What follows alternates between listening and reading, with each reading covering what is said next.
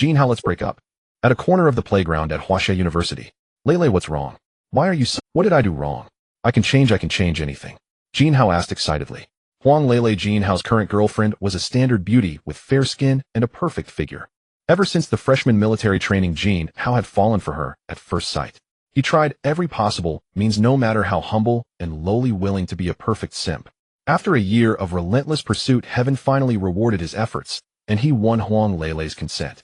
Apart from his poor family background, Jin Hao's other qualities were beyond reproach. He was a standard handsome guy, good-looking, decent at studies, and a warm-hearted man. He had a good temper and would do anything for Huang Lele, even give his life. This was probably part of the reason Huang Lele eventually agreed. But Jin Hao never expected that they had only been together a short while before she proposed a breakup. It appears I must break through the level 1 gene lock limit today, or it might be impossible to cope. Subsequently, Jin Hao clicked on the plus sign behind. She was absent-minded when with him, often stood him up on dates, but Jin Hao could tolerate all that.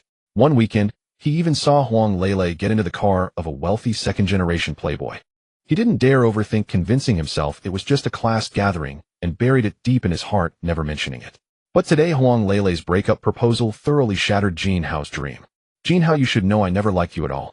I agreed initially only out of momentary soft-heartedness. During that year, Jin Hao almost daily brought Huang Lele breakfast and was always at her beck and call. Once she fell ill, Jin Hao immediately took her to the hospital and stayed by her side to take care of her. Every time she was in trouble, he would always appear by her side. Finally, after a severe cold and fever, seeing how concerned and anxious Jin Hao was constantly bustling around to take care of her, Huang Lele's heart softened, and she promised to become his girlfriend after recovering. But after she recovered, she found she had no feelings for Jin Hao. However, a promise was a promise, so later she treated him with alternating warmth and coldness, distant and indifferent. The boyfriend title existed in name only. Lele, tell me honestly, is the breakup because of Yi Junjie? What difference does it make if I tell you? Yes, it's— Lele, don't you know what kind of person Yi Junjie is? He's a well-known playboy among the wealthy second generation at school. Just last month, he got a female classmate pregnant. The news has spread all over the campus. Junjie explained it to me. That day they went out and had too much fun, both got drunk and made a mistake by accident. It happened just like that. He compensated the girl afterwards, and she accepted willingly. It's that— Lele, how can you believe that? Even if it's true, don't you know how often he changes girlfriends? Because when they find it's not working, they break up in time. Okay, Jin Hao, I've said all I need to say. We're done here. Please don't appear by my side anymore, don't bother. Huang Lele turned and left after speaking. But Jin Hao immediately grabbed her hand, unwilling to give up, and continued. Lele, Yi Junjie really is not a good person. Believe me, you must have been deceived by him. Huang Lele shook off his hand and said, Jin Hao, let me be frank with you. I don't care whether he deceived me or whether what you say is true. I don't care at all. I just don't want to be with you anymore. Because being with you, I feel my life will become terrible, troubled by money issues for the rest of my life. After graduation, I'll have to work hard to earn money, take loans for a house and a car, and consider every purchase, meal, and expense. This is not the life I want. I don't want to live a life that I can see the end of. I don't want my life to be occupied by these trivial matters. I don't want my life to be so meaningless. She paused, then showed the bag she was carrying to Jin Hao and said, see this bag? Yi Junjie bought it for me. The latest Dior bag, over 30,000 yuan. Even if I stayed with you for a lifetime, I could never have this. He can give it to me at any time casually. You can never give me this. I want a good life. I want to enjoy life, not be tortured by it. I want everything, food, clothing, housing, transportation, to be good, you know. I want to change my own destiny. But you're just one of his many women. I'll play with you, and then discard you, Jin Hao said. Tisk, such words. I'm right here, classmate Jin Hao. Don't speak so harshly. Hearing the voice, both turned to look. Yi Junjie addressed sharply and looking like a gentleman walked over, pulled Huang Lele into his arms, and couldn't keep his hands from roaming over her body. Ah, you naughty devil. We're outside in public, be discreet. Huang Lele said shyly, slapping Yi Junjie. Jin Hao couldn't bear the sight any longer. His heart was twisted as if dripping blood. He knew no words could ever turn things back, so he said one last thing. Huang Lele, you will regret today's choice. It's only a matter of time. You will definitely regret it. Get lost. You just make me feel disgusted. Huang Lele said with disgust. Finally, Jin Hao left the place heartbroken. Jin Hao never imagined that the girl he had pursued with all his heart and sincerity would devalue him to nothing because of money. How I hate this. Is money the only thing that matters in this world? Is money the only way to have everything you desire? Is money the only thing that gives dignity? Jin Hao roared hoarsely. Ding. The godly Tycoon system is binding. Huh. System. Jin Hao was confused by the voice in his head. 10%. 50%. 100%. The godly Tycoon system has been successfully bound. Then an interface appeared before Jin Hao's eyes, visible only to him. Host Jin Hao physique, 5 weak spirit, 6 normal appearance, 7 good skills, none can be increased using godly points, 0 account balance, 1 quadrillion Chinese yuan. What? Is this the system binding? The godly Tycoon system. Jin Hao, who had read many web novels, immediately understood what he had acquired. 1 quadrillion. The richest man in China, no, the richest in the world, doesn't even have a fraction of this money. Probably the richest in the universe, but not sure if the currency is universal. Jin Hao was stunned, completely stunned. Then a voice sounded in his mind again. Welcome to the godly Tycoon system. Note that this system is bound one-tune and cannot be transferred. It will only disappear when the host dies. Also, host, note that since this system is called the godly Tycoon system, its greatest strength is being lavish and wealthy. It has bound all your global payment methods. You can pay any amount through your usual means without any organization or institution noticing. Please spend freely without hesitation, or you'll be looking down on this system. Every time the host spends 100 million yuan completely, you will earn 1 godly point. Godly points can be used to improve physique, spirit, appearance, etc. Oh, and also to add skills and upgrade skill levels. In addition, the system is still in its primary stage. It can be upgraded later, and there are many undeveloped functions. We'll leave it to the host to explore. Jin Hao understood. He didn't fear spending money, only feared not spending enough. Haha, heaven helps me. It seems I'm about to turn the tide and reach the pinnacle of life. But I still have to go test if this money is really usable. I've got it, there's a way to test quickly. Jin Hao said happily. A sudden inspiration struck Jin Hao. He could try using online payment to test the system. He opened a shopping app, quickly found the latest high-end fruit brand smartphone, and saw that its price was 13,000 yuan. Without the slightest hesitation, Jin Hao placed the order and tapped pay immediately. At that moment, his personal savings amounted to barely 1,000 yuan. If the payment went through, it would prove that this mysterious system was real. After he entered his password, the screen prompted that the payment was successful and the item would be shipped within 24 hours. Haha, this system really works. Doesn't this mean I can instantly transform into a billionaire? No, a multi-billionaire. The amount isn't big enough yet. I need to test something larger. Right, that short video platform has been incredibly popular lately, and you can send tips there, burning through tens or even hundreds of thousands with ease. Finishing his thought, Jin Hao opened the short video app. However, the timing was a bit awkward. It was midday, and hardly anyone was streaming live. Jin Hao skimmed through the list and found no streamer he particularly liked. Usually he would occasionally watch some beautiful female hosts to kill time, but at this hour there were barely any live rooms. Forget it, maybe I'll wait until tonight. But I can at least test the recharge function first. Jin Hao opened the recharge page on the app, where preset options of 16, 3098, 298 yuan, and a custom amount were displayed. Without hesitation, Jin Hao tapped the custom option, entered 10,000 yuan, then kept adding zeros at the end, only to see a prompt appear. The maximum recharge amount was 50,000 yuan. Tisk, this limit is far too low. Fine, I'll just try 50,000 first. The payment went through and a notification popped up. His account had successfully recharged 50,000 yuan, converting into 500,000 platform coins, which now showed as his current balance. Not bad, 50,000 goes through as well. I'll try recharging a few more times. With that, Jin Hao proceeded to recharge 19 more times in succession, totaling 1 million yuan. Payment successful. Payment successful. His account on the platform had been recharged with another 50,000 yuan, another 500,000 coins. His balance now stood at 10 million coins. Done. Now I just have to wait until tonight. At 8 in the evening, Jin Hao lay in his dormitory bed and opened the app again. After browsing for a while, he saw that the streamer he usually followed, Xiao Weiner, happened to be live. Xiao Weiner, whose real name was said to be Su Weiner, was a beauty from Paokai country who had come to Huaxia country 2 years ago to develop her career. With her stunning looks, tall figure, graceful curves, and irresistibly sweet smile, and most importantly her exceptional dancing, she had quickly risen in popularity. Whenever she began to dance, men's eyes would hardly blink. After only a few months of streaming, her follower count had easily surpassed 10 million.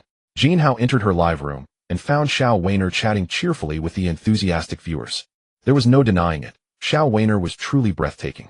Especially when she smiled, it was enough to topple cities. Anyone watching her would find it impossible not to smile back. Xiao Weiner, if I instantly dethrone your #1 on the total ranking, will you be my girlfriend?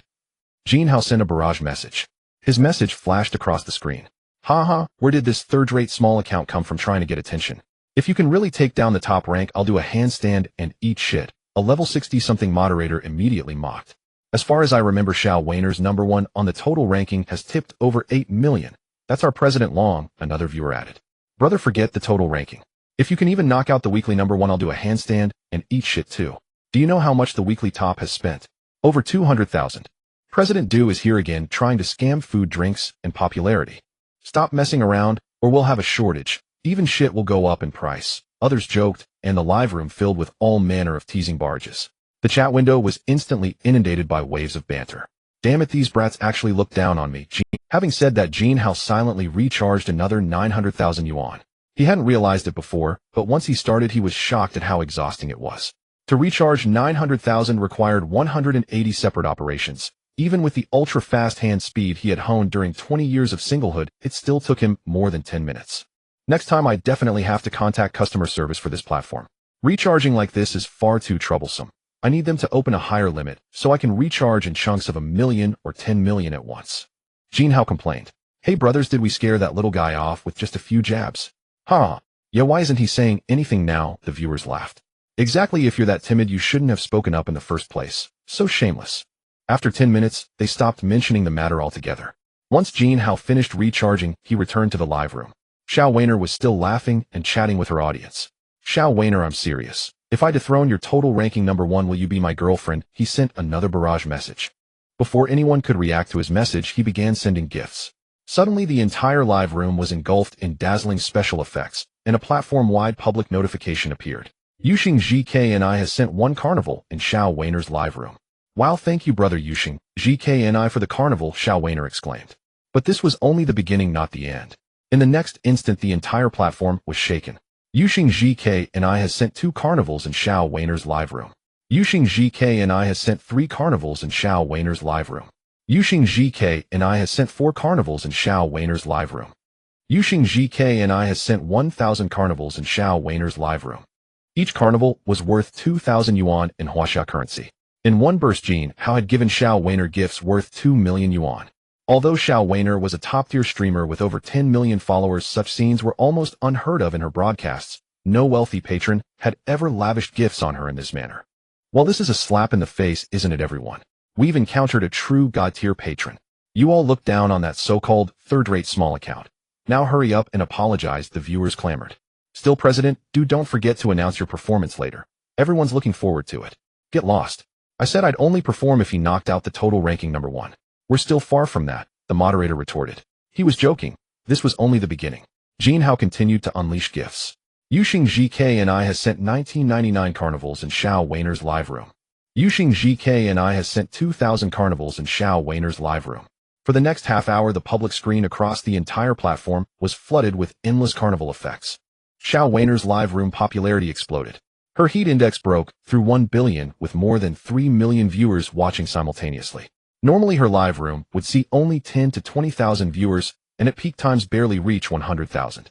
Yuxing GKNI has sent 5,000 carnivals in Xiao Weiner's live room. The final number settled at 5,000 carnivals. Jin Hao had exhausted all the coins he had recharged. This is unbelievably exhausting. It took over 10 minutes just to recharge, and flinging all these gifts took twice as long. More than half an hour. Who would have thought that tipping could be such a physical ordeal? Jin Hao sighed. By now Xiao Weiner had been a streamer for some time, and had weathered all kinds of highs and lows. But a patron this outrageously extravagant she had absolutely never encountered before. She was completely dumbfounded. Even the 8 million spent by her total ranking #1 President Long had been slowly accumulated over nearly a year of her guild supporting her, and she hadn't personally received a single cent of it. This Yuxing GKNI, however, was a complete stranger, a passerby who on his first visit to her live room had given her gifts worth 10 million yuan. Even after deducting all fees and revenue sharing, she could still pocket 5 million. Brother Yuxing GKNI, what dance would you like to see? I truly can't express my gratitude for your gifts in words, Xiao Weiner said. I'll repeat my question, will you be my girlfriend? I've already surpassed the total ranking #1, Jin Hao replied. Brother Yuxing GKNI, let's talk in private, Xiao Weiner answered. She sent him a private message. Brother Yuxing GKNI, this is my messaging ID. Please add. Jin Hao immediately added Xiao Weiner's contact. Hello Xiao Weiner, does this mean you've agreed to be my girlfriend? He asked. Brother I still need to think about it, she replied. Haha, no problem. Take your time. By the way, which city are you in? If we have the chance we can meet in person. His directness was striking. After all, having taken so much of someone's money, there was always a price to pay. Xiao Weiner wrestled with her thoughts, but in the end her rational mind prevailed. I'm in Hangyang City. Brother will you come over, she typed. That's quite close. I'm in Wenyang City. We're in the same province, so I'll come visit you when I have time, he replied. That's enough for today. I'm exhausted, I won't chat anymore, Jin Hao said. All right then, good night, brother you, Xiao Weiner replied. With that, Jin Hao fell asleep, clutching his phone. The effort of sending all those gifts had drained him completely.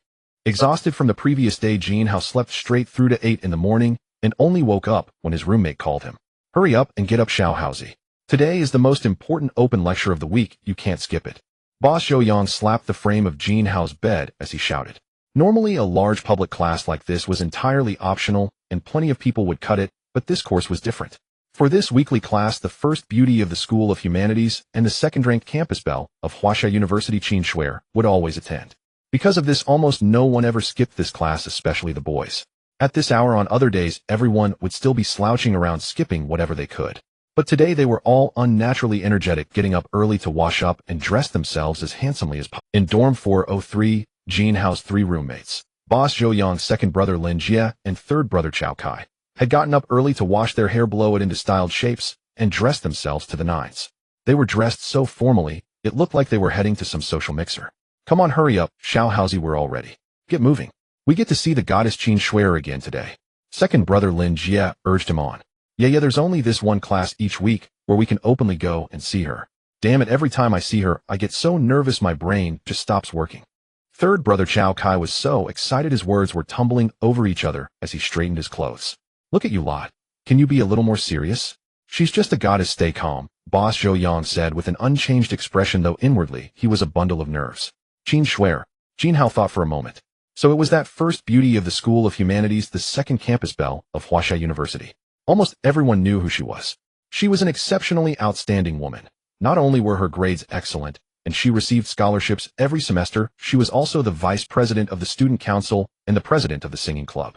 She had sung at many university-level performances, her voice truly heavenly, and she could play multiple instruments, especially the piano. Yet all of this was merely an added bonus. What mattered most was something else. Most important of all, she was breathtakingly beautiful, with skin so fair it seemed to glow and a figure so perfect it left people speechless. You might think you do not truly understand what love at first sight is. But once you laid eyes on Qin Shuer, you would understand that your past experiences of so-called love at first sight were simply not enough. You could not deceive yourself. If you liked her, and there was no way to hide it. It was also said that Qin Shuer came from a very privileged family. Because of all these factors, in truth, not many boys on campus dared to pursue her, because they felt they were not worthy. Jin Hao had noticed Qin Shuer before as well, but constrained by all these reasons, he had always kept his distance and admired her from afar. Now, however, things were not the same as before. Hearing his roommates talk like this, he actually wanted to give it a try. At 8:20, the group arrived at the lecture hall for the open class. Because he had gotten up late, Jin Hao sat down and began eating his breakfast. Just then he heard a few boys nearby talking about a short video platform. Did you guys watch the live stream yesterday? My God, in Xiao Weiner's room yesterday, some insanely rich whale came in, and in just half an hour sent 5,000 carnival gifts, instantly blasting the room's popularity up to 1 billion.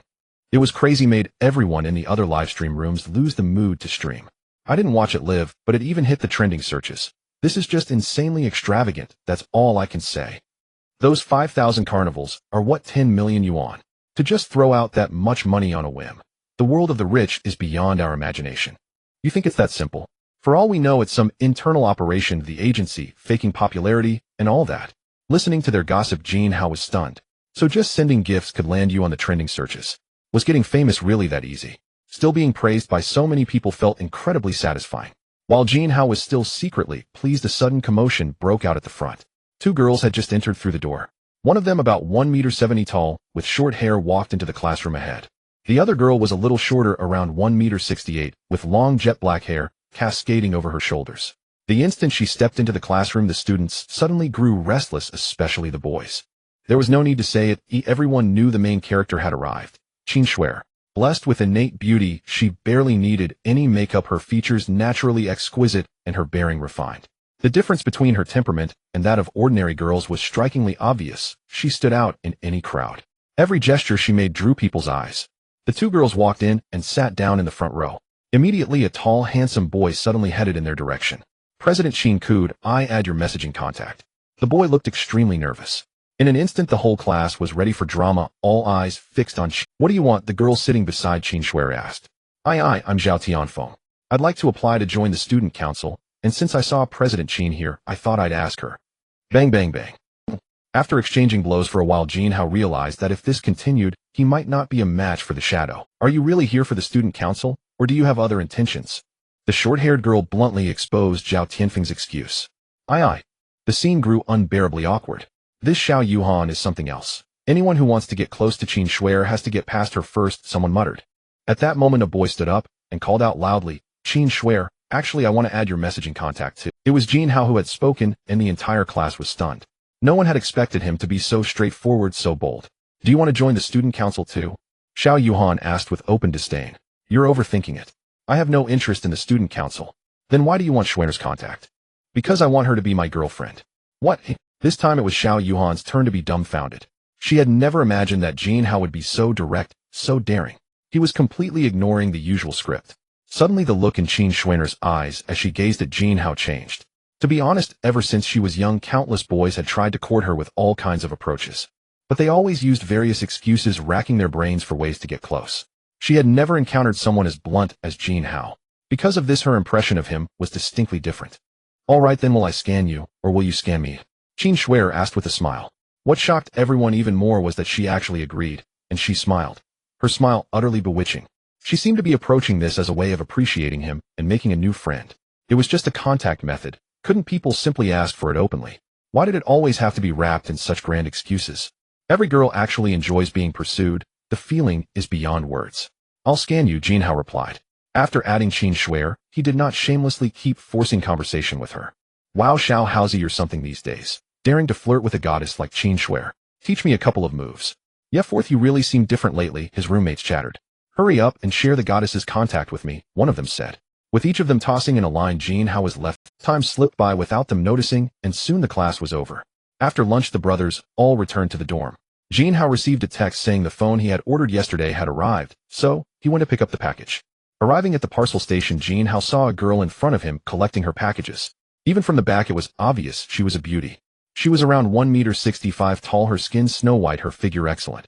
Especially that pair of long legs that drew every eye. She just kept collecting package after package. There were so many. Growing impatient, Jin Hao stepped forward. Hi classmate. You've got so many parcels you probably can't carry them all at once. How about you head back first, and let me pick up mine? I've only got one, and I've been waiting forever. The girl turned to look at him, and said, What's it to you? I'm not done yet. Go wait at the back, and stop making noise. Wow, seriously. If you weren't pretty, I wouldn't bother putting up with this. All right, your ladyship, please continue. I'll wait, Jin Hao muttered. A few more minutes passed before the girl finally finished. She had at least 20 parcels, though Jin Hao honestly doubted she could carry them all back.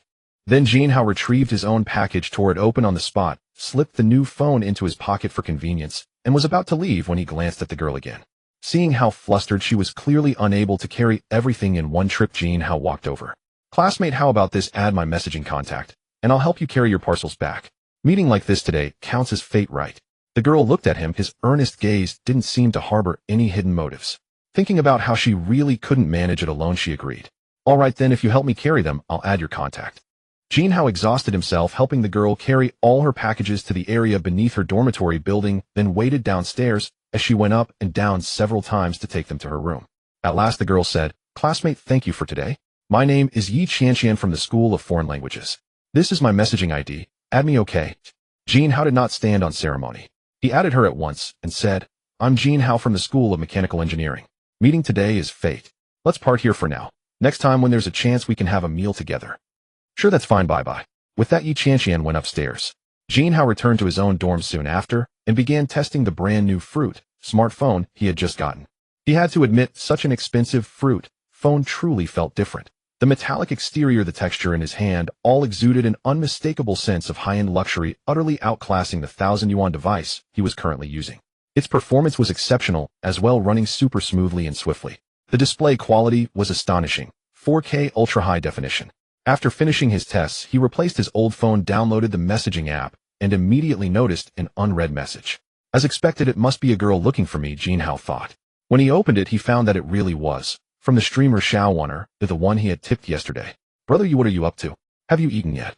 Her words were followed by a heart emoji. Jin Hao smiled, remembering how in the past he had always been the one to seek out Huang Lele for conversation, constantly showing concern for her, his thoughts revolving around her all day long.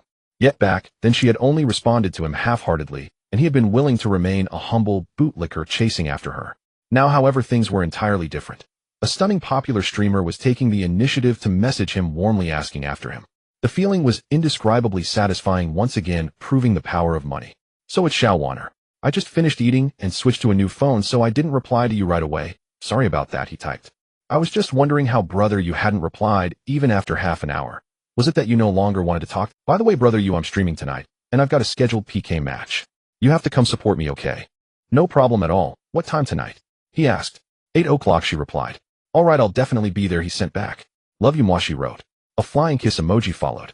After finishing the conversation with Shaowaner, Jin Hao opened the chat with Yi Qianqian, whom he had just added. Hello, classmate Yi, I'm the guy who helped you carry your packages just now.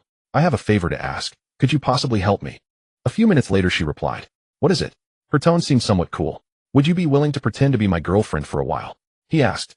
Of course I'll pay you, and I won't do anything inappropriate, he added. Classmate, are you joking with me? She responded. Jin Hao immediately transferred 10,000 Huaxia yuan to her. That's a meeting gift. Does this show my sincerity? Can we talk this through properly? He wrote. All right, tell me more, she answered. Money really does work, Jin Hao thought. I once pursued a girl, poured all my effort and sincerity into it, and after a whole year, I finally won her over, he began to explain. But not long after, a rich second-generation guy appeared, and she dumped me immediately. I hope you can help me by pretending to be my girlfriend and infuriating her. Because you're more beautiful and more elegant than she is, he added. Why, you do sound rather pitiful. But why should I help you? Yi Qianqian replied. Because of money, he wrote. How about this? For half a month, I'll pay you 10,000 Huaxia yuan. During that time, we don't necessarily have to meet every day or do anything specific. Just stay in contact. Whenever I need you, you must show up, he explained. A few minutes passed. Deal. But remember, I'm only pretending. Anything excessive is absolutely out of the question, Yi Qianqian replied. Okay, then today counts as the first day. Tonight, let's have dinner together and run a little simulation, Jin Hao suggested. After sending the message, Jin Hao immediately transferred another 10,000 Huaxia yuan to Yi Qianqian. Sure, then let's meet downstairs at my dorm at 5:30 this evening, she wrote. This Jin Hao is quite interesting, and he seems to have a bit of money. I might as well get to know him better, Yi Qianqian thought to herself. The first time we met, he was very enthusiastic about helping me carry my things. His motives weren't pure, but at least he was straightforward. Unlike other boys who beat around the bush with bad intentions, she mused. Jin Hao, for his part, hadn't expected it to be so easy to set up a date with Yi Qianqian, and even have her pretend to be his girlfriend for half a month. Truly, money could make even ghosts work for you. Thinking it over, Jin Hao realized that the girls he had recently met were all at goddess level. It seemed he needed to dress himself up properly, otherwise he would hardly be worthy of standing beside them. Studying the mirror, he felt his looks were decent enough, but in his current state, he simply did not appear handsome. He needed a new hairstyle, new clothes, and some basic skincare. Once his analysis was complete, Jin Hao immediately set out to find a Tony hairdresser and had a stylish cut done. Then he went to a shop and bought several sets of fashionable, expensive clothing. Sure enough, pricey clothes truly made a difference. Once he put them on, he felt like a different person. Time passed quickly before he knew it. 5 o'clock had come. All dressed up, Jin Hao prepared to go and wait for Yi Qianqian. At 5:15, Jin Hao was already downstairs at Yi Qianqian's dormitory. He didn't send her a message, he simply waited quietly. At 5:30, a notification appeared. Jin Hao, are you here yet? Yi Qianqian asked. I'm already downstairs. Come down when you're ready, Jin Hao replied. A few minutes later, a girl walked out of the building. Her long jet black hair fell over her shoulders. She wore a white shirt on top and casual denim shorts below, revealing slender fair legs that drew the eye and refused to let it go. Who could she be if not Yi Qianqian? Seeing Jin Hao, Yi Qianqian waved at him with a smile, so radiant it seemed capable of melting anything. Jin Hao, seeing her, couldn't help but smile in return. Classmate Yi, may I just call you Qianqian? He asked. That's fine.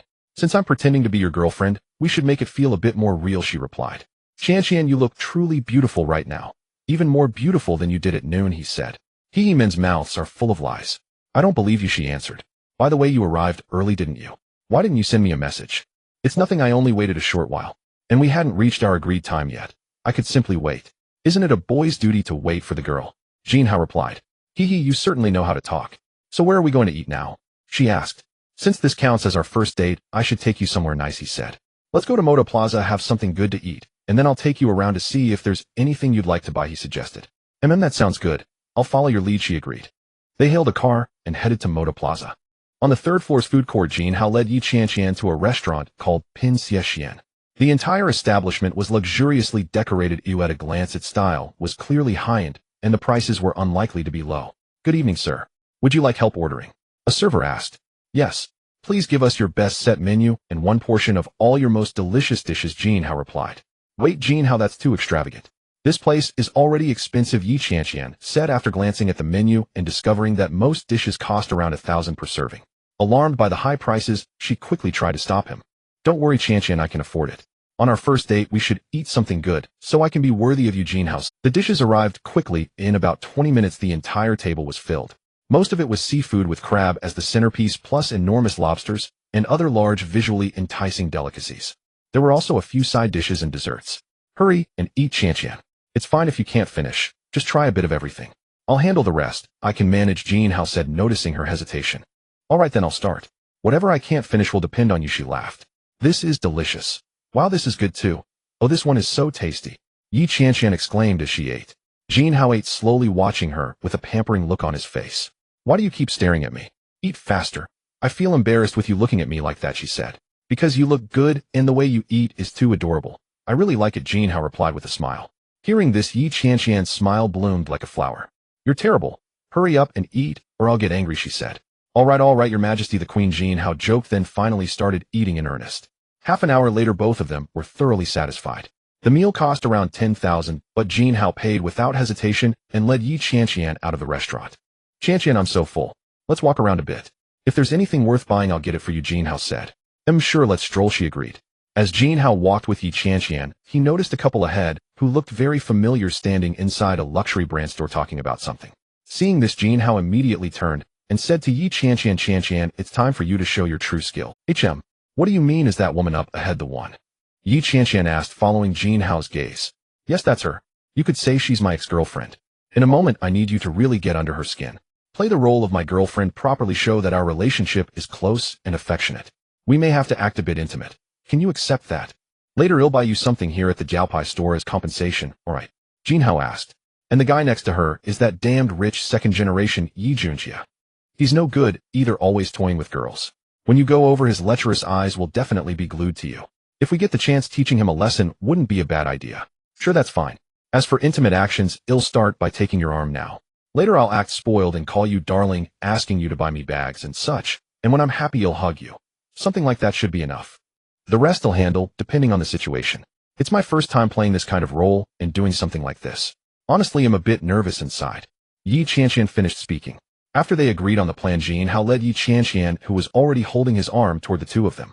Before Jin Hao and Yi Qianqian even got close, Huang Lele and Yi Junjia had already noticed them. Seeing Jin Hao today, Huang Lele felt he was somewhat different from usual, as if he carried a new elevated. What really caught her attention was the girl holding his arm. Who was this? Such a beautiful girl, clearly prettier than herself by far. How could she be clinging to Jin Hao? While Huang Lele was still brooding, Yi Junjia spoke up. Well, who do we have here? Jin Hao, you poor boy, what are you doing here? This is not a place someone like you can come into. After speaking, Yi Junjia's eyes locked onto Yi Qianqian, staring at her from head to toe, unable to look away. Inwardly, he thought, who is this goddess? She's unbelievably beautiful. Looking at her, and then at Huang Lele, they're simply not on the same level. Suddenly, Huang Lele feels utterly disappointing. I have to find a way to win this goddess over. Having her would be absolute bliss. He put on a smile. Beauty, how should I address you? I am Yi Junjia. Why don't we get to know each other? Don't let this poor kid Jin Hao fool you. How could he possibly afford to buy anything here? Yi Junjia fawned shamelessly. Jin Hao snorted. Who knows who the real pauper is? Stop putting on airs here. The girl beside me isn't someone you have the right to know. Get lost and stop asking for trouble. This feels amazing, Jin Hao thought to himself. My first time speaking so arrogantly. Hearing this, Yi Qianqian covered her mouth and laughed, her smile dazzling enough to topple a city. Seeing and hearing all of it, the fire in Yi Junjia's heart flared instantly. Jin Hao, you poor boy, what are you babbling about? I brought Lele here today to buy the latest Jiaopai bag, priced at 50,000. Can you afford that? Funny you mention it. I actually can afford it. But it depends on what my baby likes. If she likes it, I'll buy it. Jin Hao turned to Yi Qianqian. Qianqian, baby, go see if there's anything you like. We'll just buy them all. All right, dear, you're so good to me. Yi Qianqian began her performance. Putting on a coquettish expression, she leaned against Jin Hao a few times, then planted a quick kiss on his cheek before tugging him along to look at the bags. Whether this was pure acting skill or genuine feeling was hard to say. Junji, are you really going to buy me the latest bag? Just now you said we'd wait until next time. Huang Lele asked happily. Lele, don't make a fuss. I want to see how long Jin Hao plans to keep up this act, Yi Junjia replied coolly. Yi Qianqian dragged Jin Hao around the store. She hadn't realized it before, but once she started looking, she was shocked. These bags were all stunning, but outrageously expensive. Jin, how can I really choose whatever I want? These things are far too expensive, Yi Qianqian whispered secretly into his ear. Qianqian, it's fine. Pick whatever you like. We're going to be outrageously extravagant. Don't worry about me. I'm so poor I have nothing left but money. Yi Qianqian laughed again as she didn't believe a word of Jin Hao's boasting. After circling the store, Yi Qianqian found she liked almost every bag, yet felt too embarrassed to choose. In the end, she picked up the plainest, cheapest one and handed it to Jin Hao. One look at the price and style told Jin Hao that Yi Qianqian was thinking of him. But this round was his chance to show off and slap their faces. He absolutely couldn't cheapen the act, especially not with his godly Tycoon system backing him. Hello, I'll take everything except this one. Please wrap all the others up for me, Jin Hao declared domineeringly. Are you sure, sir? That's quite a lot. What, you can't sell them? We certainly can, sir. We'll calculate the total right away. Don't kid around, Jin Hao, you poor boy, Yi Junjie added. This batch alone will cost at least $1 million. Don't end up unable to pay and lose face on the spot. Stop yapping and just watch. I'm only worried that someone here won't even be able to buy a single bag, Jin Hao. A few minutes later, the clerk said, the total is 1,050,000 yuan. How would you like to pay? Card. Jin Hao replied, taking out an ordinary-looking bank card. Please enter your PIN. Transaction successful. You have spent 1,050,000 yuan. In an instant, Huang Lele and Yi Junjie were both dumbfounded. How was this possible? Is this really the Jin Hao I know? Wasn't he a poor boy working everywhere just to buy me things? Did he win the lottery recently? Did his family get a huge demolition payout? Or has he secretly been a rich second generation all along? Huang Lele's heart was in chaos as she frantically imagined every possibility. My God, he just swiped $1 million like it was nothing. He really is outrageously rich. Better not provoke him. I need to get out of here, Yi Junjie thought. Respected customer, we'll start packing your items immediately. Please wait a moment, the clerk said. By the way, do you provide delivery service? It's too much for me to carry. Of course, sir. Please leave us an address and phone number. Jin Hao then wrote down the address below Yi Qianqian's dormitory building and had Yi Qianqian leave her number. Qianqian, pick one to carry back yourself. The others can be delivered tomorrow, Jin Hao said. All right, dear, you're truly so good to me, she replied. Qianqian's delighted expression was breathtakingly beautiful. Watching this scene, Huang Lele and Yi Junjie both felt a sour ache in their hearts and wished they could sink into the floor. Then I'll take this one. The rest can wait for delivery, Yi Qianqian said, slinging one of the beautiful bags over her shoulder. Junjie, you said you'd buy me the latest bag, Huang Lele blurted out, unable to hold back any longer. Stop it. When did I ever say that? I've got things to do. I'm leaving, Yi Junjie snapped. With that, he bolted, leaving Huang Lele alone, stunned and disheveled in the metaphorical wind. I don't even know whose face got slapped harder. Yi Junjie is really unbelievably cowardly. Useless at everything. Except running away, Jin Hao called out loudly. Huang Lele, you'd better hurry after him or you'll end up with nothing at all. As he finished speaking, Jin Hao pulled Yi Qianqian into his arms. Yi Qianqian was slightly surprised but did not resist. Instead, she seemed to quietly enjoy it.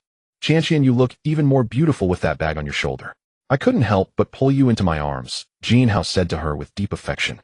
In that moment, Jin Hao's feelings were genuine, his emotions dense and true. Seeing him so devoted, Yi Qianqian felt her own heart stir. Honestly, she was a little curious, even expectant, wondering if Jin Hao might lean in to kiss her. Watching the two of them like that, Huang Lele was furious beyond words, and just like Yi Junjie hurried away. In the end, Jin Hao did not kiss her. He released Yi Qianqian, feeling that moving too fast might be wrong, that some things should develop step by step and not be rushed. They're all gone now. This little farce has ended too, and it's a bit exhausting. Let's head back for today and meet again another time, Jin Hao suggested. I'm a bit tired. Let's go back, Yi Qianqian agreed. Afterward, Jin Hao escorted Yi Qianqian to the front of her dormitory building. Let's meet again next time. Bye, Jin Hao said. Bye. Thank you for today. It was my first date, and I was really happy, Yi Qianqian replied before turning away. Just as she turned, Jin Hao suddenly grabbed Yi Qianqian's hand, pulled her back into his arms, and held her tightly. I'm unbelievably happy. I'm so lucky to have met you today. You're truly beautiful and adorable. I really like you, he said. Qianqian, stop pretending to be my girlfriend. Be my real girlfriend, okay? When he finished, Jin Hao released her, resting his hands on her shoulders and gazing at her with deep emotion. She trailed off, unable to find the words. They'll think about it, Yi Qianqian said, then darted into the dormitory in a rush. Watching the girl flee in a fluster, Jin Hao chuckled softly. Seeing how shy she is, she's probably going to agree. She just needs some time to digest and adjust, Jin Hao murmured. He took out his phone, intending to send the girl a message, but after a moment's thought, he put it away, deciding not to give her too much pressure. Suddenly, when Jin Hao glanced at WeChat, he noticed more than a dozen unread messages. He tapped them open and saw that they were all from Xiao Weiner. "You Gidge, I'm going live at 8 tonight. Remember to come and watch me," one message read. "You Gidge, are you busy? Why haven't you replied to me? You Gidge, have you eaten? Aye. You Gidge, why are you ignoring me? You big meanie, I'm about to start my live stream and you still won't reply to me. You big meanie, I'm going to start streaming now. If you don't show up later, I won't talk to you anymore." Looking at the messages, Jin Hao suddenly realized he had completely forgotten about it. When Jin Hao checked the time, it was already close to 9 o'clock. Time rewinds back to 8. On Xiao Weiner's side, she murmured, "I don't know what's going on with you Gidge today. He still hasn't replied to me. I can't just directly call him with voice or video. After all, we only just met." She sighed. "Well, there's no helping it. It's time I have to start the live stream. Today I'm supposed to PK with Tu Shi, and I'm almost certainly going to get crushed. Her top patrons are all around today, while my side's big spenders aren't all here."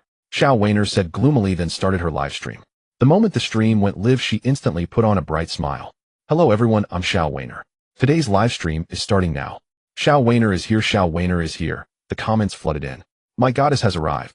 Hello Weiner. Wifey, you're here." All kinds of greetings instantly filled. Right after she started, the number of viewers online broke 10,000 and was still climbing sharply.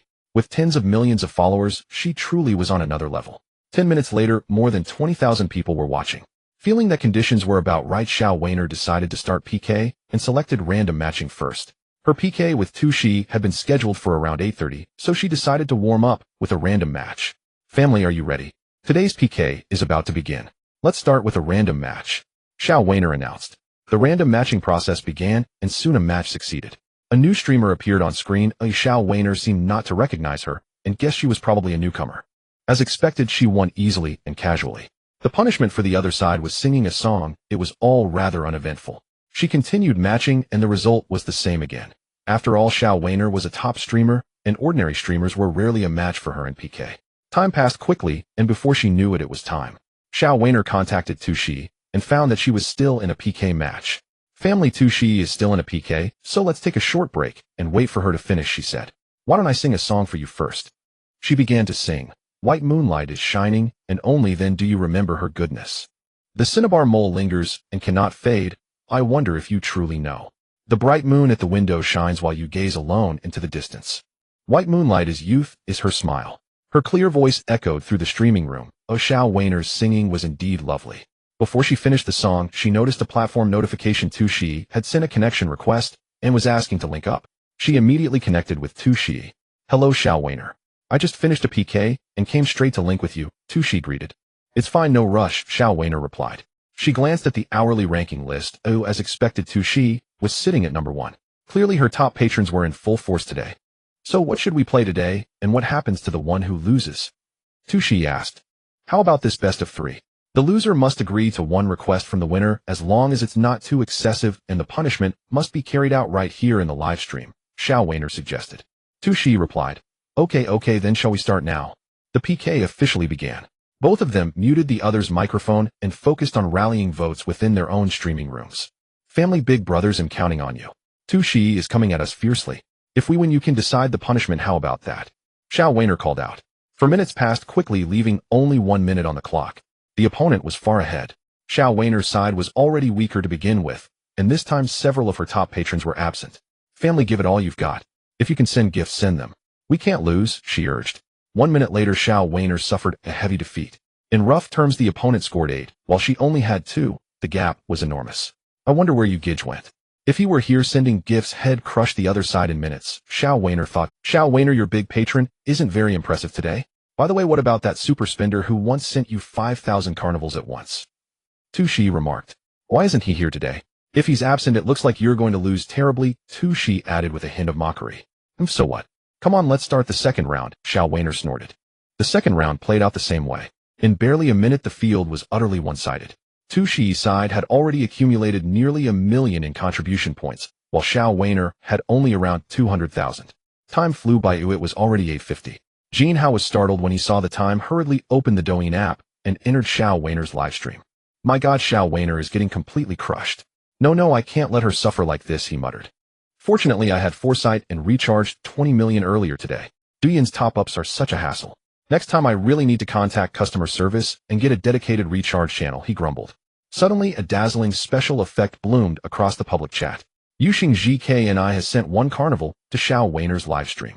Then, Yuxing GK and I has sent 2 carnivals to Xiao Weiner's livestream. Jin Hao did not stop once he started. He tapped furiously, almost sending a pair of carnivals every second. Xiao Weiner's contribution score instantly overtook the opponent's, overwhelmingly so. Yuxing GK and I has sent 400 carnivals to Xiao Weiner's livestream. The PK timer ran out, and within the remaining time Jin Hao had sent a total of 400 carnivals. Wow, you finally came. I thought I was going to be completely crushed today. How pitiful, Xiao Weiner exclaimed. Sorry I'm late. As compensation I'll send you even more gifts tonight, Jin Hao replied. Are you two still doing PK? If you are, go ahead and start. I'm going to start sending gifts, he typed in the public chat. Xiao Weiner said, Tushi, it's 1-1 now. Let's play one more round to decide the winner. Tushi sighed. Your super spender is here. It looks like I'm doomed. But I'm not afraid. My big patrons will protect me. The PK started again. Yuxing GK and I has sent 1 carnival to Xiao Weiner's livestream. Yuxing GK and I has sent 2 carnivals to Xiao Weiner's livestream. Gift effects kept cascading. Yuxing GK and I has sent 600 carnivals to Xiao Weiner's livestream. In the 5-minute PK, Jin Hao maintained a pace of 2 carnivals per second and sent a total of 600. Xiao Weiner once again utterly crushed Tushi, pinning her down completely. Xiao Weiner, you win. Name your request, Tushi said with a face full of disappointment. You decide. We only won because of you, Xiao Weiner said. It's all the same to me. Let's see what your family wants. Oh, when I wasn't here, everything depended on them, Jin Hao replied. Hearing Jin Hao say that, Xiao Weiner felt a wave of warmth in her heart. He really was thinking of her. Family, what do you say we should do, she asked. Isn't Tushi a dance streamer, usually doing those borderline 18+ dances? Today let's have her do a square dance for a change, one viewer suggested. Hey brother, that's a great idea, very creative. I second that. More similar comments followed. Alright Tushi, my family wants to see you dance a square dance. They're tired of watching your usual routines, and want something fresh, Xiao Weiner announced. Okay, you'll accept. I don't really know square dancing, so don't laugh at me too much later, Tushi. With that, Tushi began imitating the aunties in public squares, moving to the music. Her stiff, awkward motions were completely unlike her usual glamorous style, leaving her looking rather bedraggled and comical. It ended quickly, but that short performance made Xiao Weiner laugh to her heart's content. Seeing Xiao Weiner laughing happily, Jin Hao finally felt at ease, though he still had many gifts left unused. After disconnecting from Tushi, Jin Hao didn't bother with further details and started sending more gifts again. Yuxing GK and I has sent 1 carnival to Xiao Weiner's livestream. Yuxing GK and I has sent 2 carnivals to Xiao Weiner's livestream. For the next hour or more, the entire Douyin public chat seemed to be dominated by his gift notifications. Yuxing GK and I has sent 8999 carnivals to Xiao Weiner's livestream. Yuxing GK and I has sent 900 carnivals to Xiao Weiner's livestream. All my fingers are numb. Sending gifts is exhausting, Jin Hao sighed. Douyin really needs improvement. Recharging is troublesome. Sending gifts is troublesome. I have to ask them to launch higher value gifts. A single gift worth 10,000 Huaxia yuan is barely adequate, he commented. Jin Hao sighed. Shock, petrification, utter bewilderment spread through the audience. During the time he was sending gifts, Xiao Weiner's livestream went from a little over 20,000 viewers to 500,000. Last time he went on a gifting spree, the stream had over 300,000 viewers, but many people didn't realize what was happening. This time word spread quickly, drawing everyone over to witness the Tycoon throwing money live. I missed it last time when the super spender was gifting live. This time I've finally seen it. We're not here for the beauty, we're here to watch the Tycoon burn money, the viewers joked. Tycoon, do you need little brothers? He'll do anything, inflexible, one viewer teased. Brother upstairs, don't talk nonsense. Does the Tycoon need someone to help send gifts? I can do it for you, you must be tired, another chimed in. More comments followed. Wow, thank you so much, you Gidge, for all these gifts. I'm utterly overwhelmed. I have to sing a song for you, Xiao Weiner declared. Seeing that Jin Hao had finally stopped sending gifts, Xiao Weiner immediately began to sing, My eyes hold only you, my heart turns solely toward you. It feels like a lie, this first time my mood has been so anxious. Why did you only appear now, as if you were the destined one I had been waiting for all this time? You are so precious, worthy of my giving everything. As she sang, it felt as though the lyrics were telling her own story. Xiao Weiner, that was wonderful. Applause for you, Jin Hao said. I've been sending gifts for so long, I'm exhausted, I'm going to log off, he added. You Gidge, you've worked hard. Good night and sweet dreams. You have to dream of me, Xiao Weiner replied. Jin Hao exited the Douyin app. He was truly exhausted. Each gifting spree took more than an hour. Looks like I really need to find someone to help send gifts. Turns out gifting is manual labor too, he sighed. Just then a WeChat notification chimed. You Gidge, thank you so much for today. You've been sending me so many gifts lately, I don't even know how to repay you, Xiao Weiner wrote. Then offer yourself to me, Jin Hao teased. Really? If that's possible, my answer is I'm willing, she replied. Ha, don't take it seriously, I'm just joking, he typed back. How about you come to Wenyang City for a visit? I'll show you around, and we can meet, he suggested. Sounds good. When would be a suitable time for me to go, she asked. Any time is fine for me, you decide. Just let me know in advance if you're coming, he replied. Then I'll go tomorrow. It's quite close anyway. Only about 2 hours by high-speed rail, she said. All right, come over tomorrow afternoon, then plan to stay a few days before heading back. Once you've fixed the time, send it to me. I'll come pick you up, he wrote. Okay, you get it settled then. Good night, love you, moi, she replied. Good night, Xiao Weiner. Jin Hao wrote back, then turned off his phone. She's coming so quickly as she must want to express something. I need to be prepared. And if I'm going to pick her up, I have to buy a car. I can't afford to lose face, Jin Hao thought. Tomorrow I'll have to get up early and take care of that first. It's going to be a really busy day, Jin Hao mused. Jin Hao checked the time and saw it wasn't yet 11 o'clock, so he sent a message to Yi Qianqian. Qianqian, are you asleep? Not yet, but I will soon. What's up? Do you have anything planned for tomorrow? If not, could you accompany me to a place in the morning? Tomorrow? It's Saturday, right? I don't have anything planned, but I usually sleep in. What time do you want to leave in the morning? Around 9:30. We can handle some matters and then have lunch together. Sure, let's meet at my dorm downstairs at 9:30. But remember to message me when you arrive this time. Okay, my Qianqian, good night. You're annoying, good night. Jin Hao planned to ask Yi Qianqian to accompany him to buy a car tomorrow, and then they could have lunch together, which would help to deepen their relationship. In the afternoon, he would pick up Zaiwaner, and then he would spend time with her. He was a bit looking forward to it as he had been single for many years. The next day at 8 in the morning, Jin Hao got up early, washed up, and dressed before heading out for breakfast. He checked online and planned to go to the Porsche dealership today to buy a Porsche 911 Turbo S, one of Porsche's most outstanding sports cars, which should have a decent reputation. Noticing it was almost 9, Jin Hao prepared to send a message to ask if Yi Qianqian was awake. Qianqian, darling, are you up? Have you had breakfast yet? If not, I can bring you something. Stop calling me that. I'm awake, but I haven't eaten breakfast yet.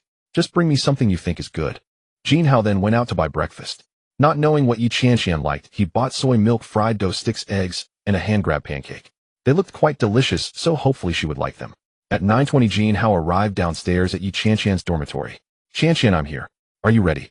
If you were come down to eat breakfast. I wasn't sure what you liked, so I bought a bit of everything. Great, I'll be right down. A few minutes later, a beautiful figure appeared in Jin Hao's sight. This is youth.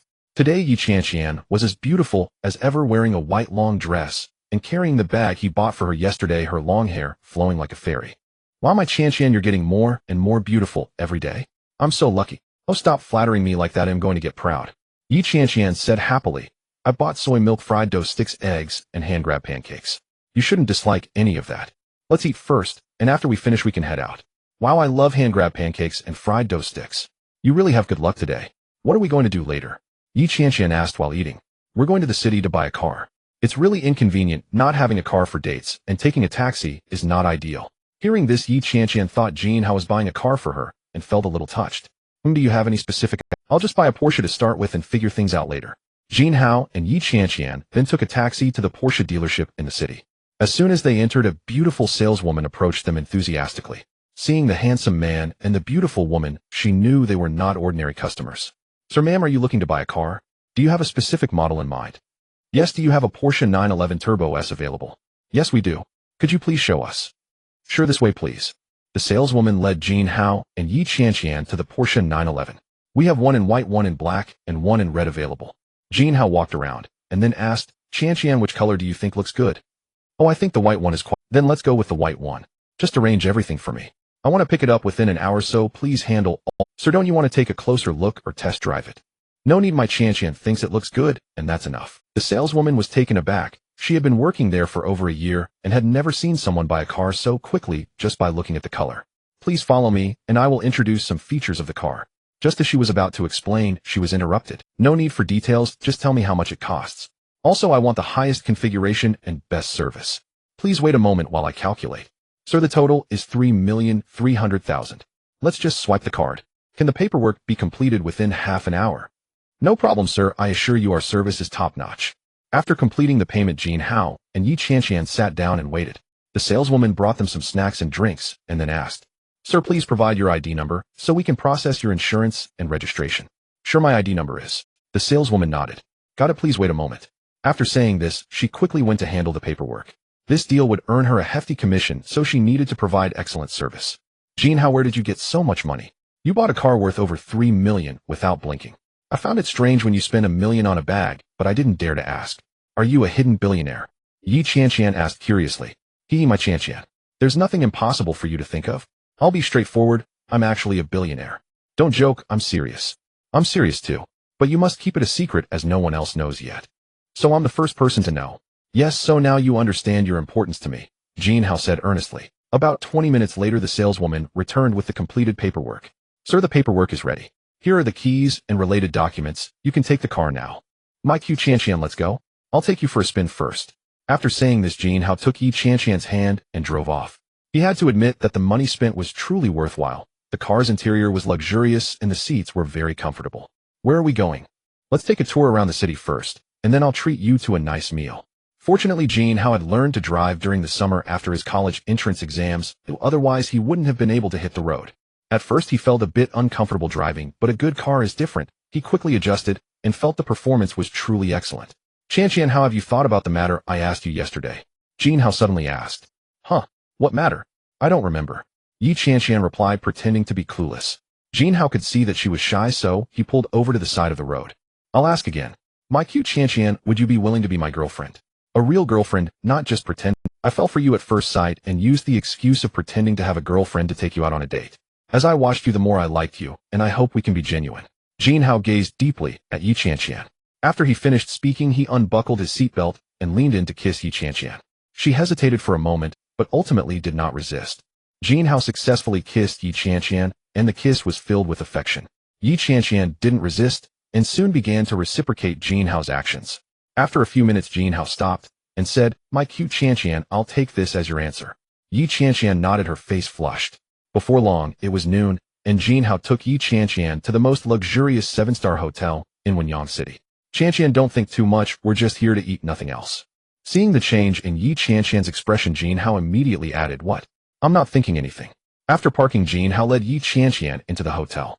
Sir, how can I assist you? A tall, elegant waitress asked. We're here to eat. Is it just the two of you? Yes, just two of us, please. The waitress led them to the front desk. Sir, do you have a membership card? No, can I apply for one? Jin Hao inquired. Yes, but our standard membership requires a recharge of 1 million yuan to activate the card. What about a premium membership? 5 million yuan. What if I want to recharge 100 million directly? What? Sir, how much did you say? 100 million. The waitress stuttered. I said to recharge 100. Sir, are you sure? Absolutely. I'm sorry, sir, please hold on for a moment. We need to consult the manager. Sir, are you sure? Absolutely. I'm sorry, sir, please hold on for a moment. We need to consult the manager. She was also tall with fair skin, but clearly a cut above the waitresses in every way, especially in looks. Is there something I can help you with? The beautiful manager asked the front desk waitress. Manager, this gentleman wants to recharge 100 million. Sir, are you sure you want to recharge 100 million for a membership card? Yes, that's correct. There's no need to. How will you pay? I'll swipe my card. Please confirm the amount, and if it's correct, we'll begin the payment. That's right, go ahead and swipe. Please enter your password. After Jin Hao entered his password, the system said, Payment successful, you have spent 100 million. In an instant, everyone around except Jin Hao was shocked and breathless. Did he just casually spend 100 million? Yi Qianqian was also in shock. She had previously thought Jin Hao was just a millionaire, but now it seemed he was much more than that. After a moment, everyone regained their composure. Sir, please show me your ID so I can process your membership card. The beautiful manager said to Jin Hao. Jin Hao handed her his ID. After the membership card was processed, Jin Hao and Yi Qianqian were taken to an incredibly luxurious private room. Mr. Jin, this is our hotel's best private room. The dishes will be served shortly, all at the highest standard we offer. This is my business card. My name is Zheng Xian. If you need anything in the future, feel free to call me, and I will provide you with the best service. After saying this, Zheng Xian handed Jin Hao her personal business card, which she reserved for those she deemed worthy. As Jin Hao took the card, Zheng Xian lightly brushed his hand. This woman really knows how to flirt, Jin Hao thought to himself. Not long after, a table full of dishes was served featuring world-class ingredients, especially various seafood and meats. Every dish looked delicious. They initially brought a bottle of 1982 Lafite, but since Jin Hao had to drive, he asked them to remove it. This table of food must be worth at least several 100,000, right? Yi Qianqian asked in surprise. It's fine, we're now rich enough that we only have money left. Let's eat quickly, but if you can't finish, it's okay, we just need to taste it. Jin Hao and Yi Qianqian then tasted each dish. They couldn't help but marvel at how different the cuisine at a 7-star hotel was. After an hour, the two could no longer eat and decided to leave. Qianqian, I'll take you home first, though I have something to take care of this afternoon. Let's meet up again next time. Okay, you go ahead with your business. Just call me next time. After dropping Yi Qianqian off, Jin Hao checked the time and saw it was already 1 in the afternoon. He looked at his messaging app and saw a message from Xiao Weiner. Brother, my high-speed train leaves at 1 o'clock from here and should arrive around 3. Are you coming to pick me up? Of course. See you soon. I'll wait for you at the exit. After replying to the message, Jin Hao called the beautiful manager Zheng Xian. Hello, is this manager Zheng Xian? I'm Jin Hao from earlier. Oh, hello, Mr. Jin. How can I please book the best presidential suite at your hotel for me for a week? I have a friend arriving this afternoon. Okay, what time should I expect you? I'll wait for you at the hotel. It should be around 3 to 4 o'clock. Alright, I'll be waiting. After arranging everything, Jin Hao rested in the car for a bit, checked the time, and then headed to the train station to pick someone up. At 3 in the afternoon, Jin Hao stood waiting at the exit. He saw a crowd of people coming out indicating a train had just arrived, and he carefully scanned for Xiaowaner. Suddenly, Jin Hao spotted a striking figure in the crowd. A girl so fair she seemed to glow with a perfect figure, especially her long, slender legs. The girl was about 170 centimeters tall, wearing a pleated skirt, her long hair reaching her waist, and wearing sunglasses as she walked gracefully toward the exit. Xiao Weiner, over here. After saying this, Jin Hao waved at her. Upon seeing Jin Hao, Xiao Weiner paused in surprise and stopped in her tracks. She took off her sunglasses, revealing a pure and beautiful face with a hint of confusion. You are? Brother, you? Yo, what's wrong? Doesn't it look like it? Am I not handsome enough? Jin Hao said with a smile. Little Weiner was astonished, as she had imagined that a wealthy man like Brother you would be a middle-aged man with a bit of a belly and sparse hair. However, she never expected Brother you to be so young and handsome, looking even younger than herself. How could someone so young possess such wealth? Was he perhaps an heir from a prestigious family? In an instant, Little Weiner's mind was racing with countless thoughts, contemplating various possibilities and making various guesses. No, it's just that Brother you is too young and handsome. I was stunned. Little Weiner said with a smile. It was evident from her eyes that there was a hint of surprise. Before meeting, she had mentally prepared herself, as it was often the case that men who were wealthy and good-looking were rarely found together. However, upon meeting, she found Brother you to be so young and handsome. It was truly delightful. In contrast to Little Weiner's surprise, Jin Hao was more shocked. Because in the live stream, she already possessed an impressive beauty score of 8.5. Yet seeing her in person, she almost reached a score of 9. Jin Hao assessed in his heart that she had already reached the level of a top female celebrity. She was naturally a standout in any crowd, and without her sunglasses, her beauty was breathtaking. Haha, Little Weiner, you really know how to joke. After sending so many gifts, I finally get to see you in person. You are even more beautiful than in the live stream. Describing you as a beauty who could bring nations to ruin is not an exaggeration at all. Jin Hao said happily. Oh, Brother you, if you praise me like that, I might just float up to the sky. To be honest, Brother you, I initially thought you were supposed to be a middle-aged man. Who would have thought you were so young? Little Weiner spoke the truth. Looking at her shy expression, it seemed she genuinely had a good first impression of Jin Hao. I'm glad I didn't disappoint you. Let's not stand here talking. We've been on the train for a while. You must be tired. Let me take you to rest first, and we can have dinner together later. After finishing his words, Jin Hao helped Little Weiner with her luggage and prepared to head towards the parking lot. Sure, Brother you, Little Weiner said, immediately linking her arm with Jin Hao's and following him. Feeling Little Weiner suddenly linking her arm with him, Jin Hao couldn't help but smile. After walking for a few minutes, the two of them reached the parking lot. Upon arriving at the parking lot, Little Weiner glanced around, curious about what kind of car Jin Hao drove, but after looking around, she didn't see any luxury cars, feeling a bit disappointed. Jin Hao led Little Weiner a little further, then stopped in front of a white Porsche. Ding! Jin Hao pressed the key, the car unlocked, and he opened the trunk to place Little Weiner's luggage inside. Wow, it's a Porsche sports car. This car must cost a few million.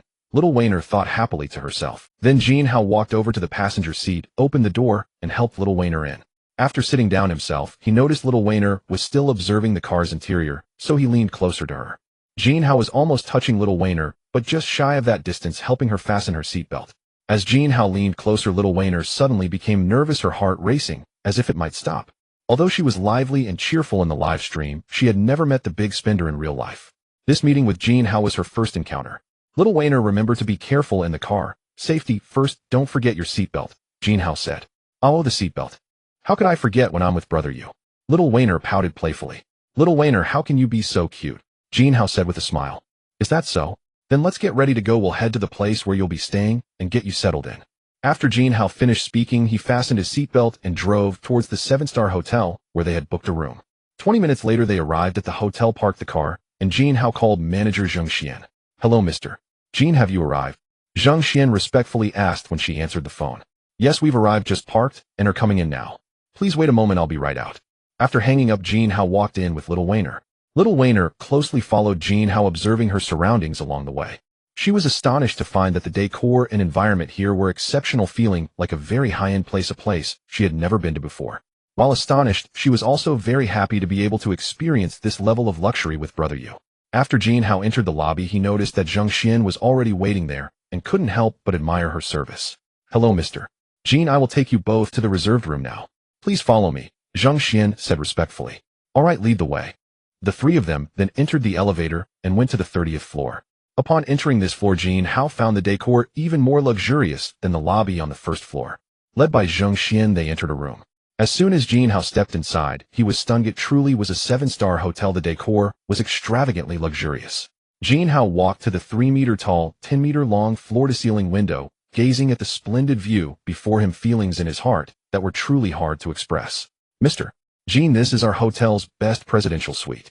In addition to the usual living room, bedroom, and bathroom, it also comes with a kitchen, study, reception room, entertainment room, etc. Here you can cook for yourself, or we can arrange for a chef to cook on site, or you can also order directly." Also, Zheng Xian continued to introduce as soon as they entered. "Thank you for the effort, Manager Zheng. I understand the basics. If I need anything, I will contact you again," Jin Hao interjected. "All right, Mr. Jin, if there are no further instructions, I will take my leave." Jin Hao nodded, and Zheng Xian left. After Little Wayner entered, she was also shocked by the luxury here, but amidst the awe, she seemed to realize something. Originally, she had come to Wenyang City prepared to disregard everything. All along, she was actually completely different from her persona in the live stream. In reality, she was pure cute and very traditional. For so many years, she had remained single. Although many had pursued her since childhood, she never agreed. Therefore, she still retained her virginity, with a thought deep in her heart that her first time must be with someone. Since stepping onto the live streaming path, she understood that one day, when a big spender sent her a huge sum of gifts, she would have to give herself to him. Then after Brother Yu sent her over 10 million, she realized that day had arrived. She initially thought Brother Yu was a middle-aged man, but the twist was that he was not only young, but also handsome, humorous, interesting, and most importantly, wealthy. Little Wayner actually felt a bit stirred. "Well, Little Wayner, since the time is still early, Jin Hao said to Little Wayner after Zheng Xian left. Yes, I know. I'll go take a shower first." Before Jin Hao could finish, Little Wayner interrupted. Shower. I didn't mean that. I was going to suggest we rest for a bit." Jin Hao was a bit however, thinking about it, Little Wayner probably wanted to. Jin Hao was a bit excited yet nervous. After all, it was his first. Little Wayner finished speaking and quickly ran into the bathroom. It was summer, and the weather was already hot, with little beads of sweat covering her back. But she was very clear in her heart that it was mainly because of her nervousness, not the heat. Just a moment ago, she was still battling her thoughts, but in the next second, she came to a realization. A young and handsome big spender like this was a rare find. Taking a deep breath, looking at herself in the mirror, Little Wayner calmed herself down and then began to shower. After a few minutes, Little Wayner wrapped herself in a towel, mustered up her courage, and stepped out of the bathroom. "By the way, Xiao Wayner, I still don't know your real name," Jin Hao suddenly asked. "Oh right, my name is Su Wayner." "That's similar, it's also Wayner." "Then I'll just call you Xiao Wayner." "Wait, that's not right, I need to call you something different." "Let's call you Wayner for now, and I can change it later if I think of something better." What about you, Brother Yu? Can you tell me?" "Of course, you are now my woman." "My name is Jin Hao," Jin Hao declared with confidence. "Brother Hao, that name is indeed very imposing. From now on, can I call you Brother Hao?" "Good brother, hee, Su Wayner said playfully. "You're so good-looking, whatever you say is right." Jin Hao looked at Su Wayner with a doting expression. "Wayner, let's be serious. Are you tired? You must be hungry. Let's order something to eat." "I am quite tired." "It's all your fault for being so amazing on the first try. What will happen in the future?" Su Wayner pouted. "And look at my stomach, it's all flat. I only ate a little in the morning to look good for you today." Su Wayner said while "Let me take a look," Jin Hao said as he reached out to touch. He gently caressed Su Wayner's soft belly, and his hand instinctively moved a little lower. "Brother Hao, stop it. I'm going to get angry. I'm starving." Su Wayner immediately swatted Jin Hao's hand away. All right, my good Wayner, don't be mad." Jin Hao then found the menu and handed it to Su Wayner. "See if there's anything you like, order whatever you want." Su Wayner took the menu and saw that quite a few dishes were already ordered. The two definitely wouldn't be able to finish all of it. Then I looked at the price, it was already 560,000. "Brother, how isn't that enough? We can't finish that. Don't look at how many dishes we've ordered. Each portion is quite small. Oh, it will be gone after just a few bites. Let's order a few more. I'll go take a shower first." After saying that, Jin Hao handed the menu back to Su Wayner, and seeing her silly expression suddenly found her very cute. Then Jin Hao went into the bathroom to take a shower. After a fierce battle, he was covered in sweat and felt uncomfortable. At this moment, Su Wayner had also calmed down. She had never imagined she could live such a life, but But wasn't this everything she had dreamed of? Wasn't this the life she had longed for? She had given her body in exchange for a life envied by many. Subsequently, Sue Wainer ordered a few more dishes and called the waiter to take the menu away. After making up her mind, Sue Wainer opened the bathroom door and walked in. "Brother Hao, I've already ordered the dishes, but the waiter said it would take about an hour. I'm feeling a bit sticky and uncomfortable as well. How about?" Sue Wainer said slowly, her face turning red while her heart raced nervously. Hearing this, Jin Hao was taken aback and looked at Sue Wainer, who was only wearing a coat. He couldn't help but smile. "Sure, but be careful when you come in, the floor is a bit slippery." After hearing Jin Hao not only agree but also show concern, Sue Wainer felt warm inside and slowly walked towards him. About an hour later, Jin Hao sat down at the dining table ready to eat, looking comfortable and refreshed. Sue Wainer sat next to Jin Hao, her complexion rosy like a red apple. Indeed, the expensive dishes were worth it. The world-class top ingredients and superb culinary skills made it visually appealing, aromatic, and delicious, truly perfect. While eating, Sue Wainer exclaimed at the delicious food and expressed her confusion about some dishes, asking Jin Hao questions which made her look quite adorable. Jin Hao looked at Sue Wainer with affection and said, "Wainer, come develop in Wenyang from now on." Jin Hao's words were very clear. If she didn't understand, she would be a fool. Hearing this, Sue Wainer felt very happy. With Jin Hao's financial strength, he was at least a billionaire, and he had promised to take good care of her for a lifetime. If she had Jin Hao's support, what could she worry about for her livestream? She might not even need to livestream anymore. "Great, I'll go back tomorrow to pack my things and move over. I just need to rent a place then." Jin Hao smiled upon hearing this. "Silly girl, I called you over to develop here. How could I let you rent a place? He'll buy you a house directly to live in. That would be much more convenient." Buy a house? Sue Wainer was shocked. Wenyang's economic development wasn't too bad, and the current housing prices were quite high nationwide. Even a simple old house of 70 or 80 square meters would cost 1 to 2 million. Was he really planning to buy one for her? Sue Wainer was a bit overwhelmed. But thinking about Jin Hao's various displays after meeting and his generosity and gifting during her live stream, she felt that this amount of money might really be insignificant to him. Right, just when I don't have a house here either. Tomorrow we can go pick one out. You can live there and he'll come visit you every night. Brother, how you don't have a house? Where do you live then?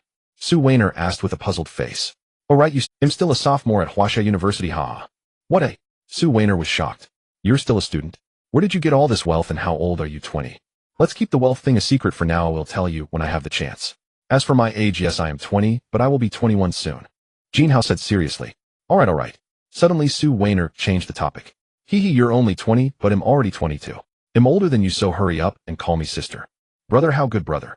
You are older than me, ooh, I'm not blind. I can tell at a glance, Jin Hao said while looking at Sue Wainer. You're teasing me. I'm being serious here. Feeling Jin Hao's intense gaze, Sue Wainer shyly replied. What I said is serious too, you really are older than me. Jin Hao said with a serious tone. Sue Wainer, seeing she couldn't refute him, began to act cute. Brother, how I really am older than you. Hurry up and call me sister, I want to hear it, okay? Sue Wainer shook Jin Hao's hand while speaking and burrowed into Jin Hao's arms. This wave of action made Jin Hao feel restless, almost losing control, and he quickly stopped her. All right, I'll call you sister. But you have to kiss me first, Jin Hao said. Immediately Sue Wainer leaned in for a kiss, and the temperature in the room suddenly rose. After a few minutes of kissing, Jin Hao managed to control himself. He knew he couldn't continue today and needed to take a break. Sister Wainer, sister, are you satisfied? Jin Hao suddenly said. He am very satisfied. From now on you must call me that, okay, good brother. Sue Wainer said proudly. That will depend on your performance, Jin Hao said, glancing at Sue Wainer with a mischievous smile. Seeing Jin Hao like this, Sue Wainer shyly lowered her head. Jin Hao noticed it was 7 o'clock, and it was about time to return to school. Wainer, I have something to do, so I will go back to school first. Come with me tomorrow to buy a house. Let's meet around 9:30 in the morning. Ooh, I'll come pick you up then. By the way, remember to have breakfast tomorrow. You can order here too. If I find out you haven't had breakfast, then you better watch. I know, brother. How? I'm very obedient. If you have something to do, go ahead and be busy. Sue Wainer smiled unconsciously at Jin Hao's caring words. Then if you have something, we can contact each other by phone. I'm leaving now, my sister Wainer. After saying that, Jin Hao kissed Sue Wainer and playfully pinched her cheek before running off. Jin Hao arrived at the hotel entrance and got into the car. He took out his phone and sent a message to Yi Qianqian saying, Qianqian, my little cutie, what are you doing? Do you want to go for a stroll later? While waiting for Yi Qianqian's reply, Jin Hao suddenly remembered something. The system had previously mentioned that after consuming 100 million, he would receive a godly wealth point. He had been so busy spending money and flirting that he completely forgot about this.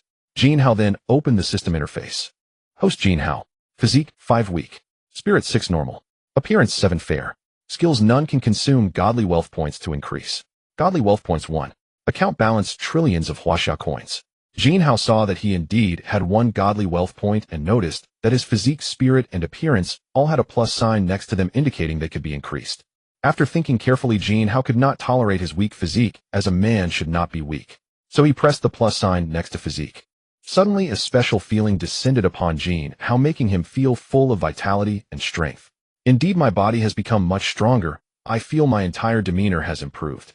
I can't possibly be weak now, right? Jin Hao thought to himself, and then opened the system interface again.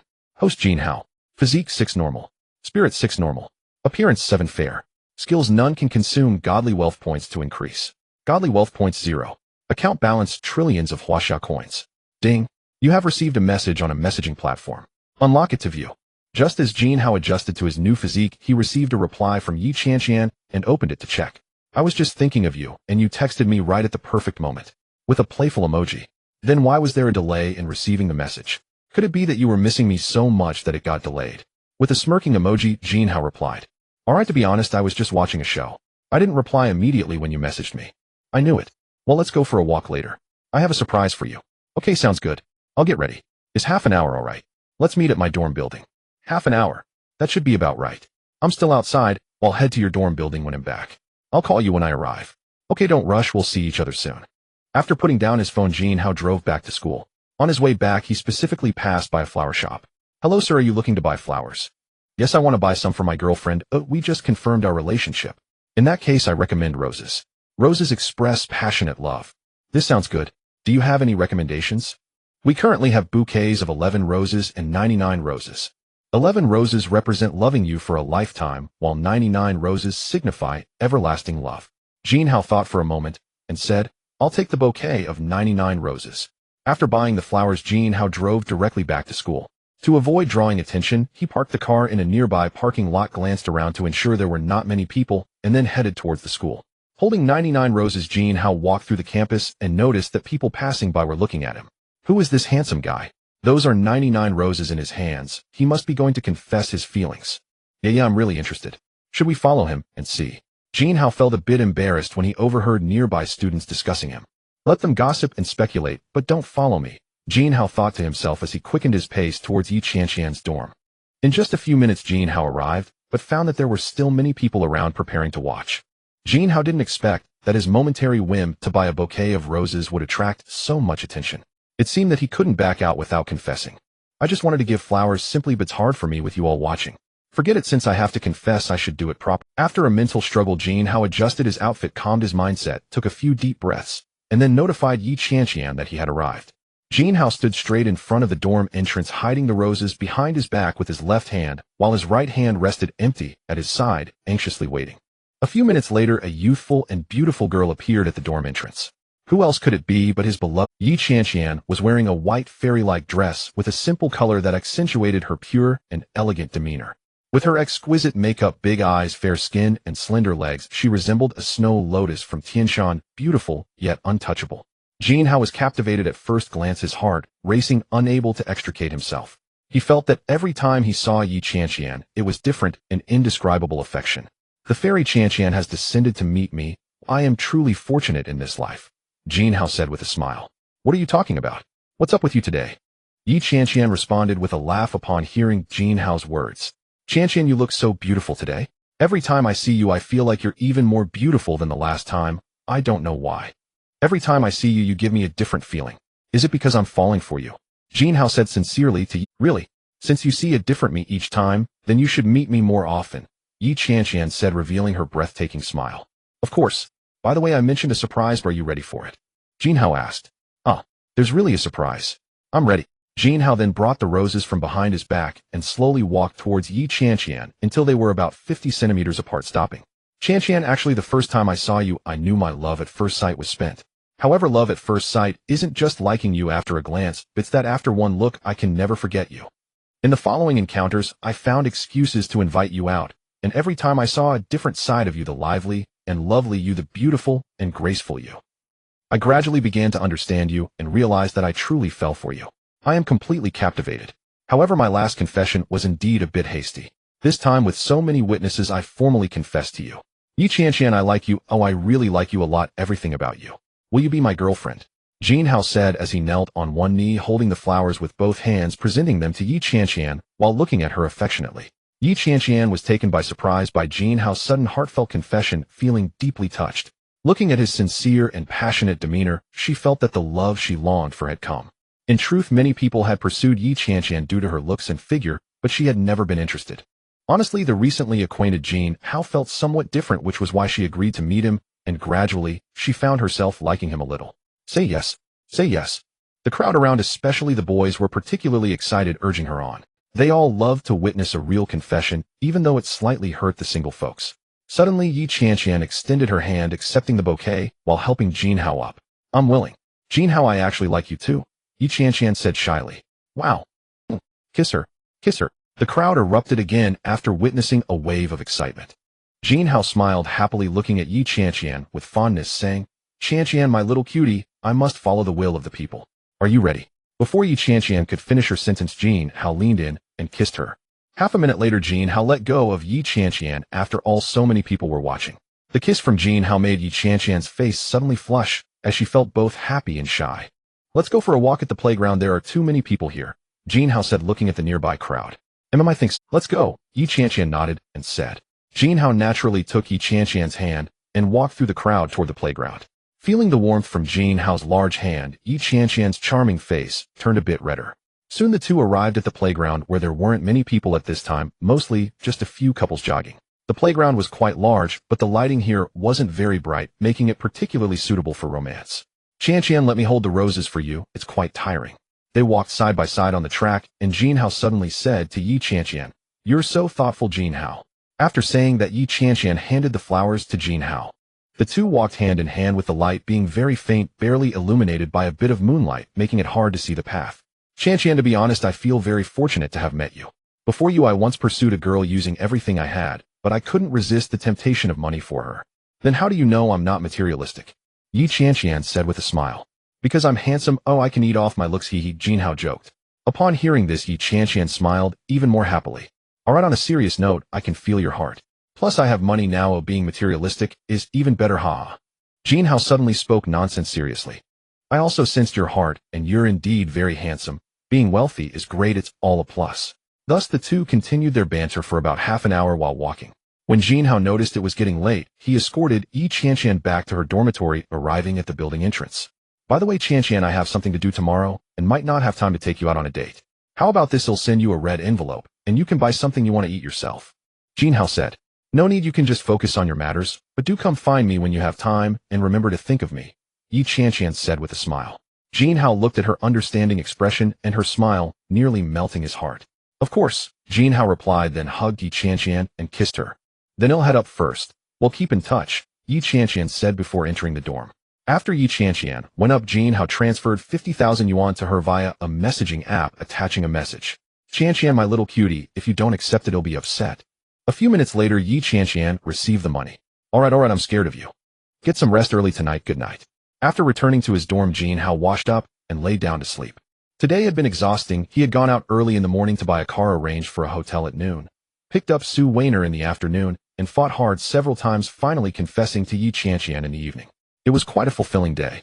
After sleeping until he woke up, naturally Jin Hao checked his phone and saw it was already 9 o'clock. He opened his phone and sent a few messages to Su Weiner. Weiner, are you up? Did you sleep well? How's it over there? Is it not hurting anymore? And you have breakfast to eat, or be careful of your bottom. I just got up getting ready to come over, it should be around 10 o'clock. You prepare yourself? After sending the message, Jin Hao got up to wash up. After washing up and looking in the mirror, he realized that his aura had indeed improved a bit. This boost to his physique was truly worth it. It seems he needs to work harder and spend more to become a true rich person. After some grooming, Jin Hao looked at himself with satisfaction, preparing to go out for breakfast. Old for what's going on with you these days, coming and going at odd hours. Are you up to something unspeakable? Big brother Zhou Yang looked at Jin Hao and said. At this time on a Sunday, he was the only one already up. You found me out. I'm currently pursuing a girl. I won't tell you until it's successful, then he'll treat you to a meal and give you more details. Just as I thought, good luck, old four. You're so handsome, you'll definitely succeed. Jin Hao then went to the cafeteria to have a breakfast that cost a few dollars. To be honest, he was still accustomed to eating such food down to earth and practical. Jin Hao checked his phone and saw it was 9:30 with unread messages. I'm up, brother Hao. I'll eat breakfast soon, see you later. After reading this, Jin Hao drove to the hotel.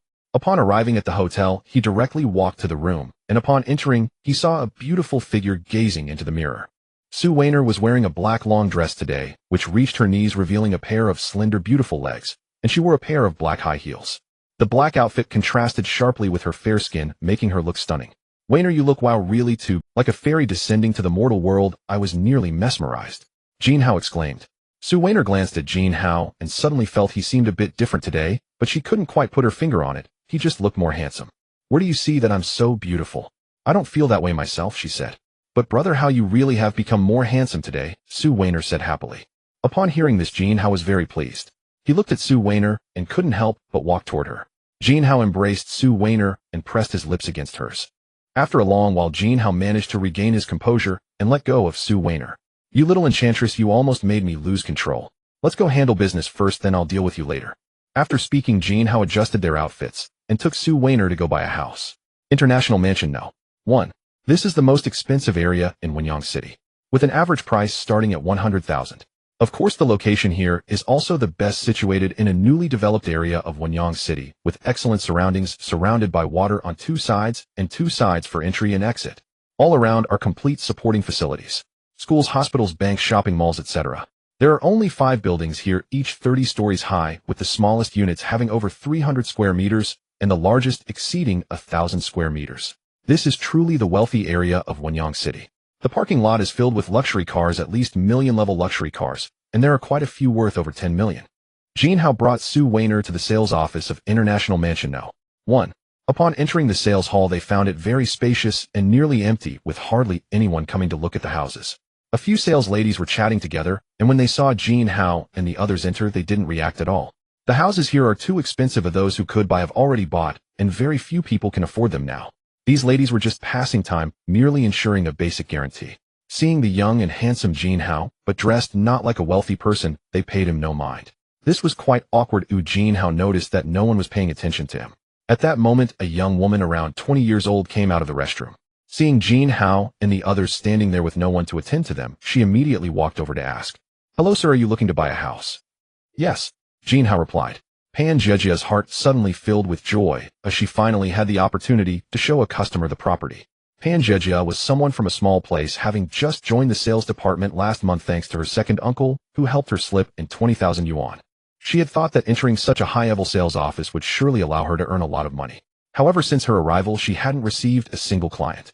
During her time here, the number of clients coming to view properties was exceedingly few. As soon as clients stepped in, they were quickly attended to by the veteran employees, leaving her no opportunity at all. Despite this, no properties had been sold at International Mansion No. 1. May I ask what type of unit you are interested in? How many square meters do you need, and do you have any specific requirements? What types do you have? Please introduce them to me. Pan Jejia then began to chatter away, introducing Jin Hao to a host of options. International Mansion No. 1 had been open for 2 years, and in fact there were not many unsold units left, so the choices for Jin Hao were limited. After looking for a while, Jin Hao finally chose the 28th floor of Building No. 2, with a total area of over 500 square meters. Pan Jejia took the key from the front desk and was ready to take Jin Hao to view the property. As the three of them just left, the hall became lively with various discussions. Ladies, do you think he can afford it? Although he looks quite handsome and the girl beside him is beautiful too. But his clothes seem cheap and he lacks that aura of a wealthy person. Exactly, I also think that just one bathroom would be enough for him to struggle for a lifetime. Only a newcomer like Pan Jejia would take them to see properties. Isn't that a waste of time and energy? What if something goes wrong with the property? How will she handle it? Yes. The crowd continued to discuss. Half an hour later, the three returned to the sales hall. The three sat in a corner of the hall, and Pan Jejia brewed tea for Jin Hao and the girl, serving a few snacks as well. Sir, are you satisfied with the viewing? The price of this unit is considered mid-range here. Well, it feels okay, but I also feel it doesn't really meet my heart's desire. The location of Building No. 2 is average. I've heard that Building No. 1 is the best. Are there any units available there? Jin Hao thought for a moment that since he was buying, he might as well go for the best. After all, he was left with only money. Please wait a moment, let me check. You are really lucky, sir. There is still the last unit available in Building No. 1. However, this unit is on the top floor, and it is the best unit in our entire International Mansion No. 1. We all refer to it as the Mansion King. The Mansion King is a large duplex flat with 2 levels spanning the 29th and 30th floors. The total area is approximately 1,500 square meters, and the unit price is considerably higher than others, so I wouldn't really recommend you buy it. Or they're really such good properties. Can you take me to see it? I can, but is there a problem? Upon seeing Pan Jiejia's hesitance, Jin Hao immediately understood what was on her mind. Are you worried that I can't afford it, and that I'm just casually looking? To be honest, I do have this concern, but I see you are not that kind of person, so I will take you to see it. After saying this, Pan Jiejia went to get the keys. As she went to get the keys to the Mansion King, an older employee beside her spoke up. Jiejia, are you sure you want to take them to see our Mansion King? Yes, sister. Jiejia, I'm not saying this to discourage you, but do you know how valuable the properties here are? Not just anyone can view them, let alone our Mansion King. If something goes wrong while viewing, who will take the responsibility? Sister, don't worry, I will be careful. I believe they are not that kind of people. You don't need to say more. Alright, just be careful. After the viewing, make sure to clean up any traces you leave behind, alright? Understood, sister.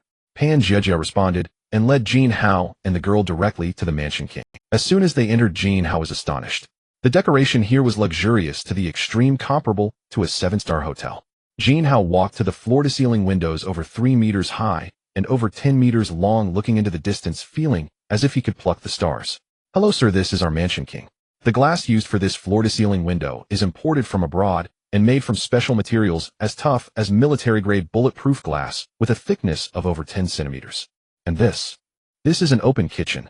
This is the master bedroom. This is the secondary bedroom. This is the guest room. This is the study. This is the bathroom. This is the gym. This is the private center. This is... Pan Jiejia led Jin Hao and the girl around, introducing them as they went along. By the time they finished touring and understood everything, an hour had passed. Sir and Miss, you two should head back to the sales office to rest, I will tidy up the traces here and come back soon. Wait a moment, let me ask. Wainer, what do you think? Do you like it? Jin Hao turned to look at Su Wainer and asked. Can I speak honestly? Su Wainer mischievously replied. Go ahead, if you like, we can buy it directly, the price doesn't matter. Hee, it's not just that I like it, I absolutely love it. If I could live here, that would be so comfortable. No problem, I'll satisfy this for you first, and later I'll satisfy you with other things. Jin Hao said with a mischievous smile. You bad brother, how you're so naughty, but I really like it, what should I do? Su Wainer shyly said. He'll take this unit, you don't need to worry about it anymore. Let's go back and handle the paperwork, the sooner the better. Really? Thank you, sir. Then let's go right away. Pan Jiejia exclaimed excitedly. The three quickly returned to the sales office. Along the way, Pan Jiejia felt unbelievable. Her first client reception ended successfully, and it was for the Mansion King of International Mansion. She had secretly calculated that the total price of this unit was about 300 million, meaning her commission would exceed 3 million. With so much money, she had never seen anything like it in her life. This sum would change her life. Only someone like Pan Jiejia from a small place and a newcomer would believe that an ordinary person could buy such an expensive property. After returning to the sales office, Pan Jiejia busied herself preparing the contract, contacting her supervisor, and reaching out to the finance department. After all the procedures were completed, especially when Jin Hao made the payment, those employees who had previously looked down on him finally came to accept reality. They missed out on 3 million just like that. Usually selling a unit required accompanying various eccentric rich people for several months. Yet today, when Jin Hao stood in the hall, he stood there for several minutes, and no one paid him any attention. Now they were all feeling the sting of regret. The actual transaction cost of this Mansion King was 350 million, with a unit price of over 200,000 per square meter, already double the other properties here. After completing the paperwork, Jin Hao gave Pan Jiejia 50,000 yuan, instructing her to arrange for someone to thoroughly clean his house before 1 p.m. tomorrow. Pan Jiejia immediately refused the money, willing to help directly, but Jin Hao still insisted on giving it to her. Am I someone who is short of this little money? Paying for services is perfectly normal. I appreciate your hard work, as time is of the essence. Jin Hao said. Rest assured, sir, I guarantee to complete the task. Then Jin Hao took Su Wainer and prepared to head back, planning to move in tomorrow afternoon. Looking at the time, it was already 2 in the afternoon. Buying a house really takes time. I'm starving. Wainer, you must be hungry too. Let's head back to the hotel for something to eat. Whatever you say, brother, how I'll eat whatever you choose, Su Wainer said somewhat temptingly. Jin Hao felt a surge of irritation at Su Wainer's words. He thought to himself that this little enchantress was becoming increasingly flirtatious. Thinking it would take about half an hour to drive back to the hotel, and not wanting to wait until then to order food, while starving, he called Zheng Xian. Hello, mister. Jin, how may I assist you? Zheng Xian answered the phone with her usual respect. Haha, can't I just call Manager Zheng for no reason? Jin Hao suddenly teased.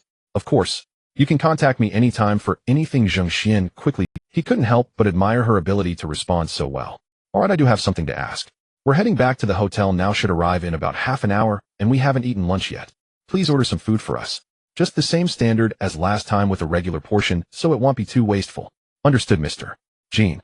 I will arrange it immediately, ensuring that you can dine as soon as you arrive. Is there anything else you need? No, not for now. You'll reach out if I do. Alright. After Su Weiner finished speaking, Jin Hao hung up and drove towards the hotel. Half an hour later, they arrived at the hotel. As soon as they entered the lobby, they saw Zheng Xian walking towards them. Today, Zheng Xian was still in a black professional suit with light makeup on her face. Coupled with her figure and looks along with the aura developed from years of work experience, she had a unique charm. Mr.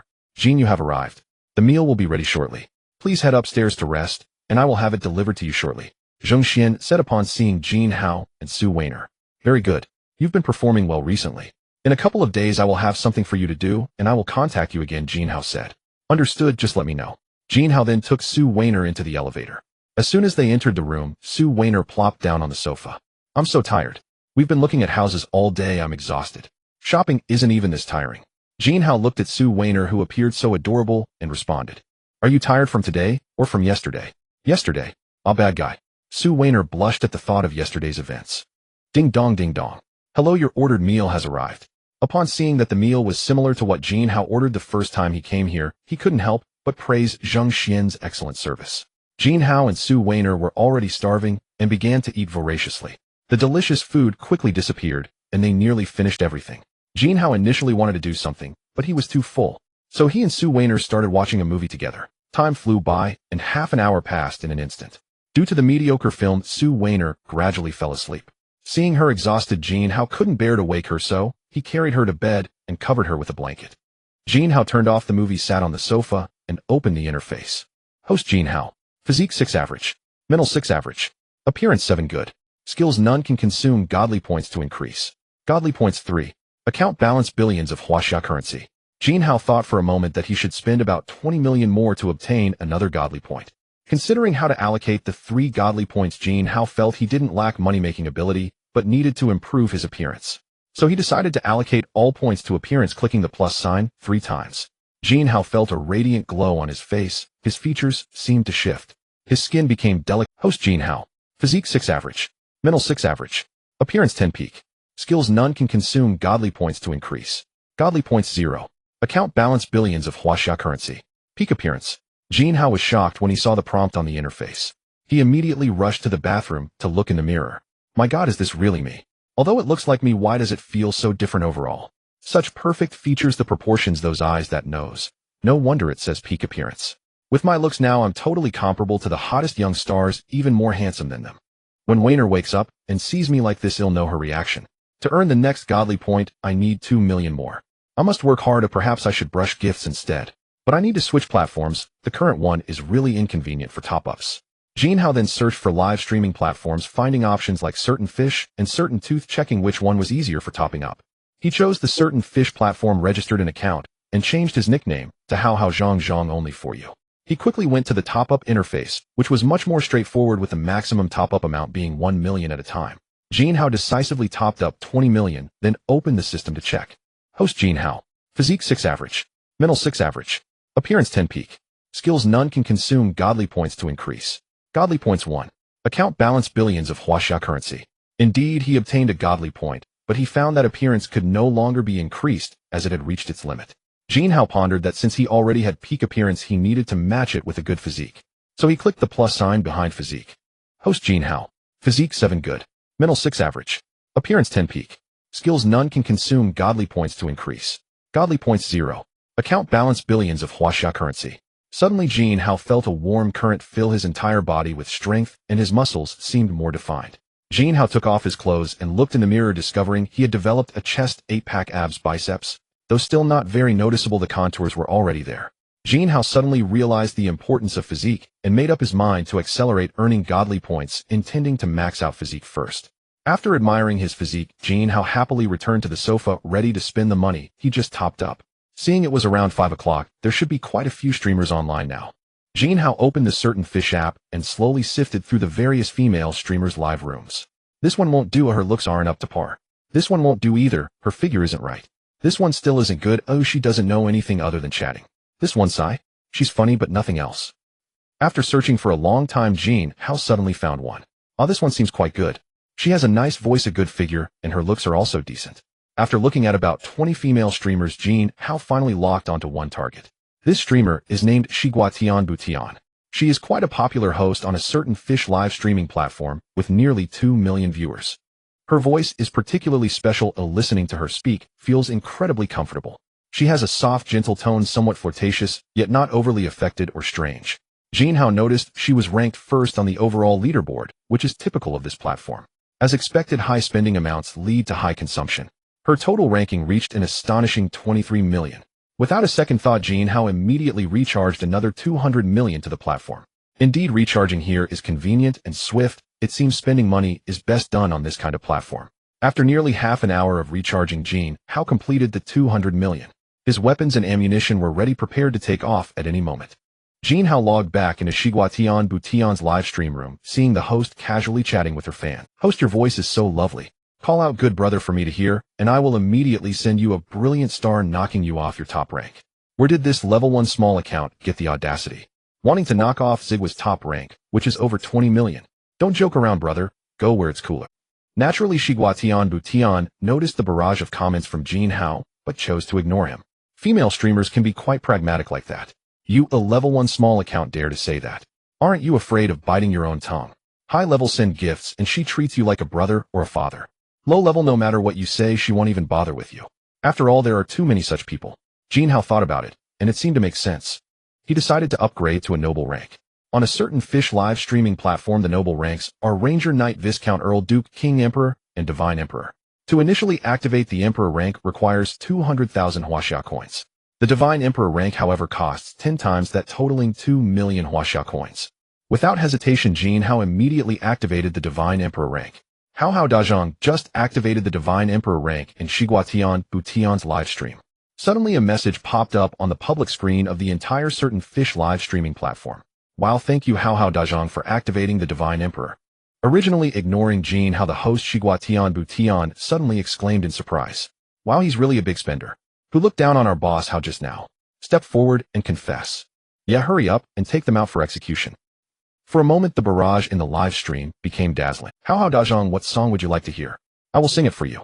Shiguatian said in the live stream. "Anything goes, just make sure it's nice to listen to." Jin Hao had come in simply for her pleasant voice and good looks, and he never expected she could sing as well. However, since her voice was so delightful, it was only natural she could sing. While Jin Hao was still pondering, she had already started singing. Once she opened her mouth, it was astonishing. Her heavenly voice instantly captivated Jin Hao. One must admit her skills were impressive. He never anticipated she was a capable streamer. The competition among female streamers on live platforms is fierce. No wonder her popularity is so high. It seems there's more to it than just looks. To stand out among millions of female streamers, one must indeed possess certain skills. Relying solely on looks is insufficient. One must also have a good figure. Furthermore, talent performances need to be professional to score high. This is how more and more people become fans. Some appreciate beauty, some value physique, some love the voice, and others admire talent. Thus her popularity remains consistently high. It must be said that Jin Hao was already moved by Shiguatian's singing, and his impression of her rose significantly. "Miss Shigua, your singing has enchanted me, so I must send you gifts. Are you ready? Does that mean Hao Dazhang plans to send me a brilliant star?" The most expensive gift on the certain fish live streaming platform is the brilliant star, valued at 10,000 Huaxia coins each. Jin Hao naturally intended to send gifts, and aimed to send the highest standard, otherwise it would be too slow. A massive gift effect suddenly appeared on the entire public screen. Hao Dazhang sent 1 brilliant star in Shiguatian's live stream. Hao Dazhang sent 2 brilliant stars in Shiguatian's live stream. However, this was Jin Hao aimed to knock her off the top rank, needing to send at least over 2,000 brilliant stars. Hao Dazhang sent 10 brilliant stars in Shiguatian's live stream. Hao Dazhang sent 11 brilliant stars in Shiguatian's live stream. Almost 1 per second Jin Hao sent brilliant stars. Wow. Thank you Hao Dazhang for sending so many brilliant stars. Hao Dazhang, you're so generous. For the next hour, the entire public screen of the certain fish platform was bombarded by Jin Hao's messages. Hao Dazhang sent 3,599 brilliant stars in Shiguatian's live stream. Hao Dazhang sent 3,600 brilliant stars in Shiguatian's live stream. At first, everyone was shocked, but later they became numb. It was as if gifts were free. During this time, the popularity of Shiguatian's live stream skyrocketed from 2 million to 1 billion. Almost everyone online rushed to the live stream, not to watch the host, but to see the big spender sending gifts. Meanwhile, Shiguatian Butian was completely bewildered. All she could feel was confusion. This level 1 small account casually knocked her off her top rank, sending over 30 million in just 1 hour. Wow, in just 1 hour you sent 3,600 brilliant stars. Yeah, that translates to 36 million Huaxia coins.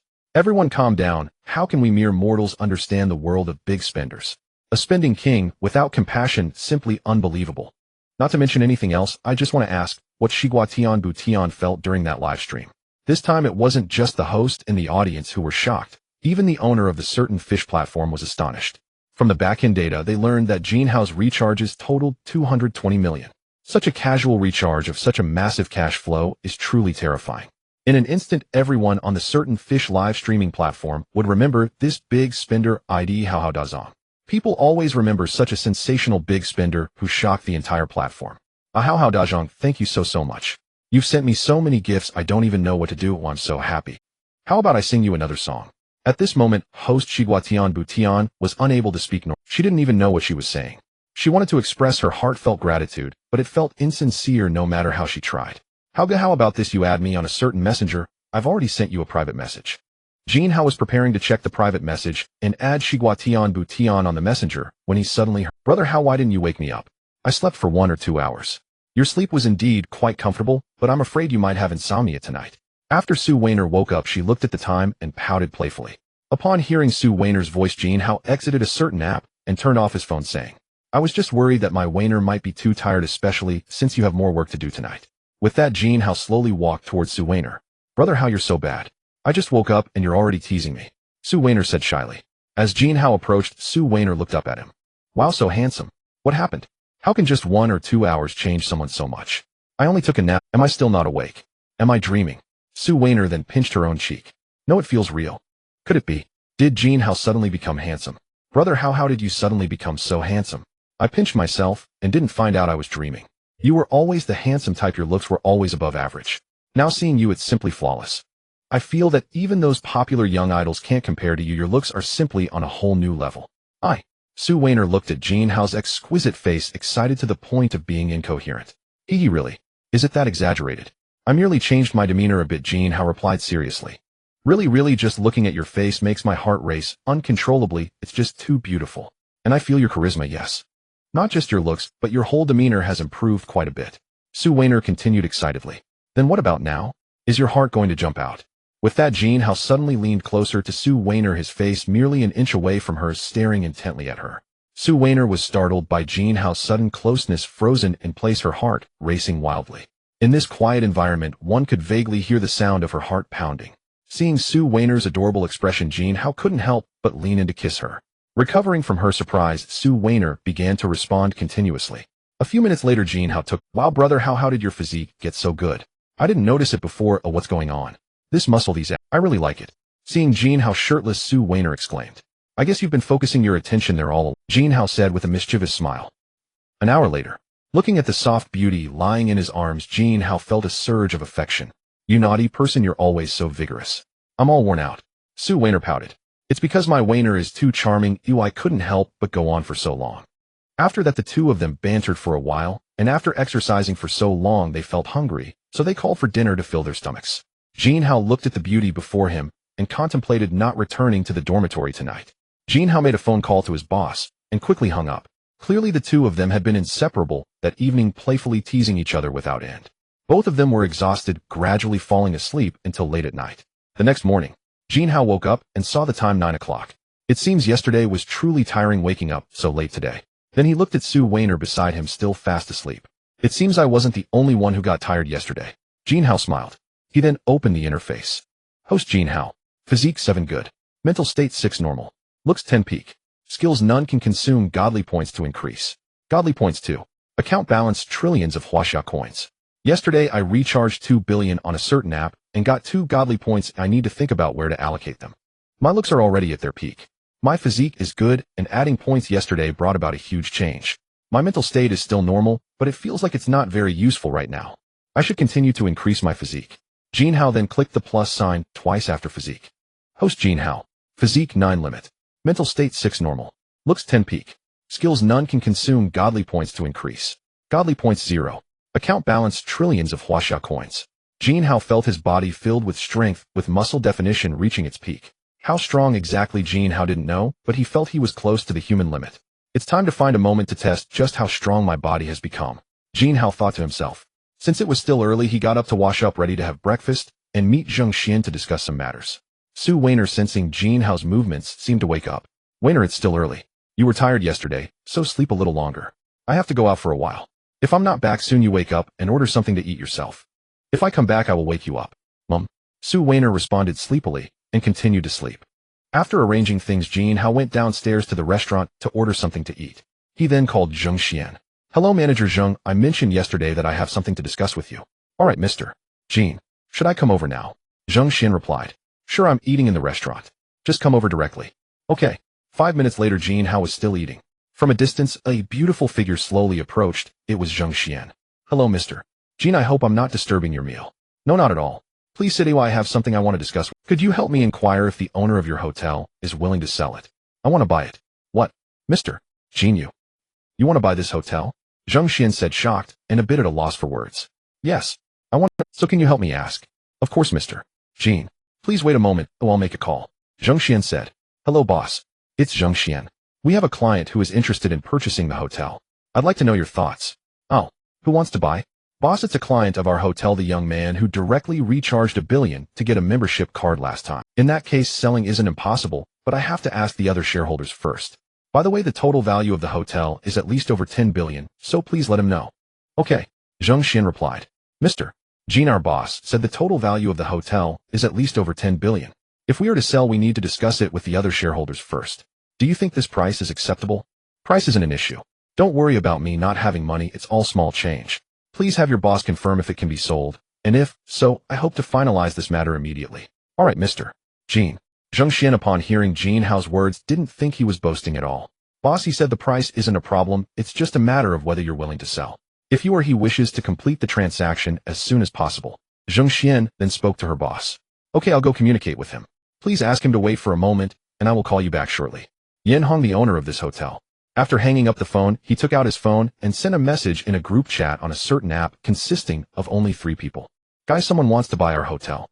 Should we sell it? Within a minute, someone named Lin Kuan responded. Lin Kuan, who is it so extravagant? Yin Hong, a young man named Jin Hao, probably only in his 20s, seems to be a university student. Chen Xiaodong, university student. In his 20s. Old Yin, you might have been fooled. How could someone so young afford to spend over 10 billion to buy our hotel? Lin Kuan, I think so too. Old Yin, how can you be fooled at your age? Yin Hong, do I look like someone who can be easily? Yin Hong, alright, enough joking. Seriously, is the hotel for sale or not? There are people with the financial capability to buy it. Lin Kuan, but it's not up to you to decide. You are the largest shareholder and the owner of this hotel. Yin Hong, stop teasing me. The two of you together don't have less stake than I do. What are your thoughts? Chen Xiaodong, are you really sure he has the financial capability to make this purchase? Have you checked his background? Yin Hong, let's not say anything else. A couple of days ago, he came to our hotel and directly loaded 1 billion for entertainment. Lin Kuan, such a massive cash flow, without any explanation. What else is there to say? Chen Xiaodong, I suspect he might be one of those hidden aristocratic families, heirs allowed to manage on their own while they are young, but with unlimited financial support. Yin Hong, should I send someone to investigate? Chen Xiaodong, no, absolutely not. If they find out you are investigating them, you won't even know how you died. Yin Hong, these hidden families are not something we can provoke. They could crush us as easily as squashing an ant. Yin Hong, so are we selling the hotel or not? Lin Kuan, how much is he offering? Yin Hong, he asked me to quote, money is not a problem, but the procedures must be done quickly and properly. Chen Xiaodong, our initial investment in this hotel was about 15 billion plus renovations and price increases. Now it's probably worth around 20 billion. You can quote him 20 billion first. If he doesn't accept it, we can negotiate a slightly lower price.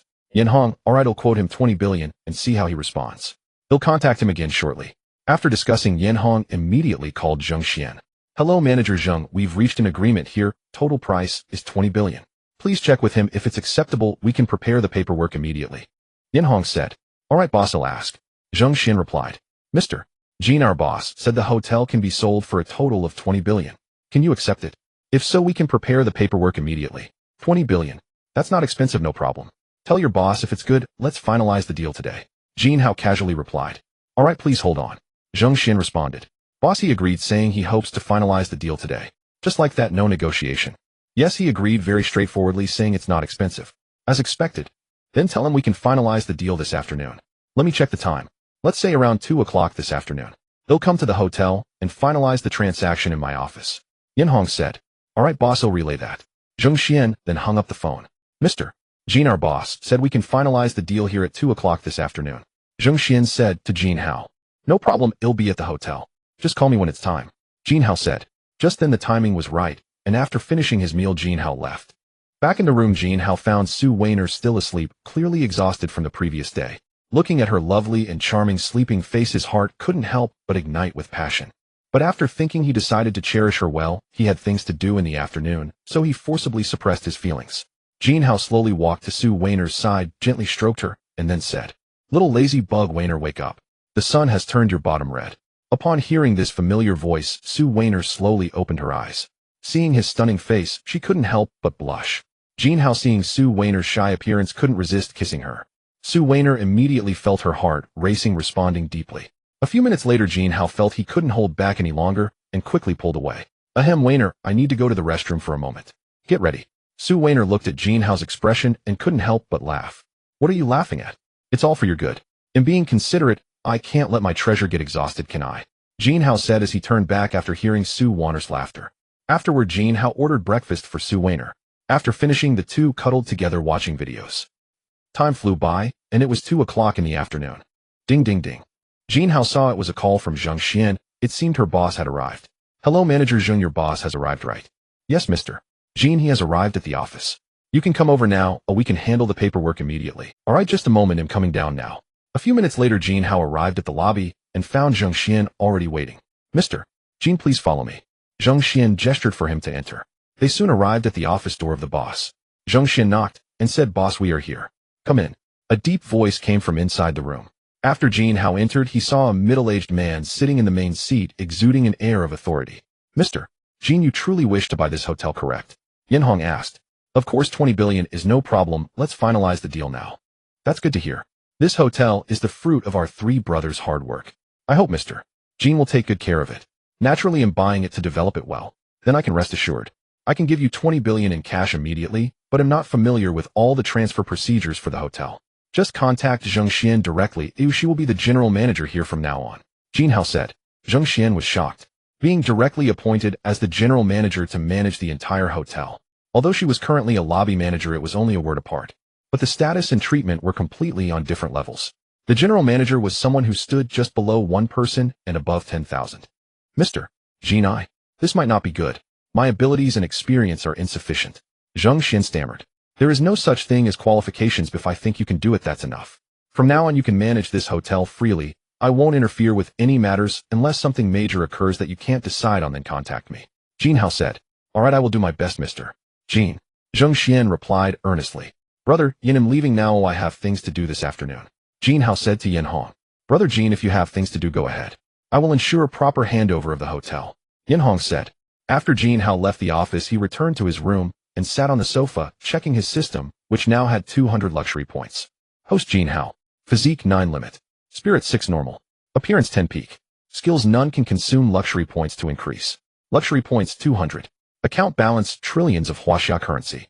Now I'm really rich. How should I use these? First max out all attributes, then learn some skills. This bare skill bar looks empty. Jin Hao thought to himself. After enhancing his physique to the peak, he felt his bodily condition reaching its ultimate state. There should be no rivals left in the world. As his spirit jumped from normal to peak in an instant, Jin Hao felt his overall sensory sensitivity significantly increase, and his mind suddenly became much clearer. Many previously vague things became instantly clear. Host Jin Hao. Physique 10 peak. Spirit 10 peak. Appearance 10 peak. Skills none can consume luxury points to increase. Luxury points 195. Account balance trillions of Huaxia currency. After the 3 attributes of physique, spirit, and appearance all reached the peak value of 10, Jin Hao discovered that a plus sign had appeared again. This means they can still be improved. Previously he was just stuck at a certain limit. Jin Hao marveled at the smoothness of reaching the peak of 3 attributes simultaneously, as well as the wonder of being able to break through limits. Suddenly Su Weiner appeared by his side and directly sat on his lap. Jin Hao's thoughts were abruptly interrupted by this action. Weiner, do you know what you're doing right now? He asked, feigning. I know. I just wanted to try it out, Su Weiner said playfully. Little enchantress, you're adding fuel to the Jin Hao exclaimed excitedly. An hour later, Su Weiner leaned softly against Jin Hao's chest and said, "Brother Hao, I thought about it, and when we move into International Mansion No. 1 this afternoon after settling down, I will go back to Hangzhou City tomorrow to bring my luggage over and prepare to stay here long term." You're going back tomorrow, that's fine. Just let me know when you're ready to come over after packing, and I'll come pick you up. As Jin Hao spoke, he gently stroked Su Weiner's head. All right then, Brother Hao. Let's rest a bit more and take a shower to prepare for the move.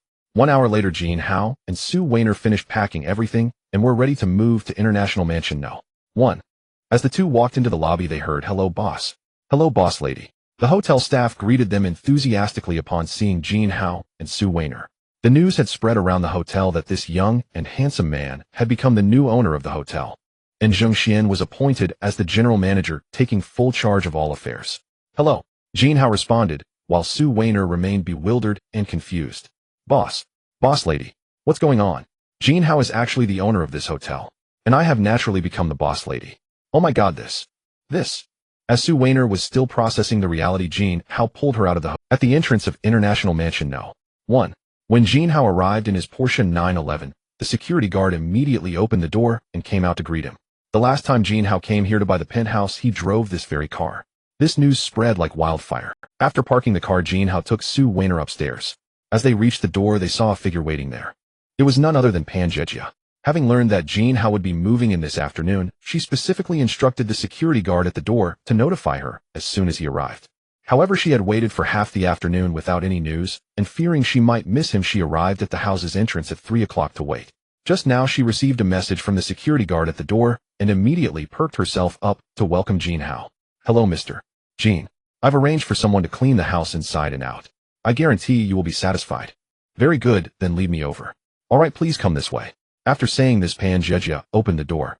What greeted their eyes was the same lavish house, but unlike yesterday, it was noticeably cleaner and tidier. "You did a great job," Jin Hao said. "It is my honor to serve you. By the way, Mr. Jin, you can change the door code yourself. The default password is 6 6s, and it supports both fingerprint and iris unlocks." "Then I will take my leave now. If you need anything, especially if you want to buy more properties, please contact me." Pan Jejia. "All right," Jin Hao replied. "Weiner, you pack up your things first. Do you want to go live later? He'll shower you with—" "Sure. I haven't gone live in days. And if you were there next to me gifting, it would be really thrilling." Then Su Weiner began to pack her things. Jin Hao sat on the sofa in the living room studying the system. Host Jin Hao. Physique 10 peak. Spirit 10 peak. Appearance 10 peak. Skills none can consume God points to increase. God points 195. Account balance hundreds of trillions of Huaxia coins. System, are you there? Can we talk? Host, you finally decided to contact me. I've always been here, the system replied. I wonder if you can upgrade. Upgrade? What kind of upgrade? For example, can you become an artificial intelligence able to retrieve data directly on any person or matter and display it in front of me, among other functions? Host, I actually already possess such functions, they just need to be activated. Then activate it immediately. How many God points will it consume? Due to the powerful functionality, it will require 100 God points. Go ahead and consume them. Okay, host. The system is activating the artificial intelligence feature. Please wait a moment. Activation progress 20%. Activation progress 50%. Activation progress 100%. Activation successful. System, I have another question. My physique, spirit, and appearance have all reached their limits, yet there are still plus signs. Does that mean I can break through my limits? Yes, host.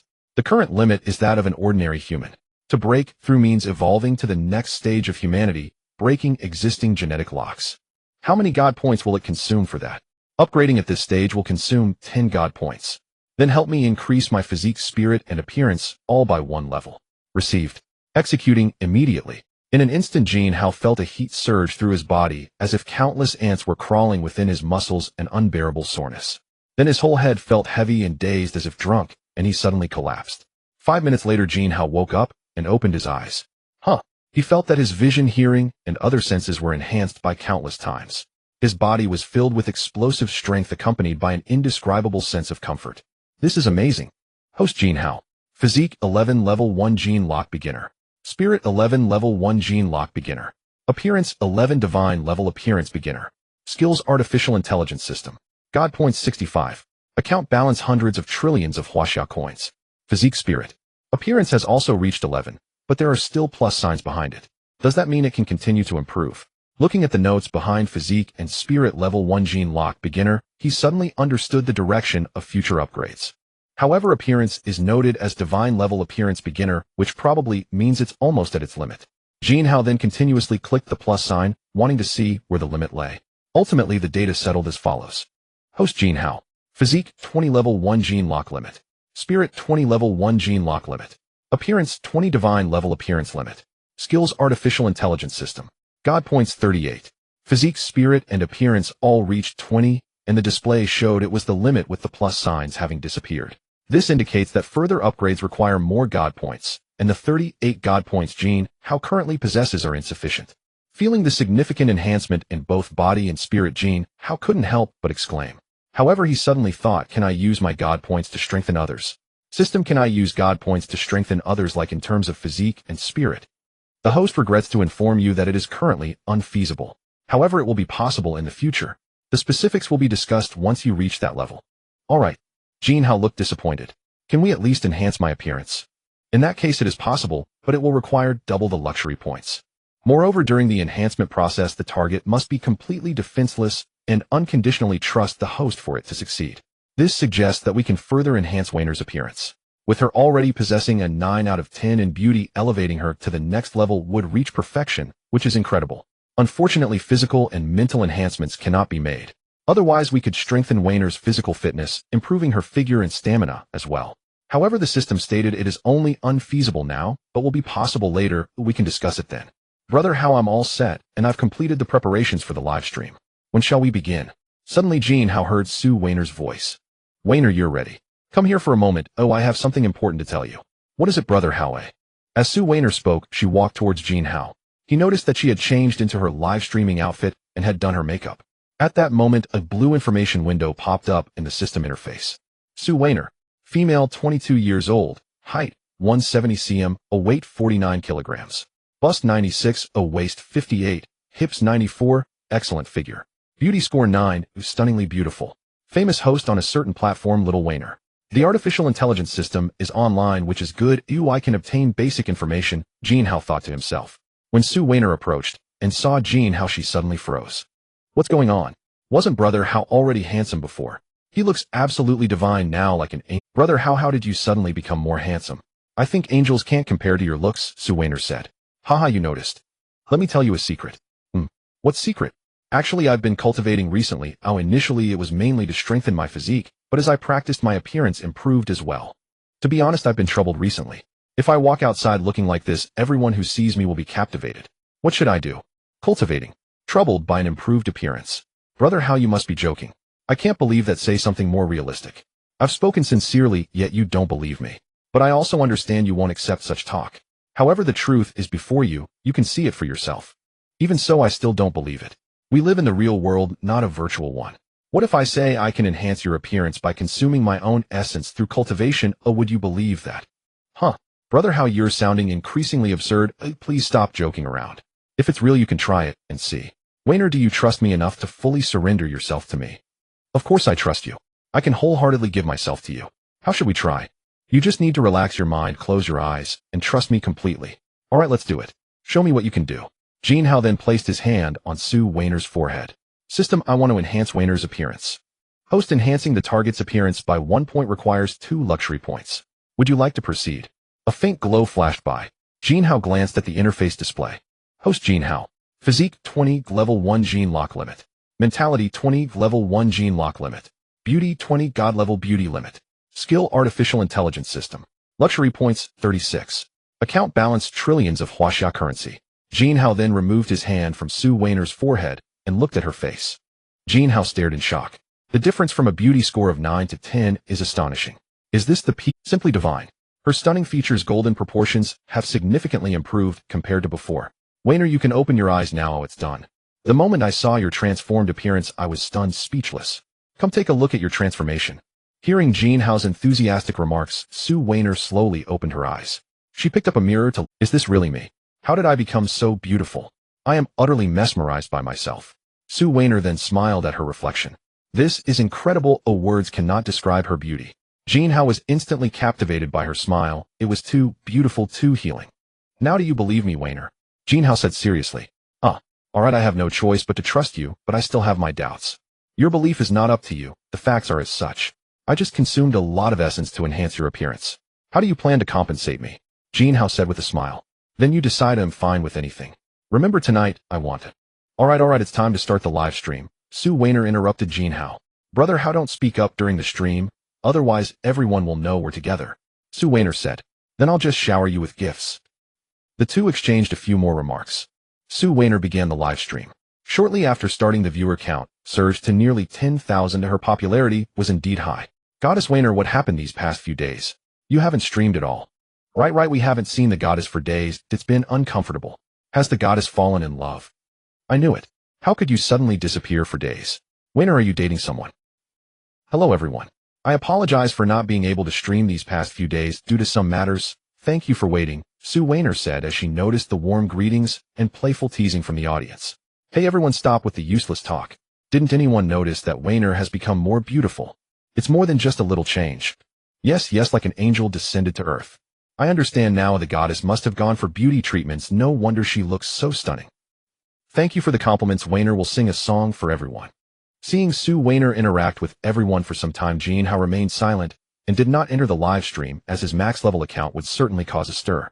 While waiting, Jin Hao contacted a certain platform's customer service to open a special channel for large recharge amounts. He first recharged 1 billion. It was incredibly fast, arriving in just over 10 minutes. After hearing that Su Weiner would sing, he planned to enter the room and started showering gifts once the song was over. The only thing I lack in my life is you entering the live stream. Suddenly the public screen in the live stream lit up. Wow, it's Mr. You. Mr. You has appeared. Welcome, Mr. You. The godly rich man has returned to the live stream shortly after Su Weiner started, which means something. Rich man, do you need a little brother? I can do anything. The moment Jin Hao entered the live stream, the fans began attacking with comments. Welcome, brother you. Weiner is about to sing a song now, Su Weiner said with a smile. I'm looking forward to it. Jin Hao sent a comment. Su Weiner began to sing, her heavenly voice captivating everyone. How wonderful it is, every day, every time. Impossible to look away from you. Gathering courage to sing this song for you. Like the wind taking another step towards you. I hope that you share the same thoughts as I do. Su Weiner sang this love song with increasing emotion, as if expressing something deep. Jin Hao watched Su Weiner and sensed that this song was meant for him, instantly feeling moved. He realized he hadn't done anything special for her and felt inadequate, lacking romance. Suddenly an idea took root in Jin Hao's heart. The song ended quickly. Before anyone could react, Jin Hao began showering gifts. Suddenly, a brilliant effect appeared on the public screen. The only thing I lack in life is you sending 1 carnival in Little Weiner's live stream. The only thing I lack in life is you sending 2 carnivals in Little Weiner's live stream.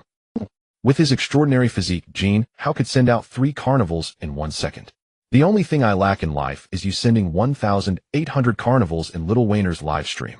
After sending gifts for 10 minutes, Jin Hao suddenly had a thought. System, didn't you just acquire artificial intelligence capabilities? Can you operate my phone? Of course, actually seeing you send gifts so quickly makes me a bit pained. Why didn't you say so earlier? I'm exhausted. But you didn't ask. Alright, hurry up and help me send them. The speed of sending gifts must not exceed human manual operation. You control it yourself. That's for sure. After all, we're still artificial intelligence smart. For the next 50 minutes, the entire live streaming platform was overwhelmed by the gifts Jin Hao sent. The only thing I lack in life is you sending 8,000 carnivals in Little Weiner's live stream. The only thing I lack in life is you sending 10,000 carnivals in Little Weiner's live stream. In total, it took about an hour, and Jin Hao sent out 10,000 carnivals, equivalent to 50 million Huaxia currency. It was so hard to send out 50 million after such a long time. I recharged 1 billion, it was such a waste of time. Next time I need to contact customer service to increase the unit price of gifts, I must get an upgraded version of the carnival worth double. Jin Hao lamented. Su Weiner stole a glance at him as she began her live stream, watching him frantically tap the phone screen to send gifts. She felt both happy and pained, hoping he wouldn't tire himself out. After some time, she noticed Jin Hao had stopped tapping on his phone. However, the gift giving did not stop, it seemed to be even faster. What is going on?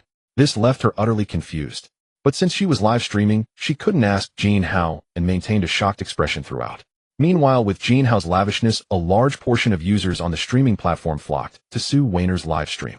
It was quite similar to the scene where he had sent 9,000 carnivals to her before. The live stream, which originally had only a few tens of thousands of viewers, suddenly surged to nearly 10 million, breaking the 2 billion mark in viewership. It could be said that the audience in the live stream was almost entirely onlookers coming to watch the rich man shower a wealthy man. I missed the last opportunity to see him, but finally I've seen our mister. You this time. Mister, you please accept my knee.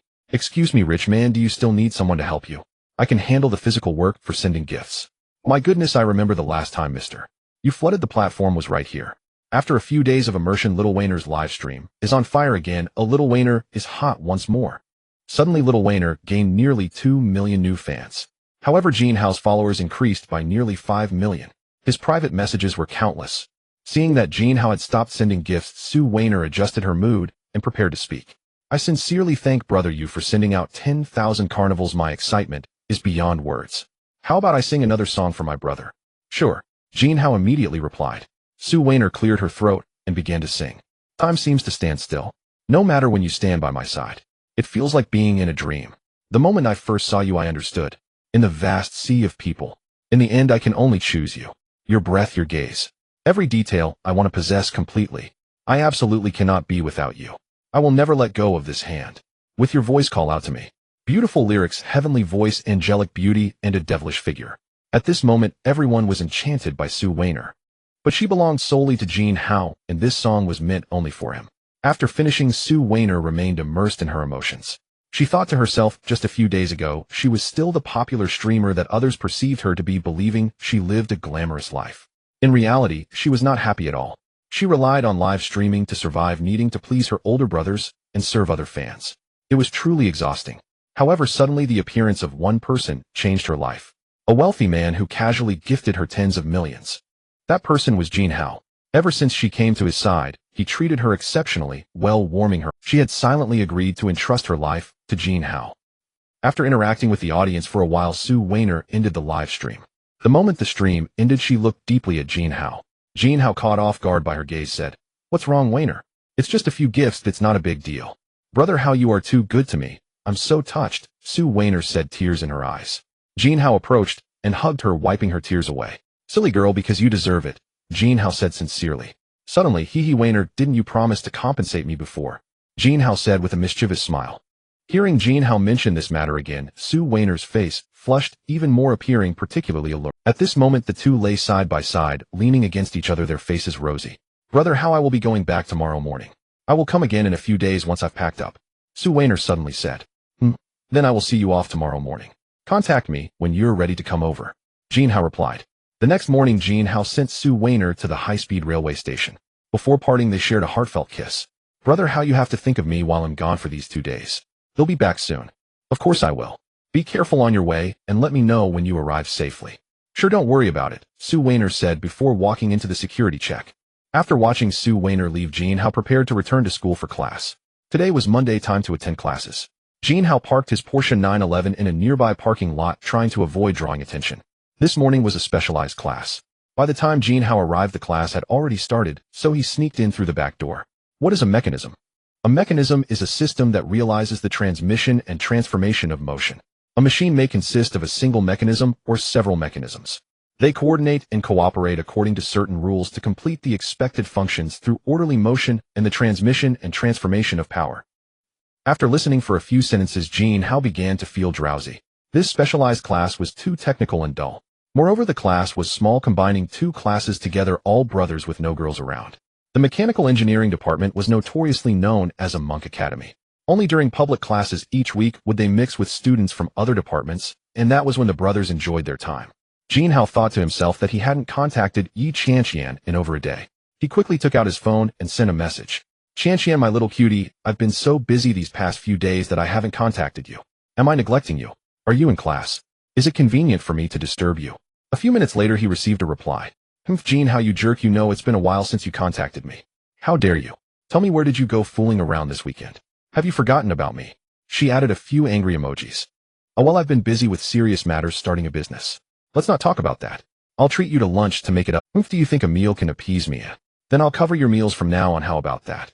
Men's words are deceptive. Ew, I don't believe your sweet talk. Alright, I won't talk to you anymore. I have class now. Unlike some people who don't focus and only sleep and play on their phones. I'll contact you at noon." Okay, I suspect you've installed surveillance." Jin Hao was startled to see how accurately Yi Qianqian. Suddenly, Jin Hao received another message. "Brother Hao, Wayner has safely arrived home. Have you been thinking of me?" Sue Wayner had sent a message. "Hee Wayner, darling, I was just thinking of you when you sent this message. So after you return, make sure to rest well and eat something delicious. These next few days tidy up your things and let me know when you're ready to come over. Alright brother, how we'll stay in touch. Time quickly passed to 12 noon. Jin Hao made a phone call to Yi Qianqian. Qianqian, my little cutie, I'm waiting for you at the entrance of the second floor of the cafeteria. Alright, I'll be there in a few minutes, Yi Qianqian replied. After hanging up, Jin Hao stood at the entrance waiting. Wow, who is that guy? How can he be so handsome? Yeah, I can't help but keep looking at him. And that figure, my goodness, aside from his stunning looks, his physique is also impressive. The girls passing by were passionately discussing Jin Hao. Suddenly, a beautiful figure walked over, tall and slender with long hair reaching her waist. She wore a white t-shirt on top and a white skirt on the bottom, her skin as fair as snow. Jin Hao looked at this person and felt she seemed somewhat familiar, but he couldn't quite place her. Why does this boy look a bit familiar? But he seems a bit different. How can he be so handsome? It's almost unfair. His physique is so good that even loose clothing can't hide his muscles. Qin Shuer thought to herself as she looked at Jin Hao. At that moment, two girls walked up to Jin Hao. Hello handsome, can I add you on WeChat? I'd like to get to know you better, one of the girls said. Jin Hao looked at her sincere expression and found her quite attractive, so he agreed. Sure, should I scan you, or will you scan me? I'll scan you, the girl said happily. The two then exchanged contact. Qin Shuer suddenly remembered this scene. Wasn't she the one who had asked him for WeChat rather directly last week? She had also been quite straightforward in giving her contact. However, after becoming friends, he had vanished and never contacted her. She always found it quite strange. After the two girls left, Qin Shuer walked towards Jin Hao. Jin Hao, what a coincidence. We ran into each other here, she said with a smile. It is quite a coincidence. But I might feel like I know you, but I can't remember who you are, Jin Hao said somewhat off. It's a bit embarrassing. Can you remind me? Jin Hao felt a bit shy. No wonder he hadn't contacted me after adding me on WeChat. It turned out he initially wanted my contact without any ulterior motives, but just a few days later he forgot about me. He really is different from other boys, and he's really so handsome. He looks so much better than last week, as if he has undergone a complete transformation, exuding steady elegance. I know you, but you've forgotten me. That's not right. Oh, I feel a bit at a loss. Well then, how about this? If you tell me, I'll treat you to a meal, Jin Hao said generously. That sounds fair. My name is Qin Shuer. Does it ring a bell? Last week, during the public class, you asked me for WeChat in front of everyone, and we're still friends now. But after adding me, you seem to have forgotten about me. I wonder what your intentions are, Qin Shuer teased. Oh, I see why you seem so familiar. So you were Qin Shuer. Ha ha ha, I'm sorry, I just wanted to get to know you better. I got too busy afterward and forgot. Isn't it fate that we bumped into each other today? I'll treat you to a meal. Come on, let's go inside. You can order whatever you like, I'll pay. But I can't stay to eat with you today, as I have an appointment. I'll definitely accompany you next time. What a pity. Since you have an appointment, how about you treat me to a meal next time? Otherwise that would be too awkward. Now that we have contact information, we can arrange to meet next time. Qin Shuer declined. That's fine, I'm really sorry today. Next time I'll treat you to a great meal. I'll be waiting for your grand feast, Qin Shuer said before walking into the cafeteria. Jin Hao, you're impressive. Just a few minutes of waiting here, and you're already flirting with other girls. Jin Hao suddenly heard a familiar voice and turned around to look. Who else could it be but Yi Qianqian? Today she wore a pink long dress and white sandals revealing her delicate white feet. She had a pouting expression as she looked at Jin Hao. Seeing her jealous and angry look, Jin Hao couldn't help but smile. However, when Yi Qianqian saw Jin Hao smiling at her, she was mesmerized. Is this still the Jin Hao she knew? Is he still her boyfriend? How can he be so charming, so handsome, and Cici, my dear, you're here. What's wrong? Why are you frozen? Weren't you angry just now? Jin Hao smiled and waved his hand at Yi Cici. Yeah, I'm furious. You couldn't even wait a few minutes for me before flirting with another girl. But I have a... How come you've become so handsome in just 2 days? I was really angry earlier, but then I saw you smile, and I was stunned. Yi Cici rambled on for several sentences. Isn't it good that I've become more handsome? As for how, that's a secret for now. And you look adorable when you're angry too. Also, it was the other girl who approached me, not the other way around. Maybe it's because of my looks. Jin Hao said with a... Fine, for the sake of your looks, I'll let it go. Look at my stomach, it's growling with hunger. Let's go eat quickly, Yi Cici said. As you command, your majesty. With that, Jin Hao took Yi Cici's hand and led her into the cafeteria. As the two entered the cafeteria, the handsome man and beautiful woman immediately drew the attention of most people. Qin Shuer also noticed the pair. Seeing Jin Hao intimately holding another girl's hand, she felt a twinge of discomfort in her heart. Whether it was envy or something else, she couldn't tell. Cici, my treasure, order whatever you want to eat. He'll make sure you're full, Jin Hao said with a smile. Watching Jin Hao's playful nonsense, Cici found herself liking him more and more. The second floor of the school cafeteria usually served set meals much like the restaurants on the street, unlike the first floor, which offered fast food. Yi Cici ordered a potato and beef clay pot rice, while Jin Hao got a tomato and egg rice bowl. The two sat together eating and chatting pleasantly. Just as they were about to leave after finishing their meal, a male student suddenly approached. Junior CC, what a coincidence. You're eating here too. The newcomer stared intently at Yi CC as he spoke. Yes, Senior Tang. We're done eating. If there's nothing else, we'll be going. Enjoy your meal. Yi CC's expression soured at the sight of him. She replied, reluctantly, eager to leave quickly. What's the rush, Junior CC? Is your senior so terrifying? Aren't you going to introduce me to the guy beside you? He blocked Yi CC's path as he spoke. Jin Hao glanced at him. Tang Jinsong Jr. in the School of Foreign Languages, heir to the Tang Corporation, height 180 centimeters, weight 80 kilograms, skilled at basketball, arrogant, and domineering, a playboy. Before Yi CC could speak, Jin Hao cut in. Hello, I'm Jin Hao, Yi CC's boyfriend. Jin Hao then extended his hand assertively. Who do you think you are to deserve a handshake from me? Look at the cheap rags you're wearing. Tang Jinsong knocked Jin Hao's hand away. CC, how can you be with a poor loser like him? Did you reject me just to be with him? Haven't I been good to you? I have money and can give you everything you want. I've been chasing you for so long. Why won't you accept me? What's your name again? Jin something. In warning you stay away from my CC, or it'll make you regret it. Tang Jinsong said fiercely. You? On what grounds? Who do you think you are to order me around? Jin Hao retorted. Oh, you've got some nerve, huh? You dare to talk back? You have no idea who you're messing with. Tang Jinsong said. Jin Hao, don't argue with him. Don't provoke him. He's the heir to the Tang Corporation. Even the school principal protects him. He can do whatever he wants here. Yi CC whispered in Jin Hao's ear. Do you dare to face me in a fair competition? The loser never shows up in front of CC again. Jin Hao said.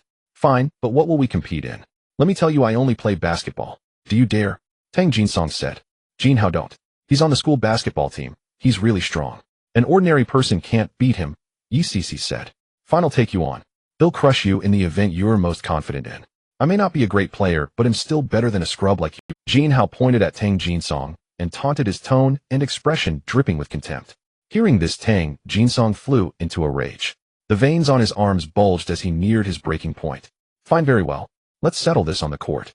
See you at the gym at 5 this afternoon. Well, go on, Yanon. Tang Jinsong said angrily. Since you want to be humiliated, ill oblige.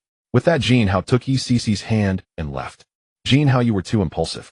He's on the school basketball team. He's a professional, Yi CC said worriedly. But at the same time, seeing Jin Hao stand up for her filled her with joy. She wondered if Jin Hao's confidence and assertiveness in accepting the challenge meant he had something to rely on. She desperately hoped Jin Hao would thoroughly humble Tang Jinsong and utterly defeat him. Tang Jinsong was her senior, and a year ago by chance he had met her and begun pursuing her relentlessly. But Yi CC had no interest in him whatsoever. The gossip she had heard about his scandals was already disgusting enough. Seeing his lecherous face as he harassed her was even more repulsive. But there was nothing she could do given his status at school. No one dared to truly provoke him.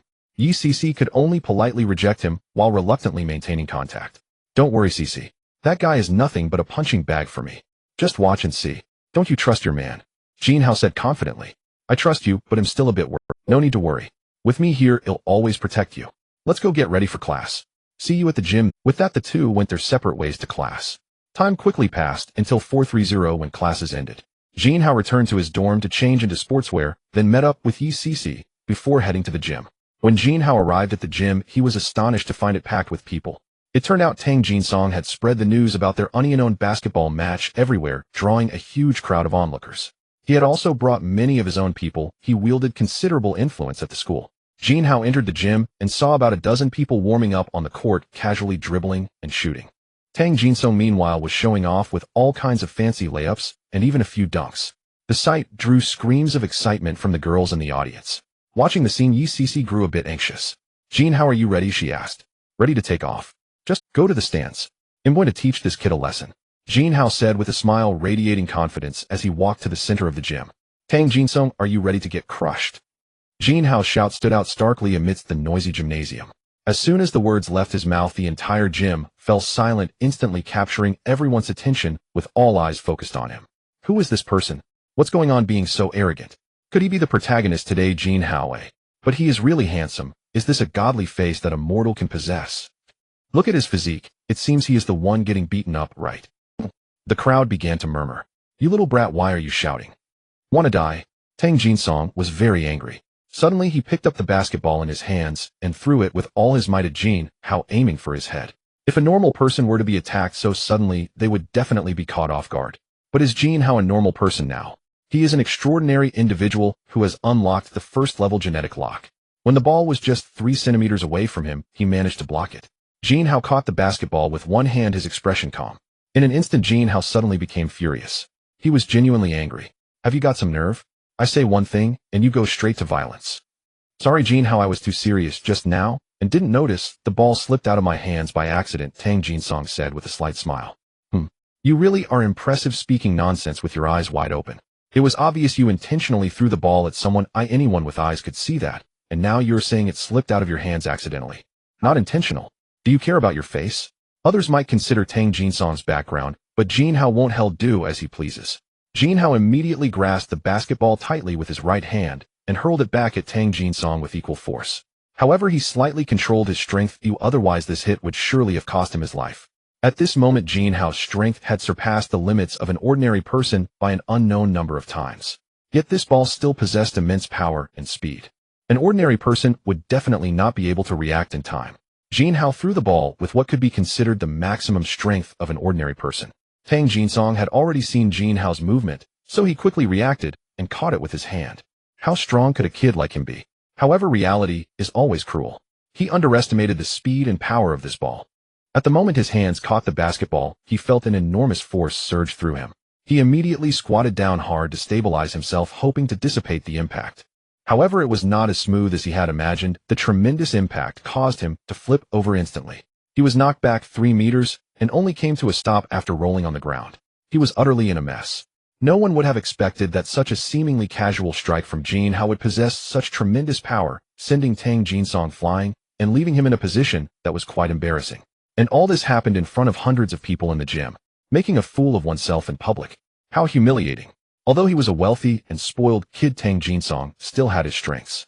His only forte was basketball, yet he was actually knocked away by someone using a ball on the court he excelled in. Can you believe it? Is this for real? Tang Jinsong's flight escalated the conflict immediately. A group of boys rushed towards Jin Hao. Captain, are you alright? Damn it, you little brat, are you causing trouble? Everyone get out of the way. You're done for today, and don't think you can leave the gym. After Tang Jinsong stood up, he immediately stormed towards Jin Hao with rage. Are you here to play basketball or fight? To play basketball, but someone provoked me right from the start. I was just giving you a taste of your own medicine. You? Tang Jinsong was momentarily speechless. Come on then, let's see who truly excels on the court, Jin Hao said calmly. Don't beg for mercy later, as today, I will teach you a lesson. Suddenly feeling quite confident, Tang Jinsong said. I wonder who is the real master here. Ha ha ha, Jin Hao laughed heartily. The two then moved to the center of the basketball court. I originally thought I would see a more intense battle. I never expected that Jin Hao, this kid who popped up out of nowhere, could actually confront Tang Jinsong head-on. The show is about to begin, let's wait and see. This Jin Hao was already handsome, and now, with this domineering look, he is even more striking. I don't know why, but I really hope Jin Hao wins, even to the point of utterly dominating his opponent. The audience below began to discuss again, especially the girls who started to swoon, all hoping Jin Hao would be the righteous side and win in the end. Come on, Senior Tang, let me show you what it means to defeat you in your most confident area. Jin Hao had opened the system interface even before arriving. Host Jin Hao. Physique, 21st level genetic lock limit. Spirit, 21st level genetic lock limit. Appearance, 20 godly appearance limit. Skills, artificial intelligence system. Wealth points, 36. Account balance, trillions of Huaxia coins. System, how many wealth points do I need to learn basketball skills? Host, basketball skills are divided into 3 levels: basic basketball skill, advanced basketball skill, and master basketball skill. Each level requires 1 wealth point to learn. Which level does the host wish to learn? Let's start with advanced basketball skill. I fear that master level will be too exaggerated right from the start. Okay, consuming 2 wealth points. Congratulations, host, you have successfully learned advanced basketball skill. Host Jin Hao. Physique, 21st level genetic lock limit. Spirit, 21st level genetic lock limit. Appearance, 20 godly appearance limit. Skills, artificial intelligence system, advanced basketball skill. Wealth points, 34. Account balance, trillions of Huaxia coins. What level does advanced basketball skill correspond to? It roughly corresponds to the level of an ordinary national team player. This level should be sufficient to easily defeat Tang Jinsong. I don't believe he is that strong. If that doesn't work, I can always upgrade to master basketball skill to crush him. However, I want to keep a low profile, otherwise being too popular could be troublesome. Young man, don't be blindly confident you won't know where to put your face later, Tang Jinsong said. Let's have a onion match, best of 5 rounds. Jin Hao replied. Sure, let's go, my hands are itching to get started. Tang Jinsong was rubbing his hands and the match began. Tang Jinsong's gaze was sharp like a hunter watching its prey, fixated intently. This little brat actually said he would teach me a lesson. Very well. You've been too arrogant. But soon you won't be so cocky. Soon you'll know who the real master is. Very soon you'll learn how to write the character for death. Next I will make you doubt your existence. The first ball. Tang Jinsong attacked, while Jin Hao defended. Two individuals stood face to face on the court, locked in a tense standoff filled with the smell of gunpowder. Suddenly Tang Jinsong made his move. He began dribbling the ball, alternating left and right, with flashy maneuvers, showcasing impressive skill that dazzled onlookers. The basketball in his hands felt like a small toy effortlessly maneuvered. His speed was remarkable, with movements that were both agile and smooth, exuding charm while demonstrating technical prowess. It was evident from this display that he possessed considerable talent.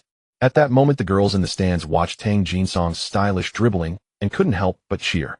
Jin Hao, already possessing advanced basketball skills, watched in admiration, realizing the level of his opponent. Jin Hao felt a bit nervous as he adopted a defensive stance, keeping a close eye on Tang Jinsong.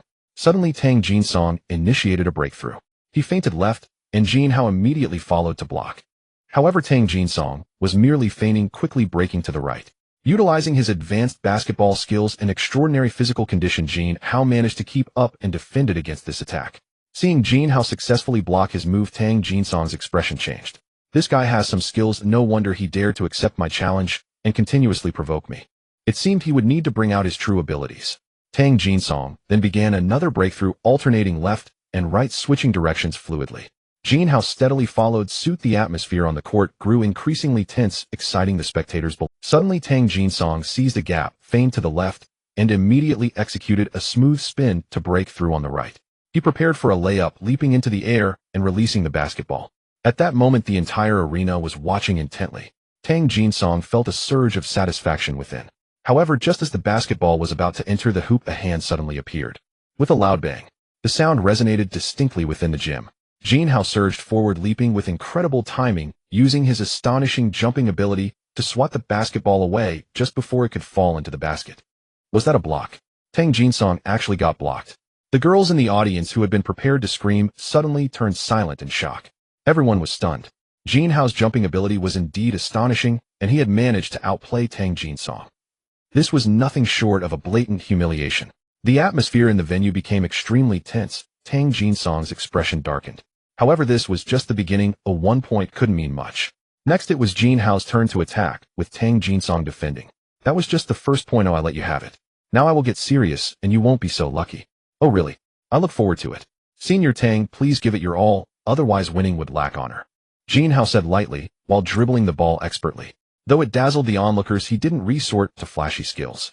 The two began an intense confrontation, with Jin Hao continuously attempting to break through, but all his efforts were thwarted by Tang Jinsong. After all, Tang Jinsong was larger and more robust than Jin Hao. He firmly blocked Jin Hao's attempt to advance, displaying professional defensive technique. Seeing the breakthrough was futile, Jin Hao feinted forward, then leaned back for a jump shot.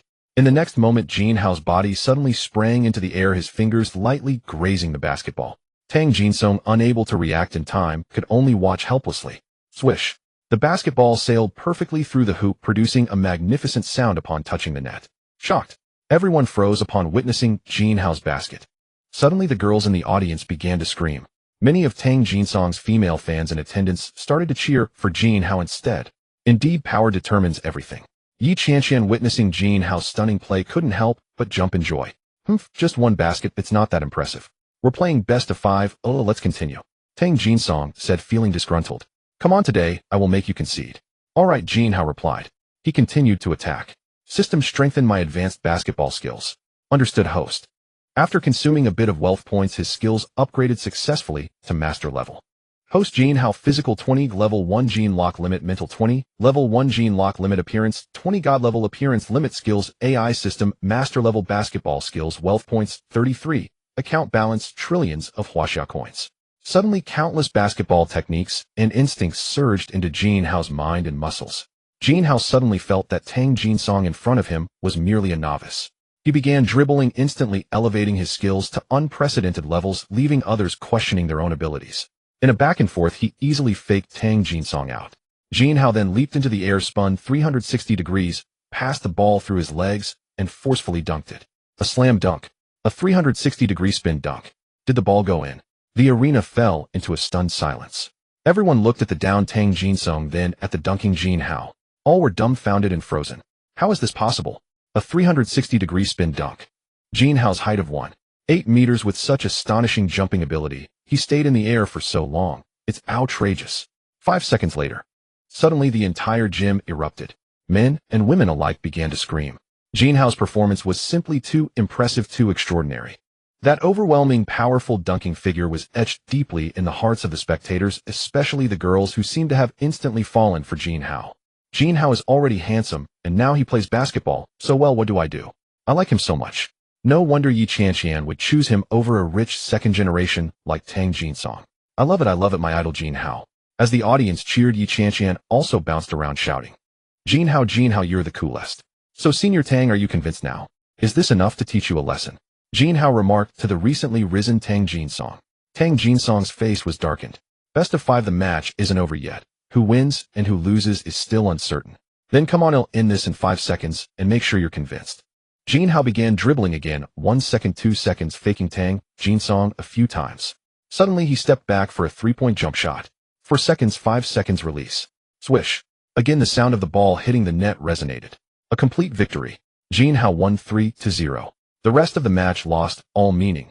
Even if Tang Jinsong scored 2 points, he would still lose. The crowd erupted once more. Jin Hao, proficient in 2-point shots, 3-point shots, and dunks, completely dominated Tang Jinsong. He defeated Tang Jinsong in the area where he was most proud and confident, and it was a complete victory. Tang Jinsong's expression was incredibly grim, yet he remained quite unconvinced. Because he hadn't even shown his full potential before it ended. Jin Hao, I admit I underestimated you. Even if you won this unknown match, it doesn't represent your true strength. After all, this isn't a formal match. Would you dare to compete in a proper 5-on-5 full-court game? Tang Jinsong continued to provoke. He had noticed Jin Hao's excellent physical capabilities and astonishing jumping ability. In unknown situations, he truly wasn't Jin Hao's opponent. Only in a formal 5-on-5 match with teamwork and game leadership can one truly gauge a person's abilities. What's wrong? You can't win in a unknown, and now you want to play 5-on-5. That's fine, I don't mind. ITLL in the same way. Jin Hao shrugged nonchalantly. What does it matter to dunk? What does it matter to perform difficult moves? What's so impressive about having good jumping ability? What's so remarkable about making a 3-point shot? So you think you're floating now? Do you think I can't do these things? I just haven't shown it yet. Wait until the 5-on-5 match and you'll know what it means to dominate the game. And you women who change sides with the wind, what are you worth? You used to idolize me as a god, and now you betray me just because this guy looks good for a few plays. Like a weather vane. This audience is the worst of all. Let you be arrogant for a while longer, and soon you will. Shunfeng and Liang, you're on Jin Hao's team. Don't let anyone say I'm bullying this kid later. Tang Jinsong pointed at 2 members of the school team, speaking with a gentlemanly demeanor. Shunfeng, nearly 2 meters tall, weighing over 200 pounds, standing there, he looks bigger than the door, giving off a strong sense of pressure. If he were standing downstairs, no one would have a chance to score or grab a rebound. Liang looks a bit shorter than Shunfeng, around 1.90 m, playing as a power forward. He has exceptional personal breakthrough abilities and a very high shooting percentage, ranking among the best in the school team. Since it's a formal 5-on-5 match, the levels of both teams must be balanced. If the strength of the 2 teams is vastly different, what's the point of an unbalanced match? This is definitely unfair. Tang Jinsong's approach has won the audience's approval. After all, Shunfeng and Liang are both quite strong in the school team. If he really only fields a few underqualified teammates for Jin Hao, then even if they win, it wouldn't be honorable. It would be looked down upon. Letting Shunfeng and Liang play means even if they lose, they won't lose face. However, there's one prerequisite: they really need to cooperate with Jin Hao and help him in the game. Jin Hao, don't get cocky.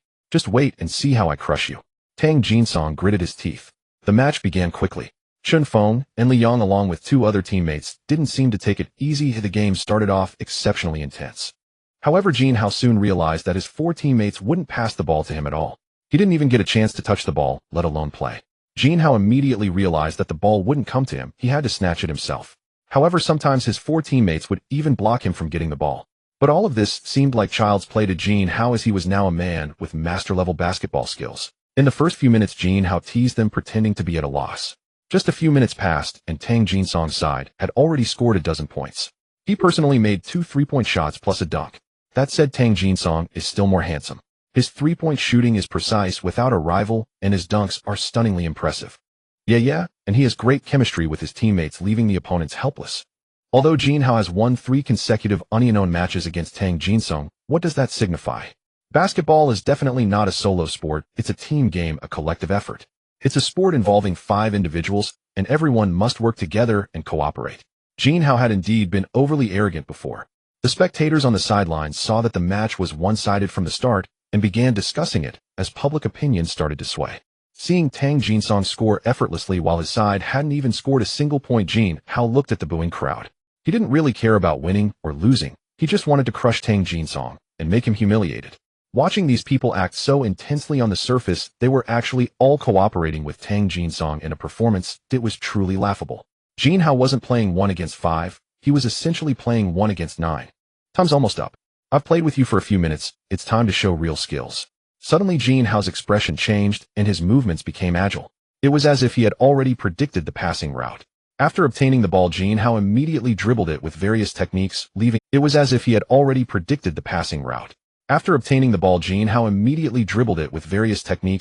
others stunned. Charging forward amidst nearly everyone's blockade, he effortlessly maneuvered left and right, reaching the basket easily.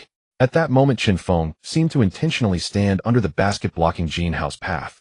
Jin Hao sprinted at full speed, leaping into the air, and just as he was about to collide with Chen Feng, executed a 360-degree spin.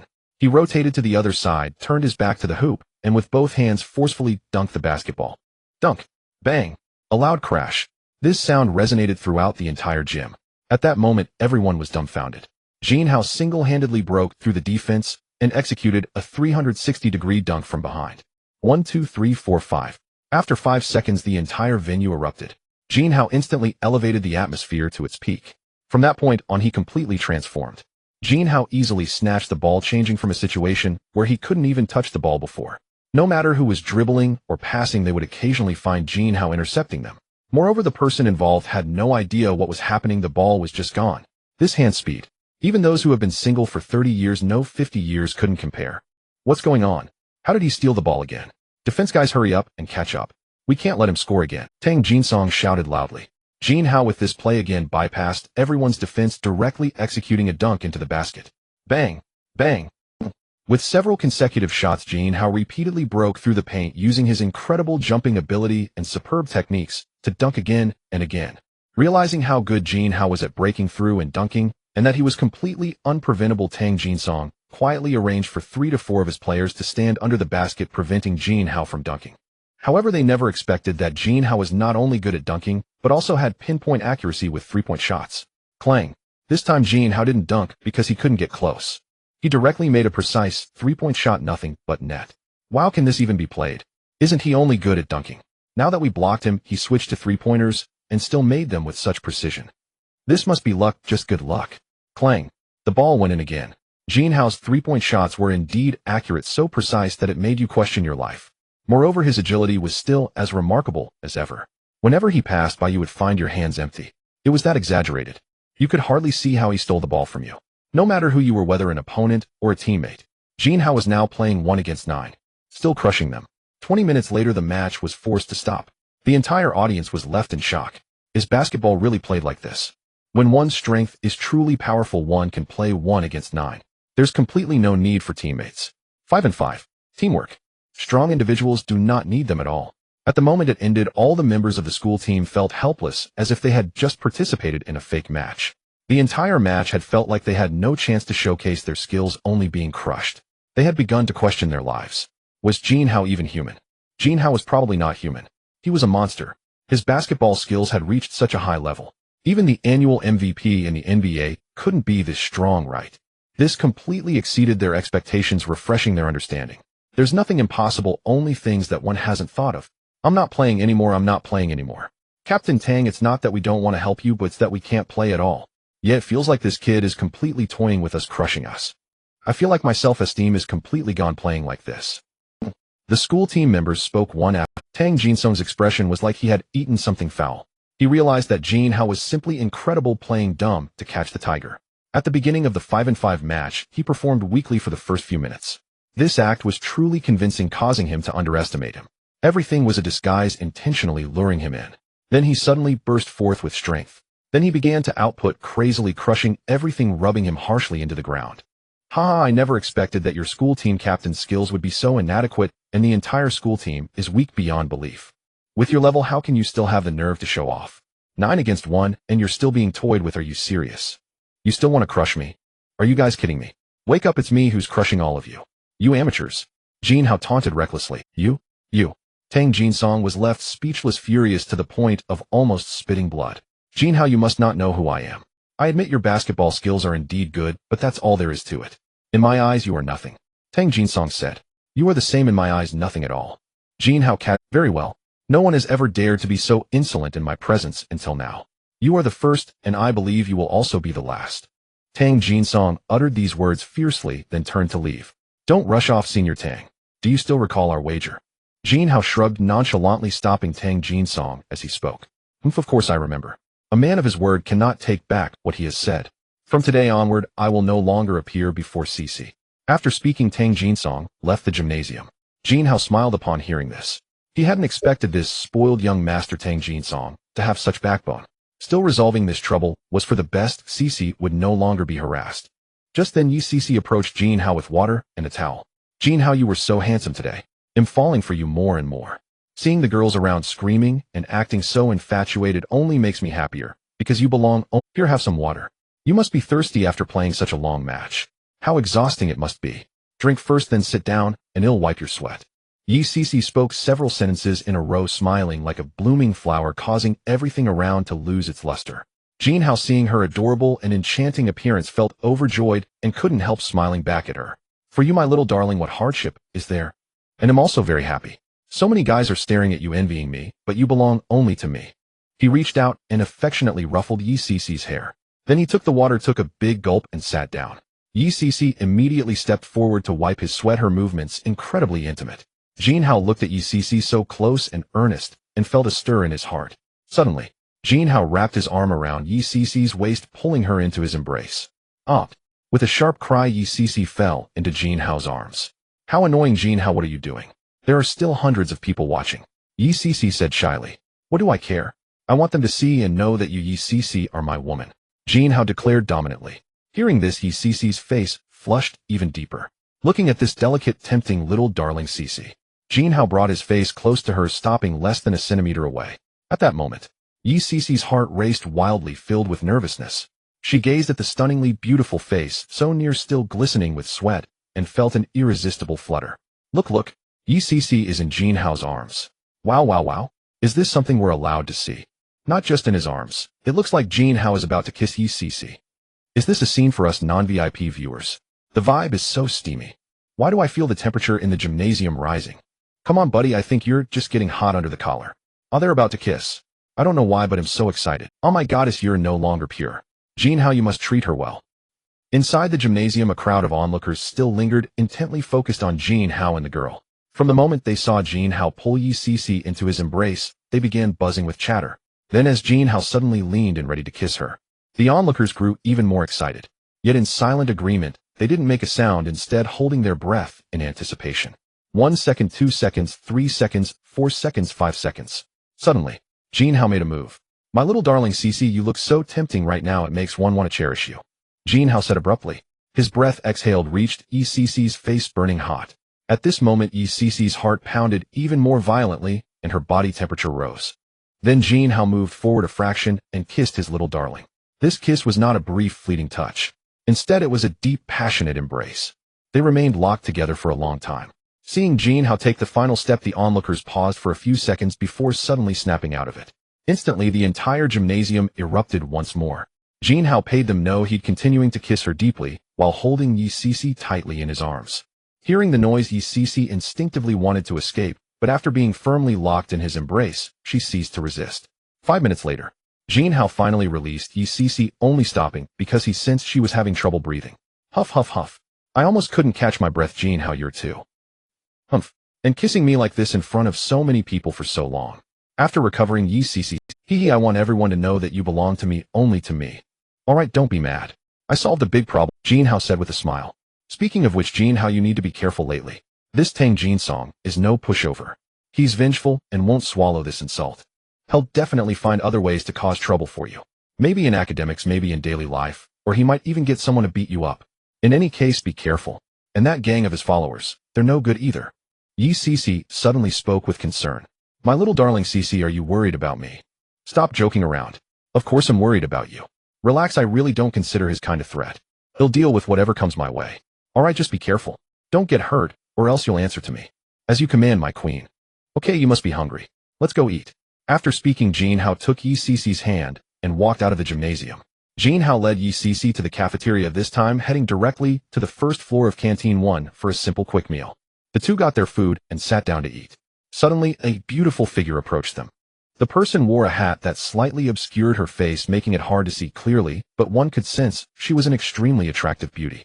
She was dressed in casual attire, revealing a small section of fair calf that stood out prominently in the view, with a pair of white canvas shoes on her feet. What a coincidence, Jin Hao. I ran into you again. Huh, you are. Oh, hello, classmate Qin. Jin Hao didn't recognize her at first, but after a closer look he spoke. The newcomer was Qin Shuer, whom he had encountered at the cafeteria at noon, the one who had chatted him up and made Yi Cece angry. By chance, Qin Shuer was alone today and had decided to grab a quick bite on the first floor of the cafeteria. To her surprise, she saw Jin Hao. After seeing him at noon, she had become somewhat infatuated. His stunning looks, unique temperament, and straightforward, bold demeanor. Can I sit down and eat with you? Is that convenient? Qin Shuer looked at Jin Hao, pointing to the seat beside him, without even glancing at Yi Cece. This. Maybe. Cece, do you think it's convenient for her? Jin Hao wanted to see how Yi Cece would. Decide for yourself. Why ask me?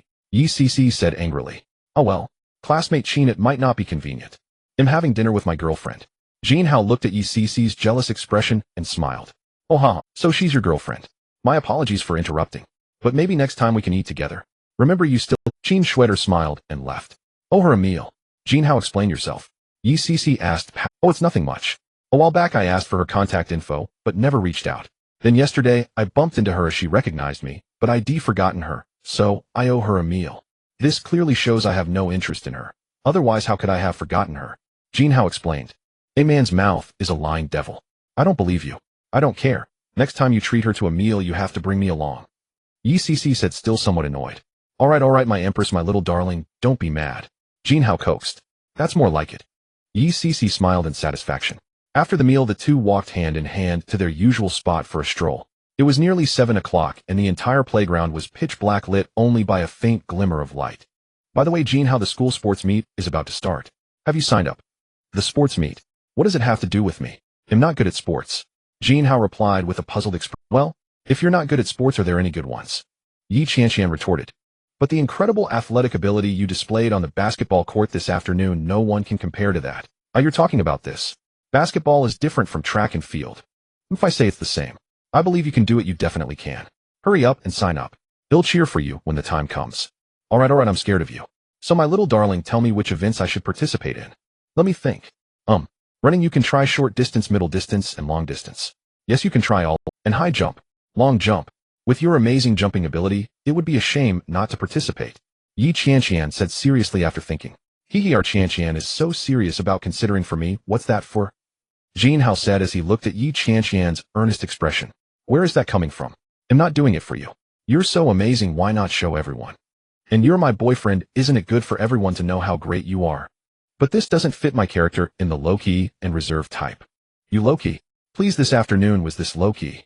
Cough, cough, cough, the moon is so round tonight. Qianqian looked quickly. Jin Hao pointed at the sliver of the moon in the night sky. The atmosphere was as awkward as it could get. Round. Don't try to change the topic. You must participate. As for which events you decide. Sign up for me. Got it, my little princess Qianqian. Jin Hao said helplessly. Really, you insist on making me sign up? With my ability, breaking through the genetic lock level 1 is just the beginning. Participating in any event is as easy as pie. Is it really okay to bully them to crush little kids? What if accidentally I break a record, or worse, create a new world record? Then it wouldn't be low-key at all. They might even pull me in for research. So I can't think about that anymore, but it's too scary. It seems I need to test myself secretly first, control it a bit, and casually win a championship. I signed up for tomorrow, just letting you know. So my little darling Qianqian, since I agreed to this request, shouldn't you give me some rewards? Jin Hao suddenly leaned closer to Yi Qianqian. Seeing Jin Hao coming closer, Yi Qianqian felt nervous in her heartbeat quickening. Jin Hao, you bad guy, what are you going to do again? Yi Qianqian lightly slapped Jin Hao's chest after speaking. Good men aren't bad, women don't love. Am I bad? Qianqian, my little darling, won't you express something? I'm so eager. Jin Hao gazed at Yi Qianqian with deep affection. Then blushing Yi Qianqian stood on her tiptoes and kissed Jin Hao. Just as the moonlight faintly illuminated them, the scene was absolutely beautiful. Feeling Yi Qianqian's warmth, Jin Hao warmly responded, holding her in his arms without reserve. After a long while, their lips parted. Although Jin Hao felt a little unable to control the temperature within his body, he did not take any further action as he believed the time was not right yet. He was waiting for a better opportunity. Then Jin Hao took Yi Qianqian back to the dormitory. After watching his little darling go upstairs, Jin Hao returned to the playground. By now it was around 9 o'clock at night. The playground was sparsely populated with only a few couples around. I think long jump and high jump can be skipped. They require practice and skill. If I directly use the points from the system to learn, that works too, but I feel there's no need. I might as well just go for running. It's easy and enjoyable. Short distance or long distance. One requires explosive power, the other requires endurance. Long distance takes time. Let's try short distance first. After deciding, Jin Hao began to warm up, preparing for a 100-meter sprint. System: what is the world record for the 100-meter sprint?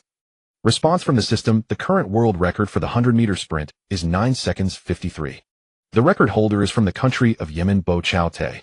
This person is considered the fastest human runner in nearly a century, unmatched by anyone. In that case, can I surpass it, system?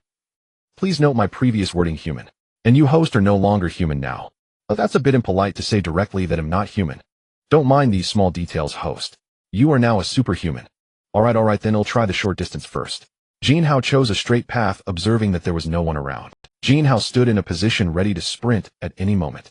System, please time me. Sure, host, whenever you're ready I can record precisely. Then Jin Hao suddenly took off, exerting force and sprinting forward. The sound of the wind in his ears was particularly intense. 1 second, 2 seconds, 3 seconds. Jin Hao ran faster and faster, his speed comparable to that of a cheetah. In an instant he crossed the finish line. 8 seconds 58. The voice echoed in his mind. This speed completely trampled the world champion. This won't do, it's too fast. System, let's try again, we'll control it a bit. Alright, host. Jin Hao began the 100-meter sprint again. This time he controlled his strength, sprinting steadily. The sound of the wind still fiercely whipped at his ears, stinging his face. Jin Hao returned to his dormitory, took a shower, and lay down. It was already 10 o'clock. Logically, after a full day of classes, basketball matches, dates, and athletic training for the upcoming sports meet, he should have been utterly exhausted. Yet Jin Hao was no ordinary person. His physical stamina and mental vitality remained exceptionally robust, leaving him scarcely fatigued. He picked up his phone once more and opened a live streaming app. He still had hundreds of millions of credits remaining from his previous top-up on the platform, and discovered to his mild surprise that he now commanded several million followers. His private messages overflowed, 99.99 and counting. At the top of his inbox appeared a message from a streamer named Is Watermelon Sweet. Jin Hao suddenly recalled. He had gifted her generously during her last broadcast. They had intended to exchange instant messaging contacts. But just as he was about to send the request, Su Wanner had awakened, interrupting the moment. Without hesitation, Jin Hao sent a friend request, his note reading, sweeping all before me, for you alone. Then he entered her live room. She was already streaming, singing softly, Has my heart broken down. Trapped within the ceaseless flow of time, it lingers, then finally falls still. I feel the warmth of my name congeals upon your lips. Only then does color return, growing ever sharper, ever clearer. My hollow heart, now filled solely by you. Loneliness fades, never to return. Jin Hao listened, entranced by her celestial voice, and his entire being stilled, as if suspended in quiet reverence. He closed his eyes, savoring this tranquil interlude. When the song ended, he opened them again, deeply refreshed, and instructed the system to send lavish gifts to the streamer. A dazzling visual effect erupted across the entire public chat, sweeping all before me. For you alone has gifted 1 celestial starfield to Is Watermelon Sweet. Sweeping all before me. For you alone has gifted 2 celestial starfields to Is Watermelon Sweet. Gifts cascaded with mechanical precision, 1 every second, flooding the screen in relentless waves. Wow. Thank you, brother, sweeping all before me, for the celestial starfields. Brother, how it's been so long since you visited. You still haven't added me on instant messaging. I'm heartbroken. The streamer Is Watermelon Sweet beamed with delight the moment she saw the gift surge begin. The magnate has arrived. Make way. A divine tycoon is here. Junior brothers assemble at once. Wow, Magnate Hao. Sir, do you need a girlfriend? I'm versatile, any type works. Everyone gather round. The big shot is... As Jin Hao unleashed an unprecedented torrent of gifts, the audience erupted. In an instant, his generosity drew tens of thousands of new viewers flooding into Is Watermelon Sweet's live room. I just sent you a friend request, but you haven't accepted yet, Jin Hao typed into the public chat. Right now. This very second. I'll add you, brother Hao. Moments later, as is Watermelon Sweet lifted her phone, Jin Hao's screen flashed friend request accepted. A new message appeared instantly. Hello, brother Hao. I'm his Watermelon Sweet, and I'm very sweet. Her message bloomed with heart emojis. Jin Hao read it, but offered no reply. He was still immersed in gifting. Sweeping all before me. For you alone has gifted 4999 celestial starfields to is Watermelon Sweet. Sweeping all before me. For you alone has gifted 50 celestial starfields to is Watermelon Sweet. Within 20 minutes, Jin Hao had gifted 50 million yuan, then ceased. The tide of gifts receded, leaving silence in its wake. Is Watermelon Sweet spoke up warmly, brother Hao, thank you so deeply for your incredible generosity. Let me sing for you right now. Not today, I must step away. Something urgent has come up. Jin Hao replied in the public chat, then exited the streaming app. Hello, little sweet melon. Shall we video call? I'd love to hear you sing just for me, though I won't appear on camera. Yes, I'll be right there, brother Hao. Just let me end the stream first. He received her reply almost in. Dear friends, tonight's stream ends here. Watermelon is quite tired, and so should you all be. Rest well. She ended the broadcast. What just happened? Why did she go offline so suddenly? Why did Watermelon log off the moment the Tycoon left? Could it be they're chatting privately? That's probably it. 9 times out of 10. I'd wager she's gone to serve the magnate exclusively. Hey, brothers, eat what you like, but watch your words. What do you mean by exclusive service? In truth, their speculation was remarkably accurate. Is Watermelon Sweet was preparing to serve Jin Hao, though not in the way they imagined. Her service was pure, singular, and artistic, a private performance, just for him. After ending the stream, she carefully checked her reflection, adjusted her makeup and attire, then initiated a video call to Jin Hao. Your contact is Watermelon Sweet is calling via video. Accept. Jin Hao tapped accept with that. The call connected. She looked just as radiant as during her stream, perhaps even more luminous.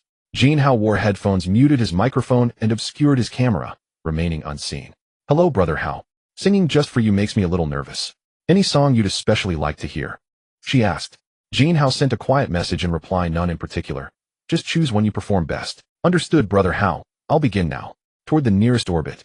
Time endlessly circles beside you. Within this stifling cosmic dust I yearn, to offer you the brilliance of starlight. Countless moments slip away. Yet I never draw near. At last, the long-awaited instant arrives. I stand before you. Now, I take your hand. And I will never let go. May our time freeze, right here in this perfect second. Her voice, aching, tender, resonant, pierced straight to his core, brimming with unspoken meaning. Jin Hao was utterly captivated, lost in rapture, luxuriating in this song composed only for him. Soon the final note faded into silence. Your voice is exquisite, profoundly moving. I cherish it deeply. And your real name? Is it Han? Han Subing smiled. And may I know yours, brother Hao? You'll learn it when we meet. Jin Hao replied. Are you inviting me to meet? How mysterious you are. There may come an opportunity. Yeah, then I'll await it eagerly. By the way, what city are you in? Wenyang City. If you're ever free, come visit. I'll welcome you warmly. Wonderful. I'll check my schedule and let you know. Agreed. Hee. I'll sing another for you. No need. This one was perfect. That's enough for tonight. I must rest now. All right, brother Hao, good night. Good night. Jin Hao ended the call and drifted into sleep, a soft smile lingering on his lips. The next day, Jin Hao woke up and saw that it was 8 o'clock. He immediately got up to wash and dress. He had a class at 8:30 this morning. After spending 10 minutes getting ready, he went to the cafeteria with his roommates to grab breakfast before heading to class. When Jin Hao and his group arrived at the classroom, he suddenly realized, oh no, it's another open class, the same one where Qin Shuer asked for his contact information in public last time. Time flies, another week has passed. When Jin Hao walked into the classroom, he found Qin Shuer already sitting in the front row in the middle.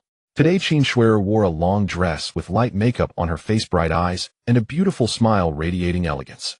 Her long black hair casually draped over one shoulder, and her stunning face was gazing intently at Jin Hao.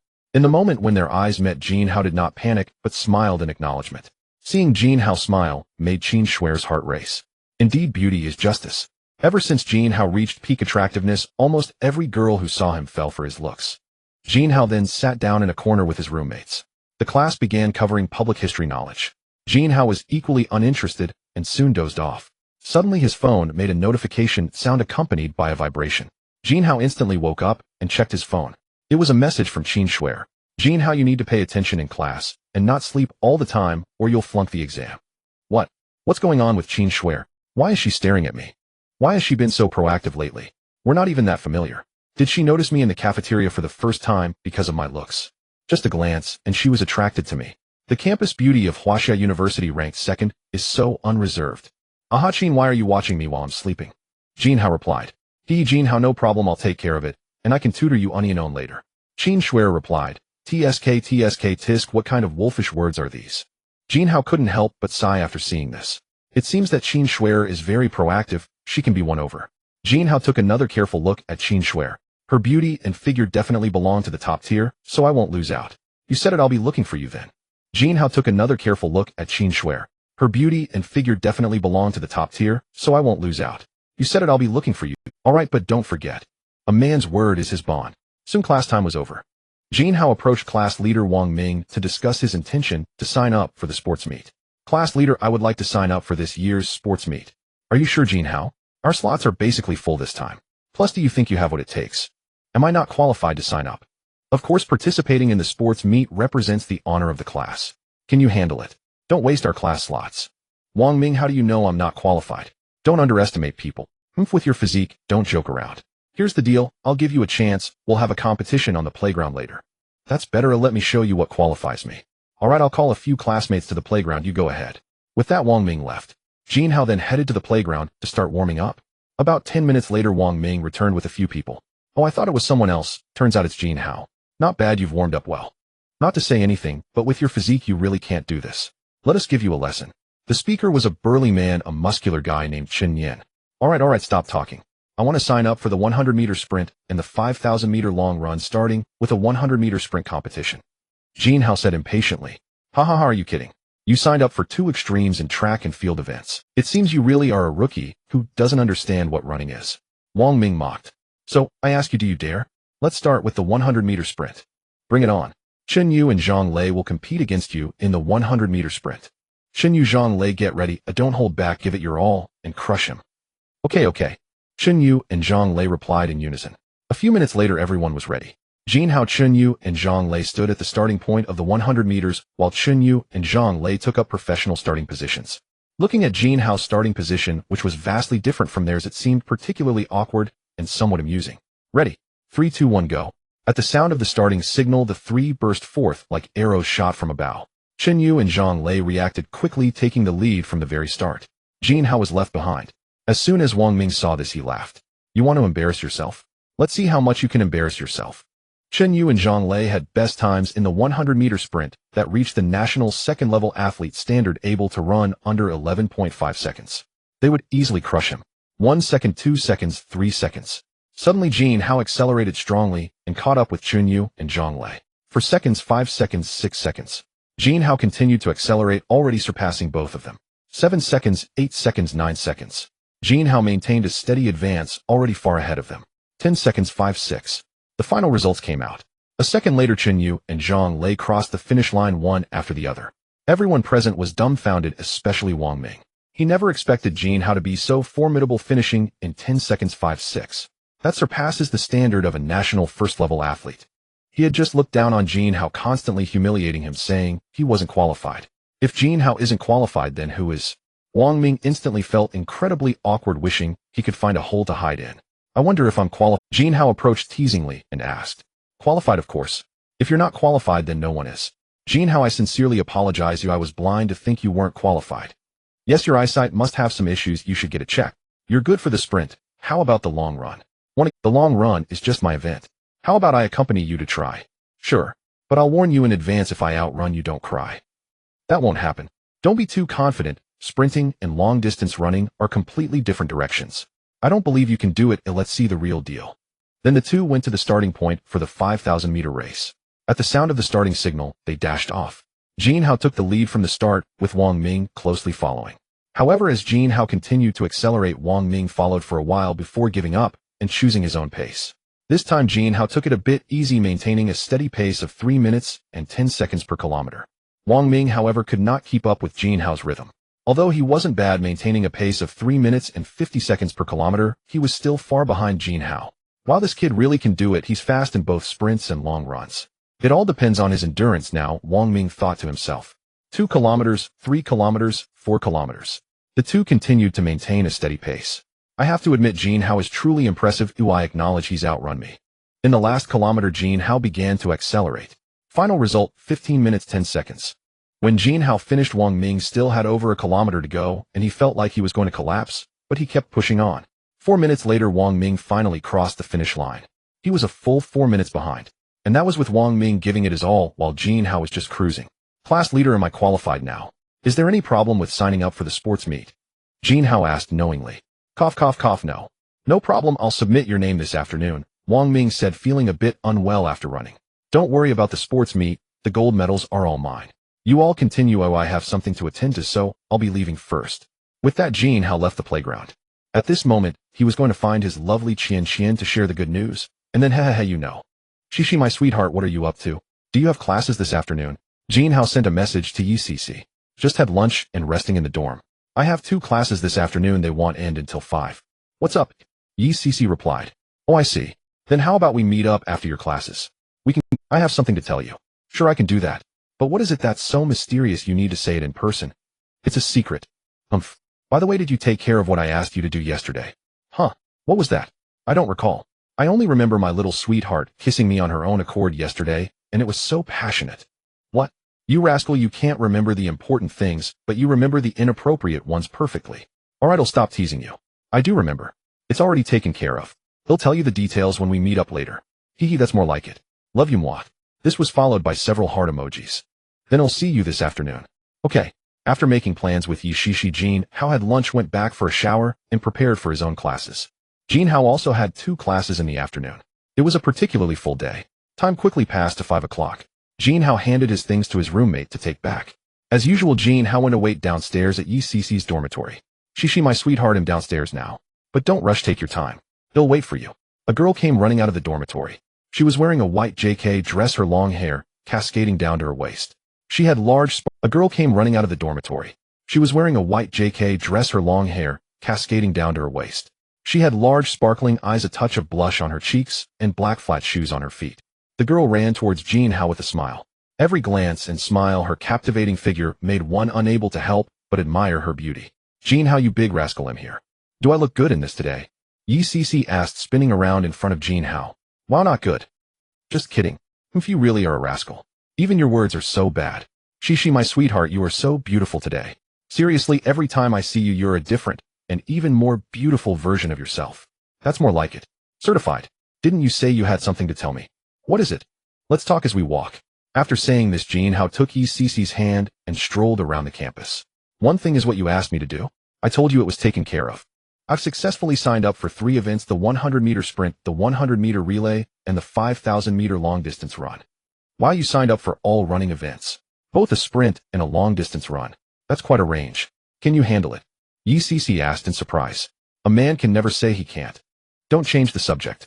Be serious. Don't worry, I've already tested myself. Winning the championship is a foregone conclusion. Beating them is as easy as beating elementary school kids. I'll just have to control myself. I can't run too fast and leave them too far behind, or they'll lose face. Jin Hao said this with a straight face. The way you talk nonsense with such a serious expression is really funny. Although I know you're strong, isn't this a bit too exaggerated? Don't you believe your man? Just wait and see. The sports meet is on Thursday and Friday. Today is Tuesday, so there are still 2 days. Of course I believe you, you big rascal. They'll be looking forward to your performance then. Just watch everyone's shocked faces, and then their envious looks towards you. What about the other thing? All this. They'll take you to that hotel again for a big meal later, and then what? YCC asked, puzzled. You know? At the hotel, we'll definitely get stuff from eating, and then we'll need to exercise a bit. Huh? Exercise? Oh, Jin Hao, you big rascal, what are you thinking about? I'm not ready for that yet. YCC suddenly caught on and said shyly. Seeing her like this, Jin Hao sensed a possibility and decided to use a roundabout tactic. Not ready yet. That's fine. We'll just go for the big meal, relax a bit, and come back a little later. YCC wasn't really unwilling, it was just a reflexive rejection. She hadn't expected Jin Hao to give then it settled, YCC said. The two chatted for a while longer as the sky gradually darkened and their stomachs began to growl. Seeing this, Jin Hao led YCC towards the off-campus parking lot. As they exited from the school's west back gate, a sudden change occurred. A group of people suddenly surrounded them. They were clearly from the streets, each with a cigarette dangling from their lips, tattoos covering their bodies, and steel pipes in their hands. But upon closer inspection, there were even familiar faces among them, including students. Altogether, there were over 20 people. Jin Hao's expression suddenly changed, turning grim. Among the crowd, he spotted a familiar figure. It was Tang Jinsong's teammate, and also his lackey Chen Feng. He never expected that after Tang Jinsong harassed ECC a couple of days ago, and they made a basketball bet, Jin Hao completely crushed Tang Jinsong's pride in basketball in front of hundreds of people.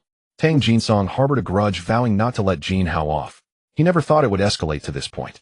He directly called 20 people to give Jin Hao a severe beating. Tang Jinsong's move was truly direct. If they went through with it, Jin Hao would be either half dead or crippled. They had been waiting here for Jin Hao, ready to give him a thorough beating the moment he came out. Jin Hao, aren't you good at fighting? Aren't you good at basketball? I called these brothers who also love to fight today. Do you have the guts to take on all 20 of us? Chen Feng roared. The group had already surrounded Jin Hao, pointing their steel pipes at him. What are you trying to do? This is the school gate. We live in a society governed by law. You can't just act recklessly. I'm calling the police. Seeing the scene, so many people surrounding them, Yi Cici was terrified and spoke up. Yi Shishi, don't interfere. This has nothing to do with you. We're not after you, only Jin Hao. Chen Feng said. What's going on? Am I being ganged up on? Faced with this sudden situation, Jin Hao was also a bit stunned. Tang Jinsong truly was a spoiled brat, someone who could do anything. This move was indeed ruthless. But he wondered if these 20 people were enough of a challenge for Jin Hao, who had already unlocked the first level of his genetic lock. System, can I easily thrash these 20 thugs? Host, currently you don't possess any combat skills or techniques. Thrashing them is unlikely. But with your astonishing physical fitness, defeating them is no problem. One solid punch from you, and they'll be down for the count. Besides, you can take a lot of hits now. Take a few blows, and you'll take one down. No problem. System, I want to learn fighting techniques. Understood, host. Learning mixed martial arts skills. It is divided into beginner, advanced, and master levels. Each level costs 1 godly point. Learn master level mixed martial arts. Alright, successfully consumed 3 godly points. Congratulations, host, you have mastered master level mixed martial arts. Host, Jin Hao physique, 21st level genetic lock limit spirit, 21st level genetic lock limit appearance, 20 godly appearance limit skills, artificial intelligence, system master level basketball skills, master level, mixed martial arts skills, godly points 30, account balance, trillions of Chinese yuan, instantly countless techniques, and awareness of mixed martial arts flooded Jin Hao's mind, and his body memorized countless muscle memories. Shishi, my sweetheart, don't worry. Step back for now. Don't call the police, don't make a sound. I can handle this. Be good, listen to me. I have confidence. You have to trust your man. Jin Hao looked at Yi Cici and spoke confidently. After hearing this, Yi Cici hesitated for a moment. Chen Feng let Yi Cici step aside. She won't call the police or make a sound. She'll just stay quietly on the sidelines. Then Jin Hao spoke to Chen Feng and his group. Good. Jin Hao, you're a man after all. We were only after you from the start. They then made an opening for Yi Cici to walk out and stand at the edge, though they left one person to watch her. Haha, since you're still somewhat decent, it'll go a bit easier on you later. Are you all sure about this? All of you coming, but I don't think you're even close to being a match for me. Jin Hao spat out 3 consecutive lines of sheer arrogance. You brat, let's see how long you can be arrogant. Chen Feng said with a face full of ferocity. After that, he swung the steel pipe and struck fiercely towards Jin Hao. A tearing sound pierced through the air. In this critical moment, Jin Hao deftly dodged the sudden attack. Then, seizing the opportunity, Jin Hao retaliated. While Chen Feng was still momentarily stunned, Jin Hao stepped forward and delivered a powerful kick. Chen Feng was kicked 5 meters away, lying on the ground, unable to get up. If it weren't for his naturally strong physique, that kick would have likely incapacitated him. Damn it, you little brat, how dare you strike first? Brothers, get him. Take this little punk down. Seeing Chen Feng knocked down by a kick, the 20 or so people present felt deeply insulted. They were all furious. Kill him. Let's all go together. The 20 of them shouted and charged towards Jin Hao, swinging their steel pipes to strike. Immediately, Jin Hao found himself surrounded in a dire situation. Realizing there was no way to retreat, he charged forward. He lunged at one person, skillfully dodging the attack from the steel pipe, and landed a punch on that person, then quickly shifted his position to deliver a powerful kick, sending that person flying. The person flew out and crashed into several others behind, instantly knocking them down. With his superhuman physique, Jin Hao possessed higher agility, stronger attacks, and greater resilience to blows. With such offensive and defensive capabilities combined with exceptional agility and advanced fighting techniques, what could possibly stop him? Next, Jin Hao charged into the crowd. Like a wolf among sheep. 1 against 20. He entered battle mode, moving through the throng as if he were a god of war, unstoppable, dominating and surveying the world. Was this really a group fight? 20 against 1. Clearly, it was 1 against 20. A few minutes later, all 20 lay sprawled on the ground. Each of them howled in despair, struggling to get up, but feeling utterly powerless. However, that was the person who had been watching Yi Qianqian. Suddenly, Jin Hao turned around, gazing at this person, and slowly walked over. Don't, big guy, I was wrong. Don't hit me, I'll leave right away. Seeing Jin Hao fixated on him, this person immediately got scared and fled. Observing the person run away wisely, Jin Hao didn't mind and walked towards Yi Qianqian. Qianqian, my dear, are you okay? You weren't scared, were you? No. I wasn't scared of them, but me? What's wrong with me? Am I not impressive enough? Not handsome enough? Oh no, it's just that you're too handsome. Jin Hao, how come you're so skilled in fighting? Have you practiced before, or were you involved in this kind of life in the past? After Yi Qianqian finally reacted, she started asking a barrage of questions, leaving Jin Hao unsure of which one to answer. Alright, just know that your man is invincible under heaven, Jin Hao boasted. At that moment, all the onlooking students were left dumbfounded. Each of them was stunned.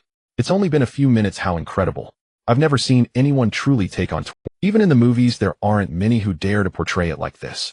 Quick, pinch me, am I dreaming? Damn, who is this god? He looks somewhat familiar. Isn't that Jin Hao? Look, he's right next to Yi Qianqian. Previously, he publicly confessed to her under the student dormitory, and many people saw it. It was quite romantic. Right, I remember. Now he is Jin Hao. Just a few days ago, he had a conflict with Tang Jinsong over Yi Qianqian. They had a basketball showdown in the gym, but he ended up overwhelming the entire school team, which was quite the sensation back then. While I didn't expect him to be not only good at basketball and handsome, but also such a skilled fighter. Now I understand why Yi Qianqian chose him. Everyone, don't stop me. From today on, Jin Hao is my idol. As the onlooking students came to their senses, they began to discuss incessantly. Why is he so strong? While being good at basketball is one thing, how is he also so proficient in fighting? At that moment, Chen Feng was clutching his stomach, lying on the ground, struggling in pain. Following his older brother Tang Jinsong's orders, he was also afraid of any mishaps if things didn't go well. So he called 20 people to surround and beat Jin Hao. Initially, he thought Jin Hao was just an ordinary person with better physical fitness. With such a lineup, they could easily overwhelm him. To his utter surprise, Jin Hao turned out to be so strong, clearly a martial artist, and not just any ordinary one. At this moment, Jin Hao approached Chen Feng, his gaze somewhat cold. He crouched down and said, "This time I'll simply give you a lesson. I didn't hit you too hard and held back a lot of strength, otherwise you would all be crippled. You go back and tell Tang Jinsong that what I said remains unchanged. I have never taken him seriously. Everything he does is just child's play to me. He is merely a clown. If he still wants to play, then I'll entertain him anytime. If he provokes me again, next time, he shouldn't blame me for being ruthless." After finishing his words, Jin Hao left with Yi Qianqian. This little incident couldn't affect the significant matters of life ahead. Driving the Porsche 911, Jin Hao and Yi Qianqian returned to that 7-star hotel. Everything was the same, the only difference being that Jin Hao was now the owner of the hotel.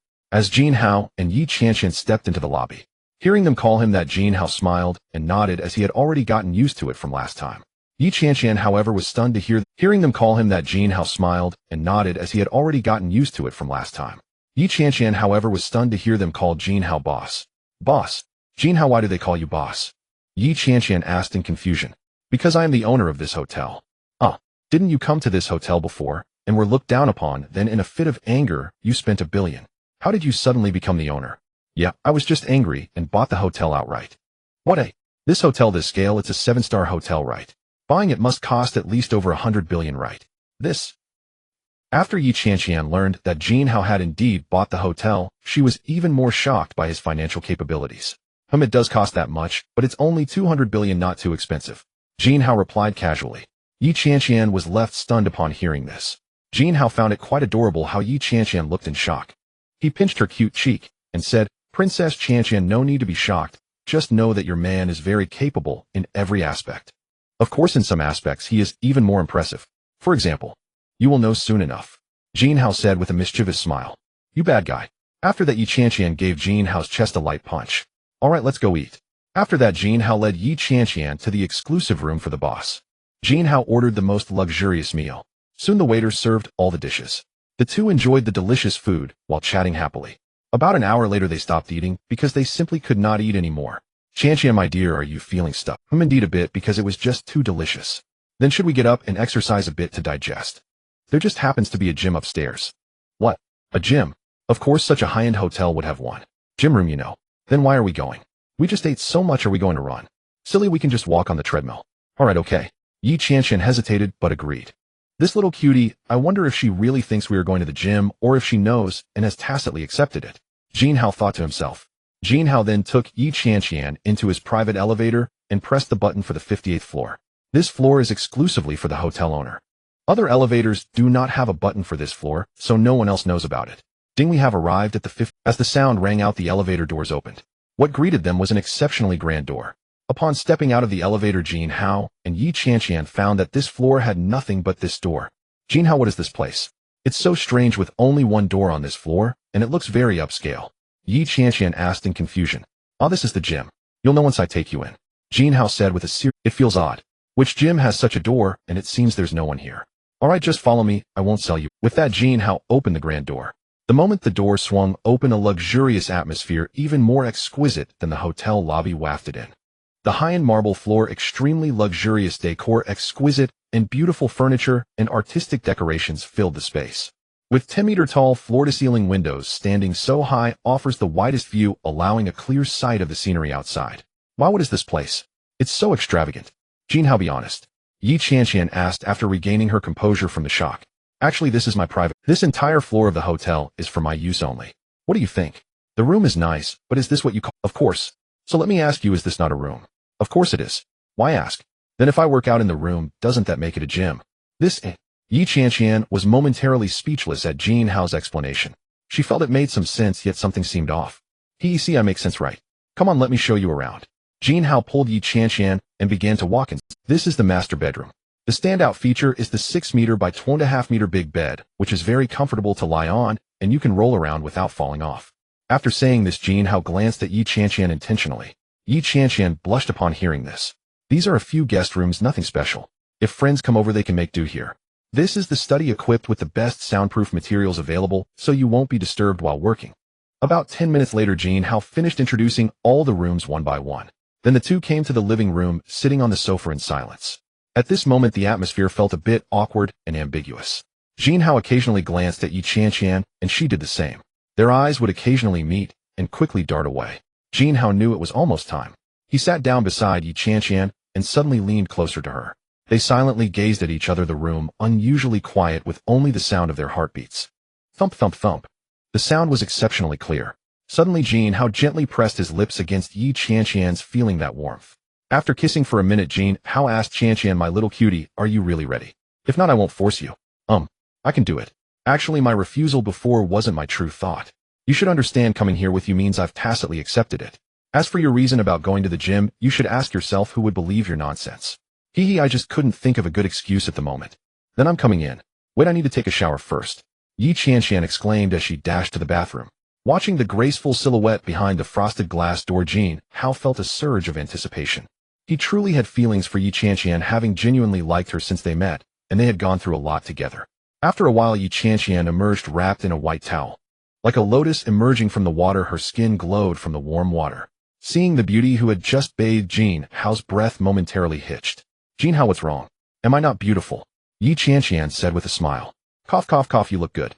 Jin Hao realized he had been staring and felt a bit embarrassed. Yi Qianqian slowly approached Jin Hao and leaned in for a kiss. She whispered in Jin Hao's ear, her breath brushing against his face. Jin Hao felt an intense rush from this, his temperature rising suddenly. An hour later, Yi Qianqian lay on Jin Hao, her face flushed and covered in fragrant sweat. Jin Hao felt the tenderness of the beauty in his arms. Compared to Su Weiner, Yi Qianqian was obviously lacking, as she was too exhausted and had already fallen into a deep sleep. Looking at the crimson stain on the sheets, and then at the beauty sleeping soundly, Jin Hao gently stroked her face with a heart full of affection. After making up his mind, Jin Hao stopped thinking about it. Although Yi Qianqian was exhausted, Jin Hao was still full of energy and took out his phone. Opening a messaging app, he found several unread messages. Su Weiner, brother, how have you had dinner?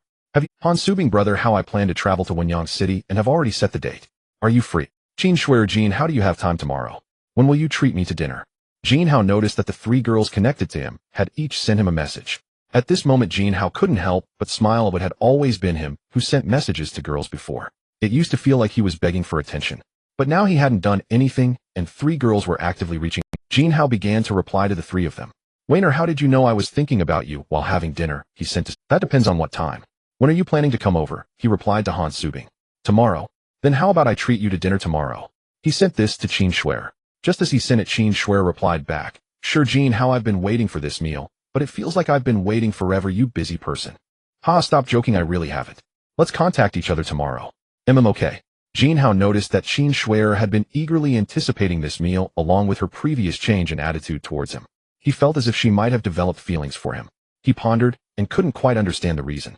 It didn't seem like his wealth had been revealed. Could it be because he was too handsome? Indeed, having godlike looks was extraordinary. It could instantly attract someone like a campus belle to take the initiative. Jin Hao wanted to see what Qin Shui'er was really thinking when in truth, he also had some feelings for her. Otherwise, why would he have sought her out previously? Of course that was impossible. Who wouldn't like a beautiful girl? As the saying goes, a gentleman should pursue a refined lady. On the other side, Qin Shui'er was overjoyed when she saw that Jin Hao had finally agreed to treat her to dinner. Jin Hao finally agreed to treat me to dinner. I'm so excited. Ever since their chance encounter in the cafeteria, Qin Shui'er had been captivated by his looks. His stunning beauty was truly mesmerizing. Every smile and every move radiated infinite charm. Qin Shui'er didn't care whether Jin Hao had a girlfriend or what her own status was. If it was someone she liked, she would pursue him vigorously. Ding! Jin Hao heard another message come in. Han Subing, brother Hao, I'm planning to go to Wenyang City on Saturday. Will you be free to show me around? They'll probably stay for 2 or 3 days. Saturday. Sure, I should have time. Let's contact each other in a couple of days, and you can send me the time and place, and I'll come to pick you up. They'll be your guide and ensure you have a great trip. Then it's settled, brother Hao. No problem. Could you send me a photo first? I'm afraid I won't recognize you when the time comes. No need for a photo, you'll know what I look like when the time comes. Jin Hao found it unbelievable that a prominent streamer like Han Subing was being so proactive about coming over here. He had only casually mentioned it, and she wanted to come see him. Indeed, this is the charm of money, how detestable that copper smell is. Having money really can make things happen. At this moment, Su Weiner also replied, Brother Hao, why haven't you contacted me these past few days? Have you found a new love and forgotten your old one? Upon seeing the message, Jin Hao was taken aback, wondering if Su Weiner had installed surveillance. After calming down, he replied, Weiner, what nonsense are you talking about? I've been a bit busy lately. By the way, how's everything on your side? When are you coming over? When does brother Hao want me to come over? Are you feeling a bit lonely lately? With a smirking emoji. Oh well, those who understand, no need to be blunt about it. On a serious note, how's it going? I can probably come over the day after tomorrow.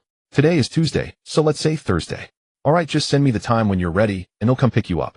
It's getting late, you should rest early. Good night, brother Hao, love you. After replying to the messages, Jin Hao turned off his phone and sighed. So tiring having to please so many girls. The next morning, Jin Hao woke up looking at Yi Qianqian, who was still sleeping in his arms, resembling a cute little kitten. She looked particularly delicate, her small mouth slightly open, her face rosy. Jin Hao couldn't help himself. Ignoring her protest, he drowsily gave her a sweet kiss. However, this time, Jin Hao was exceptionally gentle. In the warm breeze and light rain, the beauty blushed, and feelings slowly blossomed. Qianqian, don't be shy, get up. You're going to be late for class. I can't get up, you go ahead. I don't have class this morning, we'll sleep a little longer. Then I'll come to pick you. Okay, you go first. I'm going to sleep more. Jin Hao looked at Yi Qianqian's weak appearance and felt a pang of heartache. Was he being too forceful, even though he had tried to be gentle? But perhaps for someone just beginning to experience these things, it was still too much for her. Then Jin Hao drove to school, grabbed a quick bite in the cafeteria, and went to class. Another drowsy professional class ended after Jin Hao took a nap. After class, Jin Hao prepared to head to the playground to familiarize himself with the sports event and to practice relay coordination with his classmates. On his way to the playground, he was suddenly blocked by a few people. Tang Jinsong, good dogs, don't block the way. Jin Hao said irritably. Jin Hao, don't be so angry. I'm not here to cause you trouble today. Oh, then what do you want from me? Actually, about the basketball game I lost, but accepted it gracefully. However, I was still quite upset. So I asked Chen Feng to bring people to deal with you to vent my frustration. But when I realized that more than 20 of them were no match for you, I realized I had truly messed with the wrong person. So, you're here to apologize today. Yes, exactly. Jin Hao, I feel sorry for what happened before. So tonight I'm hosting a banquet at the best hotel in our city, and I hope you can grace us with your presence, so we can clear up our previous misunderstanding and become friends. Oh, really? Since you're being so sincere, I'll definitely go. Which hotel? Haha, great. Jin Hao, you really are a straightforward person. It's at Tang's hotel, which just happens to be under my family's name. I guarantee you'll be satisfied when you go. Alright, just send me the time and place, and I'll show up. How about this, around 5 in the afternoon at the north gate of the school? I'll send a car to pick you up. Sounds good, see you then. Jin Hao finished speaking and left. I didn't expect this kid to bite so easily. They'll let you enjoy a little longer, but tonight you'll be in for it. I want you to know what kind of person you shouldn't mess with. Tang Jinsong thought to himself as he watched Jin Hao's departing figure. At this moment, Jin Hao was completely unconcerned about whether Tang Jinsong was genuinely apologizing or setting up a trap. Because to him, Tang Jinsong was just a minor character. How much of a storm could he stir? Even if he brought in several times the number of thugs, it would still be the same overwhelming defeat. Even if a powerful expert showed up, they were merely at the limits of human capabilities. Oh, what could they do? Jin Hao arrived at the playground and found that his classmates had not yet arrived. He began his warm-up exercise. Although it was called a slow jog, it was relatively fast for Jin Hao, who was running at a pace of 3 minutes per kilometer. He aimed to practice and get accustomed to this speed.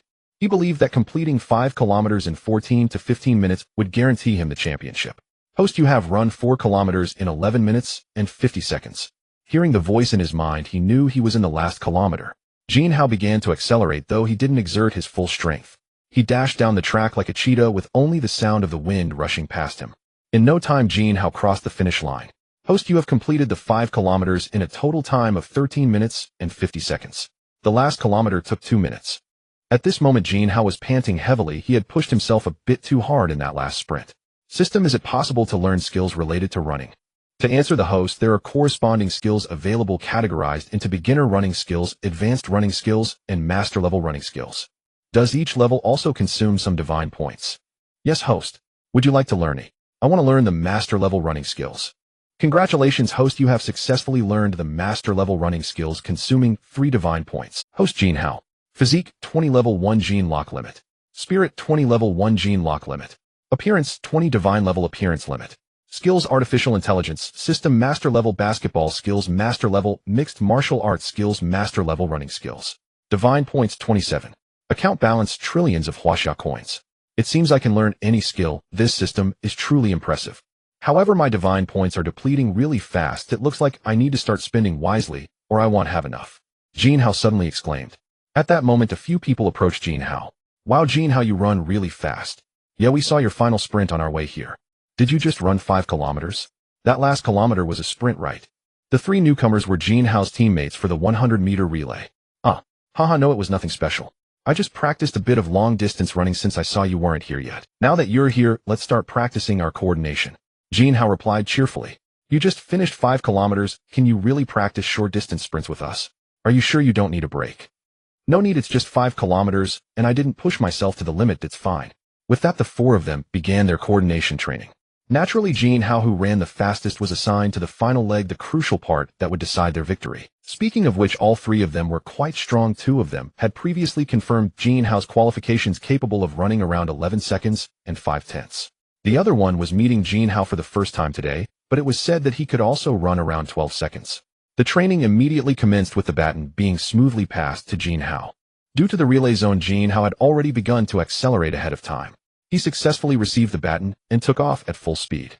Whoosh! This time he completed the 100 meters, even faster, definitely within 10 seconds. In the end, the total time was 42 seconds and 26 milliseconds, a fairly good overall result. However, this time might not guarantee them the championship. It would depend on everyone's performance. Afterward, the 4 of them practiced a few more times, and their overall coordination was decent, maintaining a stable time between 42 and 43 seconds. Wow, Jin Hao, you really run fast, and our coordination is quite good. With this result, we might just win the Yes, I'm suddenly very excited about it. Haha, everyone, don't get too worked up. As long as we give our all, whether we win or not is actually secondary. The most important thing is that we work together as one, and the process is what truly matters. Jin Hao said calmly. Let's go. Afterward, Jin Hao returned to his dormitory to take a shower and then drove to his hotel. It was noon, and he planned to have lunch with Yi Qianqian and take her back to school. Opening the door, Jin Hao slowly walked in and found that Yi Qianqian was already up getting ready. Looking at the exquisite and lovely beauty before him, Jin Hao felt a surge of excitement. Qianqian, my little cutie, you're up. Haven't eaten yet, right? Come eat with me. Jin Hao said as he walked over. Not yet. Oh, I was bullied by you yesterday and this morning, so I just got up. I'm starving. Well, do I still have the energy? Do you want me to feed you? Jin Hao leaned in and kissed Yi Qianqian. After a long moment, Yi Qianqian felt his growing passion and pushed him away. Stop it, still hurts there, and you want more. Can't you show me a little tenderness? Yi Qianqian said, blushing and a bit angry. I need to wash my face first. Jin Hao said as he hurriedly ran to the bathroom. A few minutes later, he calmed down after washing his face with cold water.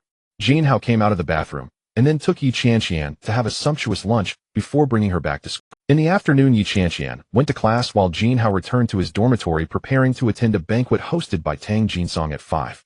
Jin Hao had already informed Yi Qianqian in advance that he had an important matter that evening and wouldn't be accompanying her. Ding! A message came in. Jin, how do you remember you promised to treat me to dinner last night? It was a message from Qin Shuer. Upon seeing the message, Jin Hao realized, oh no, I forgot about that. I promised Qin Shuer to treat her to dinner yesterday. Isn't that conflicting with the time of Tang Jinsong's banquet? However, I had already promised to attend Tang Jinsong's banquet, and canceling at the last minute would make me seem cowardly. That's absolutely not acceptable. Ooh, I guess I will just have to stand Qin Shuer up. But since we aren't that familiar yet, it doesn't matter. Maybe it will yield a different effect. Oh, I'm so sorry, Qin classmate. I almost forgot to tell you. I can't treat you to dinner tonight. I have something very important to attend to. Next time I will definitely treat you to a big meal to make up for it. Jin Hao replied. Qin Shuer was taken aback when she saw Jin Hao's response. What is this? Yesterday you promised so well, why are you suddenly backing out today? Were you never planning to treat me, or is this a deliberate ploy against me? It seems Jin Hao's tactics are quite high-level. An ordinary person wouldn't be able to handle him. The way he keeps me at a distance then suddenly close is really impressive. This operation is truly admirable. Well, I can't help but marvel at his skill. Next time again, and compensation. You've said that several times already. You keep standing me up, or are you doing this on purpose? No, Qin classmate, please don't misunderstand me. How could a fine young man like me intentionally stand you up? Moreover, who would deliberately target you?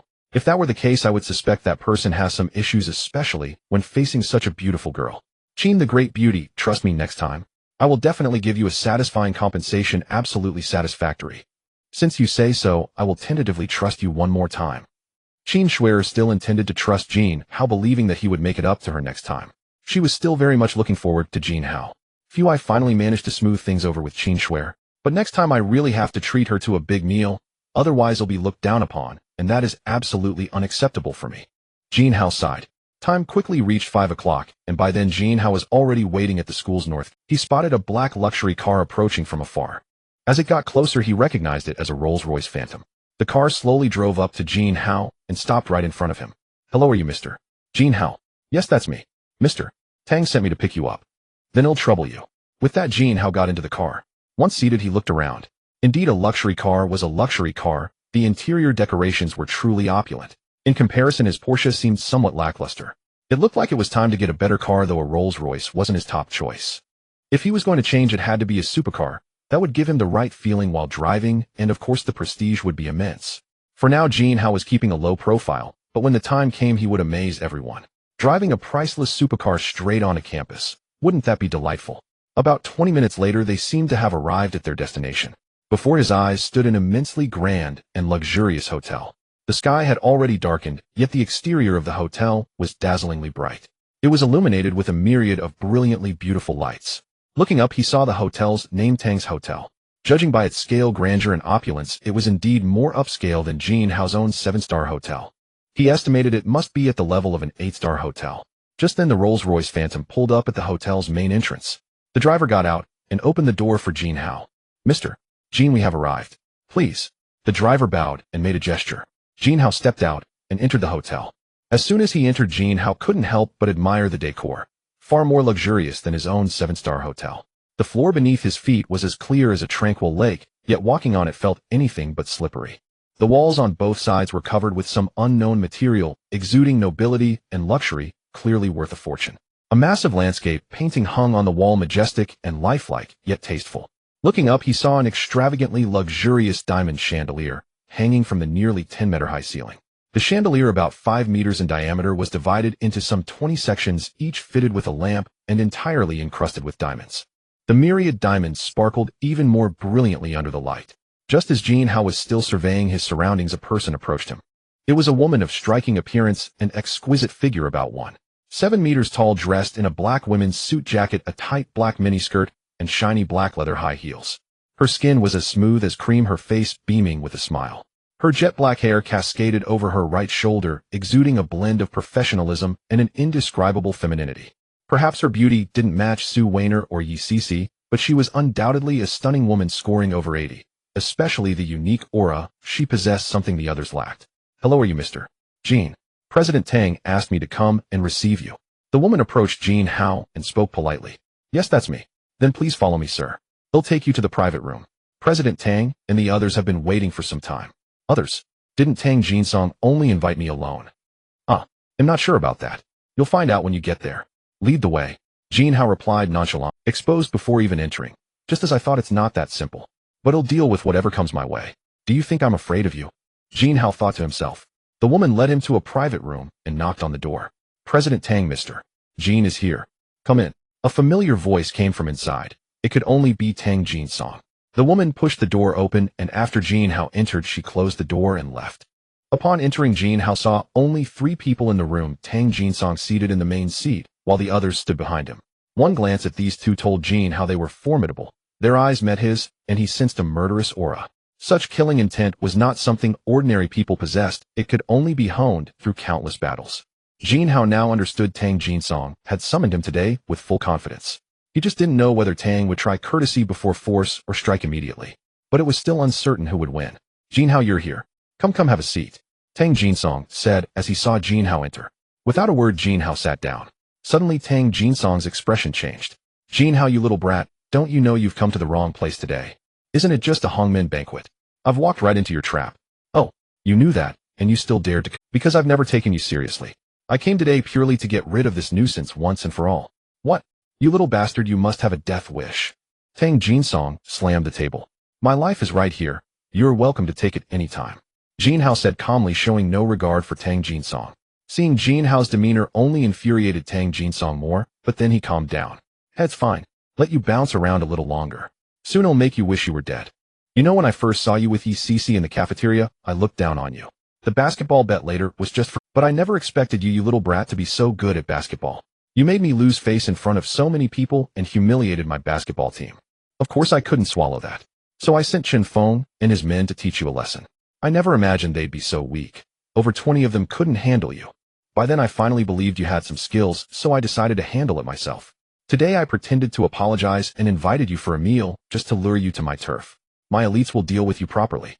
Let you know how dangerous it is to mess with someone you shouldn't. Alright, I don't need to say more. Do you have any last words?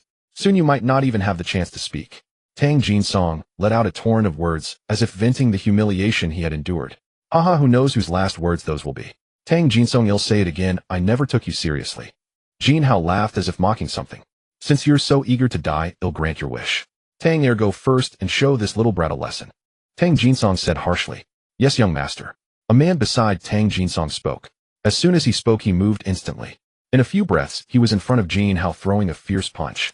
Facing such a sudden attack, Jin Hao reacted swiftly, leaping back to dodge perfectly. Huh, he dodged. Tang Er muttered in confusion. Seeing Jin Hao dodge the blow, Tang Er immediately charged at him. Boom, boom, boom. Both of them struck simultaneously, their fists and feet colliding, causing even the air to emit explosive sounds. The intensity of their strikes was evident. Jin Hao and Tang Er exchanged blows without showing any signs of falling behind. With another punch, Tang Er was directly pushed back by Jin Hao. You kid have some skills, you're actually a master on the rankings. No wonder you can defeat those 20 people with you. Tang Er exclaimed in shock after being repelled. What master on the rankings? Jin Hao thought to himself. In fact, even before the opponent struck, Jin Hao had already checked the opponent's information using the system. Tang Yi, bodyguard captain beside Tang Jinsong, height 186 centimeters, weight 90 kilograms, strength advanced level 1 Jin lock, only one step away from breaking through the level 1 Jin lock limit. This person is strong, the host must be careful. Tang Er, deputy bodyguard captain beside Tang Jinsong, height 185 centimeters, weight 85 kilograms, strength beginner level 1 Jin lock, only one step away from breaking through to intermediate level 1 Jin lock. This person is average in strength, the host can easily defeat him. Thus Jin Hao felt assured. Seeing that it was Tang Er who made the first move, Jin Hao thought to hold back his strength and spar with him for a while to experience this level of combat. He also hoped to learn some combat techniques.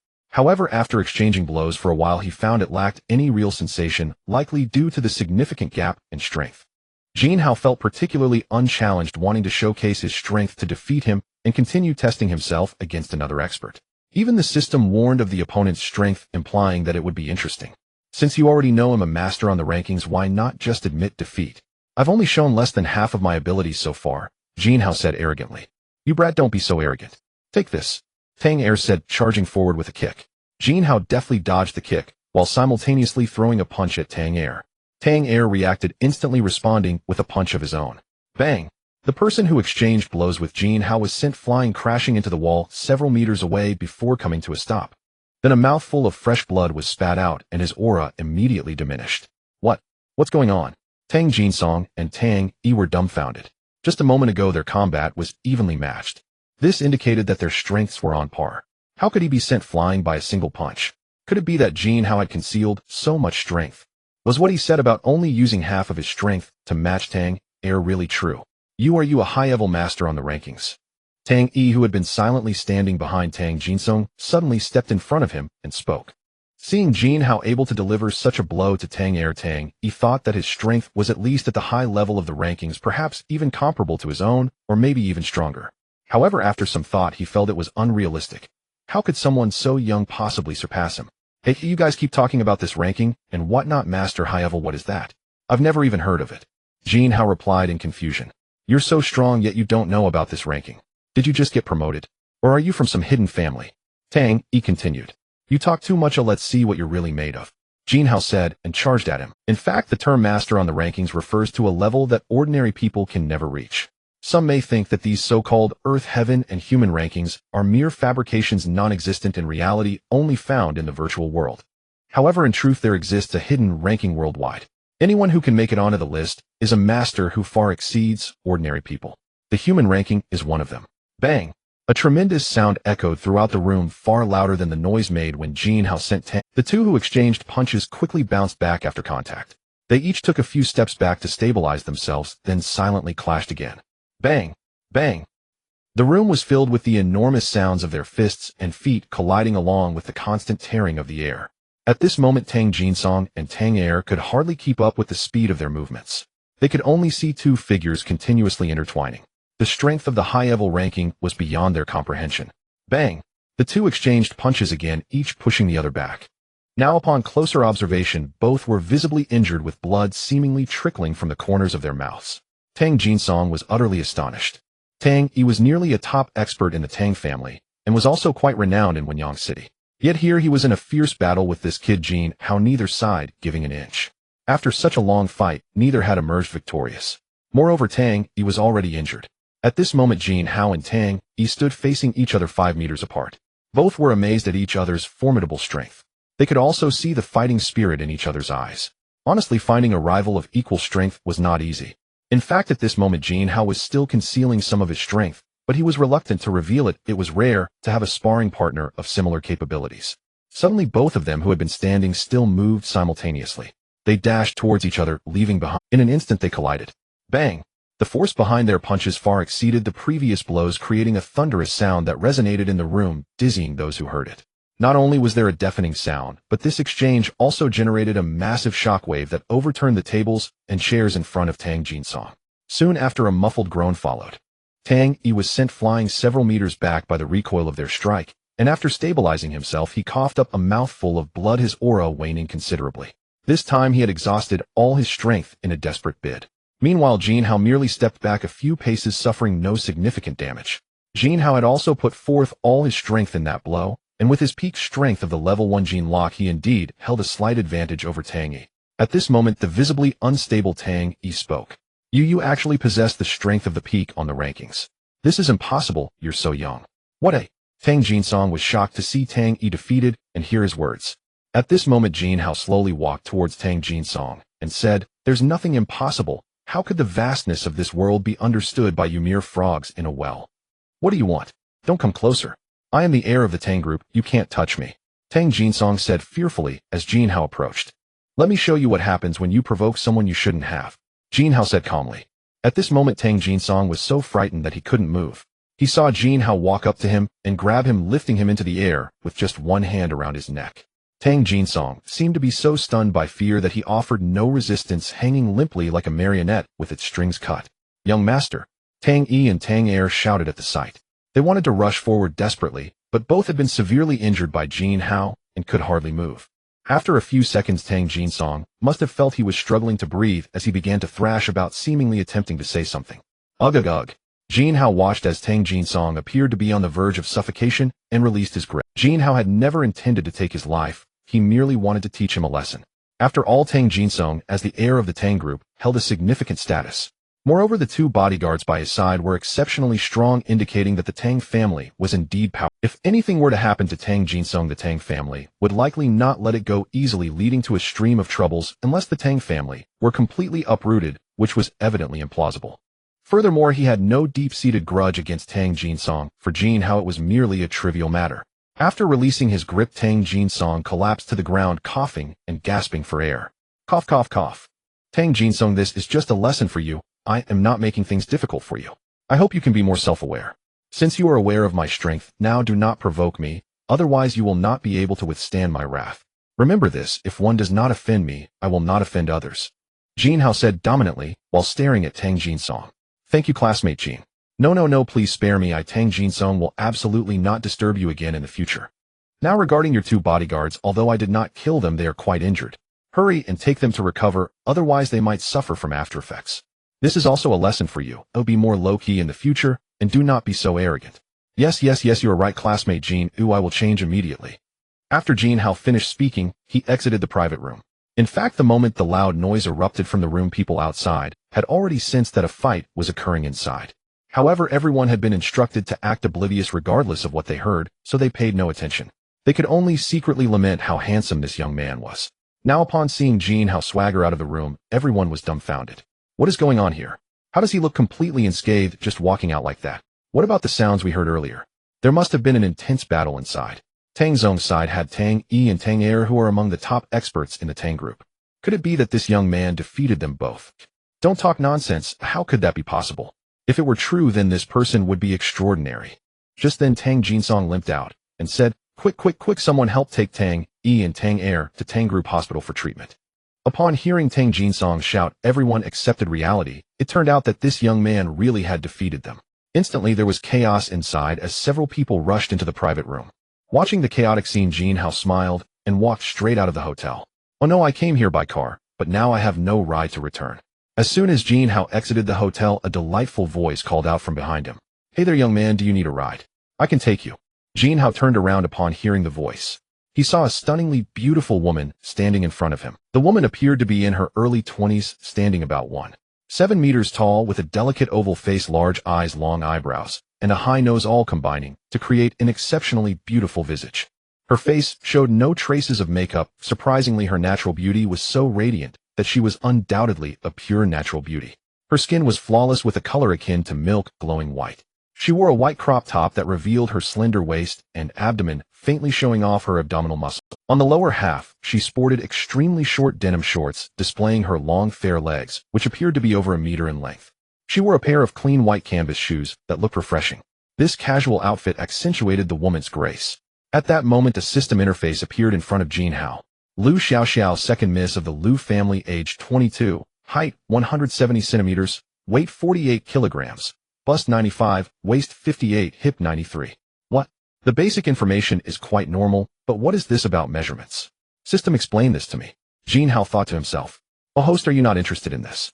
I am an intelligent system that adjusts automatically based on the host's needs. Don't talk nonsense. I am a serious person.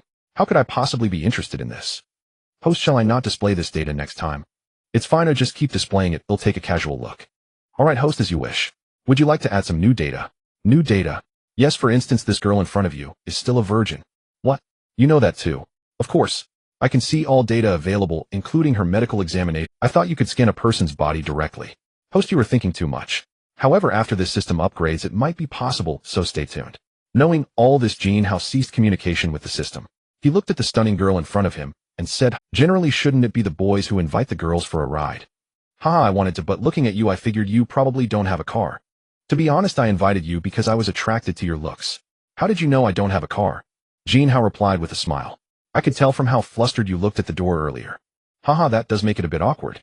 I indeed came here without a car, I was dropped off by someone, and now have to go back alone after an unpleasant incident. I could tell from how flustered you looked at the door earlier. Haha, that does make it a bit awkward. I indeed came here without a car, I was dropped off by someone, and now have to go back alone. Jin Hao was quite curious about her true intentions. He couldn't see through them. However, he knew it wasn't merely. Jin Hao pondered for a moment. With his current strength, what kind of trouble could he encounter? He wanted to see what the girl's true purpose was in approaching him. Since you are so eager to invite me, I will not refuse your kindness. Hee, then follow me, young man. My car is parked over there. Liu Xiaoxiao said, bouncing out of the hotel. Jin Hao smiled and followed her. Jin Hao stopped not far behind her. He saw Liu Xiaoxiao standing in front of a red sports car, as if this car belonged to her. Upon closer inspection, it appeared to be a Ferrari supercar, but it felt somewhat different. This car was clearly of a much higher caliber than ordinary supercars. Hey big brother, this is my car. Isn't it cool? But compared to you, you're still more handsome, hee. Lu Xiaoxiao said. Wow, your car looks like it's not an ordinary Ferrari supercar. Oh, this one. This is a Ferrari LaFerrari which costs 4 to 5 times more than an ordinary Ferrari supercar. No wonder it looks like it's on a higher level. How much is it? It's not too expensive, around 20 million or so.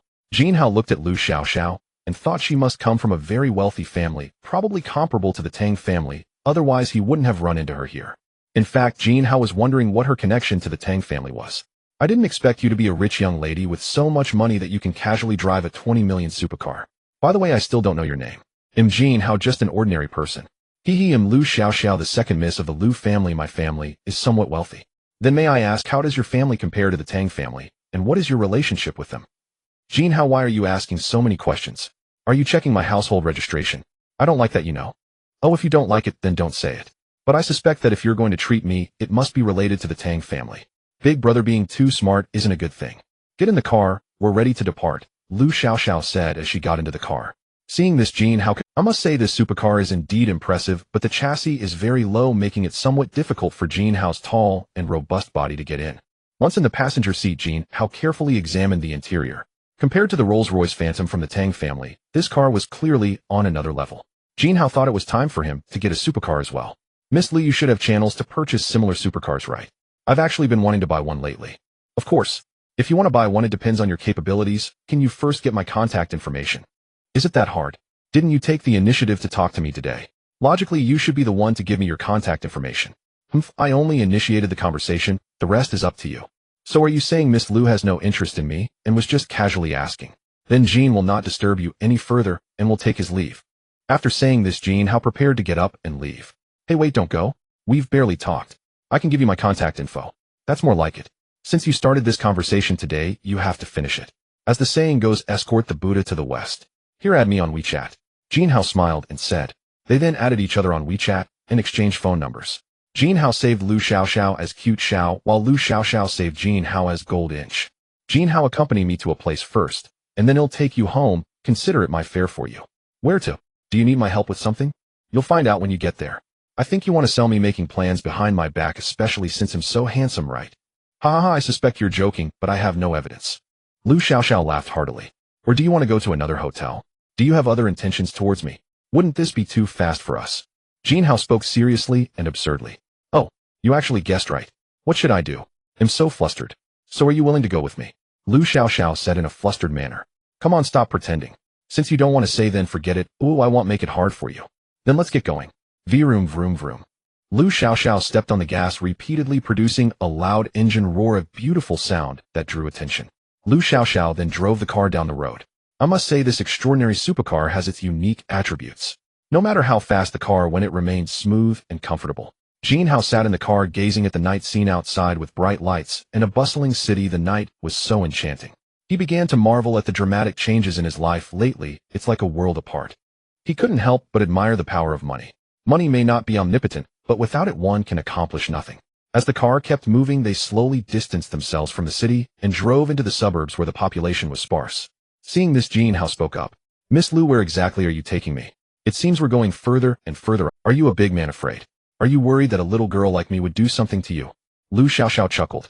That may not be the case. Who knows, you might want to rob me of my wealth and my life coming out here into the wilderness, which is just the right place for that. Looking at the dark night and the high winds, the time and place are all in your favor. Why, you can't really be thinking that way, can you?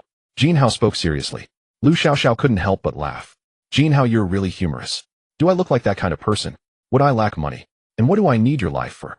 Ha ha ha, just joking. So if it's not about robbing you of wealth and life, then what do you mean? Jin Hao looked at Lu Xiaoxiao in shock. What do you mean?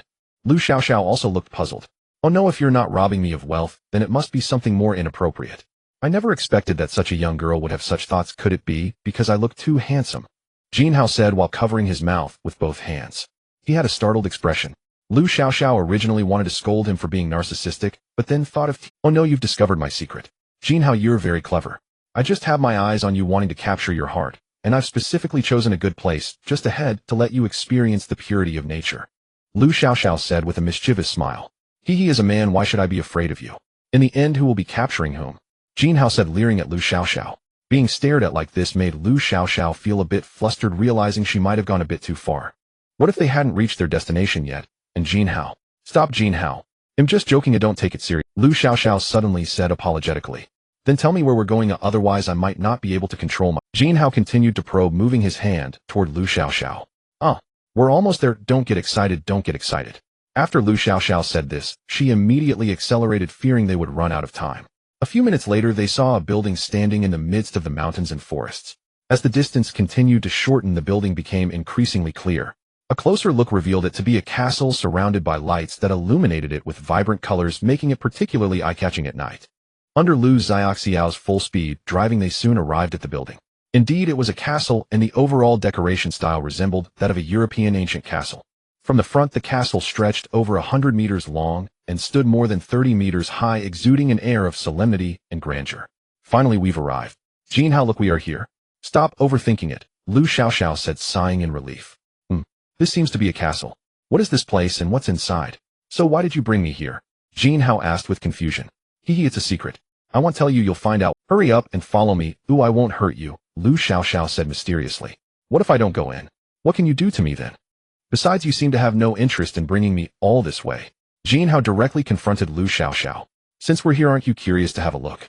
Are you afraid? Lu Xiaoxiao deliberately provoked Jin Hao. Ha, how could I be? I, Jin Hao, am a man of strength and dignity. Then let's go. After Lu Xiaoxiao finished speaking, she opened the car door and hopped out. Watching her walk towards the castle, Jin Hao followed suit. Before long, the two arrived at the castle's entrance. Lu Xiaoxiao took out a key and slowly unlocked the lock. What greeted their eyes was an extremely spacious hall, lavishly decorated, yet not gaudy, instead exuding an air of nobility. Directly ahead was a staircase, the only way leading upstairs. On both sides of the first floor there were many rooms visible, but all the doors were closed and the rest of the area remained dark and unclear.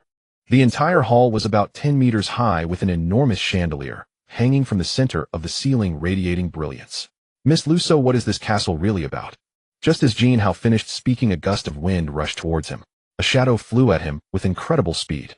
At that moment, even Jin Hao's ultimate reaction speed, given his first-level genetic lock, couldn't evade it. Thus, he could only cross his arms in front of his chest and brace himself for the impact. Bang! In the instant Jin Hao got into position, the shadow's attack was already upon him. The powerful strike made a thunderous sound upon hitting Jin Hao, even tearing the surrounding air apart. Due to Jin Hao's hurried defense combined with the shadow's formidable attack, he was sent flying. After landing, he continued to slide back, taking 5 or 6 steps before halting the impact. At the same time, his hands felt numb from the force, indicating just how powerful the attack had been. Just as Jin Hao steadied himself, the shadow charged towards him again. At that moment, Jin Hao had no chance to see who the assailant was and could only react instantly to dodge. Detected that the host is facing an extremely powerful opponent whose strength is greater than or equal to the host, likely the so-called limit of the human rankings. The host may encounter unforeseen events. Does the host need to learn relevant combat skills? At a critical moment, the system suddenly spoke. Yes, learn it. Hurry up and upgrade my combat skills to master level. Understood, host. Congratulations, the host has successfully learned master level combat awareness, master level hand-to-hand combat skills, and master level environmental control techniques, consuming a total of 9 luxury points. Instantly, countless combat-related concepts flooded Jin Hao's mind: awareness, combat techniques, environmental control tactics, and more. In the blink of an eye, as the shadow arrived, Jin Hao dodged its strike. The shadow immediately followed up with relentless attacks on Jin Hao. After acquiring the relevant combat skills, Jin Hao began to engage with the opponent. Boom! Bang, bang, bang. Jin Hao and the shadow exchanged blows, neither side gaining the upper hand, landing solid punches in a direct confrontation. The sounds from each clash were extremely loud, echoing throughout the spacious hall, with reverberations that continued. As Jin Hao grappled with the shadow, he finally got a clear look at its face. The figure was similar in size to Jin Hao, clad in a black suit with a black cloth covering its face, leaving only a pair of eyes visible. Just by looking at those eyes, it was clear this person was extraordinary, their bright gaze exuding an immense aura of dominance. There was also a hint of murderous intent that only someone who had experienced countless life and death struggles could possess. Bang! Jin Hao struck hard, pushing the opponent back. Who are you? I don't know you, so why did you attack me without a word? Jin Hao asked aloud. The shadow remained unmoved, continuing to charge at Jin Hao. Jin Hao could only take the hit and engage in another struggle. Bang, bang, bang. After exchanging blows for a while, Jin Hao realized that if this continued, he might not be a match for the shadow. System, do you have any winning strategies? Your host is on the verge of collapse. If I go down, you will too. A host, I have a secret manual. Ooh, I don't know if you would be interested. What kind of manual? Anything that can save my life is fine. The Sunflower Manual, have you heard of it? What? Are you kidding me, system? At a time like this, can you be serious? Host, don't get excited. This Sunflower Manual is not the same as the one in martial arts novels. Then why is it named like that? Host, I suspect you haven't studied properly. The sunflower is named for its flower always facing the sun. It has nothing to do with the manuals in your martial arts novels. Can it be renamed? How about Sunflower Manual? That sounds better to me. No, this is its default generation name. Oh, I can't control it. At this point, Jin Hao was still grappling with the shadow, but was gradually losing ground, a trickle of blood seeping from the corner of his mouth. Alright, enough with the useless chatter. I can barely hold on. Tell me, what are the requirements for learning this Sunflower Manual? What effects does it have? The Sunflower Manual is divided into 3 levels, each requiring 10 luxury points to learn. The beginner level can unleash power exceeding one's own level, the advanced level can exceed 2 levels, and the master level can even exceed 3 levels. Then let's hurry up. Learn the beginner's Sunflower Manual. 10 luxury points is worth it for survival. Alright, host, you have successfully learned the beginner's Sunflower Manual, consuming 10 luxury points. Host Jin Hao. Physique, 21st level genetic lock limit. Spirit, 21st level genetic lock limit. Appearance, 20 god level appearance limit.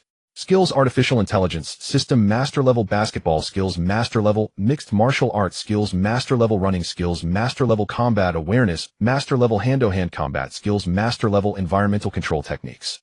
Special skills, beginner Sunflower Manual. Luxury points 8.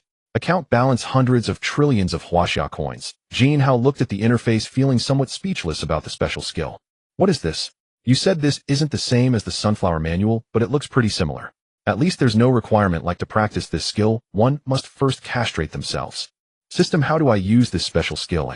It's simple, host. You just need to mentally recite Sunflower Manual when you launch an attack. However, if you shout it out loud, the actual power will increase by 10 to 20% depending on your fighting spirit and the momentum when you shout it out. Then I'll just mentally recite it. Bang! Jin Hao was hit back with a punch, blood seeping from the corner of his mouth. Since you insist on pressing me, don't blame me for being merciless.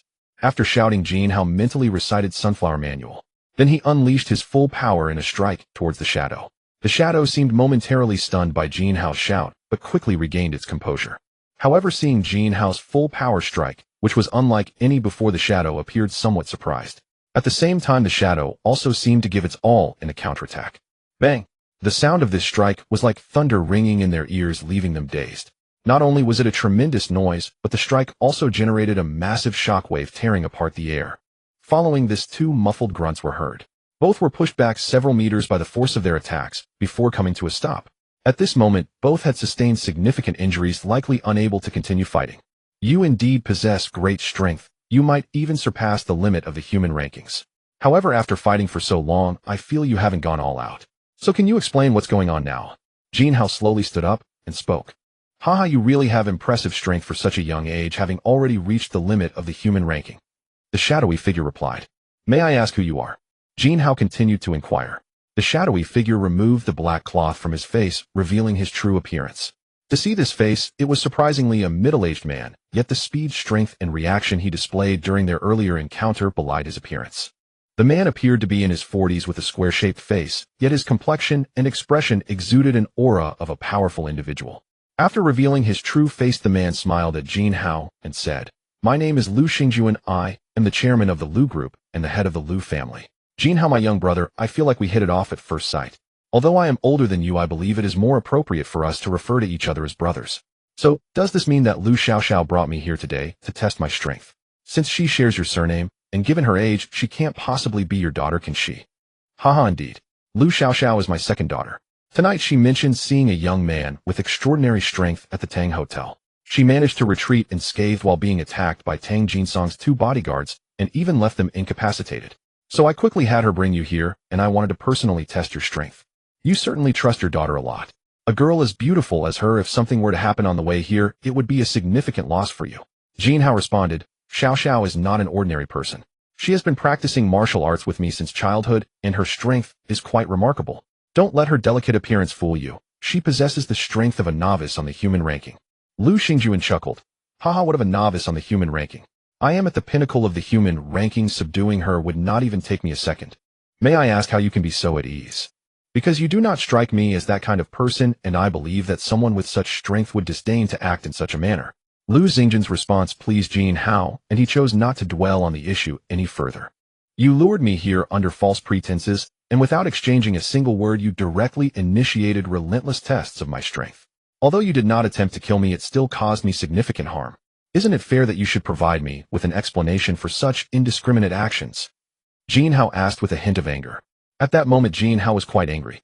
He had received no prior warning about such matters, and upon arrival, he was ambushed until both sides were severely injured. He disliked this feeling of being manipulated. However, the recent series of events had led Jin Hao to gradually realize that although he had already surpassed human limits and reached the pinnacle of the first-level gene lock, namely the limit of the human ranking, yet this strength was not enough, far from it. For instance, his previous encounter with Tang, he showed that their strengths were nearly on par, and a moment of carelessness could lead to injury or defeat. And then there was Lu Xingjun before him. His strength might have already surpassed the limit of the human ranking.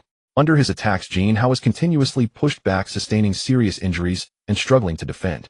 If it weren't for the secret manual provided by the system at the last moment, and the special skill Sunflower Scripture that allowed him to win by a narrow margin, it was highly likely that Jin Hao would have met his demise here. Jin Hao never expected that there were so many superhuman powers existing in this world, and they were so close to him, intertwined with ordinary people living in this society and country. It was just that his previous level was too low and he lacked the qualifications to understand all of this. Now he increasingly felt the importance of having strong power, and acquiring godly wealth points became a top priority. Jin Hao, my young brother, please do not be angry. I want to apologize first for abruptly bringing you here and initiating an unending attack without a word. It was my fault, Lu Xingjun. I sincerely express my apologies. After saying this, Lu Xingjun slightly bent his body and bowed to Jin Hao, showing great sincerity. Jin Hao observed Lu Xingjun's sincere demeanor. Then he thought that if someone as prominent as Lu Xingjun could behave this way, how could he refuse this apology? Otherwise, wouldn't that seem overly greedy? Since you, brother Lu, are so sincere, Jin Hao will not say anything more. Let's turn the page on this matter. Jin Hao said heartily. Good. It seems that my young brother Jin Hao is also a magnanimous person. Aren't you curious why I tested your strength this time? Of course, my intention in testing your strength is related to another important matter. Oh, please tell me more, brother Lu. Actually, our Lu family has recently encountered some troubles and needs powerful individuals to help us through this crisis. It just so happened that Xiao saw my young brother Jin Hao exhibiting extraordinary strength, so I had her invite you here immediately to see if you meet our requirements. You need powerful individuals. Are you preparing for war? What troubles have you encountered? Jin Hao asked. Yes, we need powerful individuals to intimidate the other side. If possible, we hope to avoid war. Otherwise, both sides will suffer heavy losses, and it would be a fruitless endeavor in a life-or-death struggle. Then may I ask who your opponent is? Jin Hao continued to inquire. Ironically, it happens to be the Tang family. The Tang family. Yes, Jin Hao, my young brother, it is the Tang family that you have a conflict with. Tang Jinsong is their heir. What a coincidence. What are the specific circumstances? Please tell me more. Jin Hao asked. Well, our Lu group and the Tang group have always been bitter rivals, and recently tensions have escalated over a real estate development project where even a small disagreement could lead to war. The stakes in this project are too high, it is not something we can simply abandon like ordinary projects, and both families are unwilling to let go. However, in terms of strength, our Lu family only has one peak expert on the human ranking, which is me, while the Tang family has another peak expert besides their patriarch. This puts our Lu family at a significant disadvantage. Although our Lu family has more mid-level and high-level experts on the human ranking, once war breaks out, the other peak expert from the Tang family will be unstoppable. As a result, we will inevitably fall into a disadvantaged position, and over time it will be our Lu family that suffers the losses. Thus, what we lack most right now is a peak expert on the human ranking. We only need one.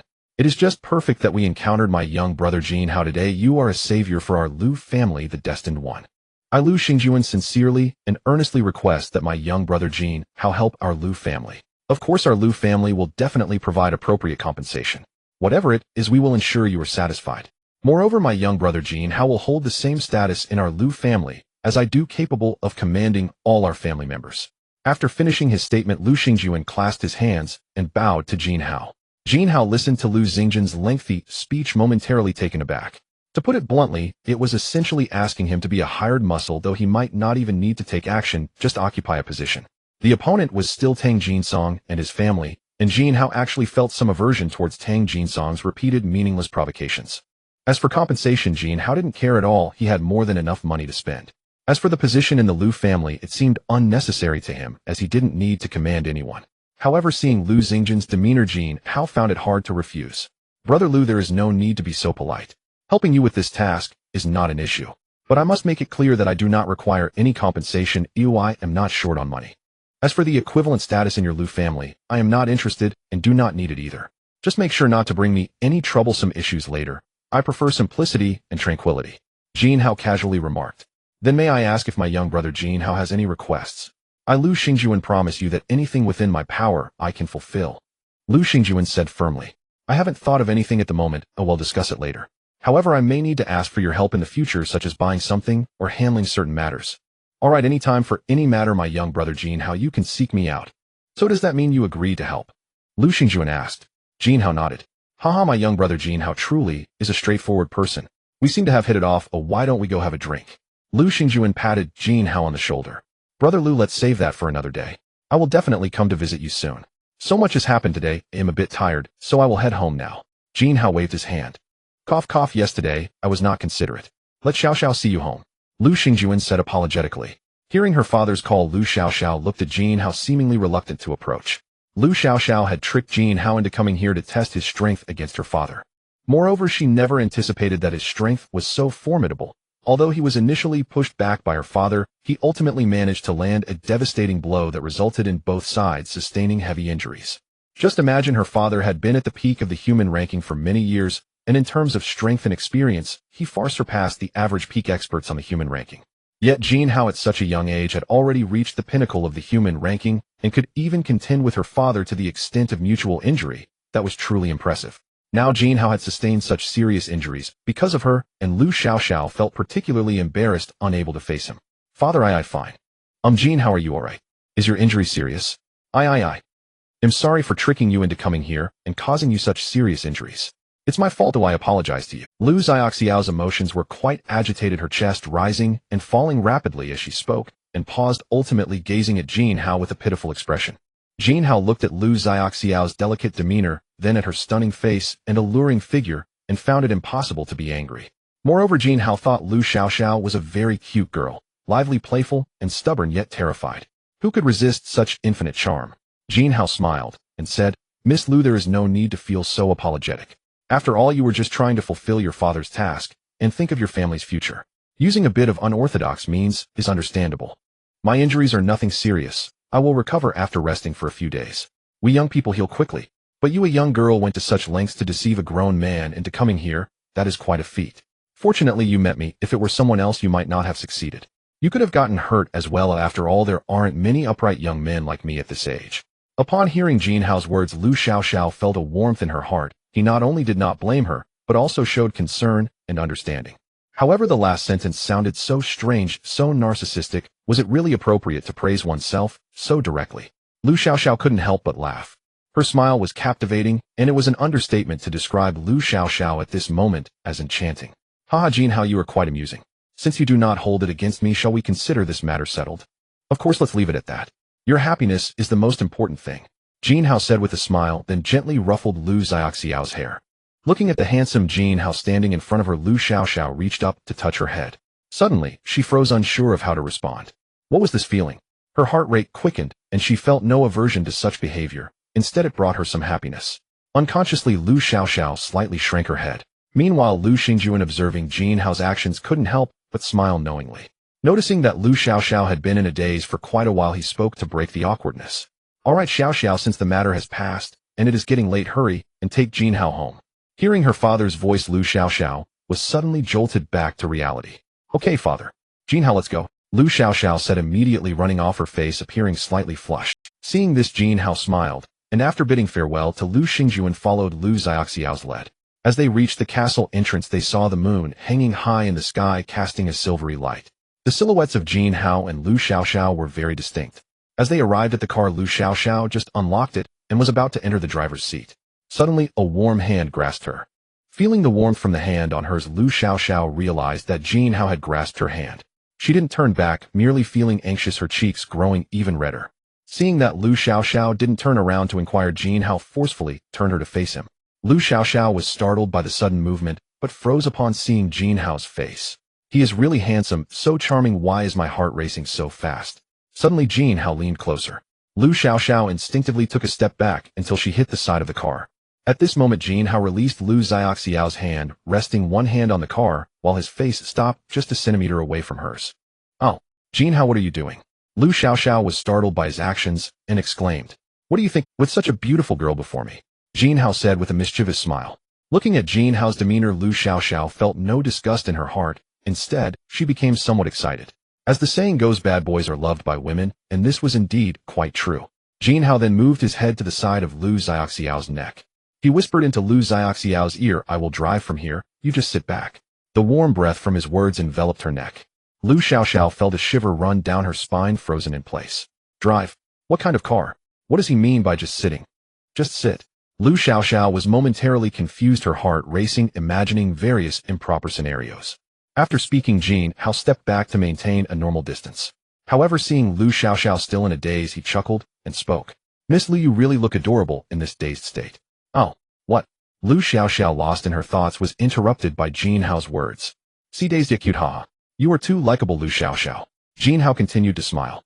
"Alright, I won't tease you anymore, we need to get going, hurry up." "Is it really starting now, driving?" Lu Xiaoxiao asked. "Yes, I'll drive, you just sit there." At this moment Lu Xiaoxiao's face was flushed, leaning against the car unmoving. Noticing she still wouldn't budge, Jin Hao directly stepped forward and picked her up. "Ah, Jin Hao, what are you doing?" Lu Xiaoxiao screamed. "Why are you so slow? When will we get there?" Jin Hao casually remarked. "Why is Jin Hao so impatient? I'm not ready yet. This is my first time, I have no experience. Besides, it's only our first meeting, so isn't this inappropriate? Also, we are still in the wilderness. Yet he has already taken the initiative and picked me up. Besides, it's only our first meeting, so isn't this inappropriate? Also, we are still in the wilderness. Yet he has already taken the initiative and picked me up." We're extremely rich at this moment. Just as Lu Xiaoxiao was reflecting internally, Jin Hao had already carried her to the passenger seat and set her down. After opening the door, he picked her up and placed her inside. At this moment, Lu Xiaoxiao's thoughts became even more tumultuous. No way is Jin Hao planning to do something in the car. This is too exciting, but why am I a bit looking forward to it? Then Jin Hao closed the door, entered the driver's seat, shut the door, and fastened his seatbelt. Lu Xiaoxiao was still immersed in her imagination. "Lu Xiaoxiao, what are you thinking? Hurry and fasten your seatbelt, we are about to set off." Jin Hao suddenly spoke. "Oh, what? Safety belt? Are we focusing on safety for the first time?" Lu Xiaoxiao instinctively replied. "I'm talking about the seatbelt, you need to wear it when driving." "What's with your sudden question?" Jin Hao said helplessly. He then unbuckled his own seatbelt and leaned closer to Lu Xiaoxiao. Feeling Jin Hao's sudden closeness, Lu Xiaoxiao's heart raced. Is this really starting? He's coming closer, what should I do, how should I react? Jin Hao was close to Lu Xiaoxiao, but did not touch her. He helped her fasten the seatbelt and then retreated. "Lu Xiaoxiao, what's wrong? Why are your face and neck so red?" "Ah, it's nothing, just a bit hot." "So this is what you meant by driving, and yes, I need to wear a seatbelt. I was spacing out and forgot. Thank you." At this moment, Lu Xiaoxiao felt both shy and awkward. During the earlier moments, she hadn't realized what she had been imagining, continuously constructing various scenarios in her mind. "Oh, isn't this the only driving? What other driving is there?" Jin Hao was momentarily taken aback, asking with confusion. "While Lu Xiaoxiao, what's wrong with you? So young yet thinking such things. What do you take me for, Jin Hao? Am I that kind of person?" Jin Hao suddenly thought of something, and said, then gently tapped Lu Xiaoxiao's little head. Startled by the tap on her head, Lu Xiaoxiao instinctively moved slightly, appearing willing to endure it. No, you're very serious. When you get serious, you're not human." "Oh no, I mean you're not an ordinary person." Lu Xiaoxiao found herself somewhat at a loss for words. "Lu Xiaoxiao, are you a little excited right now? What would happen if I kissed you?" Jin Hao suddenly leaned closer to Lu Xiaoxiao. Ah. At this moment, Lu Xiaoxiao's heart raced quickly, her chest heaving dramatically. She could only let out a sound, unable to speak. In just a few minutes, she could hardly handle Jin Hao's intentional and unintentional teasing. "Haha, I'm not teasing you anymore. Lu Xiaoxiao, you are truly too cute and so likable. Whoever gets to have you is really fortunate. Let me formally say, when I came here you drove me. Now let me drive on the way back. Just right, I want to see what's so special about your supercar. If it feels good, I might buy a few to drive. Don't misunderstand, don't think too much. I didn't do anything to you when I came, and it'll be the same on the way back," Jin Hao said earnestly. At this moment, Lu Xiaoxiao felt awkward and wanted to find a hole to hide in. After all this time, it turned out she was the only one being overly sentimental. Jin Hao was just joking around with her. He didn't expect her to take it seriously. "I'm okay," Lu Xiaoxiao responded. Jin Hao then fastened his seatbelt, checked everything was in order, and prepared to set off. System, I want to learn master-level driving skills. Successful host. You have successfully learned master-level driving skills, consuming 3 luxury points. Host Jin Hao. Physique 20, level 1 gene lock limit. Spirit 20, level 1 gene lock limit. Appearance 20, God level appearance limit. Skills AI system master level basketball skills master level mixed martial arts skills master level running skills master level combat awareness master level hand-to-hand combat skills master level environmental combat skills master level driving skills. Special skills beginners sunflower manual. Luxury points 5. Account balance billion Huaxia coins. Ready to set off. Hold on tight, I drive fast. Jin Hao said with a smile. Suddenly he slammed the accelerator, and the Ferrari's engine roared melodiously, creating a gust of wind as it sped away. Next, Jin Hao sharply turned the steering wheel, pulling the handbrake up with one hand. As they approached a sharp turn, the Ferrari drifted sideways. Jin Hao, are you crazy? Drive slowly. The Liu family castle was situated on a hill, and the road down was a winding mountain road. At this moment, the continuous roar of the sports car engine, accompanied by a girl's frantic screams, could be heard. Jin Hao drifted rapidly down the winding mountain road. A few minutes later, Jin Hao reached the foot of the mountain, slowed down, and drove normally on the highway. Jin Hao, you really drive fast. But I don't ever want to be in a car you're driving again. When others drive, it costs money. With you, it costs lives. Liu Xiaoxiao said with a pale face after finally calming down. Haha, if you think that way, being able to ride in my car is an honor. Have you ever seen someone drive so handsomely? Jin Hao said with a smile. Upon hearing Jin Hao's words and looking at him, Liu Xiaoxiao thought back to how handsome he looked while driving. He was indeed very handsome, not only good-looking, but also skilled at driving and strong. Truly perfect. Thinking of this, Liu Xiaoxiao felt shy again. They chatted back and forth like this. Jin Hao quickly drove near the school. Not wanting to draw attention, he stopped nearby. Liu Xiaoxiao, I'm here. Thank you for your hard work today. After this, you will have to drive back yourself. No problem, don't worry. You worked hard today too. Then I'll take my leave, be safe on the road. After finishing, Jin Hao patted Liu Xiaoxiao's head and left. Liu Xiaoxiao stared at Jin Hao's departing figure, unable to forget for a long time. It seemed that after just this one evening of contact, she had already developed feelings for him. Ding. Upon hearing the sound, Jin Hao took out his phone and saw he had received a message. Jin Hao opened the message and found it was from Su Weiner. Brother Hao will be coming over tomorrow, probably arriving at the high-speed railway station around 1 in the afternoon. Weiner, you finally decided to come back. He'll pick you up tomorrow afternoon, Jin Hao replied. It's not that long, I've been quick. I haven't live-streamed these past 2 days. It took so long to handle the trivial matters here and organize my things. I'm exhausted, and you still say that to me. Alright, my Weiner, don't be angry. He'll make it up to you when you get here. I promise you'll be satisfied. That's more like it. Brother Hao, love you lots. Weiner, let's keep it like this. Get some good rest early today. Tomorrow will be tiring. It's not my fault, you bad guy. Jin Hao then returned to his dorm, washed up, and lay on the bed, seemingly. Tomorrow is Thursday, and the school sports meet is about to start. Jin Hao glanced at the schedule. He discovered that the 5,000-meter sprint would take place on Friday afternoon directly as the finals, unlike other events which would have preliminaries and semifinals. Since the number of participants in long-distance running is not very high, it's easy to determine the winner during the competition, and the physical intensity is greater over a longer duration. Therefore, generally long-distance running events are scheduled towards the end of the sports meet as the climax. In contrast, the short-distance events are completely different. The 100-meter sprint and the 100-meter relay are divided into 3 stages: preliminaries, semifinal. Due to the standard track having only 8 lanes, a match can only compete with 8 participants simultaneously, while the number of competitors usually ranges from 20 to 30. The preliminaries for the 100-meter sprint and the 100-meter relay are scheduled for Thursday morning, starting with individual races followed by team races. The semifinals are arranged for the afternoon, also starting with individual races followed by team races. Jin Hao saw that he would be fine in the morning, but there might be some conflicts in the afternoon. The semifinals for the 100-meter individual race start at 2:30 in the afternoon, while the relay starts at 3:30. Su Weiner will arrive at the high-speed railway station around 1, and the timing seems a bit tight. Why not bring Weiner directly to the school to let her see me racing on the track? After the competition ends, I can show her around the school to experience campus life. Then we can have a meal at the cafeteria, take a night stroll around the campus, and finally head back home. What a wonderful plan. Jin Hao thought to himself before a wave of drowsiness overtook him and he fell asleep. The next day, early in the morning, Jin Hao was awakened by several roommates. Since he was the only one in the dorm who signed up for the sports meet, they had to support him. So bright and early, they all called Jin Hao up and prepared a nutritious breakfast along with energy-boosting nutritious breakfast: 3 eggs, a salty vegetable pancake, 3 large meat buns, a fried dough stick, and a bottle of milk. Energy-boosting food and drinks: several thick bars of chocolate and several bottles of rich sports drinks. I just signed up for the sports meet. Why are you all suddenly being so nice to me? This is just unnecessary flattery, Jin Hao said, surprised at their behavior. Old 4, how can you say that? Haven't we treated you well usually? Yeah, we help you with roll call and copy. This time you're the only one participating in the sports meet representing the honor of our dormitory, so we must do something for you. The three of them bantered for a while. Alright, I got it. I will definitely bring glory to our dormitory this. Afterward, Jin Hao had breakfast and got ready. The four of them set off together for the sports field. The opening ceremony of the sports meet starts at 8 and is expected to end by 9. Jin Hao's first event is the preliminaries for the 100-meter sprint at 9:30. The second event is the preliminaries for the 100-meter relay at 10:30. At 7:50, Jin Hao and his friends arrived at the sports field. The atmosphere at the sports field was bustling, filled with people, as each class prepared to showcase their team during the entrance. It must be said that the opening ceremony of the sports meet is also a major highlight in college life. Each class has its own characteristics, preparing various entrance styles to attract attention and leave a deep impression. Most classes have their custom class uniforms, each with their own theme. Jin Hao casually glanced around and noticed themes like gaming, anime, dramas, cheerleading, Halloween, and more. There is nothing you can't think of, only what you can't achieve.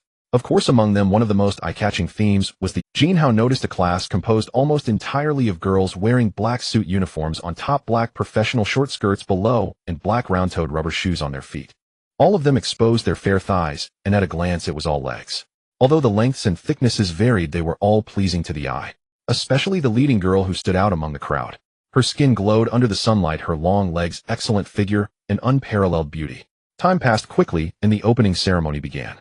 The host gave some opening formalities before inviting the school leaders to speak for a few minutes. Finally, the principal announced the official opening of the sports meet. Then the host began to introduce each class formation, with the classes entering in order. Next to walk in is the first class of the School of Economics and Management, and their slogan is "As long as we run fast enough, the wind won't catch us." Their theme appears to be pure campus style, with boys and girls paired together. The boys wear white t-shirts and white shorts, while the girls wear white t-shirts and white skirts. They slowly walked in and stopped at the podium. Then their music played, and they danced gracefully to the rhythm, pairing together, but with a pure style, with no inappropriate movements. All actions were well within limits.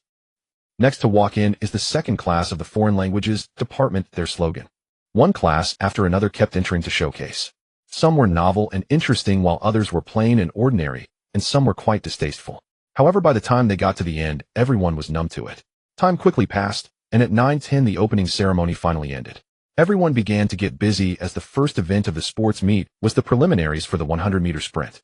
In total, 3 people from Jin Hao's class, including him, participated in the competition. The other 2 were classmates who had tested his qualifications before. After changing their clothes, they began to warm up, preparing for the upcoming competition. Jin Hao, don't run too fast during the preliminaries, or you'll reveal your true strength right away. Yeah, right, just run for group first place, no need to perform too well. If there are any strong competitors in your group, just hold back and keep your pace similar to theirs. For the relay, the same goes. You control the pace as the last leg. There's no need to give it your all in the preliminaries and semifinals. Only exert yourself in the finals. Suddenly the 2 said to Jin Hao, "Oh, I will handle it. Don't worry, this year's sprint champion will definitely be ours." Jin Hao said confidently. All participants for the men's 100-meter preliminaries, please report to the registration area. After hearing the announcement, Jin Hao and the others headed to the registration area. Jin Hao, look over there, those few are from the sports academy. Their strength is formidable. Especially the tallest one, named Lin Yu, is the strongest. Hearing them, Jin Hao turned to look in that direction. He noticed that the students from the sports academy were tall and well-built, with clearly defined muscles on their arms and thighs. Then Jin Hao focused on the tall Lin Yu, and the system interface immediately displayed information. Lin Yu, height 185 centimeters, weight 81 kilograms. The strongest sprinter in the sports academy for the 100 meters. Extremely explosive power, excellent acceleration in the latter part of the race. National first-class athlete. Best time 10:35 seconds. Current record holder for the 100 meters at Huaxia University. This Lin Yu truly possesses great strength and is the current record holder. At such a young age, this achievement could easily qualify him for the national team. However, it only seems impressive compared to ordinary people. To someone like Jin Hao, who is at a higher level, he is hardly noteworthy. Suddenly, a pleasant voice rang in "Wow, Jin Hao, I finally found you. There were so many people at the opening ceremony that I couldn't find you.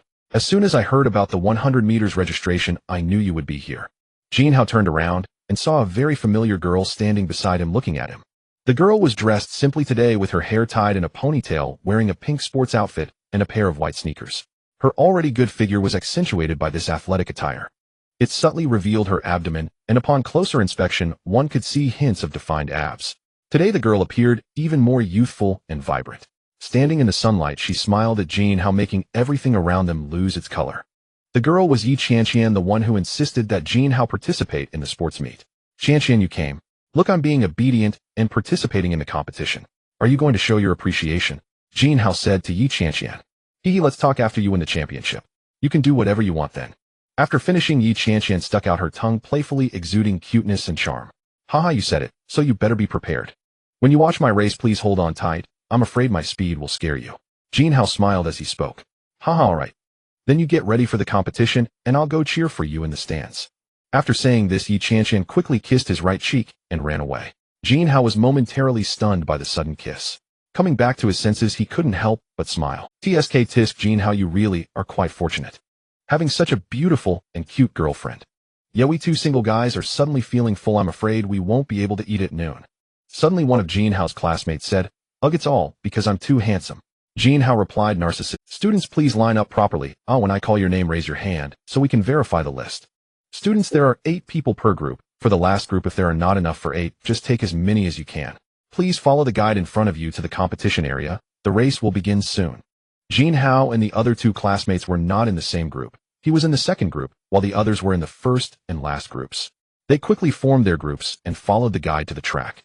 The first group's competition was about to start. Get ready. Bang! With the gunshot, the 8 runners of the first group quickly began to sprint forward the competition. The top 3 runners in this group were closely matched in strength, while the remaining 5 were merely there to protect. In the end, Jin Hao's classmates secured second place in the group and successfully advanced to the semifinals. Second group, prepare to compete. After hearing the instruction, Jin Hao stepped onto the track. To be honest, this was his first time participating in a sports meet. Due to his average physical condition, he was never fond of sports. Jin Hao had always been a spectator, but this time he was experiencing it firsthand. Get ready. Upon hearing the sound, Jin Hao took up a professional starting position. Thanks to his master-level running skills, his current level could be compared to that of top international athletes. At this moment, Jin Hao felt no nervousness. The one who was anxious was Yi Qianqian in the audience. She could no longer sit still, standing up and watching Jin Hao intently. Bang! Upon hearing the gunshot, Jin Hao had only a fraction of a second to react before he sprinted out, taking the lead. Wow, Jin Hao's start is so fast, so cool, he's taking a huge lead. Yi Qianqian exclaimed as she saw Jin Hao take off. Da-da-da-da-da-da.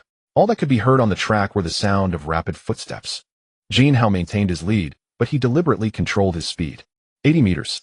No one could catch up with Jin Hao, and the gap seemed to widen. 100 meters. Jin Hao crossed the finish line with ease. The final time was 11.12 seconds, placing first in his group and advancing smoothly to the... Yay? Jin Hao, you're amazing. You ran so fast, I love you. Yi Qianqian cheered happily, looking infatuated. Following that, the competitions of several other groups also quickly unfolded. All 3 of Jin Hao's groups successfully advanced to the semifinals. Jin Hao only paid special attention to Lin Ye's race. This person was indeed a professional with extraordinary strength. His start was not at all inferior to Jin Hao's, and his speed was astonishing. In the end, he clocked in at 10.88 seconds, not only taking first in his group, but also overall first to advance to the semifinals. As Lin Yu ran, the audience below erupted with excitement, cheering enthusiastically. Especially some girls who screamed in delight. It seemed that the 100-meter sprint was strongly stimulating their hormones. When he crossed the finish line, the entire venue went into a frenzy. Clearly, his strength made him very popular and garnered everyone's attention. He himself enjoyed this feeling, and after crossing the finish line, he started to show off, making a victory gesture and jogging around the field. After the competition ended, it was around 10 o'clock. Jin Hao and the others took a break and then headed to the registration area for the relay race. The number of people at the registration area was much greater than in the previous individual events, as each team consisted of 4 members and not everyone had registered for the previous events. Quickly, the personnel verification was completed and the groups were assigned. By coincidence, Jin Hao's group was paired with the sports academy. It was bound to be an exciting showdown. They happened to be in the first group. Since they were the first group and had athletes from the sports academy, this group's race attracted the attention of the entire arena. They each went to their respective positions, with Jin Hao being the last runner. Jin Hao glanced at the nearby competitors and found that indeed the strongest runners were saved for the final lap. The last runner for the sports academy was Lin Yu. Your caring and nurturing demeanor is just too adorable. Oh, I couldn't help myself. Jin Hao gazed at Yi Qianqian with deep affection as he spoke gently. Upon hearing Jin Hao's words, Yi Qianqian's face flushed even more. Gazing at the delicate beauty before him, Jin Hao leaned in and kissed her directly. Just as Yi Qianqian was about to say something, she was suddenly silenced by his warm lips. Look at them. Jin Hao and Yi Qianqian are quite bold together. In broad daylight, they openly flaunt their affection. Yes, they just kissed directly. Oh, it's quite a bold, and it was so passionate and heartfelt. But putting aside the public display of affection, they really do make a perfect couple. This scene is truly beautiful. I can't shake the feeling of being in an idol drama. This is infuriatingly heart-stirring. The onlookers witnessing Jin Hao and Yi Qianqian's embrace were engaged in intense discussion. Yi Qianqian, who had been indulging in the moment, quickly pulled away upon hearing her classmates' chatter. She stood up looking as if she wanted to flee, thoroughly embarrassed. Seeing her like this, Jin Hao immediately grasped her hand and said, "All right, my little Qianqian, I won't tease you anymore. You just sit beside me." Upon hearing Jin Hao, Yi Qianqian felt reassured and sat next to him. Jin Hao then refrained from any inappropriate actions. They simply leaned against each other watching the other competitions. At 11:30, the morning sports event came to a close. Jin Hao took Yi Qianqian to the cafeteria for lunch. "Qianqian, my dear, after we finish eating, you should head back to the dorm to rest, and come back to watch my competition later in the afternoon. The 100-meter dash starts at 2:30, while the 100-meter relay begins at 3:30. But there's still such a long time. I want to stay with you," Yi Qianqian said with some reluctance. "I still have something to do. I need to go to the high-speed train station to pick up a friend. She's coming to Wenyang City today." "Friend? Boyfriend? Girlfriend? I didn't know you had any friends." Upon hearing something amiss, Yi Qianqian immediately chased after Jin Hao with questions. "This is a female friend, but not a girlfriend. My girlfriend is you." "Jin Hao, honestly, who is this woman, and what is your relationship with her?" Yi Qianqian felt increasingly uneasy, a hint of anger bubbling up. "If I'm being honest, you can't get mad." At this moment, Jin Hao felt a bit embarrassed. "Well, it depends on what you say and your attitude," Yi Qianqian said irritably. "All right then, her name is Sue Weiner. She's a streamer on a certain app and has quite a following. Once I watched her live stream, found her quite appealing, and sent her a little gift, which is how we got to know each other." "A little gift? To get to know a female streamer with quite a following on that platform, can it really be done with just a little gift?" Yi Qianqian certainly didn't believe it. That little gift must have been quite a considerable amount. "A little gift? And you just got to know her like that? Then how come she's coming to Wenyang City today? And you still need to go pick her up?" Yi Qianqian continued to question, unconvinced. "That was the first gift. We got to know each other afterward. Once she mentioned a competition and asked for my help, I agreed, but then I forgot. When I finally remembered, I almost missed the live stream again, so I sent her another little gift, but it was more than she was already on the brink of defeat, and I managed to turn the tide for her. I think this time she seems to have developed feelings for me, so she wants to come to Wenyang City to meet me," Jin Hao explained. "So this is her second time coming to meet you, or has it been several times already?" Yi Qianqian continued to press for answers. One cannot deny that this woman's intuition is truly remarkable. If this continues, wouldn't he reveal everything? He wondered if Yi Qianqian would be able to accept it. Jin Hao found himself in a bit of a predicament. He wished he hadn't been so reckless in the past, wanting this and that. At that moment, he swore he would be a decent man from now on. "Qianqian, my dear, I'll tell you everything today. You need to prepare yourself mentally. But you must believe that my feelings for you are absolutely genuine, and I believe you can feel it too." Jin Hao spoke with utmost seriousness, his expression grave and sincere. Yi Qianqian nodded in response to Jin Hao's demeanor. "Actually, this is her second visit. The first time we met, it was love at first sight. We hit it off instantly, and a kiss sealed our fate. We explored the mysteries of humanity together and exchanged our first experiences. I felt her genuine feelings for me, and I developed feelings for her as well, so I bought her a house and invited her to move in, hoping to develop our lives in Wenyang City. That's all. Oh, every word I said is true," Jin Hao stated earnestly. This indeed, your relationship with her is extraordinary. So what position do I hold in your heart? What is our relationship? Am I more important, or is she?" After hearing this, Yi Qianqian took a moment and then bombarded him with questions. Jin Hao, hearing this, broke into a cold sweat. It was a life-threatening question. "Qianqian, my dear, you are my girlfriend. Your position in my heart is of course far more important. I really like you, and I also like her. I hope you both can get along well," Jin Hao said without a hint of embarrassment. You scoundrel. Even if I agree and she agrees, and we get along harmoniously, can you guarantee there won't be a next one?" Yi Qianqian spoke excitedly, her words tumbling over each other. "I can guarantee that. If you don't believe me, I can swear it." "I, Jin Hao, swear here today." Jin Hao was interrupted before he could finish. Forget it, I believe you. It's all my fault for liking you too much. You can just enjoy your luck. If I find out you have a third party, you're finished. We will deal with you properly then." Jin Hao felt relieved when he saw Yi Qianqian had calmed down. "Then Qianqian, since you're no longer angry, I'll get ready to leave. I need to hurry back for the competition later. I want to go too. I want to meet this sister. No, I'm afraid it might be awkward if I don't give prior notice when we meet." And because time is tight, I'll bring her direct. Then you two can meet and get along well afterward. All right then, Yi Qianqian replied. After Jin Hao explained everything to Yi Qianqian, he saw it was already 12 and immediately prepared to leave. He drove his Porsche 911 from the parking lot next to the school towards the high-speed train station. Ding! A message notification from a certain app popped up. Unlocking the phone, he checked. Brother Hao, I should arrive around 1 o'clock. Don't forget to pick me up. I'm already on my way to pick you up on a rainbow cloud. Jin Hao quickly replied. Looking forward to our meetings. Moi. Su Weiner quickly replied. After reading it, Jin Hao sent a kiss emoji back and focused on driving without checking his phone again. About half an hour later, Jin Hao arrived at his destination. He waited at the exit still a few minutes before 1 o'clock. After waiting a few minutes, a group of people emerged indicating another high-speed train had just arrived. Su Weiner should be on this train. Jin Hao scanned the crowd at the exit, fearful of missing Su Weiner's figure. Suddenly, a stunning silhouette. Before her stood a stunningly beautiful woman clad in a white shirt on top and ultra-short denim shorts on the bottom, revealing her long fair legs. She wore a black baseball cap atop her head, her long dark hair cascading over her shoulders, and on her feet were a pair of pristine white canvas shoes. She was pulling a large suitcase, slowly making her way towards the exit. This person was Su Weiner, who at this moment seemed unaware of Jin Hao's presence. However, Jin Hao had already spotted her from a distance. Su Weiner stood out remarkably in the crowd due to her exceptional beauty and figure. With her exceptionally fair and tender skin, she shone like a beacon among the crowd. At this moment, Jin Hao smiled and walked towards Su Weiner, having taken only a few steps. As Su Weiner exited the station, she glanced ahead and saw a handsome figure smiling as he approached her. She joyfully waved at Jin Hao. Brother Hao, I see you.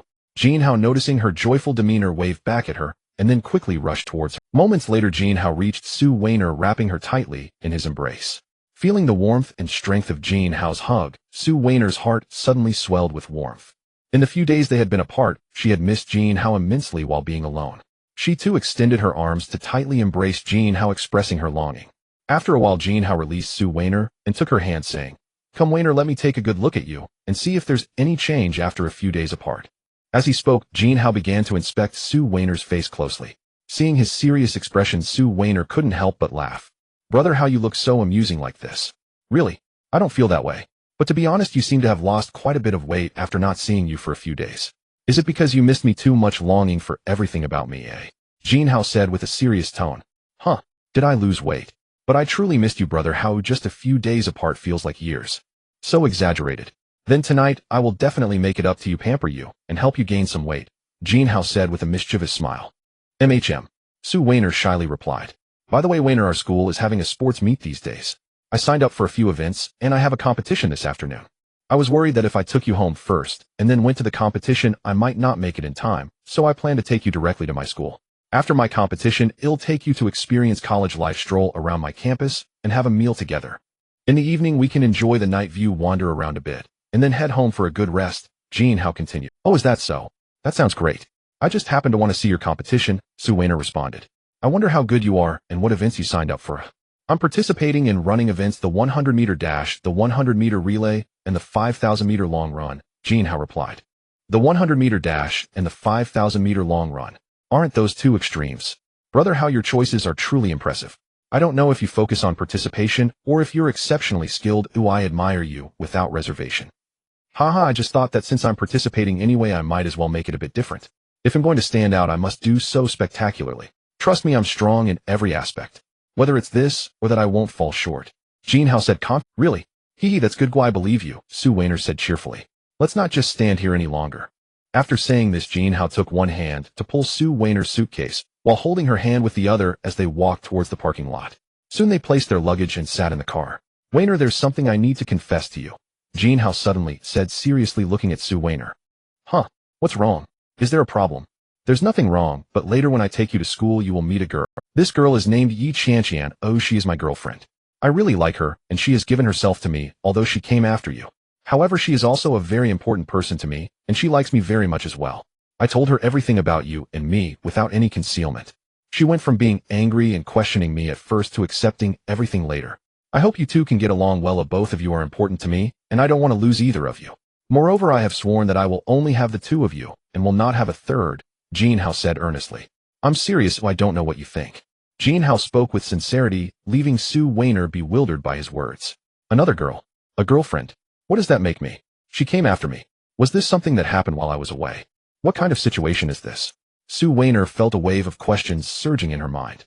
However, after some thought, she realized she was merely a streamer having met him due to a substantial reward from the top supporter. After meeting, she naturally gave him everything. All she wanted was to change her ordinary life and live a life of luxury. She never expected any relationship title or anything like that.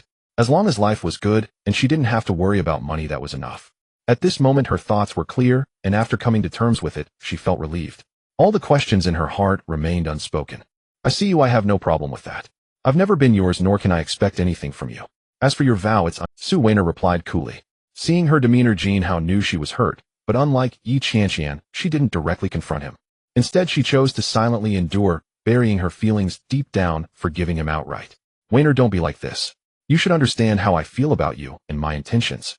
To me, you aren't like those wealthy men who treat women as mere playthings. You are a very important person to me. Both you and Yi Qianqian hold equal importance in my heart. I don't want you to silently endure. Whenever you want to speak or ask anything, you can always tell me. Whether it's scolding or whatever, I hope our relationship resembles that of a couple rather than a transaction. Realizing Sue Weiner's feelings, Jin Hao spoke softly. So what is my relationship with you? Did you and her develop feelings after I left? Which one do you like more? Sue Weiner asked, bombarding Jin Hao with 3 questions. It was a matter of life and death for him. Actually, you could be considered my girlfriend as well. I met her before you, but our relationship developed rapidly after. Why do I have to choose? I like both of you, and I want both. Jin Hao said seriously. A man's words. I don't trust your words, Sue Weiner said. Seeing her getting upset, Jin Hao set off towards the school. Time flew by quickly, and by the time they arrived at the school, it was already 2 o'clock. Today, Jin Hao broke tradition by not parking in the nearby parking lot, but instead drove directly into the school. As Jin Hao drove his Porsche 911 into the school, he immediately caught the attention of the students. Wow, a Porsche sports car. Look at that sleek body and handsome exterior. It must be quite valuable. I wonder which rich young master has arrived. Look at your clueless expressions. This is a Porsche 911, the king of the sports car series. I estimate it costs at least 2 to 3 million altogether. Wow, I wonder which handsome guy is driving you. I'd like to get to know him. Seeing he still had time, Jin Hao parked the car beside the dormitory. He asked Sue Weiner to stay in the car while he went upstairs to change his clothes, preparing to attend the competition. However, as Jin Hao stepped out of the car, he noticed a stunning woman gazing at him. It was none other than Yi Qianqian. He never expected her to be waiting downstairs at the dormitory. Jin Hao was momentarily stunned upon seeing Yi Qianqian, unsure of what to say. You're back? Did you get the person? Yi Qianqian said while walking toward the car. At that moment, Sue Weiner noticed Jin Hao getting out of the car and stood by the vehicle without leaving, feeling somewhat puzzled. She glanced at Jin Hao, then looked into the distance and saw a beautiful girl walking toward him.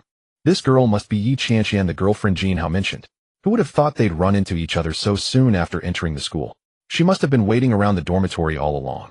But this girl is indeed beautiful, not inferior to me at all. Her looks and figure are both exceptional, though her chest seems to be a size smaller than mine. If hers are called small mounds, mine should be called big mounds. However, those long, slender legs seem even more delicate and straight than mine. Moreover, the subtly exposed waist and abdomen are so slender that one can even see hints of a six-pack. Do college students nowadays pay so much attention to body management and exercise? It seems I need to start focusing on my body management and exercise. I can't fall behind her. But I must admit, Jin Hao's ability to attract girls is impressive. All of them are so outstanding.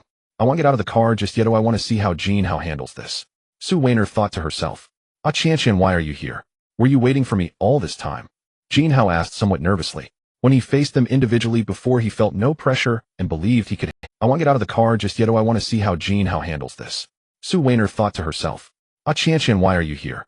After all, they would meet sooner or later, so what's the harm in this moment? Moreover, even if he avoided it now, they would still encounter each other during the competition later. At that moment, Jin Hao's mind was racing, contemplating how to handle the situation. Yes, I've been waiting here, knowing you would come back to change for the competition. So did you get the person? Is he in the car? The glass of the car was tinted, so Yi Qianqian couldn't see if anyone was inside. At this moment, Yi Qianqian had walked up to Jin Hao and spoke. The appearance of the Porsche sports car had already attracted a lot of attention from surrounding students who were eager to see who the owner was.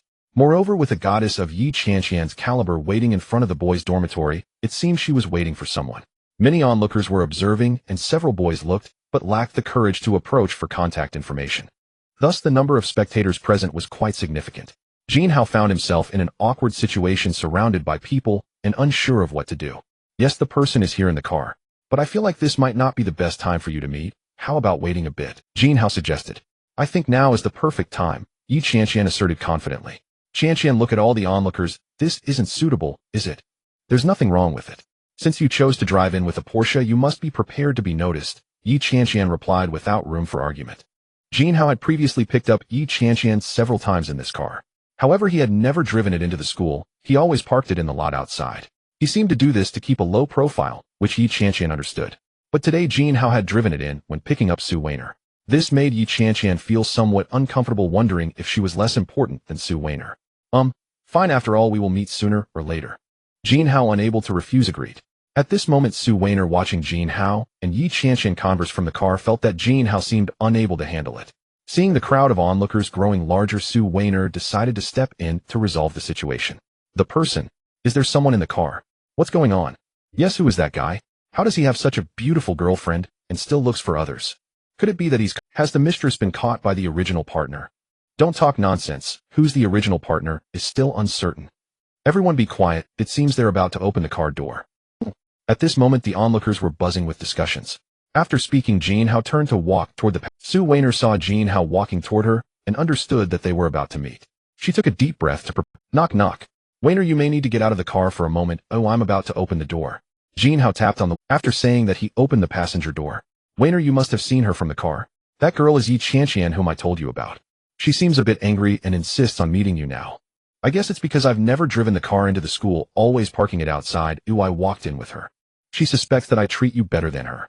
I'm out of options now, so I need you to step in. When you meet later, you have to get along well with her. Don't let it end up unpleasantly. Otherwise, I'll be in trouble. Weiner, you're so understanding. You'll understand me, right? You have to help me. Jin Hao spoke in one breath after seeing Su Weiner. He looked at Su Weiner with sincere and pleading eyes. Seeing Jin Hao's expression, Su Weiner couldn't help. All right, I'm very sensible. Don't worry, I'll handle the relationship well. That's good, that's good. Let's go get down and watch your head. Jin Hao shielded the car roof with his hand, helping Su Weiner out of the car. After closing the door, Jin Hao walked ahead, with Su Weiner following behind him, heading toward Yi Qianqian. Moments later, Yi Qianqian and Su Weiner stood face to face, while Jin Hao stood beside them. Just as Jin Hao was about to introduce them, he was interrupted by a voice.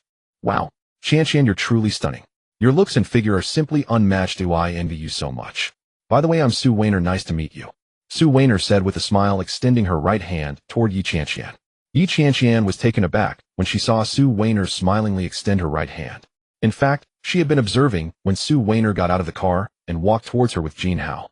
Su Weiner was indeed a popular streamer possessing a stunningly beautiful face comparable to her own. However, due to their differing temperaments, the impressions they left were completely distinct. Su Weiner was a few years older than Yi Qianqian, and after several years of striving in society, she gave off a more mature, sexy, and alluring vibe. In contrast, Yi Qianqian leaned more towards the pure, youthful, and lively side. She looked at Su Weiner, who was dressed in an extremely fashionable and cool manner, radiating temptation. A white shirt paired with extremely short shorts revealing her long, fair legs, complemented by a pair of white canvas shoes. She wore a duckbill cap with her jet black long hair cascading over her shoulders. Seeing Su Weiner like this left Yi Qianqian slightly dazed, leading her to wonder how the boys would react upon seeing her. In terms of allure to boys, Yi Qianqian believed she couldn't compete with her. However, each had their own charm and advantages. She had initially thought that Su Weiner would come off as very assertive during their first meeting, asserting her dominance. To her surprise, Su Weiner turned out to be quite approachable, appearing very easy to get along with. The first thing Su Weiner said was to compliment her beauty and figure, expressing genuine envy. She then introduced herself, greeted her, and extended her hand in friendship. Thank you, Sister Weiner, for the compliment. Qianqian is also very happy to meet you, sister. After Yi Qianqian reacted, she smiled and reached out her hand to shake hands with Su Weiner. At that moment, Jin Hao was initially a bit worried about whether there would be tension right from the start. If anything unpleasant were to happen, he wouldn't know whom to help or which one to separate. Fortunately, Su Weiner was truly understanding. She immediately diffused the tension, turning hostility into goodwill. Watching the two of them chatting and laughing, and even shaking hands, Jin Hao finally felt relieved. What is going on here? Earlier, when I saw that girl looking so confrontational, I thought a storm was brewing and prepared to watch the fight from the sidelines. Hey brother, your idiom skills seem quite impressive. Well, why not join an idiom relay? What's going on with these two girls? Clearly one is the original partner, and the other is not, yet they are shaking hands and getting along. Is it that the guy is too charming, managing to keep both of them under control, or are the girls just testing each other without tearing each other's faces off? Can someone explain to me what is happening now? Is there any spoiler? Compared to Jin Hao's relief, the onlookers were unwilling to accept the situation as the plot was not unfolding in the direction they had imagined. Why did the atmosphere suddenly change? Why weren't they following the usual script? They felt there was nothing left. Qianqian, since I am a few years older, it's not a loss for you to call me sister. Su Weiner continued. Just for calling me Sister Weiner, I've decided to look out for you in the future. If anyone dares to bully you, they will be in big trouble. After Su Weiner finished speaking, she glanced at Jin Hao. Hee okay, Sister Weiner. Yi Qianqian happily responded, also glancing at Jin Hao. Jin Hao felt a bit intimidated under the unfriendly gazes of the two girls. Hey, don't look at me like that. I'm a gentleman and would never bully girls. Really, you all have to believe me. I believe you, old man. You're quite the rascal. Both Su Weiner and Yi Qianqian replied simultaneously. With that, the two of them burst into laughter, partly at their synchronized response, and partly at Jin Hao. I'll forget it, I'm a big guy, I won't hold it against you. I'm going to change clothes now. You two wait for me here, and we'll head to the playground together to see my grand performance. As Jin Hao spoke, he exaggeratedly continued. You hurry up, don't disturb us girls talking here. Su Weiner waved her hand at Jin Hao. Hey, it seems like I've lost my standing. You're even dismissing me. Jin Hao shook his head, and went to his dormitory where he saw Su Weiner kindly linking arms with Yi Qianqian. Qianqian, tell me about that big bad guy Jin Hao. Did he bully you? I heard he got your first time. How did he treat? And that he? Su Weiner's voice gradually dropped to a whisper only audible to the two of them. Yi Qianqian felt her face flush as Su Weiner whispered sensitive and intimate topics in her ear. However, since these topics were all related to Jin Hao, her heart raced. Their relationship quickly improved as they exchanged thoughts. Meanwhile, the onlookers around them were dumbfounded. Since the male lead had retreated, only the two female leads remained. Clearly nothing they had imagined was happening. No shouting or fighting. The two female leads were actually holding hands, whispering to each other, laughing, and even blushing. They felt there was no longer anything to watch and gradually began to disperse. Even the Wolf fans who were originally admiring Yi Qianqian's beauty had no intention of lingering. Everyone else already had boyfriends, and he was a rich second generation. Who could withstand that? Moreover, this guy actually had the ability to attract two such beautiful girls. Truly impressive, you have my respect. A few minutes later, there were hardly any onlookers left around Su Weiner and Yi Qianqian. At this time, Jin Hao also came down after changing clothes. It was already 2:18. The competition was set to start at 2:30 and time was of the essence as he had to. Weiner, Qianqian, I'm ready, but time is tight, so I'll run ahead. You two take your time coming over. Jin Hao said before running towards the playground. Before Su Weiner and Yi Qianqian could respond, Jin Hao had already run far away. His speed was true. Yi Qianqian had seen it several times already, so she was not as shocked. But for Su Weiner, it was her first time witnessing it. Seeing Jin Hao run at such a speed up close left her in awe. This speed seemed much faster than an average person, giving off the feeling of a national-level athlete. How could Jin Hao be so impressive? Was he a professional athlete? At that moment, Su Weiner was filled with curiosity. Please, athletes, for the 100 meters sprint semifinals, proceed to the check-in area. Please, Jin Hao, to hurry to the check-in area. By the time Jin Hao reached the playground, he had already heard his. Why hasn't Jin Hao arrived yet?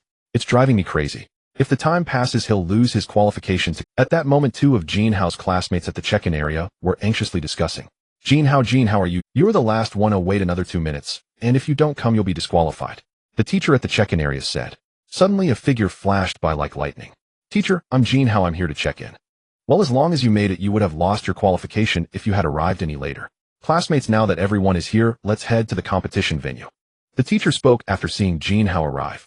Then, under the guidance of the instructor, everyone headed towards the competition venue. Jin Hao, where on earth have you been? We were both worried, sick, afraid you wouldn't make it. Yeah, we couldn't reach you, and we're anxious here. Jin Hao's two classmates said to him. Cough, cough, I just had to step out for a bit due to some urgent matter at noon. It's fine, after all, I managed to catch up. Don't worry, just watch me make a stunning entrance and charge into the finals. Jin Hao said with utmost confidence. The semifinals are much simpler than the preliminary rounds. Only 16 participants compete, divided into 2 groups of 8. The top 8 from the 16 will qualify for the finals. This time Jin Hao is in the second group. He is in the same group as one of his classmates, but still not with Lin Yu. They can only hope to meet and clash in the finals. Soon the first group of the competition is about to start. Get ready. Bang.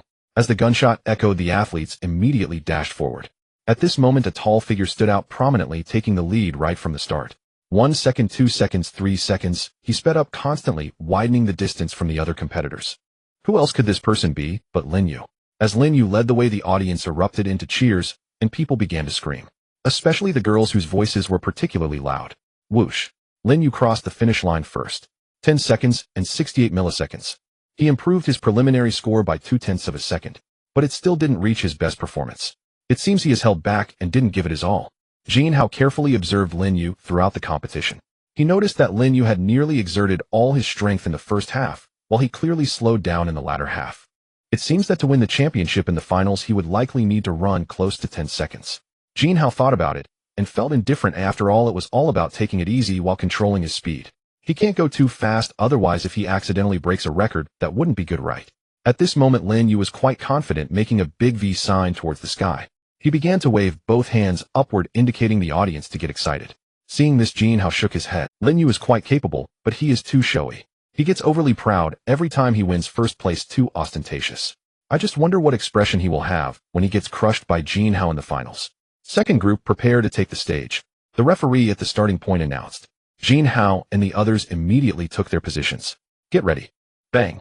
The same situation occurred in this group, with a tall and imposing figure taking the lead. From the start, Jin Hao was in the leading position. He gradually accelerated, running faster and faster, pulling further away from the others. As Jin Hao sprinted, the audience began to discuss among themselves. Hey, look, who is that boy? How is he running so fast? His speed is almost on par with Lin Yu. Hey, he seems to be that one from last time. Yes, he is the dark horse who amazed the audience during the preliminary round.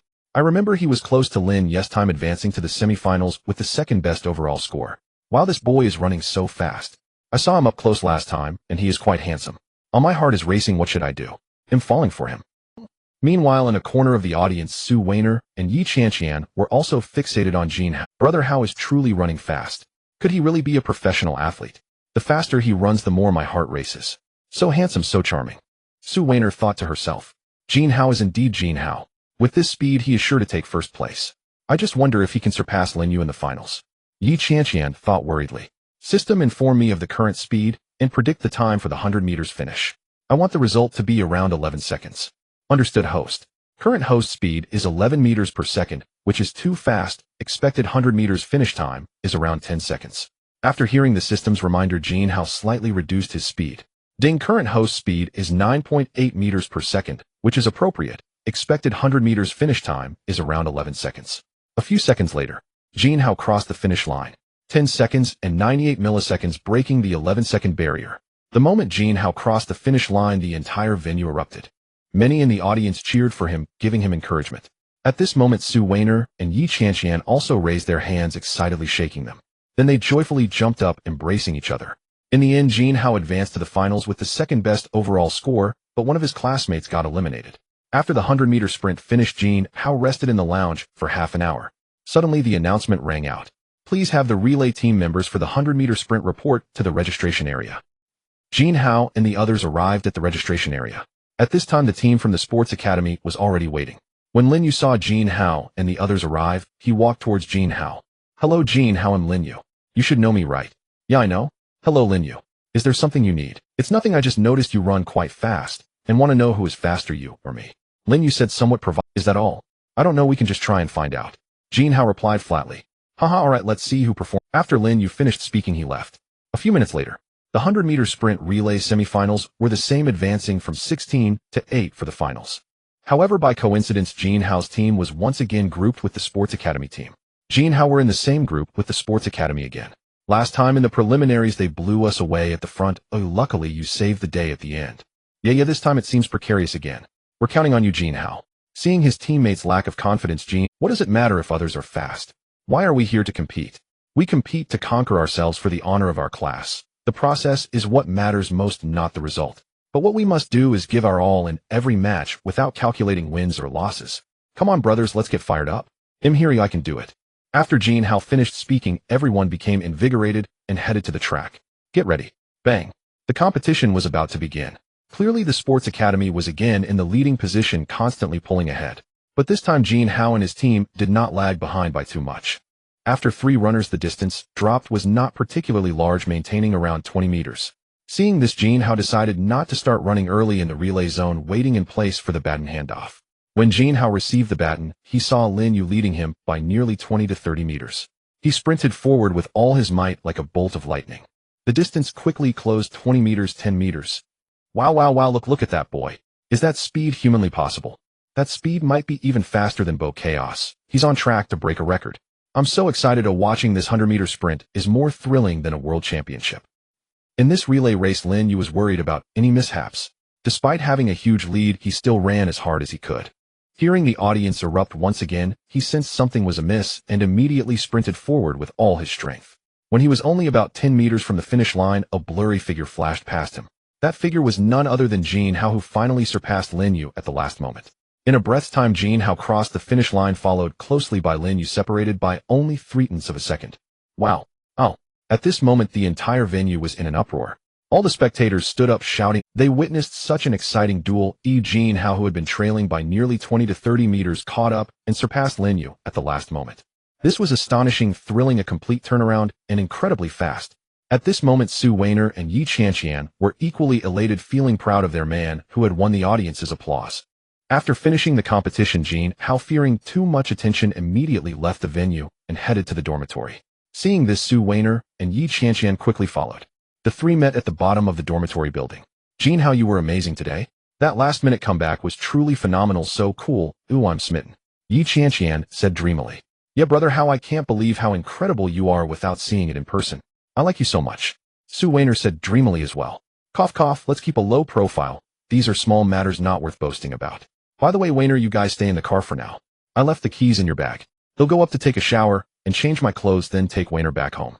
Qianqian, you come along too. Let's have dinner together tonight then. As Jin Hao spoke, he suddenly grinned mischievously. Big bad guy, I don't want to go with you. Big bad guy, can you be serious? Why are you always thinking about these things every day? Yi Qianqian and Su Weiner both said shyly. Jin Hao paid no mind to what they said, laughing as he walked towards the dormitory. Su Weiner and Yi Qianqian saw Jin Hao leaving without looking back, so they sat in the car first. Sister Weiner, did Jin Hao just say he would go home for a while? Is it about the house he bought for you? Yes, it is. It was when I came last time, and we exchanged vows for the first time. He invited me to develop in Wenyang City, and it was quite evident, so I agreed right away. The next day, he took me directly to buy a house, which is an international mansion No. 1. I don't know if it was intentional or unintentional, but he directly bought the top building there. It's really huge and luxurious. It's the first time I've seen something like this in my life. Su Weiner spoke several sentences in one breath. Really? That's so exaggerated. I think Jin Hao is really biased. He's so good to you. He bought you a house, a luxury apartment worth a lot. Whenever you arrived, no matter what he was doing, he would drop everything to pick you up. He always kept a low profile and never drove into the school, but for you he made an exception and entered high profile. He hasn't treated me this well. A comparing like this makes me so sad. Yi Qianqian indeed felt increasingly heartbroken. Silly girl, hasn't he treated you well normally? Hasn't he bought you things? Is it just that he hasn't spent so much money on you? Whether someone treats you well or not isn't measured by how much money they spend, but by how much heart they put into it. Su Weiner comforted Yi Qianqian. Jin Hao returned to his dormitory, took a shower, styled his hair handsomely, and picked an exquisite outfit. After dressing up nicely, he looked at his dashing self in the mirror. Wow, I'm really handsome to the point of dropping crumbs. The peak appearance given by the system is really impressive, plus my efforts, don't be too surprised. Su Weiner, Yi Qianqian, are you two little cuties ready? The great devil Jin Hao is coming, ha. Jin Hao muttered to himself before heading out. Ding ding. Jin Hao arrived at the car and knocked on the window. After hearing the sound, Su Weiner opened the door when she saw it was Jin Hao. After sitting in the driver's seat, Jin Hao said, Ladies, are you ready? I'm about to drive. He particularly raised his volume when he said the word drive. Just drive if you're going to drive. Why shout so loud? Yeah, you're scaring us. As if we could stop you. Su Weiner and Yi Qianqian both replied together. Then let's set off homeward bound. Jin Hao was particularly happy at this moment. About half an hour later, Jin Hao arrived at the entrance of International Mansion No. 1. The security guard recognized the familiar Porsche 911 and the familiar license plate number. He immediately opened the gate and saluted. Jin Hao smiled and nodded. This security guard was quite knowledgeable about the rules, being so polite. Quite good. Jin Hao thought to himself. After driving a few more minutes, Jin Hao arrived at the foot of building No. 1. After parking the car, he helped Su Weiner with her luggage and prepared to take both of them upstairs. Originally, Jin Hao thought of carrying one suitcase in each hand. However, coincidentally, he had luggage to carry, leaving only one hand free. He couldn't just hold one of them, or it would seem biased. If the other one got upset, that would be trouble. I'm not good at comforting people, I only know how to care for them. The three of them arrived at the elevator entrance, where a man was waiting for the elevator, hugging a woman. The man was in his 40s with a receding hairline, a beer belly, not tall, and of unimpressive appearance.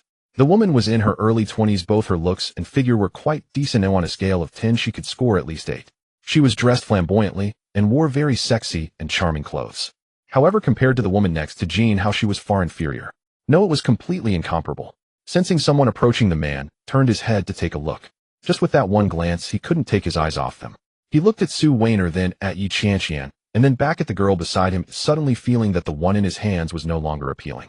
With two such beautiful women appearing at once, the man swallowed hard, his lustful gaze wandering constantly between Su Weiner and Yi Qianqian. He noticed that there was a man beside the two girls, but he didn't care and didn't even look at Jin Hao directly. Su Weiner and Yi Qianqian felt very uncomfortable being stared at so lewdly by this middle-aged man. Jin Hao also sensed that his women were being harassed and immediately walked in front of the middle-aged man to block his line of sight. Please keep your eyes to yourself, otherwise I fear you may never see the light again, Jin Hao said with annoyance. Oh, young man, you're quite bold for your age. I want to see what you can do to make me What are you bringing two girls here for? This isn't an ordinary hotel, it's a high-end residential area. Can you afford it? Said the middle-aged man, retorting. With your lowly vision, I'm actually a resident here. Oh, then can you tell me your house number? I live on the top floor, supposedly the king of this so-called high-end residential area, Jin Hao said calmly. Originally, the man thought Jin Hao was just sneaking in to take a look and take some photos. After all, carrying two girls and luggage. What else could he be doing if not for a photo shoot? Upon hearing Jin Hao say he bought the top unit, the man was thoroughly shocked. That unit was estimated to be worth at least 300 million. Such a massive cash flow was not something he could afford to provoke. I see. I'm sorry, young brother, I was too excited just now. I apologize to you here, the middle-aged man replied. Next time pay attention not to judge by appearances and keep your eyes clean. Jin Hao educated him. Of course, the man responded very well. With only this minor incident, the three of them successfully arrived at the door. Upon opening the large door, they were once again greeted by the lavish sight. Jin Hao went in to put down the luggage and came out to look at the two. Weiner Qianqian, what do you think we should do? You're just walking into a tiger's den so easily. I don't even know how to handle it, Jin Hao suddenly said, as if he had changed into a different person. You all busy yourselves, y'all go wander around. After all, it's been a long time since Sister Weiner came. After finishing her sentence, Yi Qianqian ran off. Suddenly Jin Hao thought of something. System, you are so powerful, you should have this kind of skill, the one I'm thinking of in my host. Your mind is too chaotic. I don't know which one you want. Sai, you really want me to say it, don't you? Host, please give clear instructions so I can accurately match the skill for you. It's that kind of legendary dual cultivation technique passed down through history. Do you have it or not? Congratulations, host, we actually have it. However, this is a special skill. What is it? Hurry up and secret technique of cultivation in the room. When the host interacts with the opposite sex using this secret technique has the following effects. 1. It can greatly improve the outcome. 2. It can significantly enhance the host's strength and endurance. 3. It can strengthen both parties' physiques and delay aging, keeping them youthful. After hearing the system's introduction, Jin Hao nearly jumped up in joy. He never expected that the system possessed such an incredibly powerful skill. This is simply a boon for all humanity. This is the legendary cultivation method, growing stronger with practice, cultivating to become an immortal. I remember that there are countless records related to this technique in medicine, religion, folk beliefs, government, nations. Not bad system, you performed well today. I give you a thumbs up. So what price must be paid to learn this skill? Reporting to the host, due to the special nature of this skill, there are no levels, and the consumption of divine points required will be relatively high. This system is designed with humanity in mind, seeing the host's urgent need to learn this secret technique. Therefore, the original requirement of 50 divine points will be reduced to just 5 divine points. The system replied, What nonsense are you talking about? I was just asking casually. Am I that kind of unserious? Besides, as a young and vigorous lad, how could I possibly need such things? I am strong and robust, inherently valiant, and unyielding with great endurance. I wouldn't stoop to that. Alright system, I will reluctantly learn it, and see what the effect is. I'm just a little curious. Moreover, such a good promotional opportunity for a discounted price, I cannot miss it. System, proceed. I happen to have enough divine points to cover 5. Jin Hao spoke seriously. System. Congratulations, host, you have successfully learned the special skill secret technique of cultivation in the room. Consumed 5 divine points. At this moment, the system interface appeared as follows. Host Jin Hao. Physique, 20 level 1 gene lock limit. Mentality, 20 level 1 gene lock limit. Appearance, 20 godly appearance limit. Skills, artificial intelligence, system, master level basketball skills, master level mixed martial arts skills, master level running skills, master level combat awareness, master level combat techniques, master level environmental tactics, master level driving skills. Special skills, beginners, sunflower manual secret technique of cultivation in the room. Divine points 0. Account balance trillions of Huaxia coins.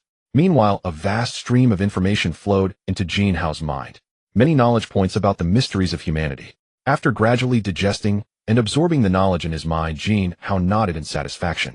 In simple terms, after acquiring this secret technique of cultivation in the room, whenever Jin Hao interacts with the opposite sex, as long as he follows the corresponding breathing methods and performs the appropriate actions, a mysterious energy will be generated within both parties. This mysterious energy will provide both parties with three major benefits: improving outcomes, enhancing endurance, and strengthening the body while delaying aging. In short, this skill is something desired by all mammals in the world, even the entire universe. With this matter settled, Jin Hao returned to reality. "Weiner, are you ready?" Jin Hao said seriously. "I will go take a shower first, though I have been running outside all day and am not very clean." After Su Weiner finished speaking, she ran off. A few minutes later, the sound of dripping water echoed from the bathroom. About 10 more minutes passed. The bathroom door opened. A beauty wrapped in a white bath towel stepped out with a few droplets of water still lingering in her hair. Warm water washes the skin like a delicate lotus. If Jin Hao were here to see this beautiful sight, he would surely be filled with excitement. Su Weiner looked outside and saw that no one was around. However, she heard some noises coming from the nearby bedroom. The closer she got, the more intense the feeling became. Listening to the increasingly strong sounds, waves of emotion rippled in her heart. She felt both nervous and expectant. After all, she had been away from Wenyang City for several days. Finally, she slowly opened the door and walked in.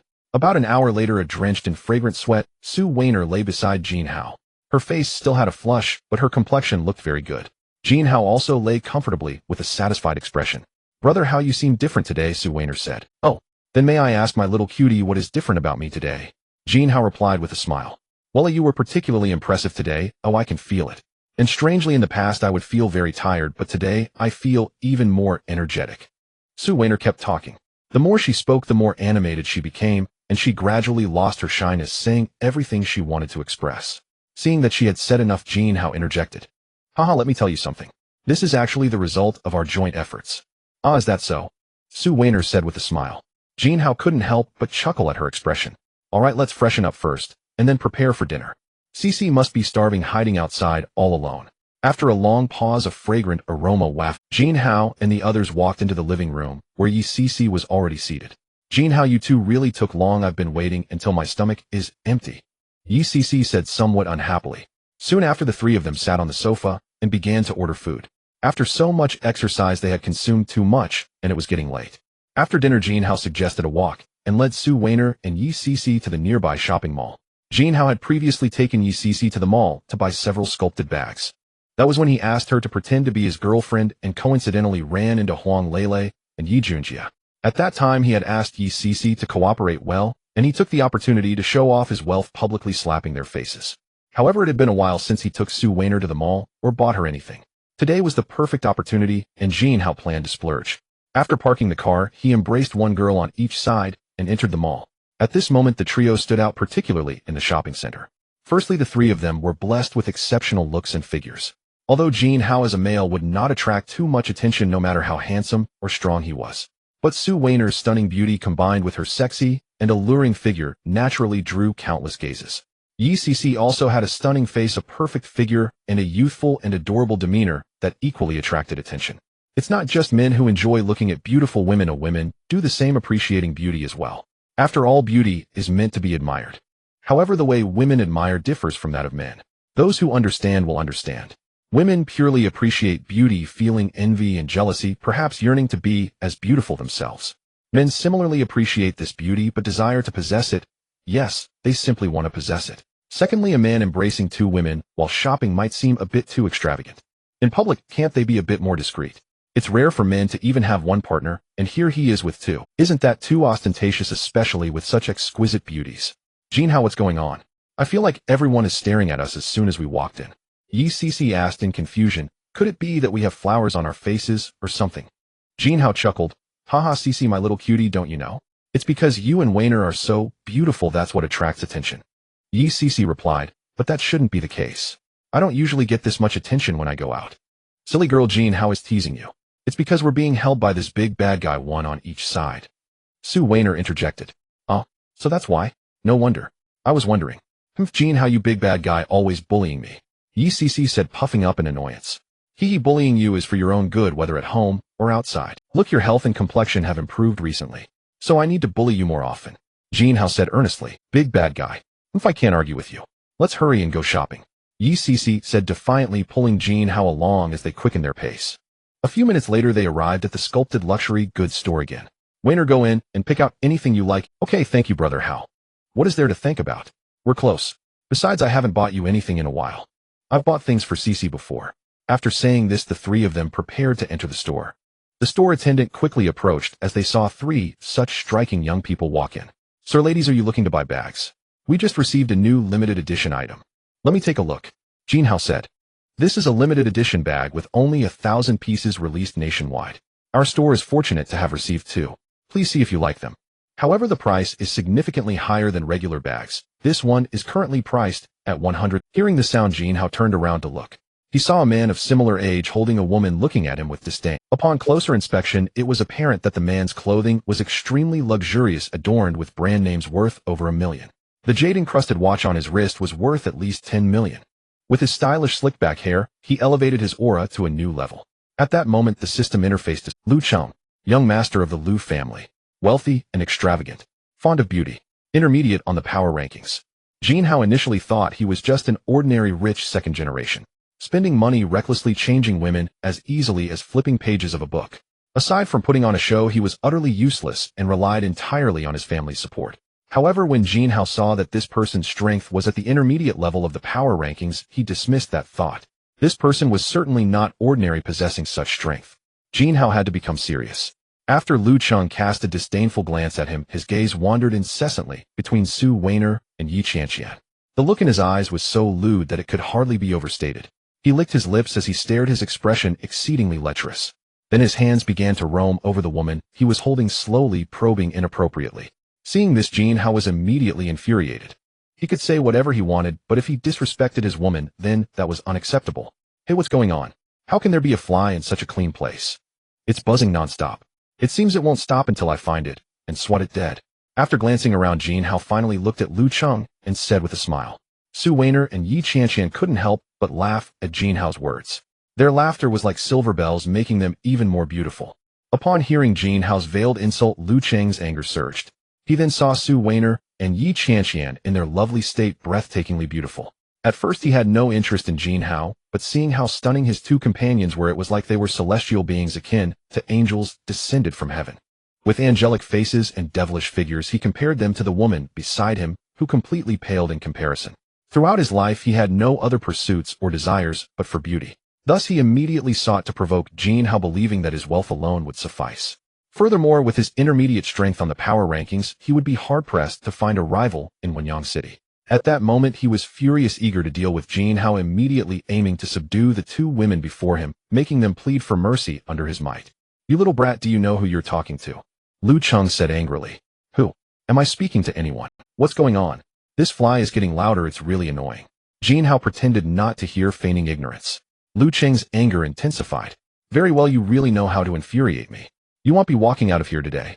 If you have any last words, you better say them quickly. Ow, I fear you won't be able to speak later. Lu Cheng said, suppressing the urge to strike. I want to see what kind of ability you have that could stop me from leaving. Jin Hao looked at him mockingly. Sir, this person is the young master of the Lu family. He's not someone to be trifled with. Those who have clashed with him before have disappeared without a trace. Yes, sir, it's better to avoid trouble. Let's endure for now and keep the peace. The staff, seeing the tense atmosphere between Jin Hao and Lu Cheng, immediately advised Jin Hao. Don't worry, this kid is just using the reputation of others to bully the weak. He's not capable of much. Moreover, we will handle this matter outside and won't trouble you further. If we cause you any loss, I will compensate you in full. Also, pack up those 2 bags or I will take them with me later. After I deal with this kid, I will make the payment. Additionally, I will give you a service fee as a token of thanks for your kind reminder. Jin Hao said. When he saw the staff trying to dissuade him again, he raised his hand to stop them. Brother Hao, this person doesn't seem ordinary. Let's forget about this. Oh, we shouldn't seek trouble. Yes, Jin Hao. If he dares to be so arrogant, his family must have considerable power. We are outnumbered. Oh, let's just drop it. At this moment, Su Wainer and Yi Qianqian also urged Jin Hao to back down. Wainer, Qianqian, no matter how he treats me, whether he insults me or touches me, I can tolerate it. But did you see the look he gave them? How rude, despicable, and utterly vile. This is a great insult to both you and me, and I absolutely cannot tolerate it. No matter who he is, what power he is behind him, I must deal with him. This matter is far from over, Jin Hao said with an unyielding expression. At that moment, hearing Jin Hao speak with such boldness and determination, Su Wainer and Yi Qianqian felt deeply moved and warmed, happy to have such a wonderful man. Little brat, prepare to die, Lu Cheng said before releasing the woman he was holding and charging straight. Seeing this, Jin Hao immediately rushed forward, creating distance between himself and the two women to prevent. Bang! The two exchanged punches, each being pushed back. After stabilizing himself, Jin Hao ran out of the store toward a more open area, shouting as he ran. Little fly, do you dare to fight me here? Lu Cheng, still stunned from the punch he received, wondered about Jin Hao. With my intermediate strength on the power rankings, I actually matched him. Having exchanged punches, I can't believe he was able to push me back. No wonder he dares to be so arrogant in front of me. He indeed has some skill. But what is his identity? Could he be from some powerful family? Will clashing with him bring disaster to me or my family? At this moment, Lu Cheng's mind was racing with. However, upon hearing Jin Hao's incredibly provocative words, his anger surged. Little brat, don't be arrogant, oh, prepare to die. Lu Cheng gritted his teeth and unleashed a deadly attack on Jin Hao. Sensing the power behind Lu Cheng's strike, Jin Hao immediately became serious. In the previous exchange, he had only used his strength at the intermediate level. He thought they would at least match each other, preventing a one-sided situation. What would be the point of overwhelming him from the start? However, he could clearly feel that Lu Cheng seemed to be putting in all his effort. He intended to use his maximum strength to completely crush him. Boom! In a flash, their collision produced a tremendous sound. The surrounding air was torn apart, creating a loud bang accompanied by a massive shockwave heading towards both of them. At that moment, a figure was sent flying. He flew nearly 10 meters before coming to a halt, while the other person maintained their stance, standing firmly in place, completely unharmed. Of course, the one standing steadily is Jin Hao, while the one who was sent flying nearly 10 meters away is Lu Cheng. After all, with Jin Hao's peak strength on the human ranking, he is far superior to Lu Cheng, who holds mid-tier strength on the same ranking. The onlookers were utterly shocked at this scene. It was astonishing that someone could send another person flying nearly 10 meters with a single strike. Is it that the attacker is too powerful, or that the one who was struck is too weak? This is a question worth pondering. However, as ordinary people, they cannot comprehend it. At this moment, the woman who had been embraced by Lu Cheng was even more terrified, her eyes wide open. After all, she had been by Lu Cheng's side for 2 months. She was aware of Lu Cheng's strength, having seen him take down several people effortlessly. She had also privately inquired about his capabilities, both intentionally and unintentionally. One time, when Lu Cheng was happily intoxicated, he casually mentioned the term human ranking, revealing to her the existence of superhuman strength. With Lu Cheng's mid-tier strength on the human ranking, he would generally not encounter any opponents in Wenyang City. But the person before him had actually sent Lu Cheng flying nearly 10 meters with a single strike. This person's strength must undoubtedly exceed Lu Cheng by more than 1 tier. Observing this scene, she immediately concluded that this was the result.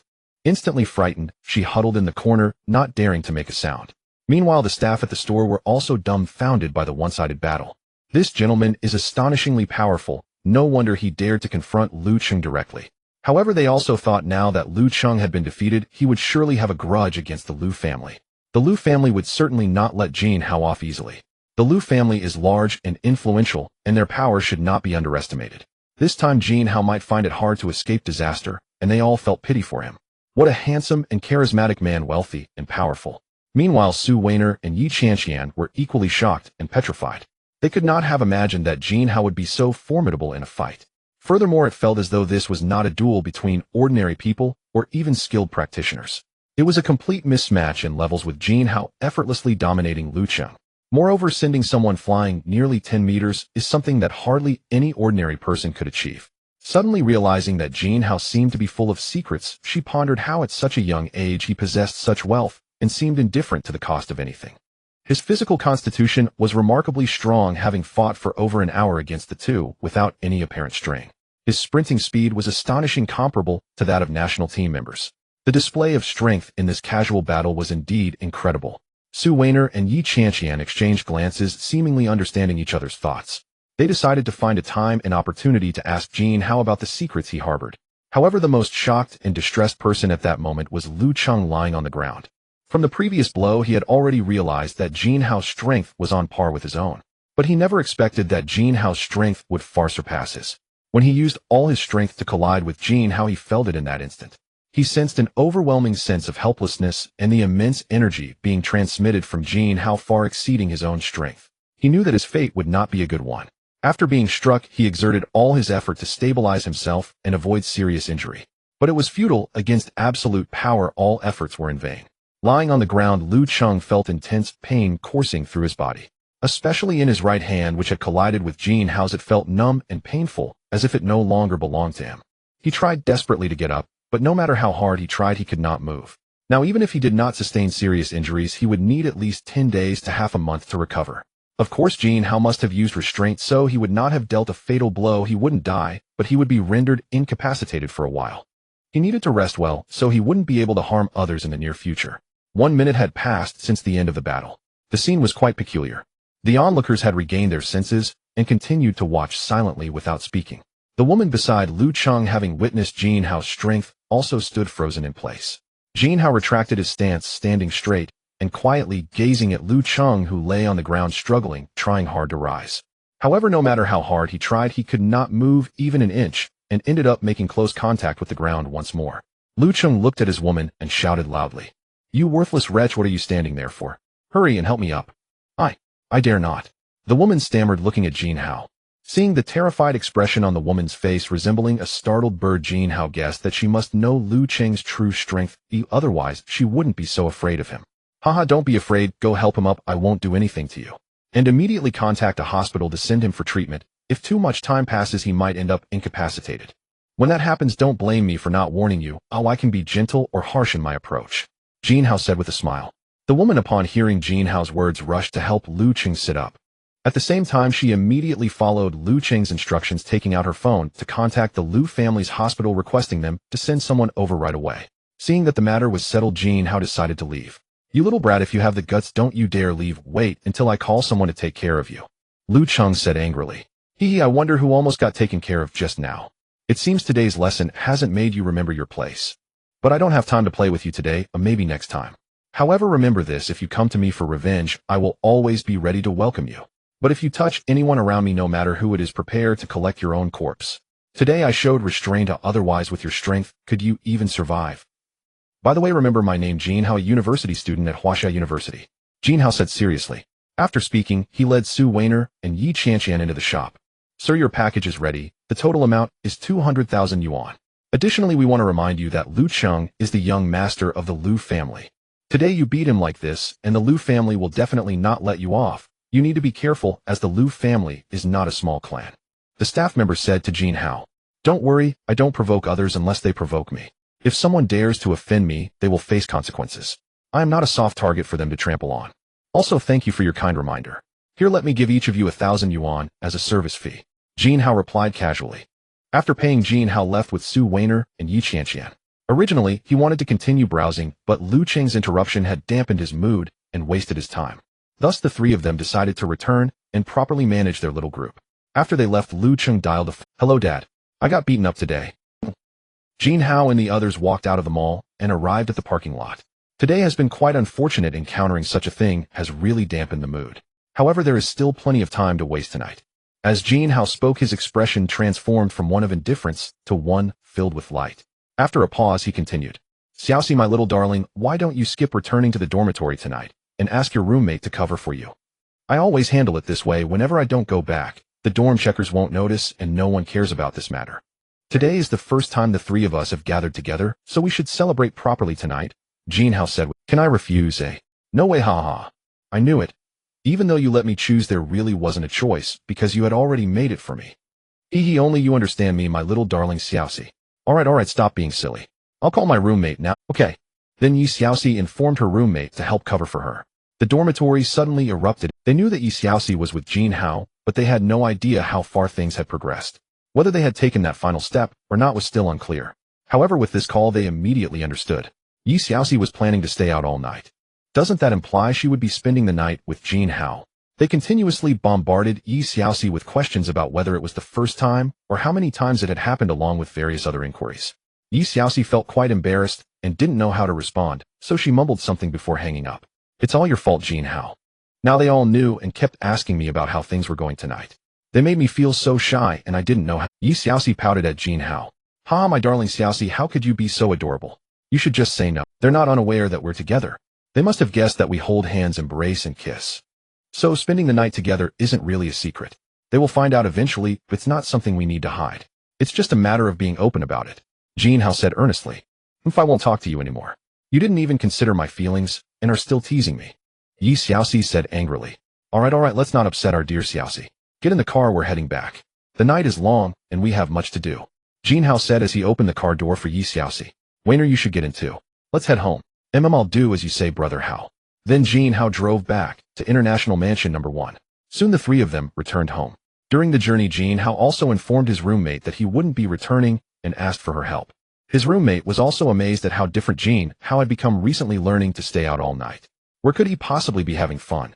It must be with a girl, and she didn't even know if he would bring his brothers along. So inconsiderate. Next time he must introduce his brothers. After the three of them came in and tidied up, they all sat down on the living room sofa. Today is a special day, let's have some drinks, Jin Hao said. The three of them chatted and drank, and after several rounds they began to reveal their true feelings. Before long, Yi Xiaoxi got drunk first. Jin Hao could only settle her down. Then he continued to enjoy drinks with Su Wainer. After that it was just the two of them, and as the atmosphere grew increasingly intimate under the influence of alcohol. An hour later, Su Wainer lay beside Jin Hao, perspiring, her face flushed with a gentle smile. At this moment, she traced small circles on Jin Hao's chest with her hand. Brother Hao, I've noticed such a big change in you recently that I hardly recognize you anymore. You've become so powerful and impressive that it makes people look up to you. I didn't know much about you before, and I didn't know you well. However, with our recent interactions, I've found you to be increasingly remarkable, increasingly mysterious, with more secrets about you. Although I feel very comfortable and secure around you, sometimes I suddenly feel very small. Seeing your strength inevitably brings a bit of unease to my heart. Su Wainer said. Huh, am I really that impressive lately? Is that how I make you feel? Haha, actually I have many strong points. I'm strong in many aspects. As for the secrets I hold, I believe it's not the right time to tell you. When the opportunity arises, I will naturally share. Lastly, rest assured, as long as you don't leave me, abandon me, or betray me first, I will definitely stick by you. Jin Hao said solemnly to Su Wainer. When the mountains crumble and the heavens unite, only then will I dare to part with you. Su Wainer said. A night without conversation. The next morning, Jin Hao got up early. Looking at Su Wainer and Yi Qianqian, who were still sound asleep, he couldn't bring himself to wake them. So he went out for some morning exercise by himself. After changing into a black sports outfit, Jin Hao stepped outside. No. One International Mansion was indeed a high-end community with an excellent environment. The gaps between the buildings were spacious, providing ample room for activities. Additionally, there was a massive artificial lake in the community, approximately 1 kilometer in circumference. The roads were well constructed, with one specifically designated for residents to jog and exercise. Jin Hao planned to run around the artificial lake. Since enhancing his physique, Jin Hao felt a significant improvement in his physical condition, giving him a sense of control over everything. Thus, he hadn't felt the need to train. Today, on a whim, he decided to get up early and give it a try. It was still early, only 6:30, and he hardly saw anyone on the community's paths. In fact, it didn't matter to him whether there were people around or not. Jin Hao headed straight to the edge of the artificial lake and began to run in circles, maintaining a relaxed pace of 3 minutes and 30 seconds per kilometer. After running halfway around the lake, Jin Hao noticed a striking figure ahead who was also jogging. Moreover, she was surprisingly not much slower than him. Judging by her pace, it should be around 4 minutes per kilometer. From a distance, she appeared to be a young woman, approximately 1.70 meters tall, thin and lanky. She wore a pink professional sports bra on top and white sports shorts below, with a pair of white professional running shoes on her feet. Her skin shone brightly under the natural light. She had an excellent body proportion, embodying the golden ratio of 9 heads. It was evident that she maintained a strict diet and physique management, regularly exercising. Her long legs exposed to the air were slender and straight, moving gracefully as she ran, captivatingly beautiful. But it was hard to tell how her face looked. However, judging by the situation, she likely possessed a breathtaking beauty. If not with such a figure and fair skin, she wouldn't be lacking, as her aura was already apparent. Jin Hao nearly instinctively acted on that impulse. He almost stumbled. A fleeting glance at the woman revealed that she appeared to be about his age, and her profile was simply stunning. Jin Hao nearly instinctively acted on that impulse. He almost stumbled. A fleeting glance at the woman revealed that she appeared to be about his age, and her profile was simply stunning. Her looks were likely even more striking than Su Wainer's. After Jin Hao utilized an opportunity to enhance his attractiveness, Su Wainer had reached a level of 9 points. This woman was even more extraordinary, coupled with her figure and aura. Jin Hao merely glanced, and then sped ahead, quickly surpassing her. He couldn't show too much interest, or it might backfire. At that moment, the woman noticed someone suddenly overtaking her at such a speed, and she appeared somewhat shocked. She had been jogging here for a long time and rarely encountered anyone during morning exercises. Moreover, at her level of fitness, maintaining a 4-minute pace for a kilometer was impressive. Not to mention being formidable among women, even among men, she was exceptional. Yet this man had just overtaken her at a noticeably faster pace, and he merely glanced at her as he passed. At this moment, she was quite curious about who this man was, having never seen him before. From behind, his running posture appeared professional fast, and he was evidently fit. For someone who loved sports and fitness like her, such a man seemed exceptionally handsome and attractive. Moreover, the man had only glanced at her without any further actions, indicating he wasn't interested. All the men in the past had approached her with ulterior motives, never just a mere glance, always staring with intentions that were less than pure. Such behavior only intensified her interest in him. Coupled with her competitive nature, she decided she must speed up and catch up to see who he was. After pondering for about 10 seconds, she suddenly began to accelerate, significantly charging toward Jin Hao. Meanwhile, Jin Hao was still leisurely maintaining his steady pace, entirely unaware of what was happening behind him. About 10 seconds later, Jin Hao suddenly heard powerful and hurried footsteps behind him. He turned to glance back and saw the woman from earlier rushing toward him at a very fast speed. Is this girl not happy because I overtook her? Is she now desperately trying to catch up to me? That's impressive. I guess I should be considerate and cooperate. Seeing this, Jin Hao gradually slowed his pace. In no time, whoosh, the woman passed by him. He estimated her pace was already under 3 minutes per kilometer, which was terrifying for an ordinary person. Once the woman surpassed him, she began to decelerate and slowly came to a stop. Then she turned around and started walking toward Jin Hao. At this moment, Jin Hao stood still. As the woman approached slowly, he got a clear view of her face. Not seeing was one thing, but seeing her shocked him. Her frontal appearance was even more beautiful than her profile. If Sue Wayner's looks were considered 9 points, then this woman in front of him was at least 9.5. Coupled with her figure and demeanor, her overall score was infinitely close to a perfect 10. This woman was the most beautiful Jin Hao had ever seen. Although he appeared calm on the surface, his heart was tumultuous within. As the woman reached Jin Hao, the system interface displayed. Yin Bingxue. Age 22. Bust 91, waist 60, hip 90. Second Miss of the Yin family. Masters in Business Administration from Newton University in the UK. Extremely fond of fitness and sports. Hello, my name is Yin Bingxue. I've been jogging here for a long time and have never seen you before. Are you a new resident? She said politely. Hello, I'm Jin Hao. Yes, I'm a new resident. Today is a rare occasion for me to have free time, so I came out for some morning exercise. He smiled and continued, it's my first time running here, so it's normal that you haven't seen me before. This man is so handsome, and he is not just handsome, he exudes an intriguing air that is quite captivating. Moreover, his smile is so charming, it's mesmerizing. Wait, what am I thinking? Why am I being so infatuated? Yin Bingxue, wake up. I see, no wonder. But you run so fast, you seem to be quite relaxed at this pace. I can't help but wonder what your real strength is.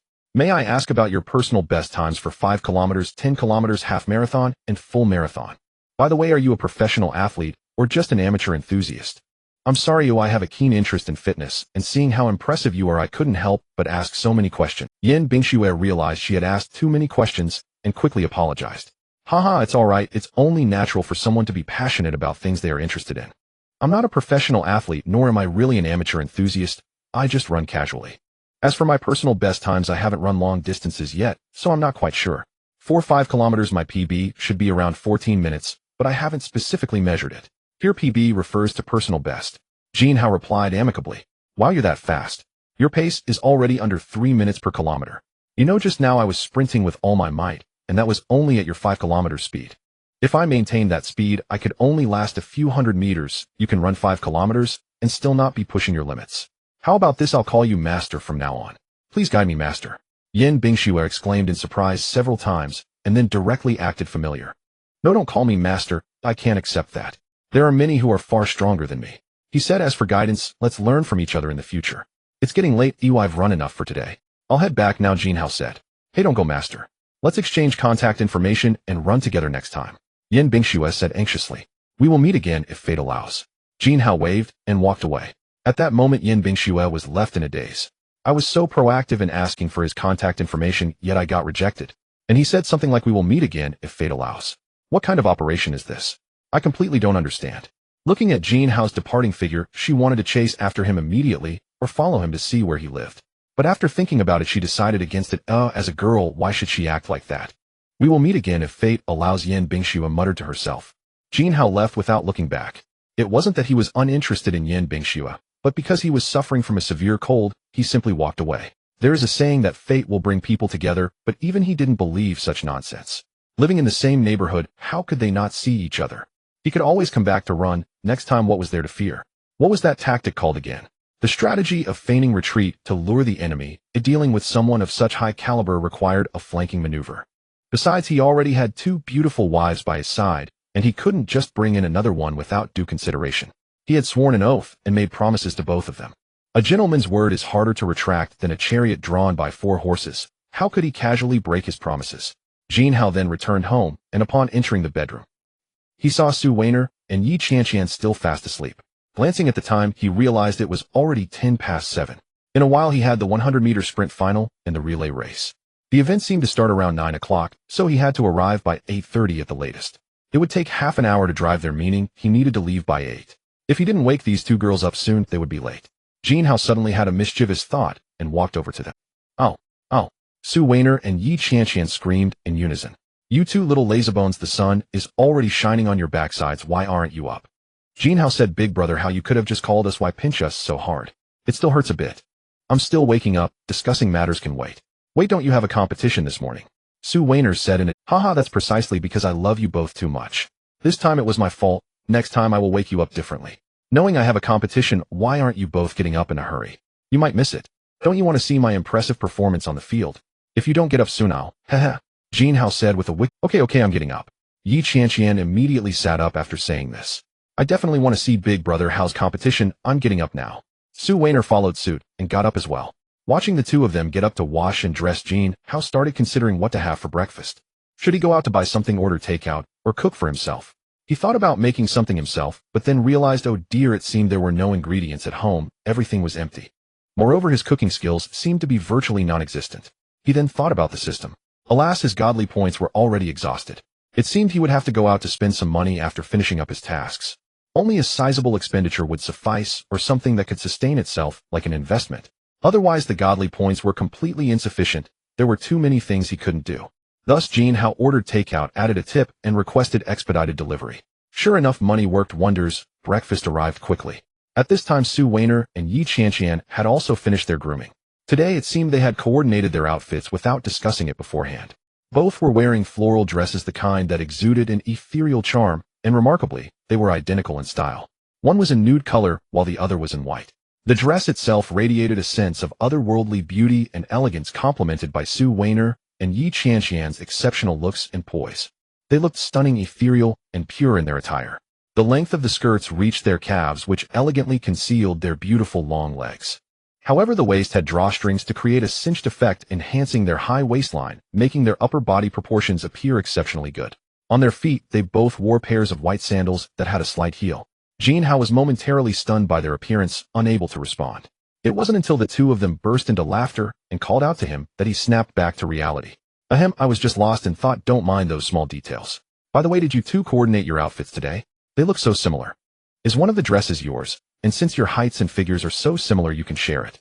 But I must say the 2 of you look truly beautiful today, or it's hard to express just how stunning you are with words. Jin Hao said, regaining his composure. Jin Hao is indeed a big bad guy, not a big fool. This dress is all Weiner's. Yesterday, we discussed what to wear today, and then Weiner suggested wearing her clothes, as she had the same style, and it's also a coincidence that our heights and figures are so similar, allowing us to share clothes perfectly, Yi Qianqian said happily. Right, I didn't expect that Qianqian and I would be so similar. It'll be convenient when shopping for clothes in the future, we can just buy the same size. And we can share any clothes we like. So how about this outfit today? I picked it out myself and my taste is pretty good, right? Su Weiner said joyfully. Your taste is indeed good.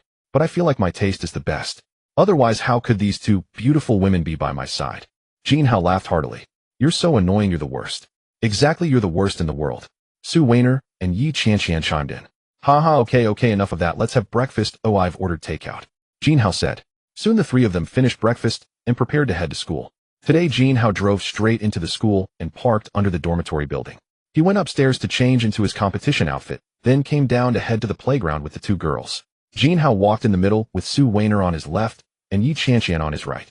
Each girl was holding onto one of his arms. They attracted everyone's attention on the way. Some admired Jin Hao's strength in being able to embrace 2 beauties, while others were surprised by his handsome face and well-built physique. However, most were admiring the beauty of Su Weiner and Yi Qianqian. After that admiration, they looked at Jin Hao with disdain, wondering why he deserved to have both of them. But when they compared Jin Hao's face and figure to their own, they had nothing to say. Jin Hao brought the 2 girls to their class resting area and had them sit there first. Jin Hao also greeted the classmates around them, asking them to look after the girls. The classmates were not surprised at Yi Qianqian's arrival, but they were taken aback by Su Weiner's presence. Moreover, dressed as they were today with their looks, figures, and aura, they were like fairies descending to earth. Both boys and girls were envious of Jin Hao. At this moment, the broadcast announced all participants in the 100-meter sprint final please report to the registration. Upon hearing the announcement, Jin Hao stood up. Weiner Qian, it's time for the registration. He'll head over first. Just watch me shine later, ha. Jin Hao said with a smile. After finishing his words, he went to the registration area, with another student participating in the finals. Since this was the final, there were only 8 contestants at the registration. Lin Yu, upon seeing Jin Hao arrive, changed his expression and said, Jin Hao, it's the finals this time. Let's have a good match. Yesterday's relay race was my poor performance that allowed you to overtake me in the end. Then it's settled, let's compete fairly on the field. Jin Hao casually replied. All contestants are in position, please head to the competition area, the registration teacher announced. Jin Hao and the others arrived at the competition area, standing on their respective tracks. At this moment, Su Weiner and Yi Qianqian in the audience began to feel anxious upon seeing Jin Hao. Although they knew about his strong abilities, they couldn't help but worry. However, apart from their special attention to Jin Hao, there was another striking figure outside, who was also very focused. The girl was wearing a white short-sleeve shirt paired with pink long pants and white sneakers. She wore a black baseball cap, and her long black hair fell over her shoulders. This person was Qin Shuer, the school beauty from whom Jin Hao had previously sought contact information. Since their chance encounter at the cafeteria a few days ago, Qin Shuer found it hard to forget him. Indeed, beauty is justice. She was captivated by Jin Hao's godlike looks. Moreover, Jin Hao's attitude towards her was completely different from that of other boys. Other boys approached her with motives, flattering her in various ways, pursuing her relentlessly. In contrast, Jin Hao treated her as he would any ordinary person, without any special distinctions.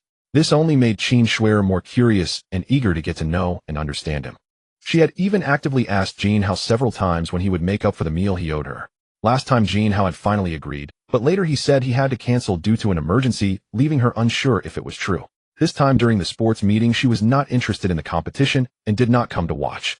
However, yesterday, she overheard her classmates discussing a boy heatedly. They mentioned a dark horse in this sports meeting who was running exceptionally fast, having already surpassed Lin Yu from the sports academy. Moreover, he was said to be very handsome, and his name was something like Jin. Yes, Jin Hao. At first, she did not listen closely, but when she heard the name Jin Hao, her interest was piqued. After inquiring carefully with her classmates, she learned that Jin Hao was participating in the running events. He had shone brightly in yesterday's short-distance event, winning the audience's applause. She then took a closer look at the participating contestants and gathered some information. Learning that Jin Hao had the finals for the 100-meter dash and the relay in the morning and the 5,000-meter long-distance final in the afternoon, she decided to dress up nicely and came to the competition area to watch, bringing along water and a towel. She planned to approach him after his race. On your marks. Upon hearing the call, Jin Hao and the other contestants squatted down, getting ready for the starting position. Bang! Bang! Jin Hao had already dashed out, but upon hearing the second gunshot, he stopped again. Clearly someone had false started. Since it was the finals, everyone was extremely tense, and this incident heightened the atmosphere even more. The audience, who were already on edge, became even more anxious upon seeing the false start. But who was the one who false started? Was it intentional or unintentional? The one who false started was Lin Yu. No one could tell whether it was deliberate, perhaps it was just due to the pressure.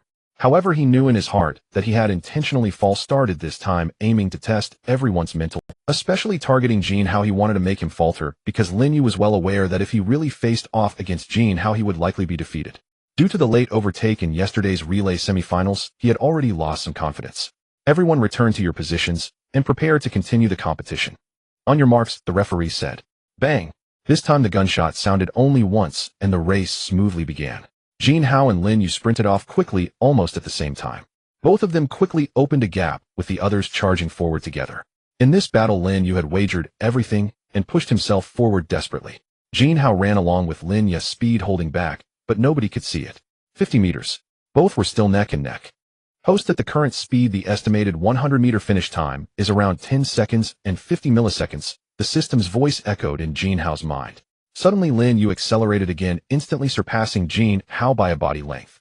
The audience watched the intense competition too, excited to breathe, their eyes glued to the racers. Upon seeing Lin Yu suddenly overtake Jin Hao, they became increasingly agitated. Ah, that person has surpassed brother Hao. What should we do? Su Weiner said anxiously. Sister Weiner, don't worry, Jin Hao will definitely overtake again. Yi Qianqian. Lin Yu is indeed powerful. He has begun to accelerate and has surpassed Jin Hao.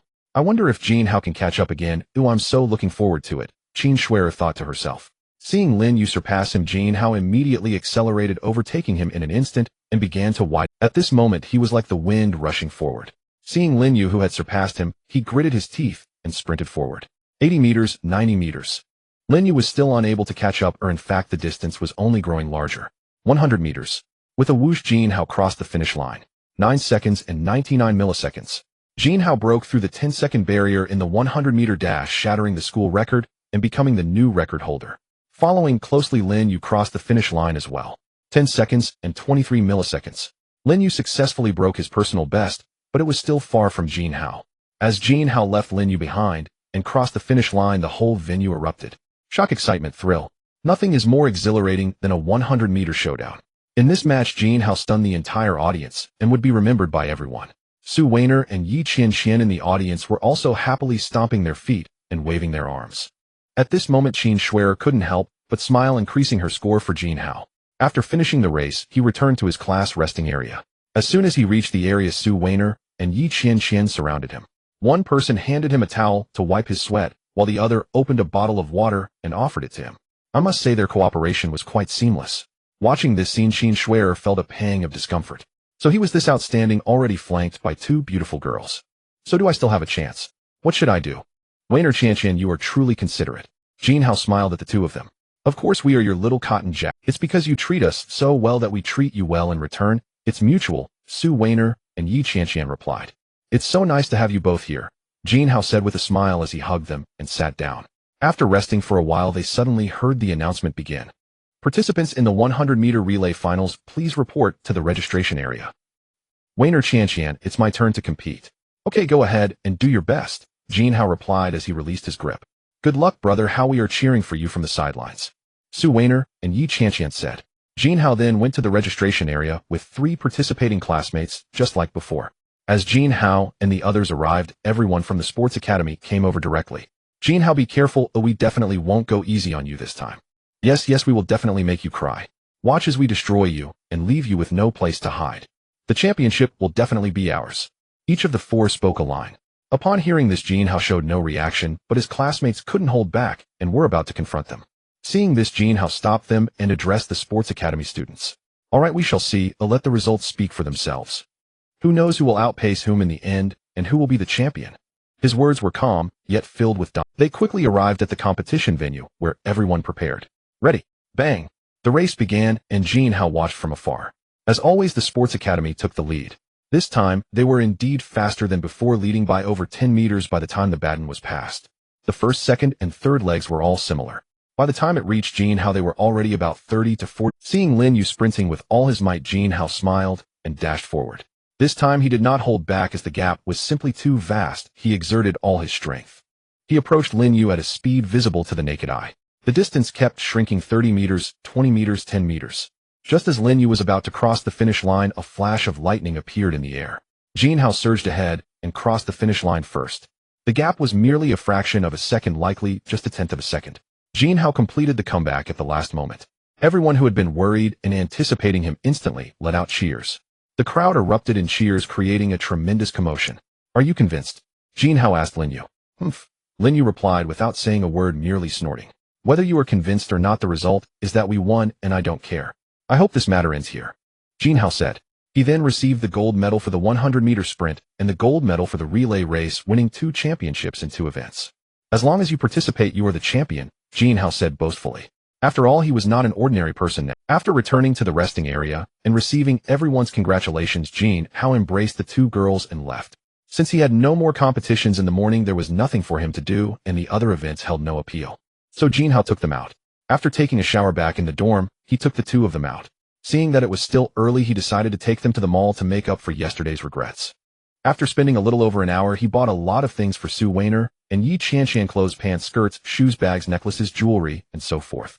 They took the small items themselves, while the larger items were arranged for delivery to International Mansion No. 1. By noon, Jin Hao took Su Weiner and Yi Qianqian out for a big meal. An hour later, they finished their meal. All 3 were quite full, and the lunch was surprisingly tasty. Brother, how don't you have another competition in the afternoon? By the way, Jin Hao, isn't there a 5,000-meter long-distance race this afternoon? Su Weiner and Yi Qianqian asked. Yes, what's wrong? We're going back soon. This long-distance race is placed last as the finale. Because it's longer and takes more time, there aren't many participants. Many people are just there to participate, Jin Hao replied. You sprint so fast, can you handle the long distance? Isn't it said that sprinting and long-distance running are completely different? Yes, sprinting relies on explosive power, while long-distance relies on endurance, the two continued. Don't worry, I'm really excellent in all aspects. You both know that since you have seen it with your own eyes and experienced it firsthand. Jin Hao said confidently. Upon hearing his words, Su Weiner and Yi Qianqian blushed. Time quickly, the three of them returned to the playground. Jin Hao was already prepared to participate in the final 5,000-meter race. Please, participants in the 5,000-meter long-distance race, proceed to the registration area. After the registration was completed, Jin Hao noticed that there were only a little over 10 participants, including himself. It was uncertain how many would finish the race. Ready. Bang. At the sound of the gun, Jin Hao dashed out from the crowd, taking the lead. He maintained a pace of 3 minutes per kilometer. After just one lap, everyone was left far behind. However, at this moment, Jin Hao noticed that someone was close. That person maintained a consistent distance, running right behind him. It seemed this individual was quite strong or rare. After 1 lap, 2 laps, 3 laps, and 1 kilometer, 2 kilometers, 3 kilometers, the person remained close behind Jin Hao. Look over there. Who is that leading runner? He seems a bit familiar. Yeah, he does seem familiar. But he really runs beautifully. I roughly estimated, and it takes him about 70 seconds per lap, which means around 3 minutes per kilometer. The one closely following him is the long-distance champion from our sports academy. He can keep up with him. That's not necessarily true. Maybe the others are just following him. Just wait, and you'll see someone pass him. Long-distance races are different from sprints. It's mainly about what happens later on. I recognize him. The one leading is Jin Hao, the dark horse of this competition. He is the sprint champion who amazed everyone. Oh my goodness, who is he? Not only is he fast in sprints, but he is also impressive in long-distance running. It's Jin Hao, that handsome guy. Today I officially declare that Jin Hao is my idol. No one can compete with me for that. The audience was in an uproar, discussing fervently. Sister Weiner, do you think Jin Hao can win in the end? The person following him seems to be holding back. Silly Qianqian, do you think Jin Hao isn't holding back? Su Weiner and Yi Qianqian were discussing as well. At that moment, a sudden phenomenon occurred on the field. The person who had been closely following Jin Hao suddenly surged past him, taking the lead. And it was evident that he was accelerating, gradually pulling away from Jin Hao. Wow, he overtook him. Look, this race just got exciting. I wonder if Jin Hao will catch up again. After Jin Hao was passed, the audience suddenly erupted, continuing their heated discussions. I didn't expect this guy to be so strong and still able to accelerate. Then I won't hold back. The championship can only be mine. After all, I've boasted that as long as I participate, I'll be the champion. Jin Hao thought to himself as he saw the person pulling away by about 30 to 40 meters. Just as that person created a gap, Jin Hao suddenly began to accelerate. Instantly, the distance between them began to close at a visible rate. After 1 lap, Jin Hao overtook him. The total distance had reached around 4 kilometers, with only the last kilometer remaining. Watching the other person sprinting desperately, Jin Hao couldn't let him down. He continued to speed up for the final kilometer. The other competitors in the race saw the two begin their final showdown and quickly gave way. Thud, thud, thud. With rapid footfalls and great strides, Jin Hao's pace in the final kilometer reached about 2 minutes. He also completely pulled away from that person due to his incredible speed, leaving him far behind. With a whoosh, Jin Hao successfully crossed the finish line. The final time was 13 minutes and 30 seconds. About 20 to 30 seconds later, that person crossed the finish line, becoming second. Thus, Jin Hao was truly the champion. The girl slowly walked towards Jin Hao, holding a towel and a bottle of mineral water. Who else could this person be but Qin Shuer? She had prepared everything early on, just waiting for the perfect opportunity to arise. Just as the 5,000-meter final concluded, the perfect opportunity had arrived. She must seize it. Jin Hao, you've run for so long, it must have been tough for you. Here, take the towel and water, Qin Shuer said with a smile, extending her hands with the items. Jin Hao was quite surprised to see it was Qin Shuer approaching. But the school beauty is indeed a school beauty. She was truly beautiful. Moreover, it was clear that she had put in effort to dress up today, looking quite exquisite. What is going on with Qin Shuer lately? Ever since that chance encounter in the cafeteria, she has been quite attentive to me. Does she like me? Last time I said I would treat her to a meal, but that brat Tang Jinsong delayed me, and I stood her up. She must still be holding a grudge. What is she up to today? In front of everyone, when all eyes were on me, she appeared like this, bringing me a towel and water. What is she trying? Weiner and Qianqian were still watching from below. What should I do now? A school beauty like her is openly showing me goodwill. I certainly cannot embarrass her. Thank you, Qin Shuer. I truly had something to attend to last time. Please don't take it to heart. Next time I will definitely, but I might be quite busy lately, so there may not be time. After accepting the towel and water, Jin Hao said apologetically to Qin Shuer, "It's nothing, I didn't mind it at all. Next time when you're free, you can treat me," Qin Shuer said with a gentle smile. At that moment, Su Weiner and Yi Qianqian in the audience could no longer sit still upon witnessing this scene. Su Weiner pulled Yi Qianqian and walked towards Jin Hao. Jin Hao seemed to sense a chill in the air, feeling something was amiss, and turned to look. "Oh no, Weiner and Qianqian are coming over. Qin Shuer, thank you again for the towel and water. I have something to attend to first, so I'll be leaving now. See you next time." After saying that, Jin Hao hurriedly walked towards Su Weiner and Yi Qianqian without looking back. Qin Shuer couldn't help but smile at his nervous demeanor as she watched the two approaching from a distance. Jin Hao quickly reached them, blocking their path. "Weiner, Qianqian, where are you two going?" Jin Hao asked. "Jin Hao, step aside. I want to have a word with that girl. Why is she delivering towels and water to you right in front?" Yes. Do we not exist? Isn't this clearly an intrusion?" Su Weiner and Yi Qianqian said excitedly. Calm down, my two fairies. This behavior does not suit your status and elegance. Besides, she was just delivering something. Oh, what's the big deal? I have no connection with her at all," Jin Hao said seriously. "Oh, I hadn't thought of that. What's wrong with you? You even accepted the towel and Yes. Didn't we prepare anything for you?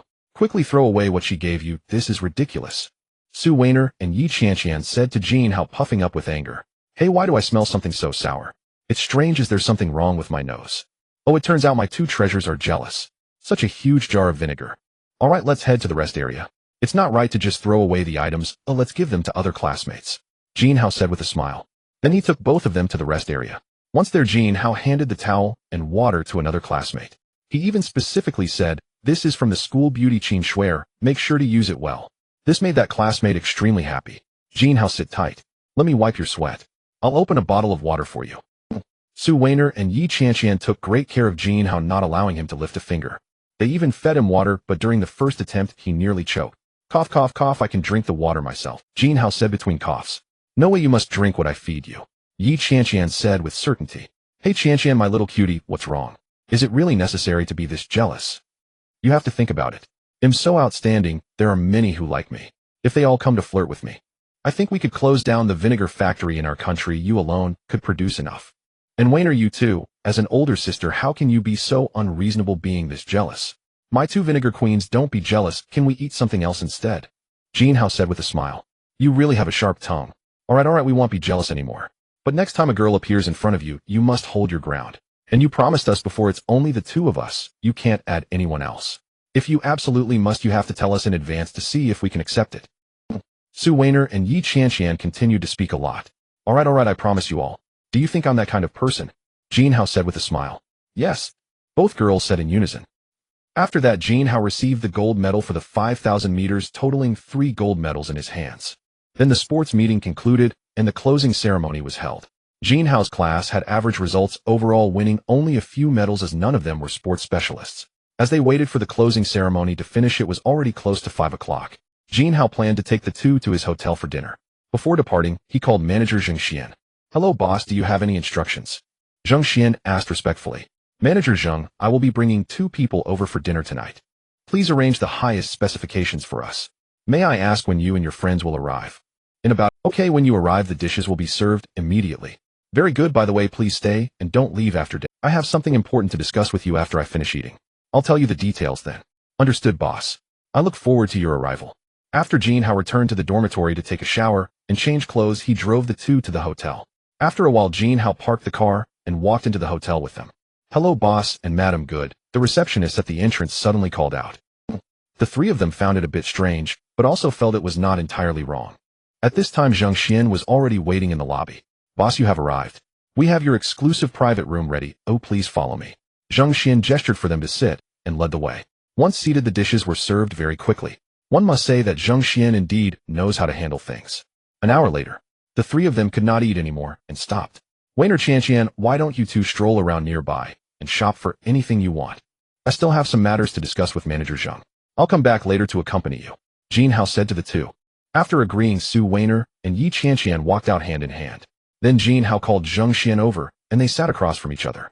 "Manager Zheng, I have an idea recently that I need your help to implement," Jin Hao said seriously to Zheng Xian. Zheng Xian heard Jin Hao's words, but did not understand his meaning. She couldn't help but think in directions she shouldn't have, yet looking at Jin Hao's serious expression, it didn't seem like he was joking. "I wonder what thoughts you have, boss." Zheng Xian asked, somewhat confused. It's like this. I plan to establish an investment company, and the name will be Haoyan International. However, I don't have the time and energy to manage the company. So I need a trustworthy person to help me establish, operate, and manage the company. And that person is you. Jin Hao said. Boss, I'm afraid I won't do well. Zheng Xian replied hesitantly. In truth, she really wanted to help Jin Hao with this task, but feared that her abilities would be insufficient, causing the matter to be mishandled and delay something significant. Managing a hotel was actually her specialty, but now the level was higher and the scope broader with more people under. So overall it wasn't difficult, rather it was even easier than just being a manager before. Deep down she craved challenges and longed for greater opportunities and challenges. Thus Jin Hao's proposal was quite tempting to her. Don't worry, Manager Zheng, I value your capabilities. Ever since you took over the hotel, I've noticed that your efficiency and ability are outstanding. That's why I made this request for you to help me establish, operate, and manage the company. Moreover, you shouldn't limit yourself to just this small hotel. You should go out and see the world. Jin Hao, then I'll give it a try. I'll do my best to make it happen. Just go for it. I can provide you with all the support, and the greatest support is, of course, financial support. You can establish the company, and any problems you encounter that can be solved with money are not issues, but I must emphasize we cannot engage in illegal activities. Rest assured, boss, I will never touch anything like that. And if you think someone has the capability, just spend the money to recruit them. Offer them several times, or even dozens of times more than others, and you won't have trouble recruiting them. If it's still not enough, just increase the offer. As long as it's a person, they won't be able to resist temptation. It's just that the price hasn't been high enough. As long as they have the ability, we don't mind spending money. Of course, the prerequisite is that their character must be reliable. Okay, I understand, boss. When should I start working on this? The sooner the better. Alright, I will start tomorrow. By the way, give me your bank account number, and I will transfer some money to you as startup capital. Sure, boss, my account number. Ding, your X bank account has received 100 yuan. 123. 100 billion. Boss, this startup capital is too much. Zheng Xian said in shock upon seeing the amount. It's not too much, use it first, and if it's not enough, ask me for more. If you encounter any problems that can't be solved, just contact me. Alright. At this moment, a system interface. Host Jin Hao. Physique 20 level 1 gene lock limit. Spirit 20 level 1 gene lock limit. Appearance 20 god level appearance limit. Skills artificial intelligence, system master level basketball skills, master level MMA skills, master level running skills, master level combat awareness, master level hand-to-hand combat skills, master level environmental combat skills, master level driving skills. Special skills beginners sunflower manual secret techniques for cultivating in the bedroom. Wealth points 100. Account balance trillions of Huaxia coins. Haha, indeed, after spending money the wealth points are credited.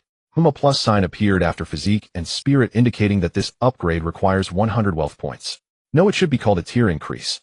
I only just obtained 100 wealth points, so there's no rush to spend them. I'll save them for now. Besides, I haven't encountered anyone exceeding the limits of the rankings. However, just in case, I should save a bit more wealth points. Jin Hao thought to himself.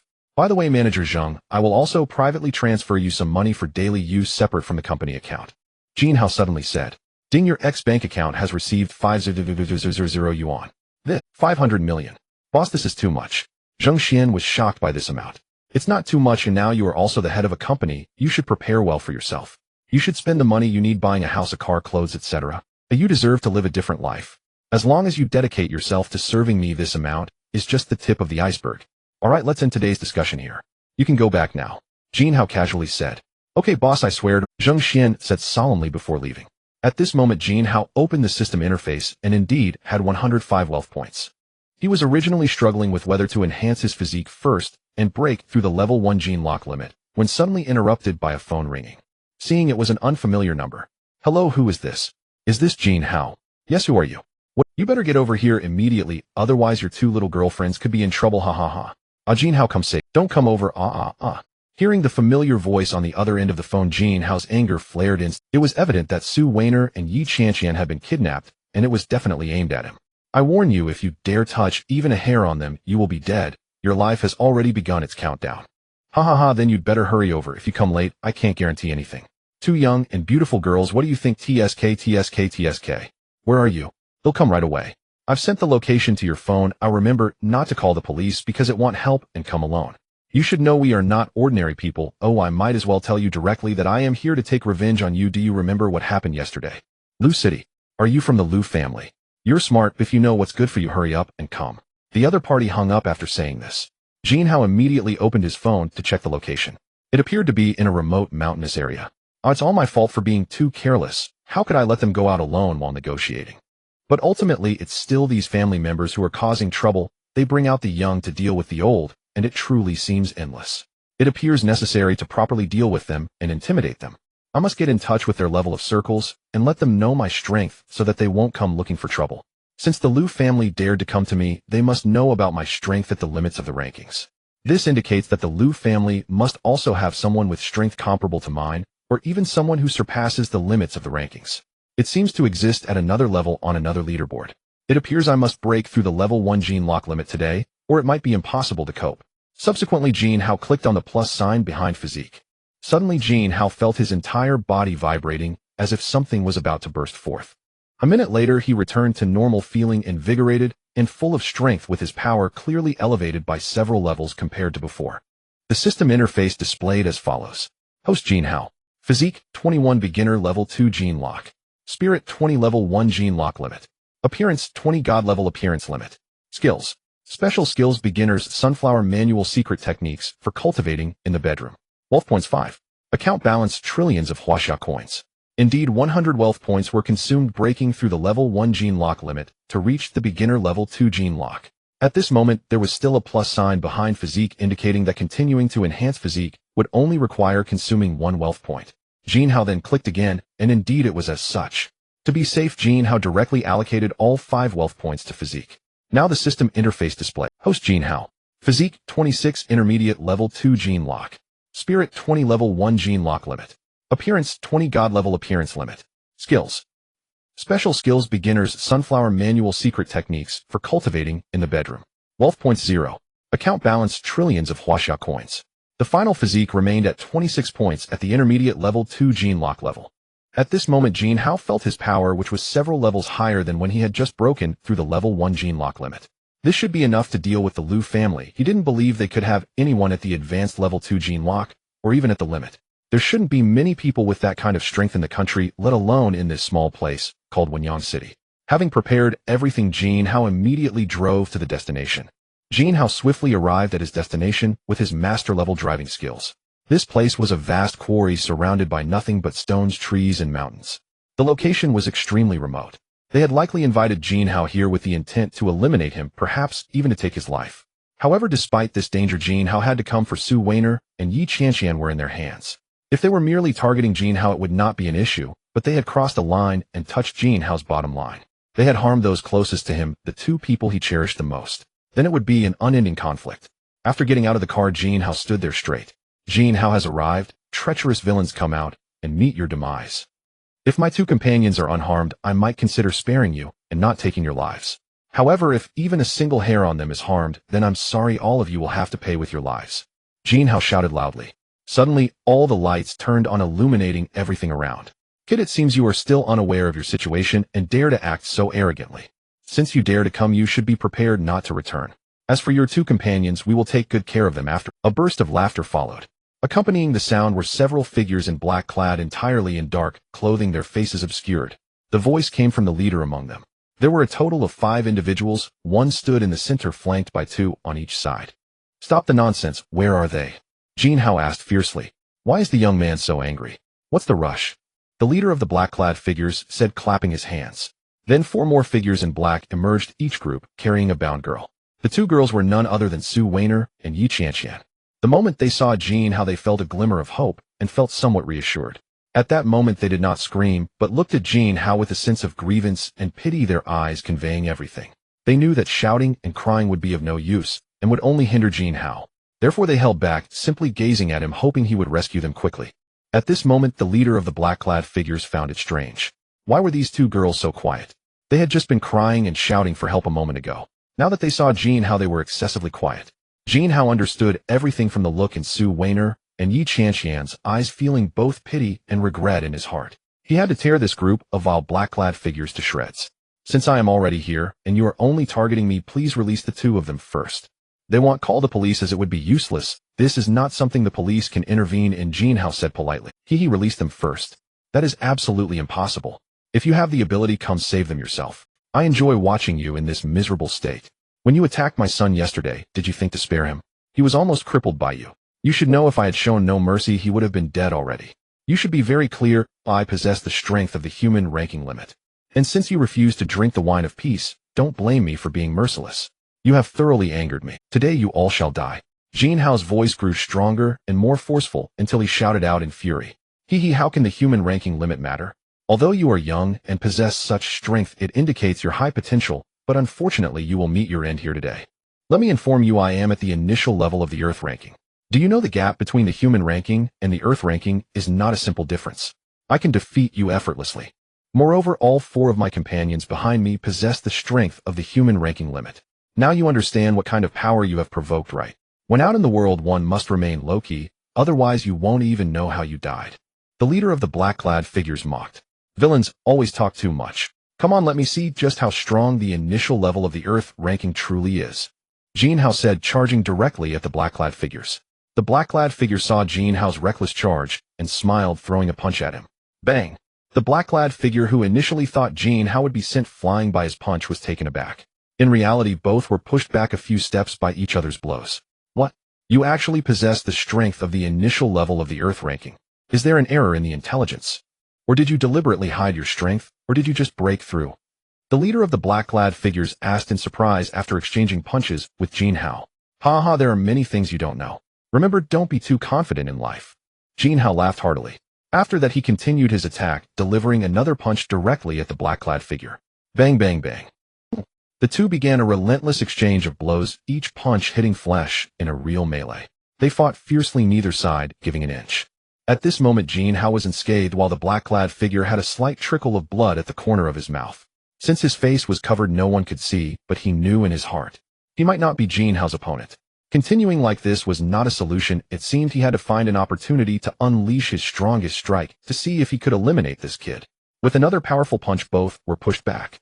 The black-clad figure suddenly gathered strength, seemingly preparing to unleash some ultimate move.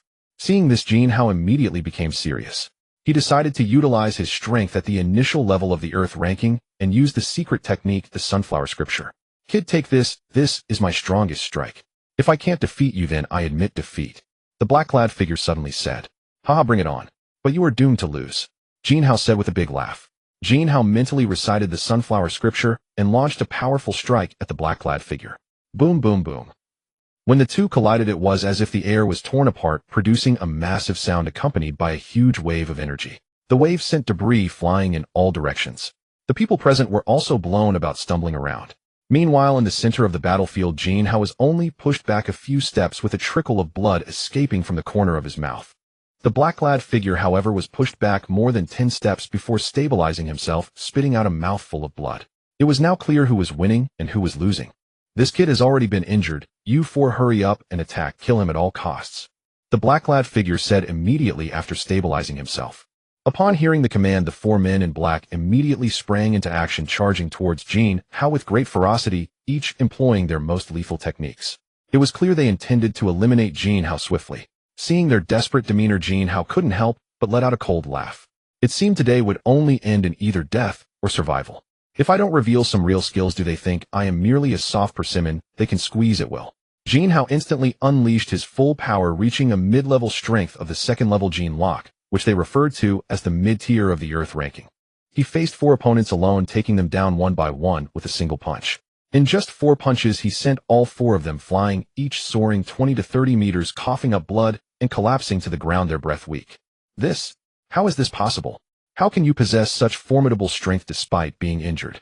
It's even greater than what you displayed in our earlier encounter. Do you possess mid-level Earth ranking strength? The leader of the black-clad men said in panic. Because I was hiding my true power. Dealing with you doesn't require me to exert all my strength. Jin Hao said casually as he began to walk slowly towards the black-clad man. No, don't come closer. Don't kill me. I know I was wrong, please spare me. The black-clad man exclaimed in terror. It's too late. I'm a straightforward person. As long as you don't cross my bottom line, we can still talk. But if you cross my bottom line, then I'm sorry, you won't have another chance to breathe fresh air. Jin Hao stated with an air of finality. In a mere breath, Jin Hao moved in front of the black-clad man, grabbing him by the neck and lifting him up. The man struggled helplessly in the air. The scene was quite pitiful. Just moments ago, the arrogant and confident black-clad man now found himself in this dire situation. Jin Hao had not intended to kill. He merely wanted to intimidate them. However, the black-clad man had harbored murderous intent against him and during his injury had immediately commanded his 4 elite subordinates to spare no effort in killing him. All of this, coupled with the fact that they had dared to attack those close to him, Su Weiner and Yi Qianqian, ignited a killing intent within Jin Hao, who vowed to show no mercy, even though he had never killed before. Although he had never engaged in significant conflict with others, any small disputes were something he endured and moved past. This was because they had not yet crossed his bottom line, and also because he was no longer the same person he used to be. With the system acquired, his life was destined to change. Good people can be bullied, and he must adapt. Moments later, Jin Hao finally took action, forcefully twisting the black-clad man's neck before releasing him. The man fell like a kite, with its string cut helplessly plummeting. Jin Hao then turned his gaze towards the 4 black-clad men lying on the ground, utterly devoid of combat power. Crack, crack, crack, crack. Jin Hao swiftly ended the lives of the 4 men. At that moment, his face bore no expression. Although it was his first time killing, he was remarkably calm. Afterward, he looked at the other 4 black-clad men guarding Su Weiner and Yi Qianqian. Under Jin Hao's gaze, they immediately knelt down in fear and spoke. "Spare us, my lord. We were just following orders and had no choice. But I assure you we did not lay a finger on the 2 ladies." Seeing their desperate expressions, Jin Hao found it somewhat amusing. Once you've boarded a pirate ship, regardless of whether you have a role or were coerced into doing something, you must be prepared. Prepare to accept the consequences, be it human or fate. Jin Hao swiftly approached them, sending them flying one by one, each blow fatal. At this moment, Jin Hao came before Su Weiner and Yi Qianqian, untying the ropes that bound them and pulling them into his embrace. "I'm sorry, Weiner. I'm sorry, Qianqian. It's my fault. I let you suffer. I promise no one will dare to lay a finger on you again. I will protect you both for a lifetime." "Big bad guy, I thought I was going to die this time. I was so scared." "Me too. I thought even if we survived, we would be mistreated, and if that was the case, I would rather die." Su Weiner and Yi Qianqian cried as they clung tightly to Jin Hao. It's all right. Didn't I come to save you?" Jin Hao comforted them. "But you were so terrifying just now, and did you really kill them all? What will we do now?" "Yes, so many lives. This is a society governed by law. Although they struck first, it won't be easy to," Su Weiner and Yi Qianqian said after calming down from their fear. "It's fine. I have my ways to handle it," Jin Hao replied. In fact, before deciding to silence them, Jin Hao had already thought of a solution. He remembered someone he had previously met, Lu Xingjuan. He had promised to help their family intimidate rival families. Moreover, considering their capabilities, they should have a way to resolve the current issues. However, Lu Xingjuan also shares the surname Lu. He wondered if he was related to Lu Cheng and the others. He then dialed Lu Xingjuan's number. After a few rings, it was picked up. "Hello, Jin, my little brother. What made you suddenly think of calling me? Want to have a drink together?" Lu Xingjuan's boisterous voice came through the phone. "Ahem, brother Lu, can you be serious for a moment? I have something to ask of you." "Haha, go ahead. Lu Cheng, do you know him? He also has the surname Lu. Are you related?" After Jin Hao finished speaking, he immediately sensed the other party's shock, leaving a moment of silence. Jin Hao waited quietly. Suddenly, the other party spoke. "I know. Actually, the Lu family and our Lu family were originally one. However, due to conflicts during our ancestors' generation, things escalated and became impossible to resolve, leading to the division into 2 families. Their strength has indeed been much greater than ours over the years, and we have been ruthlessly suppressed. Yet they did not completely eradicate us. This is because their family head Lu Chun possesses initial-level Earth ranking strength, and he has several elite subordinates with Earth ranking strength. In comparison, our Lu family pales in comparison." "What's the matter? Why the sudden inquiry?" Lu Xingjuan asked after explaining. "Actually, the situation is quite simple. One night, I ran into Lu Cheng, and he made lewd comments about my woman and provoked me. So I gave him a beating, but showed mercy and did not cripple him. And then, I guess it wasn't that simple, right?" "Indeed. Tonight, the Lu family dispatched many people and directly kidnapped my 2 beloved women, threatening me to come to a mining site in the suburbs, intending to silence me." "Silence you? So you're still alive now? Did you just go, or are you planning to go?" Lu Xingjuan exclaimed. "Of course I went. They sent 9 men, and they intended to kill me, crossing my bottom line, so I dealt with all of them directly." "Dealt with? Silenced them? Who were they, eh?" Lu Xingjuan asked in fear.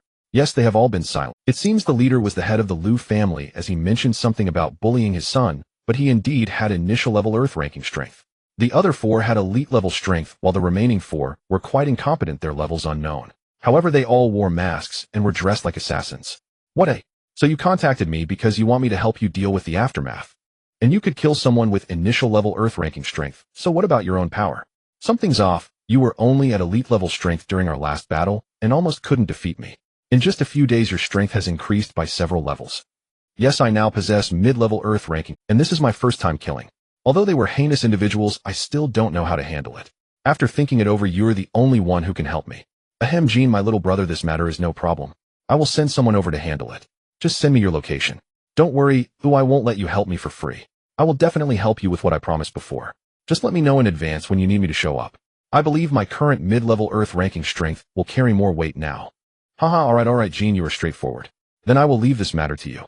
I'm off now. Rest assured. Jin Hao ended the call and sent Lu Xingjuan his location. He glanced at the motionless members of the Lu family lying on the ground and surveyed the desolate surroundings. He couldn't help but reflect that if he hadn't timely raised his strength to mid-level of the second-level Gene Lock, he would be the one lying on this cold ground. He looked at the bright moonlight on the ground, then raised his head to gaze at the sky, noticing a waning moon hanging at the edge of the horizon. It truly was a night of darkness and wind perfect for murder. Jin Hao then took Su Weiner and Yi Qianqian directly back to International Mansion No. 1. Despite having driven for a long time, the inexplicable excitement in his heart had yet to dissipate. He entered the bathroom, continuously splashing cold water on his body in an attempt to alleviate the tension from taking his first step today. It was a pulsation that originated from deep within, flowing through his veins. Seeing Jin Hao in this state, Su Weiner and Yi Qianqian said nothing and did nothing. They understood that this was something Jin Hao had to digest and bear alone. Interference from others would only have the opposite effect. After a long time, Jin Hao came out. Suddenly, he spoke to the two. Weiner, I have an idea regarding your live What idea, brother Hao? It's actually quite simple. From now on, you shouldn't live stream anymore. Live streaming isn't really that interesting. You have to expose yourself and cater to the big spenders. In the end, it hardly earns any money, and it's such hard work. You are different now. You are my woman, and I will support you. Your current daunting task is to spend my money. Really. Brother Hao, you are so good to me. Of course, I will first give you a little pocket money. After saying this, Jin Hao asked for Su Weiner's card number and promptly transferred some money. Ding. You have received 1,000,000 yuan from your ex-bank. Wow, brother Hao, how much did you transfer to me? So many zeros. Let me count. 1, 2, 3. No need to count, it's just 1 billion. Consider it pocket money. Spend freely, and if it's not enough, ask me for more. By the way, precious little Qian, I will also transfer you a little pocket money. Jin Hao said. Ding. You have received 1,000,000 yuan from your ex bank. Wow, Jin Hao, you also transferred me money. 1, 2, 3. 10 billion. Don't get too excited, this amount really isn't much. You both get the same 10 billion each, spend it freely, I still have more. Jin Hao said with a casual demeanor. 10 billion. This amount of money Su Weiner and Yi Qianqian might not have even heard about in their lifetimes, let alone seen it. This is a super wealthy individual. Knowing that Jin Hao is rich, owning such a large hotel, his net worth must be in the hundreds of billions. Yet he casually hands out 10 billion as pocket money without a care. This indicates that 10 billion is truly a trivial amount for him. By the way, now that we've talked about pocket money, let's discuss something serious. Jin Hao said with a smile. Serious matter. I'm afraid what we are about to discuss might not be so serious. Su Weiner chuckled. Yes, Jin Hao, your expression has already given you away. Yi Qianqian chimed in. Hey, what's wrong with you? Is my character in your mind so poor? Jin Hao feigned a sad expression. Is it? Yes. The two answered in unison. Sigh, forget it, I can't win against you. Now I need to say something very important. Jin Hao said suddenly with a serious tone. Seeing Jin Hao's sudden seriousness, Su Weiner and Yi Qianqian stopped joking and gestured for it. It seemed to have an unspoken subtext. Please begin your performance. It's like this, Weiner. I'm afraid that if you stop live streaming, you might get bored spending money all the time.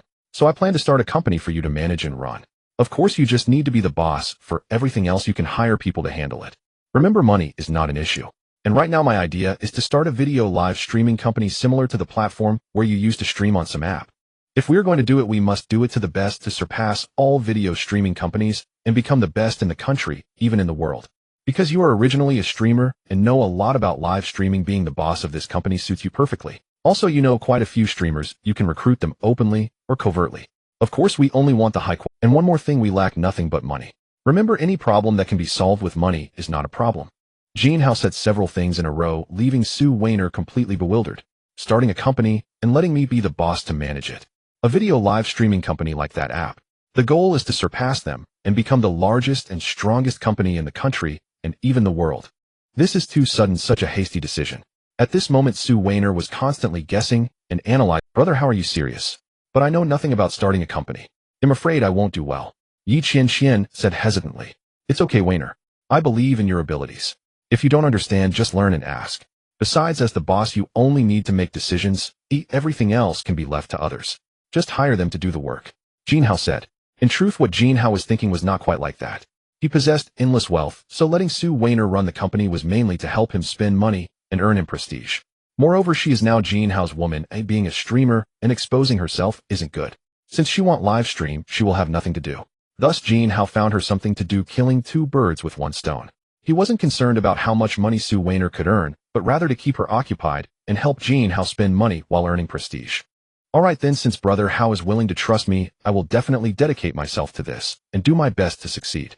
I won't bring shame to you, Sue Weiner said with determination. Okay, in the next few days you should familiarize yourself with the process of starting a company, and you can also start contacting the streamers you know from your live streaming days.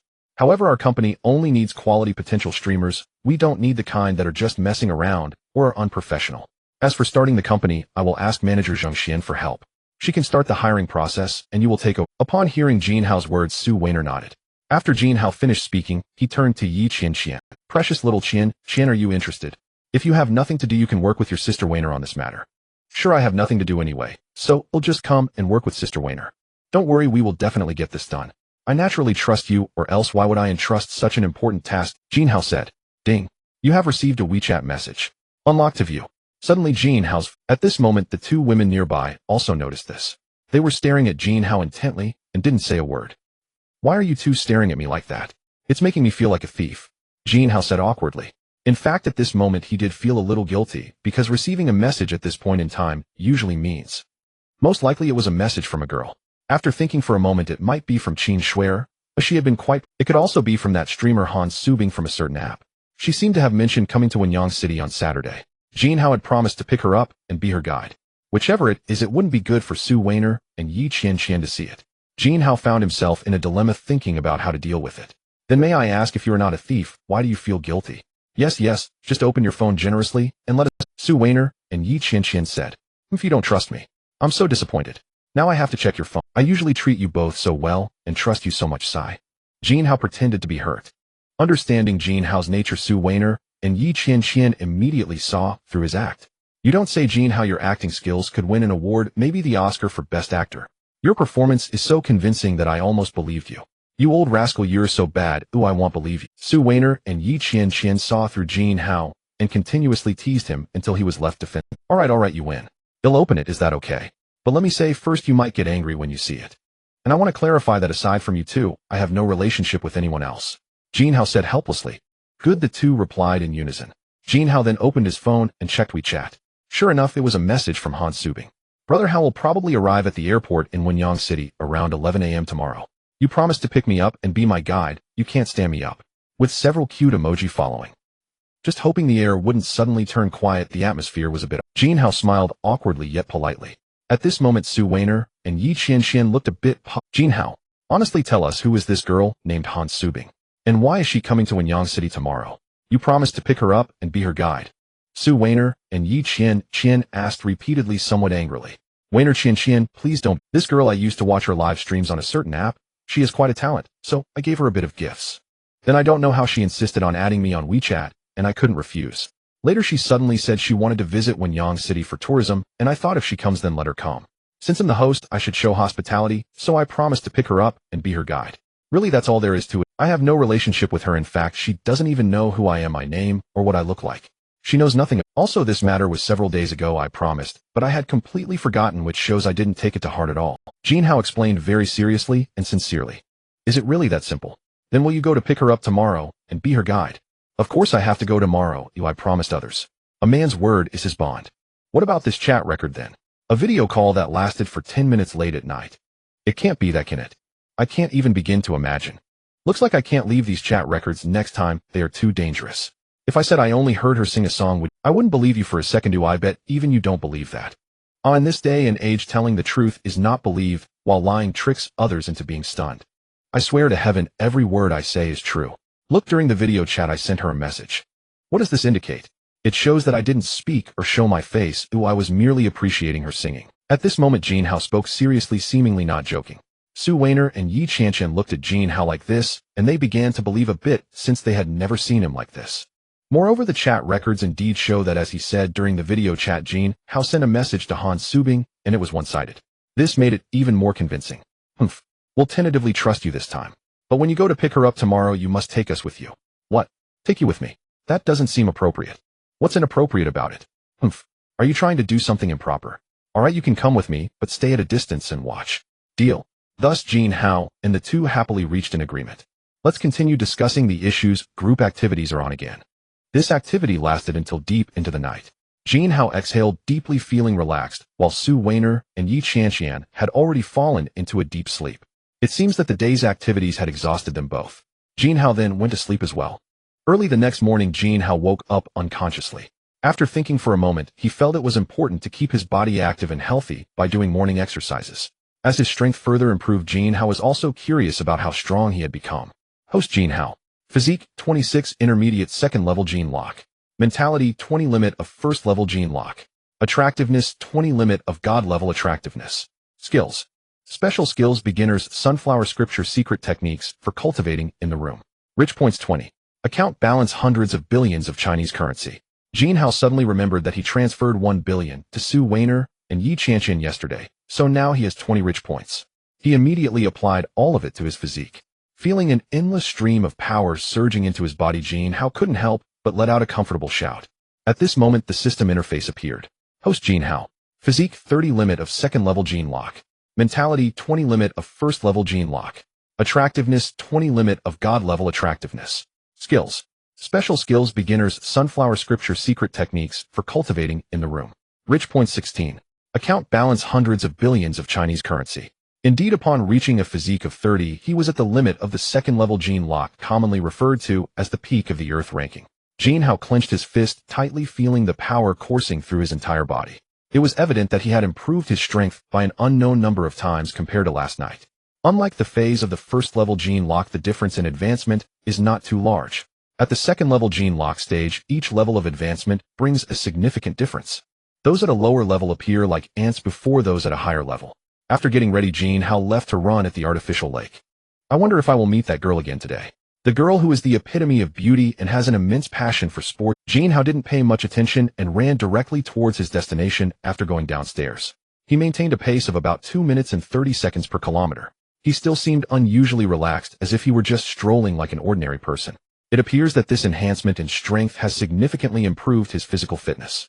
Jin Hao even doubted that he could maintain the ultimate speed of an ordinary person in a 100-meter sprint to complete 5 kilometers. Of course, he could find a secluded place to test it out.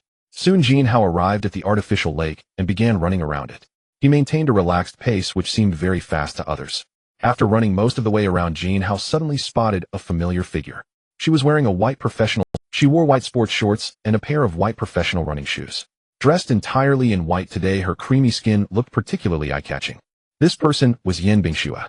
Jin Hao suspected that she ran every day, otherwise he wouldn't have bumped into her casually on 2 consecutive days. At this moment, Jin Hao did not greet Yan Bingxue, but simply ran past her. Upon hearing the sound of fast footsteps approaching, Yan Bingxue immediately turned her head to look. She saw a very fast figure flash past her. Before she could see clearly, it had already run far away. However, with just a casual glance, she already knew who it was. Only someone who could run so fast and looked so cool could be Jin Hao, whom she had just met yesterday. But why did he just run past me without saying hello? He really doesn't regard me at all, not caring about me in the slightest. Does she not think I'm good enough? Actually, his performance last time surprised me. He didn't show any interest in me at all. Since childhood, every man has shown great interest in me, and it's not an exaggeration to say that the line of people chasing and adoring me could stretch all the way to the UK. Yet he was very different. Last time when I took the initiative to show goodwill and asked for his contact information, I was rejected. This time I must capture him and get his contact information. Yan Bingxue thus made up her mind. After making up her mind, Yan Bingxue continued to run, planning to seize the opportunity. If it came to it, she would forcibly stop Jin Hao. At that moment, Jin Hao was still running, unaware of the rich thoughts occupying Yan Bingxue's mind. He didn't even realize that he was being targeted by such a beautiful girl. One could say he was fortunate or perhaps unfortunate. As he ran, feeling more and more comfortable, Jin Hao unconsciously quickened his pace. Soon he once again saw Yan Bingxue appear in his line of sight. However, this time he still ignored her and simply sped past her. He felt a gust of wind as a figure. Yan Bingxue realized she had once again missed her chance to catch Jin Hao. Moreover, she distinctly sensed that his speed this time was significantly faster than the last. Goodness, his speed is truly astonishing. It feels like he has reached an international top-tier level. Is he really just an ordinary person? An amateur, perhaps? No matter what, she couldn't believe it. At this moment, she was still torn about whether to intercept Jin Hao the next time he caught up with her. But after contemplating, she felt it was inappropriate. For a runner, the most detestable thing is to have someone If she forcibly stopped Jin Hao, it might leave a very bad impression on him. That wouldn't do, especially if she wanted to develop things further. So Yin Bingxue continued to run, planning to strike up a conversation after Jin Hao stopped. It seemed she had heard Jin Hao mention before that he usually runs about 5 kilometers. Counting the last time he passed her, he had already run 2 kilometers. With such speed, he would reach 5 kilometers in just a few minutes, so she decided to wait a bit longer. Then Jin Hao passed Yin Bingxue again, and again, each time faster than the last. Soon he reached the final kilometer running at a pace of approximately 1 minute and 50 seconds. Whoosh, like a gust of wind, Jin Hao passed Yin Bingxue for the 5th time. Each time he overtook her, she felt a strong wind blow past, and this time it was especially pronounced. This indirectly showed just how fast Jin Hao was running. After this last overtaking, Jin Hao slowly came. The 5 kilometers were completed in 11 minutes and 30 seconds, far surpassing the current world record. It was evident how incredible his strength was, and this was merely a casual run for him. Finally, Jin Hao walked slowly, as if he were strolling to recover. Seeing this, Yin Bingxue immediately ran up to his side. "Hi Jin Hao, what a coincidence we meet again."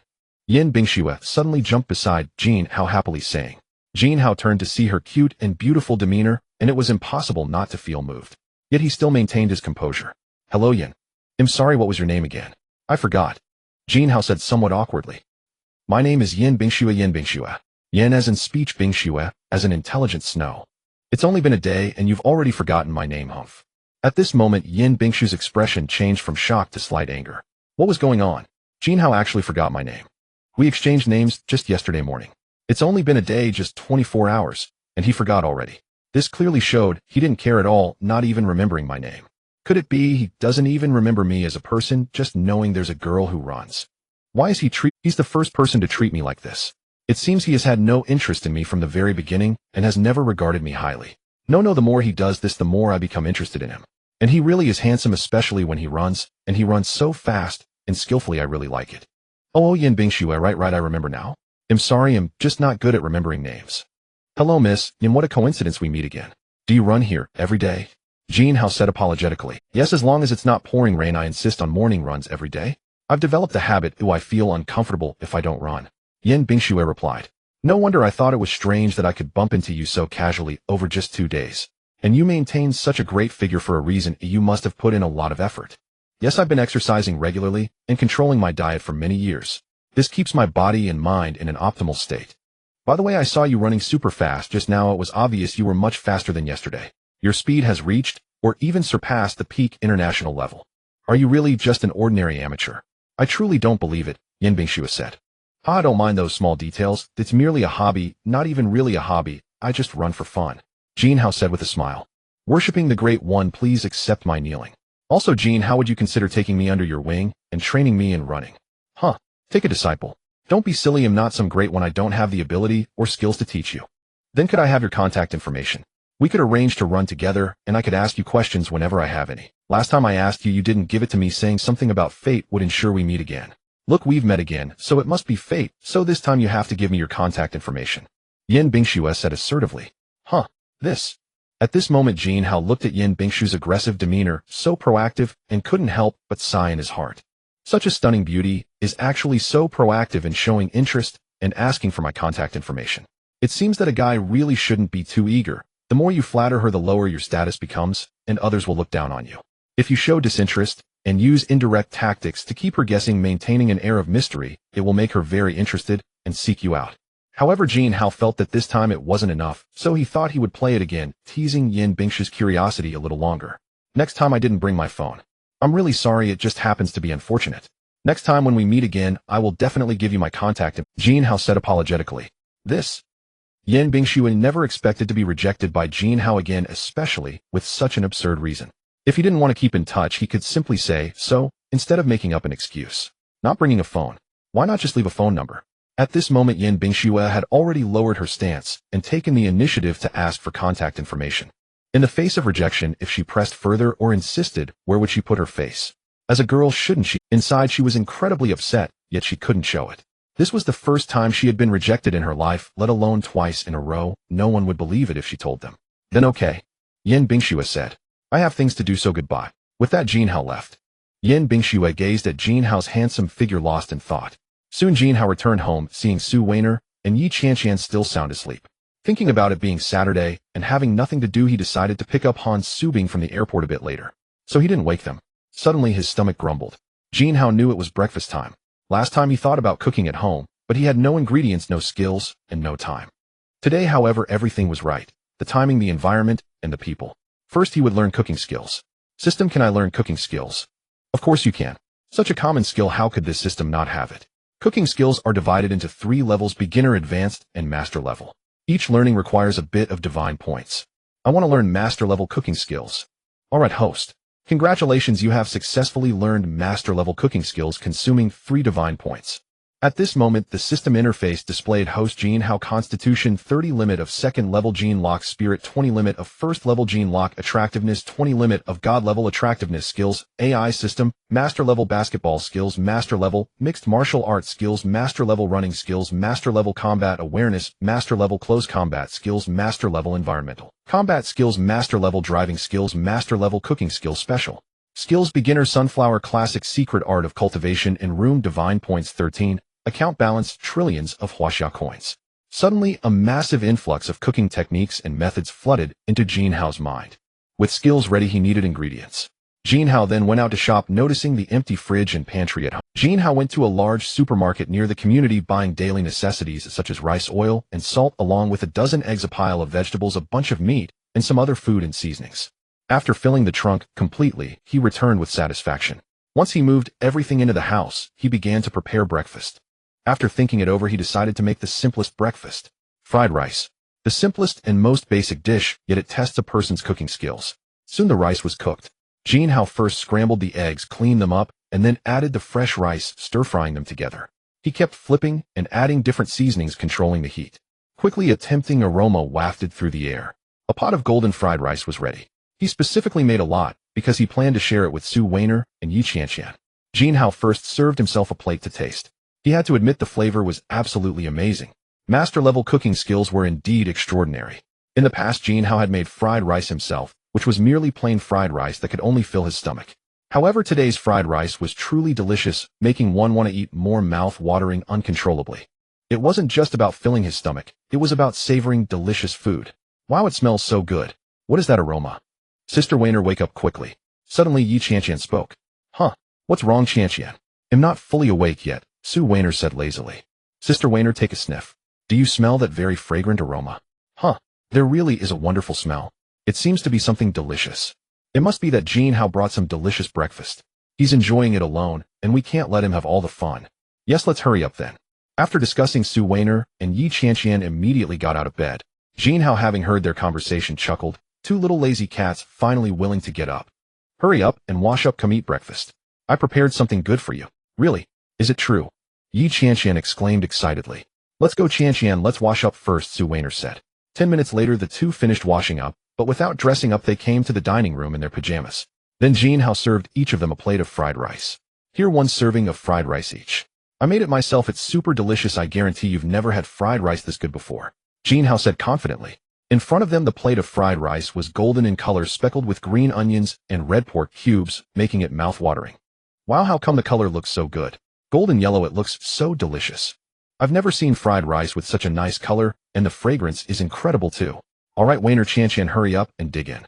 Try the taste, I promise you'll be satisfied and want to eat more. Seeing this, Jin Hao said, Wow, my heavens. Delicious, so good. I've never had anything this delicious in my life, not just fried rice. Really, this fried rice is definitely the best thing I've ever eaten. I feel like nothing I had at the 7-star hotel can compare to the flavor of this fried rice. Wow, Jin Hao, how did you do it? How did you make such a fragrant and visually appealing fried rice? It's true. They say to win a man's heart, you must first capture his stomach. Now look, as a man, you've captured our hearts and stomachs. What did I do wrong? I can change anything. Jin Hao asked excitedly. Huang Lele, Jin Hao's current girlfriend, was a standard beauty with, this is just fried rice. There's so much more to come, Jin Hao said with a smile. Yay? Looks like we'll be enjoying delicious food in the future. Su Weiner and Yi Qianqian chimed in. Initially, their appetites could only handle half a plate, but it was so delicious that they finished an entire plate. It was evident that the taste was truly good. Afterwards, Su Weiner and Yi Qianqian began to get dressed, preparing to head to the airport. Today they both kept a low profile, opting for a casual, yet pure and fresh style. Both wore white round-neck t-shirts revealing noticeable collarbones with a slight exposure of their midriff and waist. They wore black short skirts that reached their knees, showcasing their long, fair legs. They paired the outfit with white canvas shoes, showing off their snowy ankles. Each prepared a pair of sunglasses and a baseball cap. This showed just how low-key they were. Jin Hao looked at the two beautiful ladies, momentarily taken aback. Girls really shouldn't dress up. When they do, they are simply stunning and captivating. Time flew, and around 10 o'clock Jin Hao took Su Weiner and Yi Qianqian to the airport. Since the airport was quite far, the journey was not very smooth. By the time they arrived, it was almost 11. At this moment, Jin Hao was waiting alone at the exit. Meanwhile, Su Weiner and Yi Qianqian sat in an inconspicuous spot nearby, secretly observing. Suddenly, a crowd poured out at the exit. A flight had obviously just arrived. It was likely that Han Subing was among the crowd. Jin Hao fixed his gaze on the people waiting for about a few minutes. Suddenly, a striking girl appeared, walking slowly out of the crowd. She wore a mask, dark sunglasses, and a white baseball cap. She was accompanied by a female assistant. The assistant appeared quite ordinary, with average looks and a slightly plump figure that could easily be overlooked. However, the girl, whose face was tightly covered, had a truly perfect figure. She stood about 1.7 meters tall, wearing a pleated skirt, her slender legs exposed to the air, making her incredibly eye-catching. Due to her concealed face, Jin Hao wasn't entirely sure if it was Han Subing. Because Han Subing was known as a singing streamer and usually appeared sitting during her broadcasts dressed quite formally, it was difficult to discern her figure. Although there were no more suitable candidates around, Jin Hao did not approach her. He simply stood quietly. In fact, he also wanted to see if Han Subing would recognize him, as there were several men standing next to him waiting for someone. He was curious about how she would react once she exited the station and whether she would directly contact him. At that moment, after Han Subing walked out of the station, she looked around and noticed several men waiting. For a moment, she wasn't sure which one was her brother Hao. Logically speaking, such a wealthy person would likely be a middle-aged man, at least in his 30s or 40s. He probably had a receding hairline, perhaps even bald. His figure was somewhat plump, with a protruding belly sporting a beer gut. His appearance was quite ordinary, but exuded a certain charisma, that kind of aura associated with wealth. Just then, a middle-aged man in his 40s with a receding hairline and a beer belly caught her eye. He was dressed in a manner that screamed wealth, emanating an air of a landlord. He was fixated on the exit, and when he saw Han Subing, his eyes couldn't look away. His gaze was filled with desire, tinged with a lewdness that made Han Subing feel a bit uncomfortable. Could this man be brother Hao? Although I had mentally prepared myself, it's still hard to accept in reality. Not necessarily. There are still two people beside him. He'll take another look, Han Subing thought to herself. She then noticed another man, slightly younger, probably in his 30s, with fairly thick hair and an average build only. However, this man was dressed quite ordinarily and lacked the aura of a wealthy individual. Han Subing quickly dismissed him, shaking her head and looking at the last person. When she saw the last person, who was Jin Hao, she was momentarily stunned. Wow, my goodness, this young man is real. This is a total heartthrob. Oh, I feel like the current popular stars can't compare to him. His looks are simply out of this world, comparable to a god. And his physique is incredible. Oh, just look at his arm muscles and his chest. I suspect he has an 8-pack, but I just can't see it right now. Moreover, he dresses with such flair, you can't tell if he's wealthy or not. If only he were my brother Hao. Han Subing thought happily to herself. Jin Hao kept his gaze on Han Subing, watching as her eyes flickered between him and the two men beside him, seemingly pondering something, yet 2 minutes passed with no action. Jin Hao understood that Han Subing couldn't really tell who the real Jin Hao was. Just as he was about to greet her, his brother Hao, I'm here at the exit. I don't know if you've arrived yet. There are several people in front of me, and since I don't know what you look like, I'm hesitant to identify you. Han Subing sent a message to Jin Hao. How can anyone recognize you with your face so tightly covered? I've arrived too, but haven't seen you. Jin Hao replied. Upon receiving the message, Han Subing knew Jin Hao had seen her, but wasn't sure it was her. She quickly removed her sunglasses and mask, handing them to her assistant. Jin Hao took a glance and confirmed it was indeed Han Subing. He had to admit her looks weren't far off from her live stream, and overall she rated an 8.5. Although she was slightly less attractive than Su Weiner and Yi Qianqian, her singing was beautiful, which added quite a few points. Every time he heard her sing, Jin Hao found himself enchanted. Moreover, he was surprised that Han Subing's figure was so good. As a singing streamer, she maintained such a great physique. It seemed she had strict standards for herself, carefully controlling her diet and exercising regularly. This gave her quite a few extra points. In front of her stood 3 men, with only the young handsome one holding a phone, seemingly replying to messages. Han Subing felt an indescribable excitement. Could it be him? Is he my brother Hao? He is so young and handsome and so wealthy. Just as Han Subing continued to speculate, Jin Hao waved at her, calling out, "Watermelon, over here. I almost didn't recognize you." Han Subing was momentarily taken aback, staring wide-eyed at Jin Hao in disbelief. But she quickly composed herself and broke into a smile. This young man in front of her was indeed her brother Hao. Her heart couldn't help but bloom with joy, feeling ecstatic beyond measure. If there was a springboard nearby, she would have surely jumped up. "You are brother Hao?" "Yes," Jin Hao nodded. "Oh my gosh, brother Hao, you are so young, so handsome, and have such a great physique." Han Subing exclaimed in surprise, covering her mouth. Her eyes unintentionally revealed a hint of delight. She originally had no expectations of how handsome or good-looking the wealthy brother Hao could be. After all, wealth and looks and men often don't coexist. Yet the Jin Hao in front of her far exceeded her expectations. He was not only wealthy but also so dashing, and with such a well-defined physique, he was like a prince from a fairy. Haha, is it really that surprising? Isn't this quite normal for me? By the way, watermelon. No, Han Subing, finally meeting you in person. I didn't expect you to be even more beautiful in real life than on your streams. And your figure, I never would have thought that as a singing streamer you would have such a great body. You must have exercised regularly and maintained strict body management.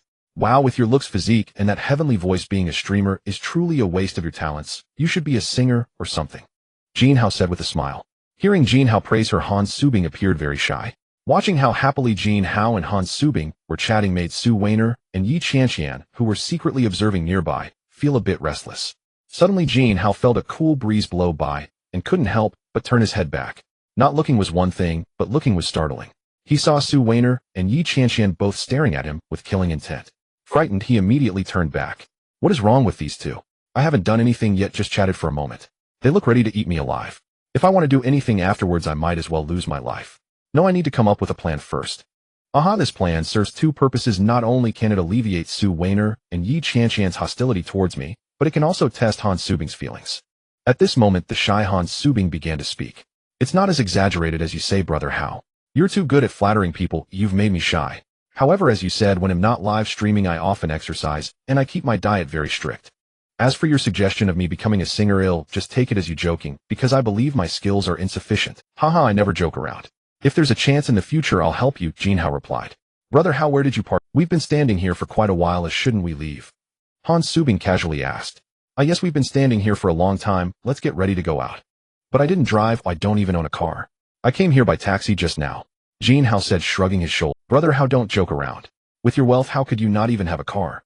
Han Subing looked at him with disbelief. Jin Hao then looked into her eyes with a serious tone. I'm really not joking. The gifts I sent in the live stream were all bought with my dad's money. Now his company has gone bankrupt due to my spending, and he owes the bank tens of millions. Coincidentally, since you're here, I wanted to discuss with you whether I could get a portion of the gifts I sent you back to pay off my debts. As soon as these words were spoken, Han Subing and her assistant were rendered speechless. They both looked at Jin Hao in disbelief, unable to comprehend how such a handsome and charismatic man could say such shameless things. You want to take back the gifts you sent yourself? How shameless can you be? Brother, how are you serious? Han Subing's tone began to shift, becoming cold. Meanwhile, her assistant's gaze shifted from admiration. Serious, of course I am. Let's see, I think I sent you a bit over 80 million previously. I know your platform takes half, so you should have over 40 million left. I won't ask for more, just return me 40 million. I won't worry about the extra. How about it? Jin Hao said. He appeared to be acting like a person with no money, trying to be unreasonable. At this moment, Han Subing was on the verge of a mental breakdown. She came to Wenyang City specifically to find the wealthy brother Hao, hoping to get closer to him and gain more support to elevate her career. Or rather, if possible, to have the wealthy man accept her as well. However, she never expected that this wealthy man was not at all what she had imagined. He actually squandered all his family wealth and went bankrupt due to sending gifts. Now he wanted to reverse and ask her for the money back. He must be dreaming, spouting nonsense. Damn, I've never seen someone so shameless in my life. What's more, you voluntarily sent gifts to my Subing, right? No one threatened you or forced you, right? And now you're broke, you want to take back what you gave her. And didn't she even sing for you alone? Are you out of your mind thinking we're fools? Too easy to bully, huh?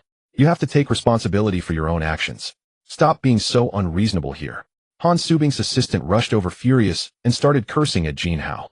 That's right, I did voluntarily send gifts back then, but why can't I ask for a refund? When others shop online, like on some platforms, they have at least a 7-day Norisen refund policy. If there are other issues, refunds are also possible. Why can't you refund? I'll state this clearly today, you must refund this money no matter what. Otherwise we'll see each other in court and see if I can get this money back. Jin Hao, after being scolded by Han Subing's assistant, was filled with anger and shouted back. His utterly unreasonable demeanor shattered Han Subing's good impression of him, completely destroying his image. At this moment, Su Weiner and Yi Qianqian, who had been observing from the side, saw them suddenly start arguing. They were completely bewildered. Just a moment ago, they were all smiles. How did things turn upside down in just a few minutes? They went straight from friendly to furious, shouting at each other. At this moment, Jin Hao looked at Han Subing, whose expression had completely changed, and understood. She was completely disappointed in him. When you want to gain a girl's favor, you often need to invest a lot to slowly increase her affection. However, making a girl dislike you is exceptionally easy. Just say a few disgusting words, casually ruin your image in her eyes, and your persona collapses. Indeed, being the bad guy is much easier than being the good guy. Being a villain is much simpler than being a hero.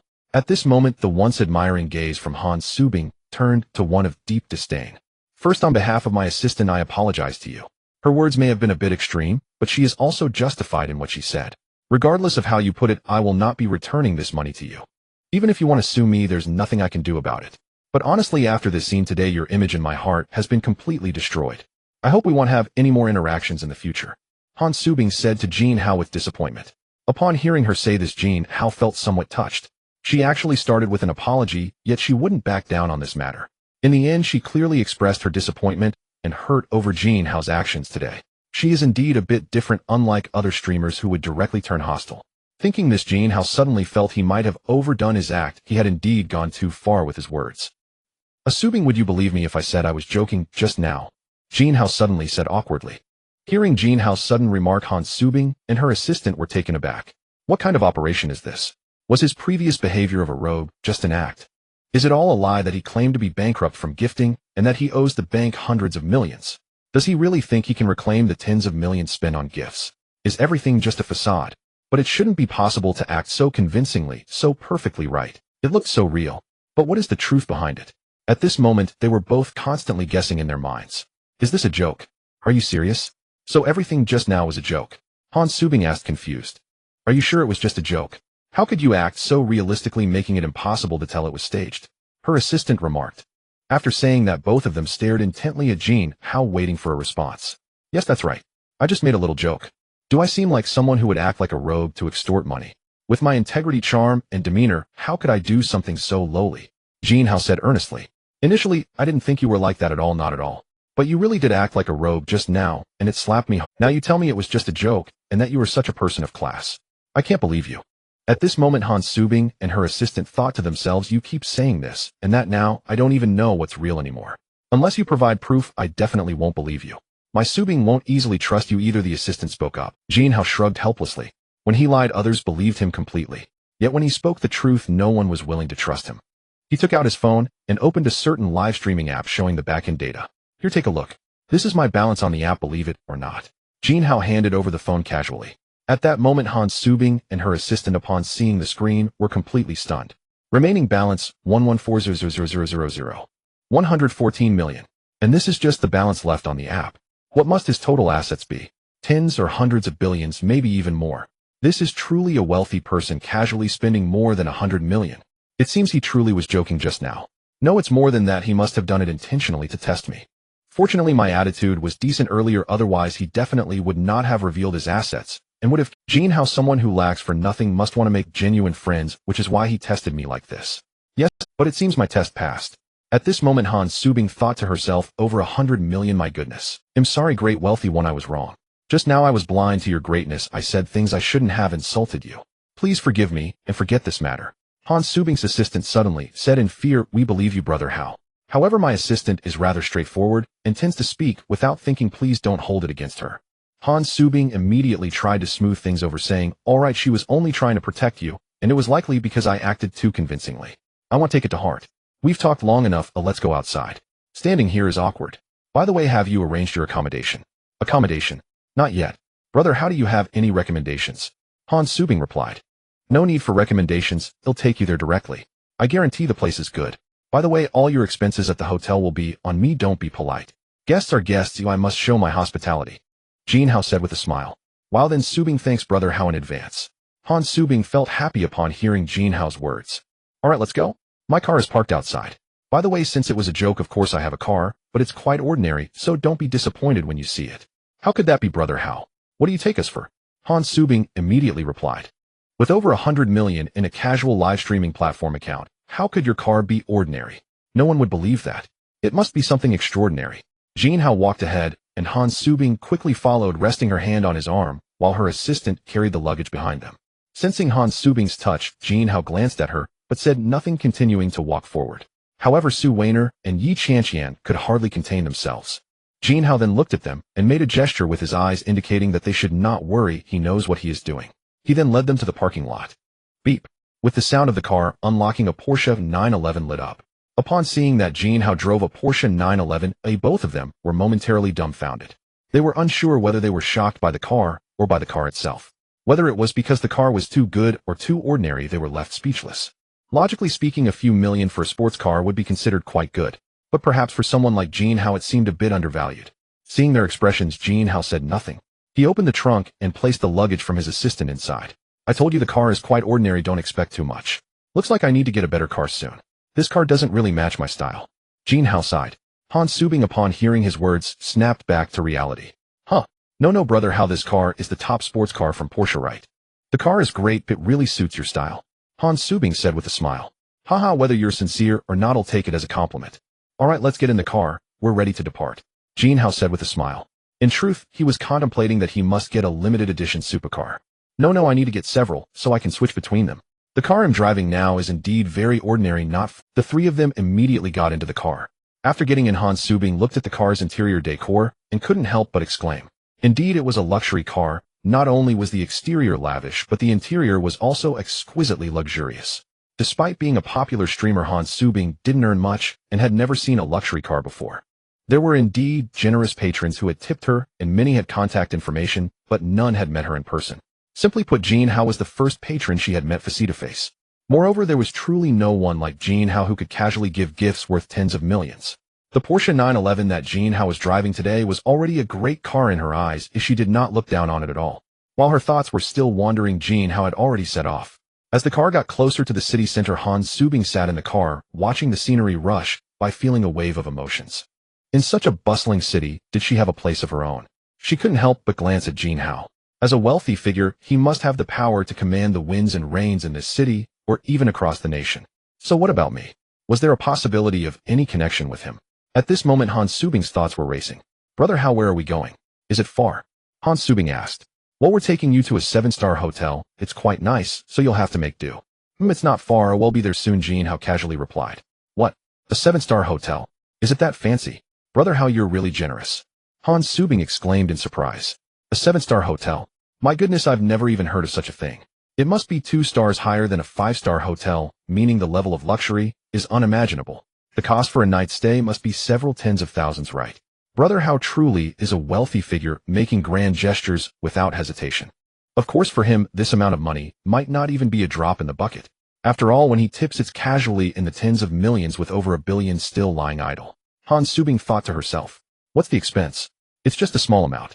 As long as you are comfortable, I will ensure you are well taken care of.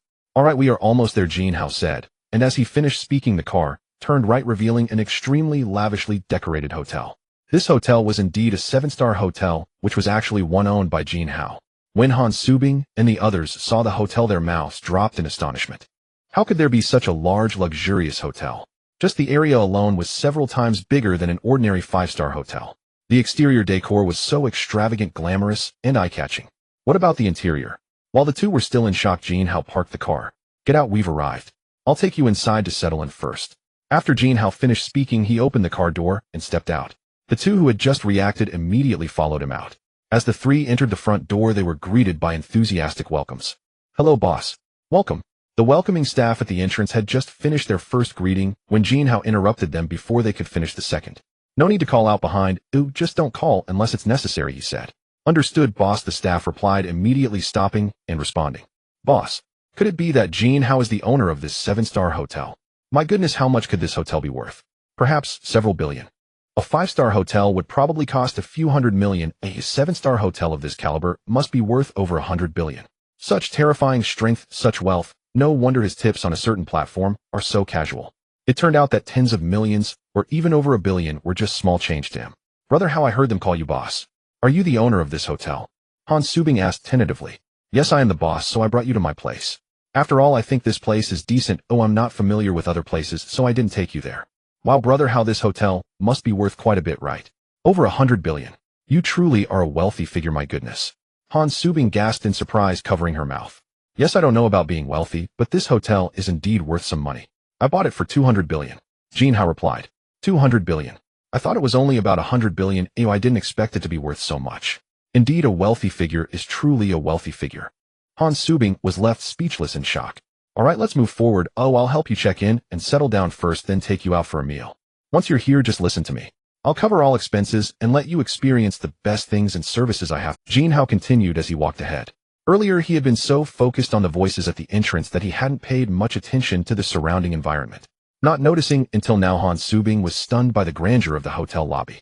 It was utterly luxurious. The floor beneath her feet was as clear as a tranquil lake, reflecting a clear image of herself.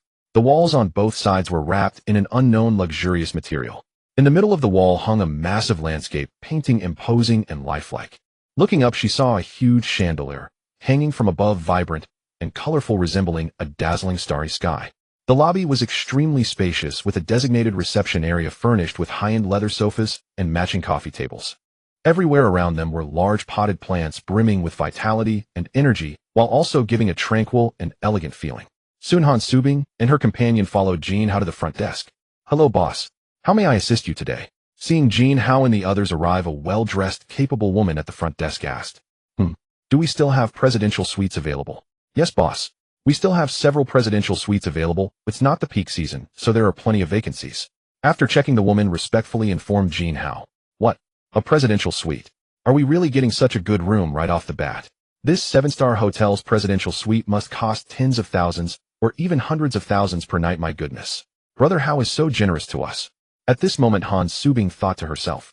Well, by the way, Subing, are you and your assistant sharing a room, or having separate rooms? Hearing Jin Hao's question, Han Subing was momentarily stunned. Whether to stay in one room or two, this was indeed a significant issue. It seemed like a very simple question, yet it felt quite complicated. The nuances within were profound. It wasn't merely about how many rooms or how much money. Rather, it was about whether there would be one person or two in the room. If they were to stay in one room, she would be sharing it with her assistant. On the other hand, if they were to occupy 2 rooms, she would be alone. Clearly, this question had deep implications. If 2 people were to live together, it could become inconvenient. Those who understand. Conversely, living alone would be quite convenient with no one to disturb her. At this moment, Han Subing's inner thoughts were tumultuous. She kept pondering and glanced at her assistant. Despite her assistant's appearance, she was quite clever. Just one look from Han Subing made her understand the implication. The assistant stepped forward and said, since the wealthy master has suggested, so we should definitely stay in separate rooms and fully enjoy the comfort of the presidential suite. This is our first time staying in such a fine hotel, and we've never stayed in such luxurious rooms, so let's each enjoy our exclusive happiness and comfort. After saying that, she cast a meaningful glance at Jin Hao. Jin Hao, taken aback by her gaze, felt a strange unease in his heart. What's up with this assistant? Is she interested in me? That look was odd. He thought, forget it, I shouldn't dwell on this. I should quickly settle them down. So Subing, what do you think? Jin Hao politely inquired again. As for me, I'll go along with what she said. This is also my first time staying in such a wonderful hotel and luxurious room. I want to experience just how delightful a presidential suite can be. Han Subing nodded in agreement. All right, please book 2 presidential suites, the best ones available. She then turned to the front desk attendant. Of course, boss, I'll take care of it immediately. May I please have your friends show their identification? Soon after, Han Subing and her assistant presented their IDs to check in. After the check-in was successful, Jin Hao instructed the front desk to prepare a high-standard banquet for them, as they planned to dine an hour later. Then Jin Hao took the 2 of them in his private elevator as the boss. Hey brother, how wide does this elevator seem a bit? Han Subing asked curiously. This elevator is my exclusive lift, only I can use it for the convenience of my... Jin Hao casually replied. The 3 quickly entered the elevator and arrived on the 29th floor. They noticed that the number of rooms on this floor was minimal, and such a large space had very few rooms. This indicated how vast the rooms were. After walking for a while, they arrived at room number 2903. How about this, Subing? Let your assistant stay in this room. Here's the key for you. He'll lead you further. The rooms over there should be even better. Jin Hao paused and said. The assistant, understanding the hint, took the key and entered the room, giving Han Subing a glance before going in. Now only the 2 of them remained. Jin Hao walked ahead, while Han Subing closely followed him. Soon they reached the room numbered 2901. Jin Hao opened the door and stepped inside first. He looked around. The room was decent, but indeed a bit inferior compared to his own. However, upon entering, Han Subing was stunned. She could never have imagined that a presidential suite could be so exquisitely luxurious. Initially, she thought the hotel lobby was the epitome of luxury, but everything before her compelled her to reevaluate the meaning of the word. If the lobby was luxurious, then this place was super luxurious, completely incomparable. Once inside, she wished this could be her home, wishing to stay here forever. Everything was incredibly comfortable, not to mention living here. The lavish decor, exquisite embellishments, high-end furniture, elegant greenery, and artistic artifacts all contributed to a delightful ambience. All of this created an overwhelming sense of joy that was almost indescribable. Observing this scene, and then glancing at Jin Hao, Han Subing was at a loss for what to do. She adored everything and longed to possess it all, yet she questioned what right she had to it. And all that she desired was something that this man before her could easily command to him. It was merely a trifle. However, for Han Subing, it was an unattainable dream, far beyond her reach. At this moment, she was struggling and hesitating, questioning whether giving herself fully could earn her the affection of the man before her.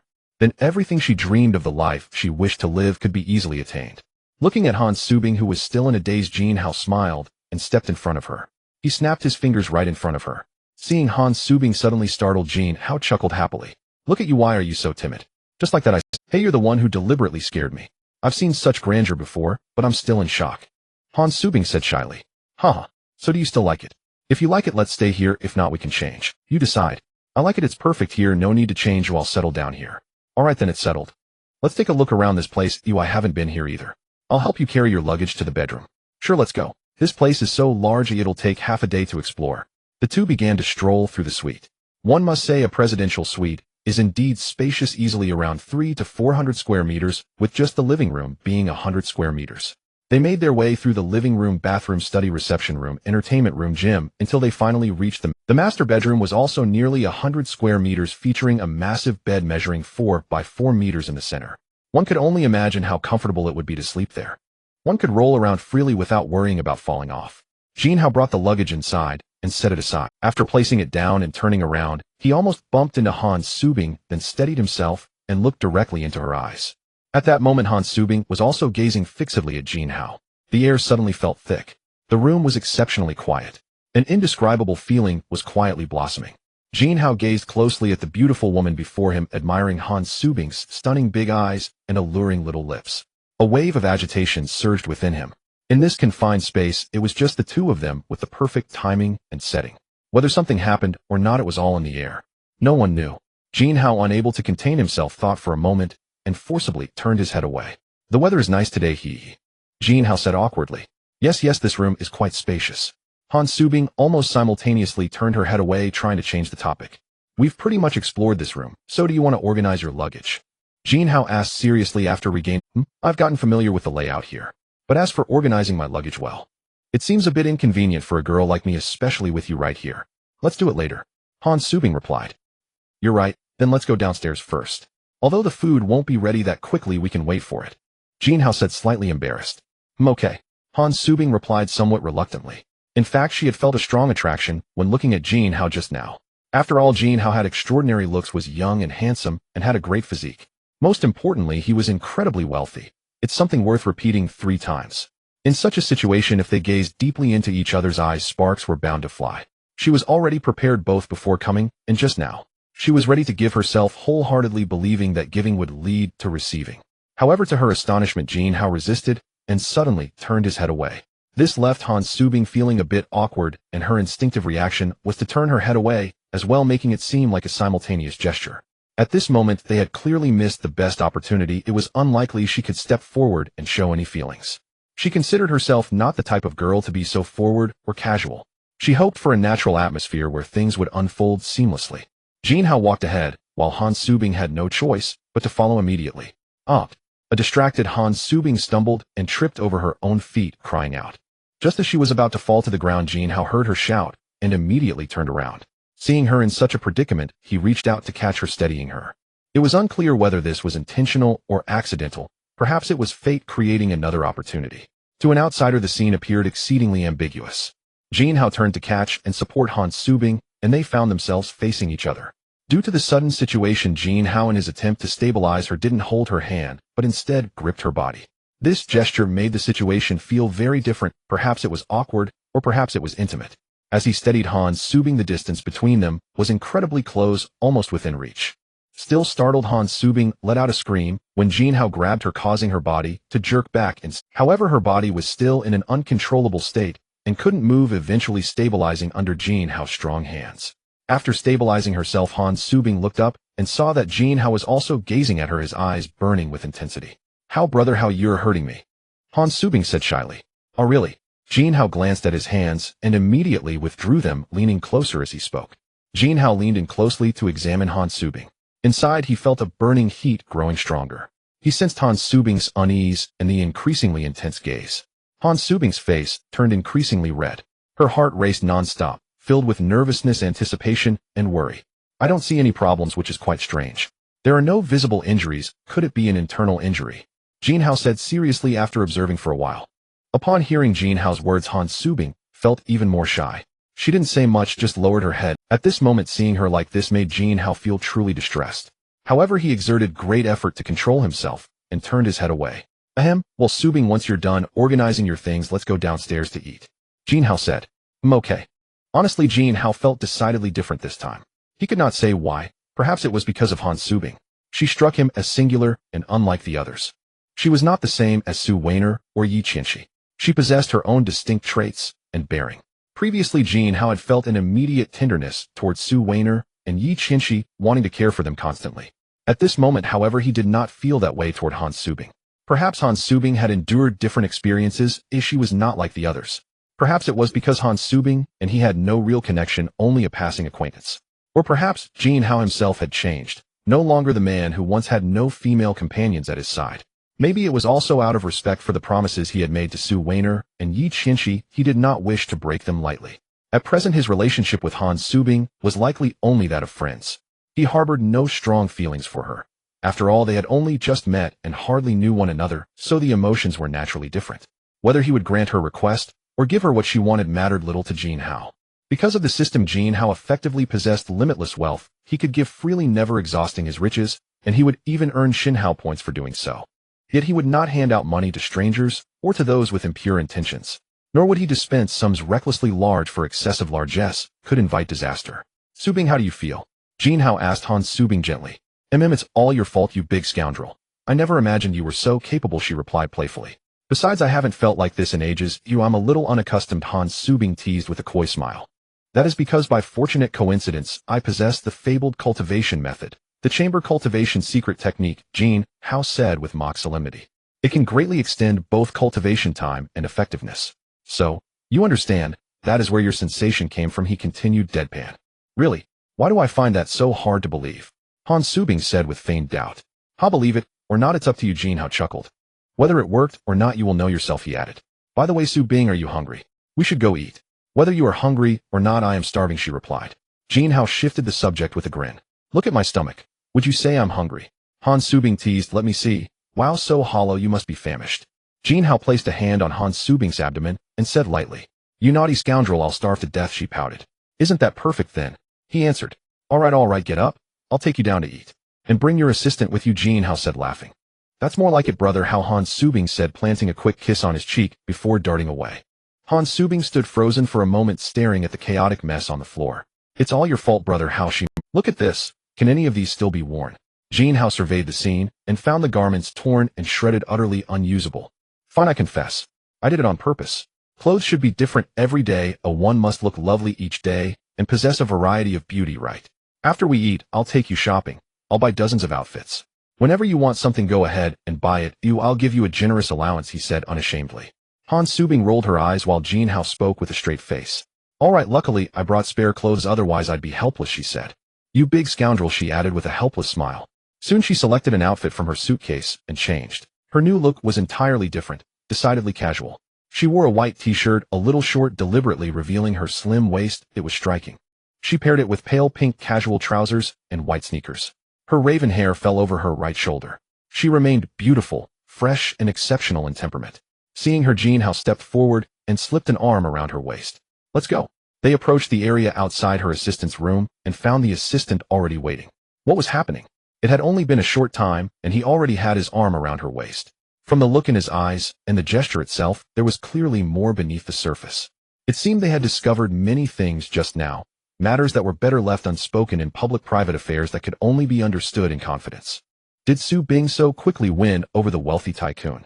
My goodness, I never imagined Su Bing could be so formidable. No, that cannot be right. After years of knowing her, she is not that sort of person. She was traditional and slow to warm. This was truly strange. What on earth had happened? I must find an opportunity later to inquire properly, the assistant thought, her imagination running wild as she watched Jin Hao escort Han Su Bing. Wealthy tycoon Su Bing, you're here. Are you going to treat us to a grand meal? The assistant called as they approached. Of course. Come on, follow me. I'll take you to the finest banquet in this hotel, Jin Hao said, leading the way. Jin Hao brought them to his private dining room and instructed the kitchen to serve at once. Soon the table was laden with exquisite delicacies. Every ingredient was lavish and imported king crab, Australian lobster, and other luxurious seafood, and Han Su Bing stared in astonishment at the sumptuous spread. This table must have cost a small fortune. Few people in the world could dine like this. So this was the world of the wealthy tycoon. What was ordinary fare for them was inconceivable to ordinary people in a lifetime. Soon Jin Hao and the others began to eat with abandon. Before long the three were full. Although everything was delicious, there was simply too much, and they finally conceded defeat. Suddenly Jin Hao's phone began to ring. Jin Hao took out his phone and was startled to see three large characters on the screen. Su Weiner. He had just left the airport and had forgotten about Su Weiner and Yi Qianqian. He hoped they would not worry and refrain from following him. By this time it had been over an hour, nearly two, without any contact, and Jin Hao guessed they were probably furious. He hesitated, reluctant to answer the call. Han Su Bing noticed Jin Hao's delay in picking up and the not-so-good expression on his face, so she asked, "What's wrong, Hao Go? Is it inconvenient to answer the phone? Is there something going on?" Nothing much. I'm just going outside to take a call." After saying that, Jin Hao stood up and answered the phone. "Jin Hao, you big jerk, you finally answered my call. Do you know how many calls I made and how many messages I sent? You didn't respond at all. I thought you were busy with something, of those who didn't know would think something had happened to you. Honestly, you didn't get into trouble, did you? But seeing how long it took you to respond, I figured something must have happened. You big jerk, didn't you promise to keep in touch with Qianqian? Why is it like this? Come on, tell me, have you already gotten involved with that woman?" Su Weiner spoke non-stop, leaving Jin Hao with no chance to interject. Hearing Su Weiner say this, although she called Jin Hao a jerk, her biggest concern after not being able to reach him for a long time was that something had happened to him. Jin Hao felt a warmth. Indeed, their feelings for him were genuine. "I'm fine, everything is well. However, that did happen. But I must clarify that I truly tried to resist and deliberately avoided it. But I don't know why it feels like fate is playing tricks on me. It has been creating opportunities for me, leading me deeper and deeper. I had no choice but to follow fate, fearing divine retribution. But I assure you, my relationship with her is nothing like with you. With her there are no feelings, just a simple exchange. I am sincere about you, filled with genuine emotions. I want to spend my life with you, to care for you both forever. About this you must believe me," Jin Hao replied. "I know you. But you." Hearing what Jin Hao said on the other end of the phone, Su Weiner's voice came through, stuttering, seeming angry, yet mixed with other emotions, perhaps affection, touch, or warmth. After a few seconds of silence, another voice came through. "Jin Hao, I know you're so excellent, so handsome, so charming, and so wealthy. Naturally, there are quite a few who like you, whether sincerely or not. I hope you don't casually accept them. Moreover, and this is most important, since you are sincere with me and Qianqian and have made a promise to us, I hope you won't abandon us. Even if you ultimately decide to leave us, please don't just walk away without a word, without even a reason, because both of us have truly developed feelings for you." Su Weiner's voice trembled slightly at the end. From the very beginning of her contact with Jin Hao, and after a series of events that drew them closer, she understood in her heart that she was just one of Jin Hao's women, and she would be happy to receive even a fraction of his affection. Moreover, to attain the life she desired, everything she dreamed of, was already a great satisfaction. She had never hoped for Jin Hao to become her exclusive angel. After hearing Su Weiner reveal her innermost thoughts, Jin Hao fell silent. He reflected on whether he had done something wrong, whether he was inherently this kind of person, and what the difference was between his past self and his current self. In the past, he was willing to do anything for Huang Lele, lowering himself, feeling inferior, and willingly becoming the most humble sycophant. He had been compliant and submissive, as if everything in life existed for her. But what did he ultimately get? A chaotic mess, a heart-wrenching outcome. He didn't know whether he was wrong, or if the world was wrong, or perhaps, since gaining the system, he began to change, although he still couldn't shake off the sycophant behavior towards girls. From initially frantically sending gifts and catering to various female streamers, he finally won over Su Weiner, and thankfully, she was relatively reliable. Later, to provoke Huang Lele, he even rented a girlfriend, Yi Qianqian. And throughout his interactions with Yi Qianqian, he still retained his sycophant nature, though not as blatantly as before, but he couldn't escape the label. At first he hadn't realized it, as these were subconscious behaviors unless pointed out by an observer. It wasn't until he had more interactions with girls that he gradually recognized this reality. Now he had begun to change slowly. With endless wealth, divine looks, and immense combat prowess, how could he continue being a sycophant? However, he was indeed somewhat indecisive now, not focused enough, perhaps a bit flirtatious. He wasn't like that in the past, being a loyal and devoted sycophant. But the girls around him were too beautiful and too outstanding. What could he do? Moreover, times had changed, having everything that others lacked. Why not enjoy life and live freely? Although he initially was in the sycophant phase, falling for both Su Weiner and Yi Qianqian, he had sworn and promised to treat them well for a lifetime, and he still felt the same now. However, he definitely wouldn't refrain from interacting with other girls. He just wouldn't make it too easy. He should enjoy life, as life is fleeting, so why not relish it? Weiner, don't worry. I have genuine feelings for you and Qianqian. I will never abandon you both. But let me say first, I will definitely interact with other girls in the future, and things will happen as they do. I think you both can understand that, right? Jin Hao replied. I understand. Su Weiner said. All right, don't be unhappy. Eat, drink, and have fun and do whatever you want. Remember, we may not have much, but we have money. Also, regarding the company I mentioned yesterday, you both should look into it. Women should have their own careers.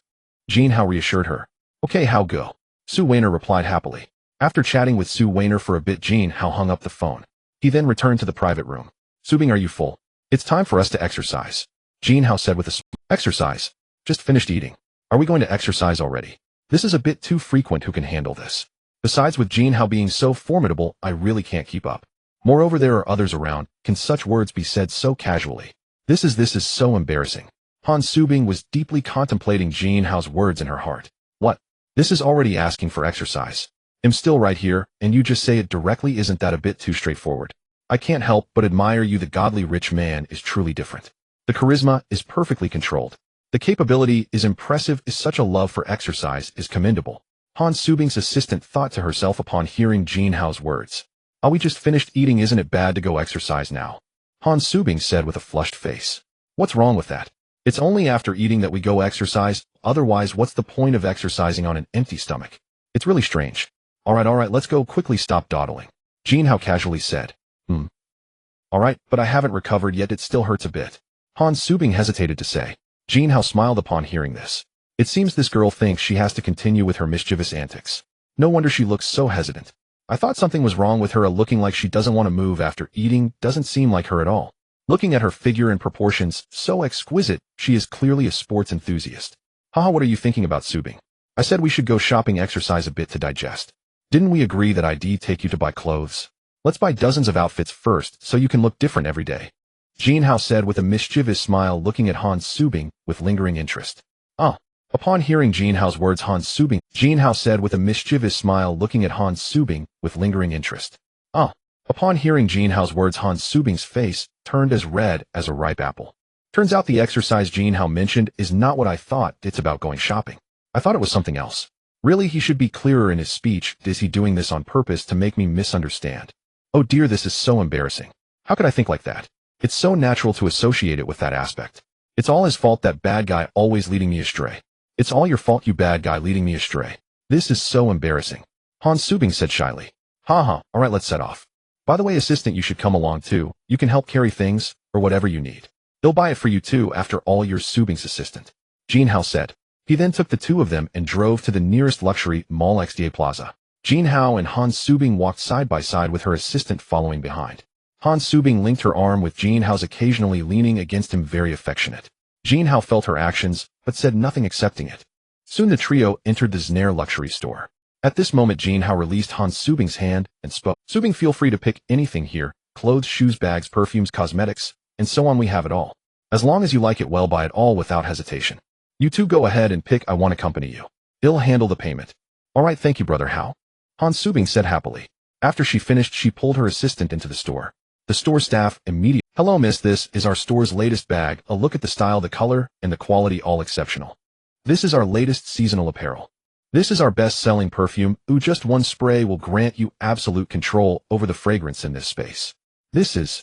Jin Hao casually glanced, seeing their happy expressions, and decided not to interfere. With some rare free time, it was time to handle some serious business. I had previously planned to get a few flashy supercars, but hadn't arranged it yet. Now it must be done. After thinking it through, only one person might have a good way to obtain them. That would be Lu Xingjuan. After all, as the head of the Lu family, a family with a certain status in Wenyang City, he must have connections. Getting a few high-value supercars from him is necessary. Only the best cars fit the identity of a wealthy person. I should also ask him about the situation of eliminating the other Lu family's head yesterday and whether it was handled properly. Are there any follow-up matters or potential risks? Logically, when a head of such a prominent family suddenly dies, it would definitely cause a significant stir. Moreover, they certainly won't let it go easily. Perhaps there are even more powerful individuals within their family. Following the clues, it should be easy for them to find me. However, with my current strength, commonly referred to as the extreme of the Earth ranking, it should be hard to find an opponent in Wenyang City. Jin Hao then dialed Lu Xingjuan's number. Beep, beep, beep. Hello, is that you, Brother Jin? Yes, it's me, Brother Lu. I assume you're calling to inquire about how last night's matter was handled. No one knows me better than Brother Lu. Please go ahead. Jin Hao said. Actually, even if you hadn't called, I would have notified you later. Rest assured, I handled last night's incident very cleanly. But you should know their Lu family is not the same as our Lu family. Their influence is relatively much larger, and they can be considered a top family in Wenyang City. So be prepared. They will soon track down clues from the slightest hint, and then they'll direct their ire towards. It's said that the Lu family has a hidden ancestor whose strength surpasses that of the head of the Lu family. No one knows for sure, as it's just a rumor. However, even without him, you killed their family head, regardless of who is right or wrong. The matter of right and wrong remains. Such a large family won't let this rest. No one can swallow this insult, especially when it comes to the issue. In short, you need to be prepared. They could find you at any moment and seek revenge. Lu Xingjuan said several things in succession. Oh, I see what you said makes a lot of sense. But I wonder if their ancestor really exists. If he does, it might be troublesome. As for strength, do you think he might have broken through the Earth ranking limit? It's hard to say, but I believe he's at least at a high level of the Earth ranking, likely at the extreme of the Earth ranking. As long as he hasn't surpassed the Earth ranking limit, it should be manageable. I'm not saying this lightly, Brother Jin. You need to be careful lately. The revenge from such prominent families can be terrifying. What if I say I want to strike first? Jin Hao suddenly said fiercely. What? Say that again. A surprised voice came from the other end of the phone. I said I want to take the initiative. Are you sure? You are alone and weak. How can you manage that? Rather than waiting for them to come for me, I should take the initiative. Jin Hao said with certainty. Then Jin, do you need my help? Yes. But I don't need you to take action. You just need to tell me where the Lu family's base is. I will strike at their heart, take them all down in one swift blow, and eliminate the root of the problem.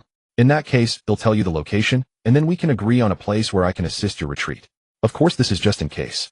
If you can directly annihilate their family, forget I said anything. Haha, thank you, bro. Alright, just leave me a way out. If I can't win, I can just run away. Send me the location later. I only know of a manor belonging to the Lu family where the head of the family resides. I don't know the specifics inside. I can only help you this far. Good luck. No problem, Brother Lu has already helped me a lot. By the way, do you have any ways to buy limited edition supercars? Speaking of which, I don't even have a decent car. I've been driving a Porsche, which is really not flashy enough. Last time I saw your sister Xiao driving a Ferrari LaFerrari, I was really envious.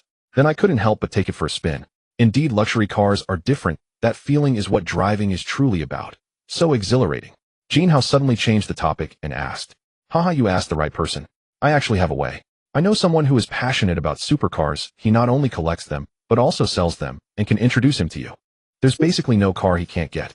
Many cars that are not available on the market, he can find a way to obtain them. I also bought a luxury car from him, a Koenigsegg.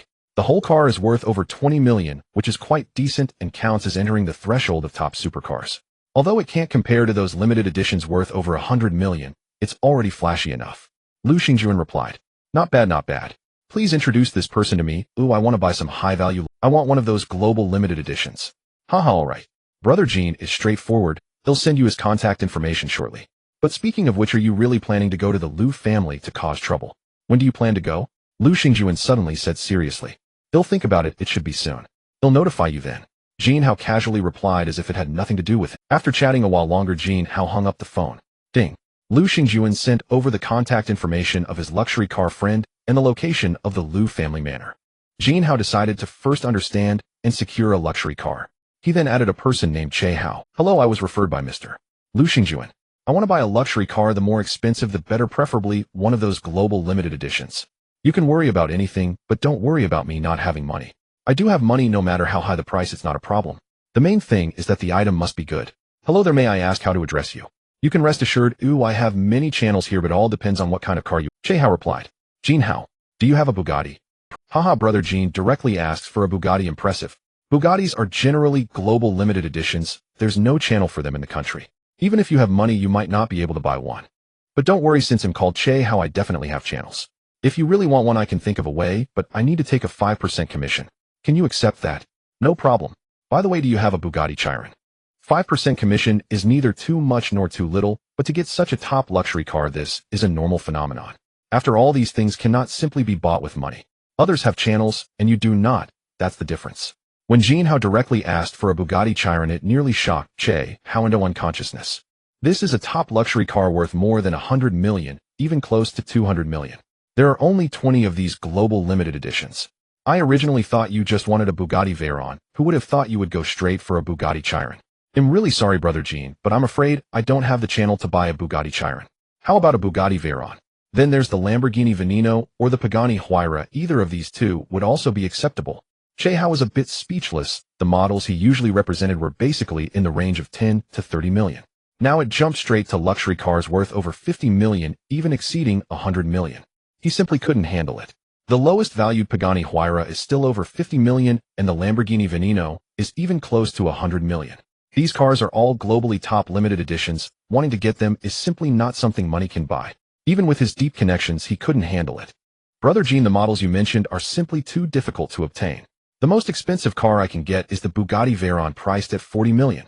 If you want to buy such models, I will still take the 5% commission as mentioned above. Then Che How sent several pictures to Jin Hao. Picture 1. Picture 2. Picture 3.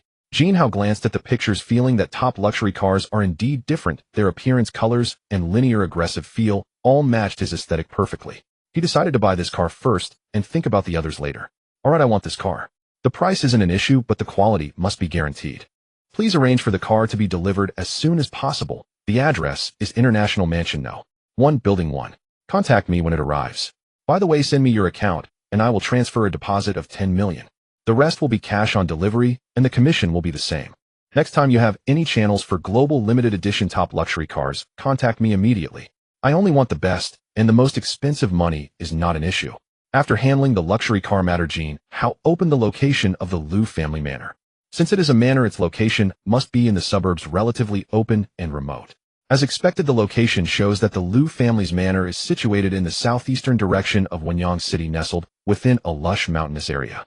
Although he had been in Wenyang City for a long time, Jin Hao had never been to such a distant and secluded place. He was completely unfamiliar with this area and realized he should find a time to scout the route first. Otherwise, charging in recklessly would not only startle the snake, but could also land him in trouble, making it difficult. However, time was indeed tight, and it seemed he had to go investigate today. Luckily, he had no other plans in the afternoon, and since Su Bing was almost done shopping, he would not accompany her any longer. Jin Hao thought to himself. Just then Han Su Bing and her assistant approached him. Brother Hao, we finished shopping, but we bought quite a lot, so I asked the store to deliver it. Alright, that's fine, let them deliver it. They'll go pay now, Jin Hao said, standing up to proceed to the cashier. Hello sir, your total comes to 5,230,000 yuan. How would you like to pay? I'll pay by card.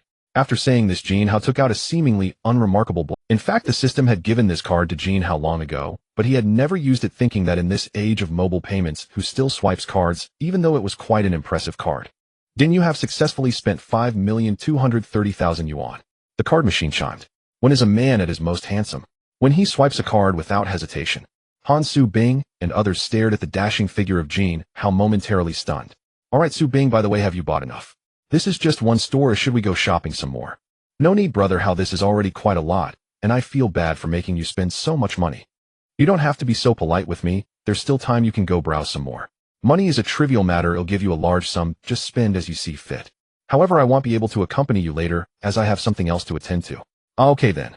By the way, give me your card number, and I'll transfer money to you right away. Jin Hao then requested Han Su Bing's card number. Ding, your ex-bank account has received 100 million yuan. What?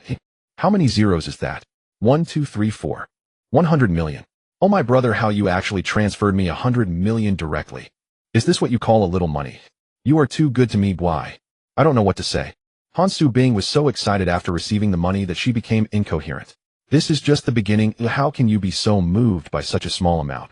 It's not that big of a deal. You should understand why I'm so good to you. This is what you deserve. You are worth it. Jin Hao replied.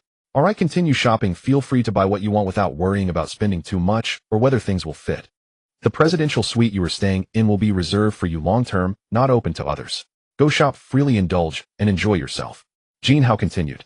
Ah, brother, how you are too good to me. I really love you.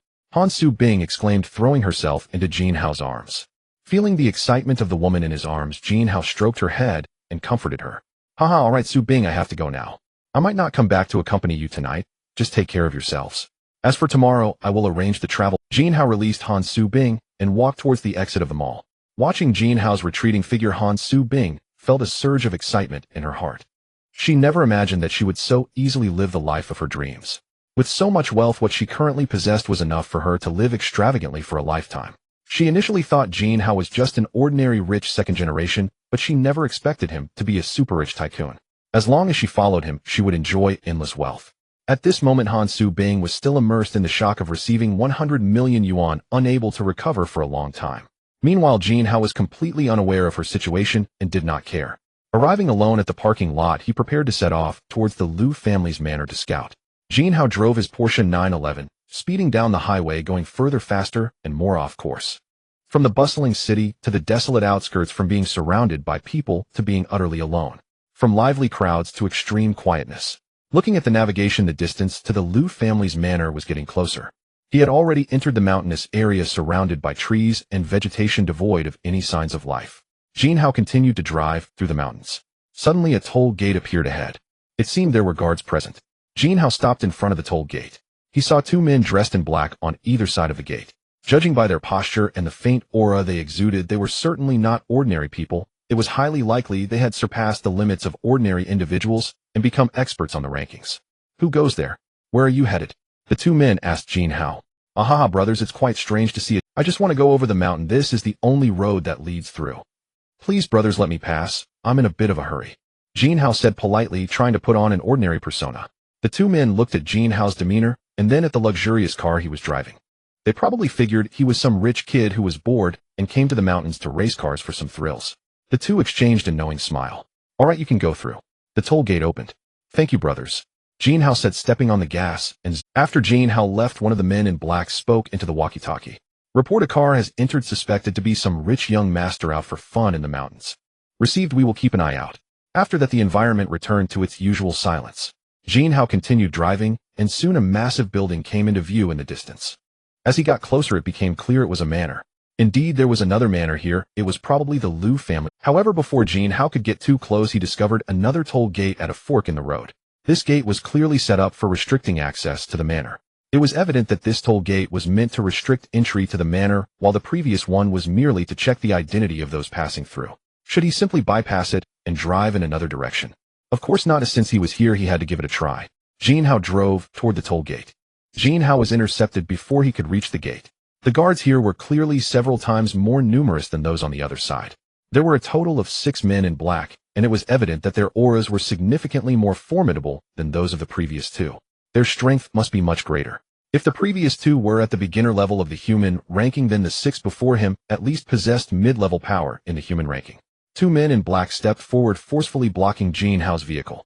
Sorry, this is a private area. Outsiders are not welcome. Please turn back, sir. One of them said. Not allowing outsiders to enter. There are 6 powerful individuals guarding the outskirts of the estate. It seems their strength should not be underestimated.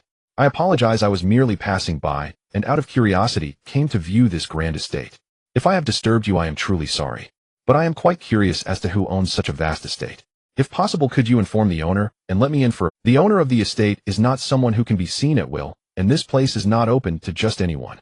While we are still being polite, you should leave while you can, and not seek unnecessary trouble. I warn you once, this is private property. Entry is forbidden for outsiders. If you try to force your way in, do not blame us for being ruthless. The man in black said. It seemed there was no chance to get closer to the estate, so what should he do? This was merely the outermost part of the estate. He had no knowledge of what lay within. This was not acceptable. Should he just charge in? No, that would be too direct, too impulsive. What if something went wrong? Perhaps he could pretend to leave for a while, then stealthily circle back and infiltrate from a blind spot to gather more information. Ah, this truly was vexing. This hesitation was not at all in line with my usual style of doing things. It does not match my current peak strength in the human ranking. I looked at the formidable black-clad guards before me. Hey, why are you being so aggressive? If I can't enter, then so be it. Why act so fierce? What kind of shabby place is this? I wouldn't even be interested in entering. Jin Hao said. Just as he was preparing to withdraw, and decide how to probe further. One of the men in black by the gate suddenly spoke. "Sir, please come in, and the master has summoned you. We apologize for the previous neglect. Please forgive us." After saying this, he stepped aside to open the gate, bowed, and made a gesture inviting him in. Immediately, the other black-clad men performed the same gesture. This sudden change left Jin Hao stunned. The previously aggressive men in black were now so respectful. What could this mean? I am not a particularly important person, and I have no connection to the Liu family. To suddenly invite me in, there must be some trickery involved. Never mind, overthinking is useless. I will take it step by step, dealing with whatever comes my way. Since they are inviting me, Jin Hao will not hesitate. He will go in. At this moment, Jin Hao was still pondering why they were so accommodating. In reality, the leader of the men in black at the gate had reported Jin Hao's situation to the inner part of the estate. Upon learning that the visitor was Jin Hao, the leader of the security team within the estate immediately ordered them to let Jin Hao in. Jin Hao had been publicly announced by the Liu family earlier that morning. He was their target. The time had come to last night. The head of the Liu family led the 4 strongest subordinates and 4 other skilled individuals to ambush Jin Hao. However, only Liu Cheng was aware of this matter, at least for the time being. After being beaten up that day, he had informed his father, the head of the Liu family. Upon learning of this, his father became furious and immediately began to thoroughly investigate Jin Hao's background. He discovered that Jin Hao was merely a sudden wealthy individual, and his background was completely untraceable, as he was exceedingly ordinary. He had recently come into a massive fortune, so the Liu family didn't think much of it, and directly prepared to take action against him. Then, upon realizing his extraordinary strength and the inability to act in the busy city, they had been following him. Until last night, by a stroke of luck, 2 women close to Jin Hao suddenly went out alone. The Liu family then sent people to kidnap them, forcing Jin Hao to arrive in the wild. It was a dark night with strong winds, perfect for murder. When Liu Cheng learned of this news, he was overjoyed, although he still found it difficult to move his body. He thought to himself that he would soon receive the good news of Jin Hao's death. However, an hour passed, then 2, yet no one came to notify him. Not even news of his father's group returning. 3 hours had gone by. This was far too long. It shouldn't be possible. With such a simple operation and such a powerful team deployed, they still couldn't eliminate a single Jin Hao. Liu Cheng's heart began to feel anxious. After waiting another half hour without being able to suppress his anxiety, he notified his subordinates to investigate the situation. About half an hour later, news came that the place where his father had planned to act was completely empty. Moreover, they could not contact any of the group. There was no sign of them. This. At this moment, Liu Cheng did not know what to do. His heart rejected this reality. He could not believe that all of this was true. He could not believe that his father and the others had just disappeared like that, just like that they had died. Impossible. Absolutely impossible. Jin Hao could not possess such strength. His father had the power of the beginner level in the human ranking. He could easily crush those at the peak of the human ranking. Liu Cheng roared, still struggling. Minutes later, he gradually calmed down. Gradually accepting the reality, he left and headed deeper into the Liu family estate. There still existed an ancestor within the Liu family, a figure known to very few. Unless a major incident occurred, the Liu family would never trouble the ancestor.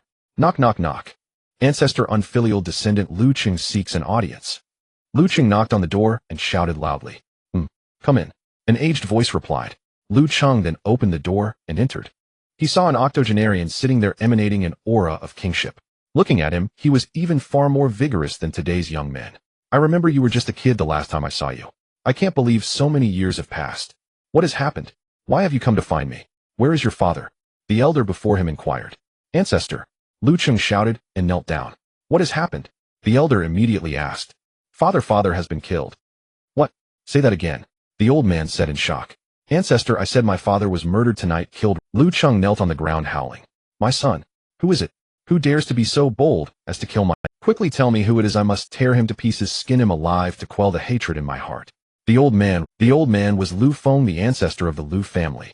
Since Liu Cheng's father formally accepted him, he had withdrawn from the public eye, living in seclusion in the mountains, uninterested in worldly affairs, constantly honing his martial arts and researching the pinnacle of martial Tao. At this moment, his strength had likely reached the limit of the earth ranking, and he was only a step away from the distant heaven ranking.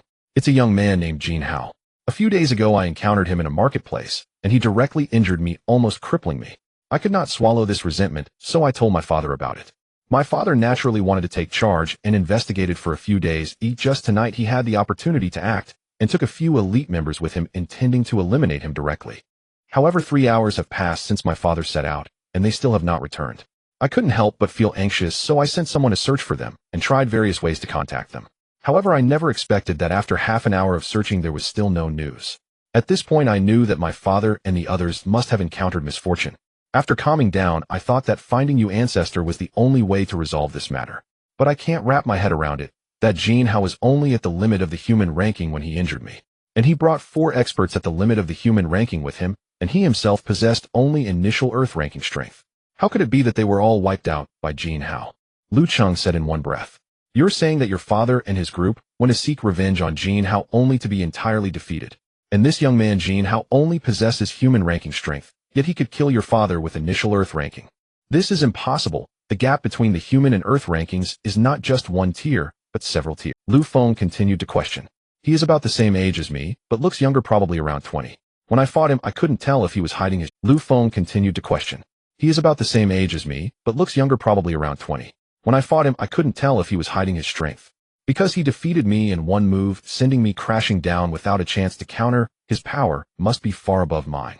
But I feel he shouldn't have broken through to the Earth ranking level. Lu Cheng replied. What? Only 20. At just 20 possessing at least human ranking strength, this child's future is limitless. If we don't eliminate him, he will definitely be a future threat. Of course, he might also have Earth ranking experts by his side, who could wipe out your father and the others in one go. It may not be solely due to his own strength, Lu Feng analyzed. That's possible. So ancestor, we must act quickly to eliminate him, otherwise I fear he will escape. Lu Cheng said. Do this first, send someone to investigate, and continue searching for your father's whereabouts. Leave no stone unturned. Also send people to search for the whereabouts of that young man Jin Hao. And in the morning notify all the high-ranking members of the Lu family to gather in the conference hall. Lu Feng said solemnly. Yes, ancestor. Lu Cheng replied respectfully. Then we will do this, you may leave for now. After Lu Cheng left, he immediately began arranging the tasks as instructed by the ancestor, working until late into the night. This would prove to be a sleepless night. After Lu Cheng left, Lu Feng stood up murmuring to himself. Jin Hao, Earth ranking. It's been a long time since I've moved my muscles and bones. I wonder if this old body still holds up. After saying this, Lu Feng clenched his fist tightly, releasing a powerful aura. The surrounding air felt constricted. Early the next morning, all the high-ranking members of the Lu family arrived early at the conference hall. I wonder what happened that we were summoned so early. Yes, I heard something major happen last night. What major thing? I wasn't aware. At this moment, the group was constantly discussing among themselves. Suddenly, an imposing old man walked in. This man was Lu Feng, the ancestor of the Lu family. Who is this old man? He seems extraordinary and quite powerful. Yes, but I've never seen him before. What? Lu Feng, the ancestor of the Lu family. He hasn't appeared for a long time. What major event? Seeing Lu Feng's arrival, many did not recognize him, while those who did were shocked. What could be so serious that ancestor Lu Feng had to step in? Everyone, some of you with long experience may remember this old man. Yes, I am Lu Feng, the ancestor of the Lu family. I have been retired for many years, so it's understandable that you don't know me. Today my reappearance before you indicates that something significant has occurred. Our current family head of the Lu family was murdered last night. This matter is of utmost importance, and I must step in to take charge. Lu Feng said. What? The family head was murdered? Last night? Tell me what exactly happened. The family head was murdered. Who has such audacity? However, the family head possessed initial Earth ranking strength. Whoever could kill him must be formidable. At this moment the crowd was in heated discussion. Silence. Today the purpose of summoning you all is simple. Our enemy is a young man named Jin Hao. Everyone please look at the screen. This is his appearance. This person is only 20 years old and possesses at least human ranking strength, but it's possible he has the capability to kill someone with initial Earth ranking strength. It's also possible that there are individuals by his side with strength above initial Earth ranking. From now on, your target is this person. I first find his whereabouts, report back, and then devise a plan to eliminate him. Make sure not to alert him or act recklessly. That would be a waste of your lives. Does everyone understand? Are there any objections? Lu Feng continued. Since everyone has no issues, then let's get moving. We the Lu family absolutely cannot allow such provocations. We must demand an explanation. We cannot let anyone look down on us. Furthermore, from now on, I will temporarily take charge of the Lu family. Lu Feng said. With Lu Feng's command, the crowd set off. After a morning of action, no news had. Everyone was a bit puzzled. Had that Jin Hao hidden away? Just as everyone was worried about this, the head of security suddenly received a notification from the frontline checkpoint. One look was enough to shock them. Wasn't this the Jin Hao they had been desperately searching for? They never expected that he would come to them willingly. They immediately instructed the security team to let him in politely. They also quickly notified the ancestor, planning how to eliminate Jin Hao at this moment. This was the reason behind the sudden change in attitude of the men in black towards Jin Hao. At this moment the ancestor had arrived, witnessing Jin Hao driving into the estate. His eyes revealed a murderous intent. Host: Jin Hao, physique 5 weak, spirit 6, normal appearance 7, good skills none, can be increased using godly points. Godly points. The fact that the owner of this manor allowed him to enter must indicate something extraordinary. Logically speaking, this is the Liu family's estate, and it has been over 10 hours since the head of the Liu family passed away. Such a large family could not possibly be unaware of the situation, nor could they fail to investigate. They were likely searching for Jin Hao with fervor. However, it was quite a coincidence. Jin Hao just happened to come to their stronghold to gather information. Initially, he had been expelled by the guards, but suddenly the leaders spotted his figure. That was why they graciously and respectfully allowed Jin Hao to enter. A little contemplation revealed the general situation. At this point, Jin Hao had already guessed the situation before him. The manor must have been set up with a trap waiting for him to fall into it. Isn't this just a wolf entering a tiger's den? If I do not enter, hell, who will? Jin Hao did not retreat. Instead, he pressed forward. But he still secretly inquired with the system. System, is there a technique that allows one to move as lightly as a swallow and instantly increase speed? Host: simply put, is it a means of escape? Oh, the system has become more human-like recently, understanding me so well. Of course, I am an artificial intelligence system and can continue to upgrade progressively. Alright, enough boasting. Is there or isn't there? Certainly there is. The technique is called dragonfly skimming the water. Once used, it allows the host's body to become as light as a swallow, increasing speed by 30% for 1 minute. Of course, after learning this skill, it passively increases the basic speed by 5% and enhances reaction speed by another 5%. Does this skill have levels, and how many system points does it consume? Of course, there are levels divided into 3: beginner, advanced, and master. The consumption of system points differs from ordinary skills. Every 5 system points can elevate 1 level. The system replied. Jin Hao looked at his system points, which were 14, and planned to learn the advanced technique directly. System: I want to learn the advanced dragonfly skimming the water skill. Congratulations, host, you have successfully acquired the advanced dragonfly skimming the water skill, consuming 10 system points. In an instant, Jin Hao felt his body lighten, and he clearly sensed an increase in his speed. Indeed, the 10% passive increase was quite effective. At this moment, Jin Hao opened the interface to display. Host: Jin Hao. Physique 30, level 2 gene lock limit. Spirit 20, level 1 gene lock limit. Attractiveness 20, god level attractiveness limit. Skills: artificial intelligence, system master level basketball skill, master level comprehensive combat skill, master level running skill, master level combat awareness, master level hand-to-hand combat skill, master level environmental combat skill, master level driving skill, master level cooking skill.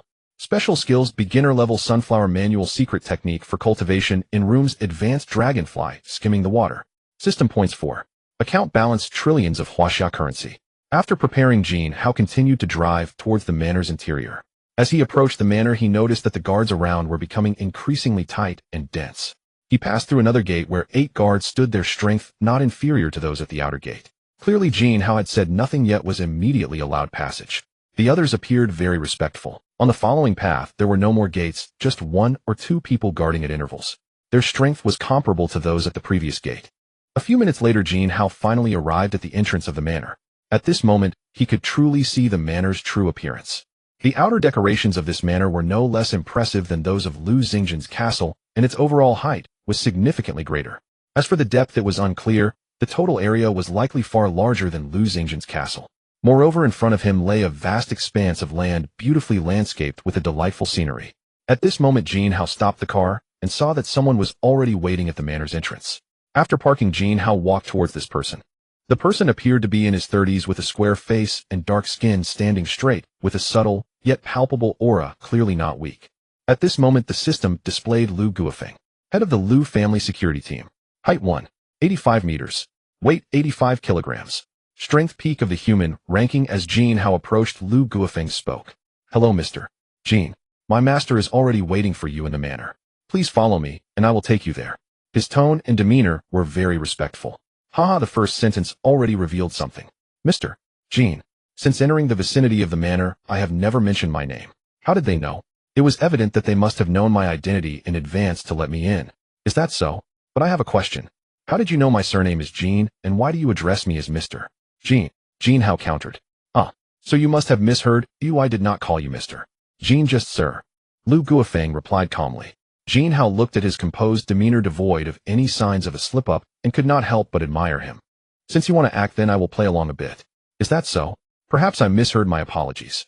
Then please continue to lead the way, Jin Hao said somewhat apologetically. He had almost been exposed, but fortunately he maintained his composure and did not reveal anything. They had been repeatedly mentioning Jin Hao, making it instinctive for him to respond with Mr. Jin. Never mind, since the fish is already hooked, I will take him in. At this moment Lu Guofeng thought to himself. Jin Hao followed Lu Guofeng into the manor. As they neared the manor's entrance, Jin Hao found it strange. There were no guards nearby. It seemed as if many people were hiding. It was eerily quiet, like the calm before a storm. As Jin Hao approached the steps before the main door, he suddenly felt a dangerous aura. Jin Hao instinctively stepped back. Just as he did, a shadow flashed by in the blink of an eye, crashing down onto the spot where Jin Hao had just been creating a tremendous noise. The force behind it was indeed formidable, resembling a hidden weapon with astonishing speed. Had it not been for his strength ranking on the Earth list along with the passive speed boost from the Dragonfly Touch skill he had learned temporarily, he might not have evaded this strike. An ambush, a blatant ambush, a naked provocation. It seemed this place was filled with traps. However, since he was here, he might as well play along with them. After dodging this blow, a series of hidden weapons continued to attack Jin Hao. Utilizing his incredible speed and reflexes, he successfully evaded all the attacks. He glided smoothly between the hidden weapons, completely avoiding them all. With each successful dodge, Jin Hao appeared increasingly at ease. At this moment, the onlookers were indeed astonished at how effortlessly Jin Hao was avoiding the attacks. This kid truly had some strength. Perhaps seeing that the ranged attacks were ineffective, they ceased their assault. Suddenly, a dozen black-clad figures appeared around Jin Hao. Each one exuded an extraordinary aura indicating considerable strength. They surrounded Jin Hao, poised to attack, yet they did not strike, merely holding their ground. Jin Hao observed them, brewing his own offensive without making a move. After a minute, the gate of the mansion suddenly swung open. Boom, boom, boom. An elderly man, seemingly in his 80s, slowly walked out, each step radiating strength, faintly exuding a formidable aura. Once he stepped out, everyone bowed respectfully in his direction, all calling out in unison, "Welcome, Ancestor." Ancestor? Is that the legendary ancestor of the Lu family? I can't believe he actually exists. Does he know that I've killed the head of the Lu family and others without flying into a rage? Moreover, perhaps the head of the Lu family is his son. If that's the case, he wouldn't just let it go without seeking revenge. I wonder how strong this old man is, judging by his appearance. He probably has the strength at the peak of the Earth list. That's acceptable. Oh, I still have the strength to fight. If I break through to the Earth list, then I'm sorry, I can't compete with that. I must run away immediately. Now with the secret manual in hand and divine speed, I certainly can escape swiftly. No need to panic. Let's first assess the situation. System, show me his information. Lu Feng, ancestor of the Lu family. Father of the head of the Lu family. 82 years old. Strength peak of the Earth list. However, he has been at this level for over a decade. Infinitely close to the primary level of the Heaven list. Merely a step away. Indeed, his strength is still at the peak of the Earth list, so I can give it a try. If I truly can't handle it, I can still run away. Jin, how do you know what crimes you have committed? Lu Feng, me. I believe I have not done anything ungrateful. Heaven and Earth can witness. Jin Hao replied earnestly. Hehe. Don't you remember how you nearly incapacitated my grandson Lu Cheng? Don't you recall killing my son and numerous experts of the Lu family? Don't feign ignorance, though I know everything. We were still desperately searching for you, but who would have thought you would voluntarily walk into our trap? You can only blame yourself for being too foolish to enter our territory. You can only blame yourself for provoking the wrong person. Your bright youth is about to end prematurely. It's truly a pity, but taking your life to accompany my son seems too lenient for you. I've decided I will first cripple you, then slowly torment you until you die, Lu Feng said, mocking him. Oh, is that what this is about? I thought it was something serious. They brought this upon themselves. If no one offends me, I will not offend anyone. But if someone offends me, I will make sure they pay dearly. So they want to kill me. If they are outmatched and I counterkill, is it still my fault? This is self-defense, so what crime? Are you really willing to become my enemy for the sake of these useless people? You must understand I can kill them all by myself, so my strength is far beyond theirs. At my age, possessing such strength, do you think I'm an ordinary person? Jin Hao said seriously with a hint of threat in his tone. What? He single-handedly killed the head of the family and his guards. He looks so young, he must be around. To possess such strength, he must at least have intermediate strength on the Earth list. There are only two possibilities. Either he has an extraordinary talent, or he has a massive force backing him, aiding his growth. Otherwise, how could someone so young have such overwhelming strength? The crowd continued to discuss among themselves. Upon hearing Jin Hao claim he had killed a group of people, Lu Feng was utterly shocked. Previously, he suspected this could be a possibility, but deemed it unlikely and stopped considering it. Now that it was a fact, it indicated that Jin Hao was indeed powerful and not simple. What he said was not impossible. He was not an ordinary person, and there might be a massive force behind him. However, my son cannot just die without reason. I must have an explanation and justice must be served. This is absolutely intolerable. Lu Feng have traversed a lifetime. I will not bow down like this. No matter what kind of powerful force is behind him, I will not care. I currently have only one thought: Jin Hao must pay with his life. Haha, you little brat, I don't care how powerful your backing is. Since you killed my Lu family's people, you must pay the price. Moreover, you came alone to my Lu family's territory. If I kill you, who will know? Who will have evidence? Lu family members, heed my command, attack the target, kill, without mercy. Prepare to die, little brat. Lu Feng said with a loud laugh. As Lu Feng finished speaking, the crowd surrounding Jin Hao immediately charged at him, each utilizing their ultimate techniques, attempting to bring Jin Hao to his end. Suddenly, under the attack of a dozen peak-level fighters, Jin Hao felt immense pressure. He did not take all their attacks heed, but instead evaded and retreated. He then released his Earth-list peak aura, pressuring them to the point they could hardly breathe. Upon sensing Jin Hao's domineering aura, Lu Feng was shocked and immediately released his own pressure to counteract Jin Hao's aura. The crowd then returned to normal. At this moment, they realized that Jin Hao's strength was far above theirs, causing them to hesitate about whether to take action.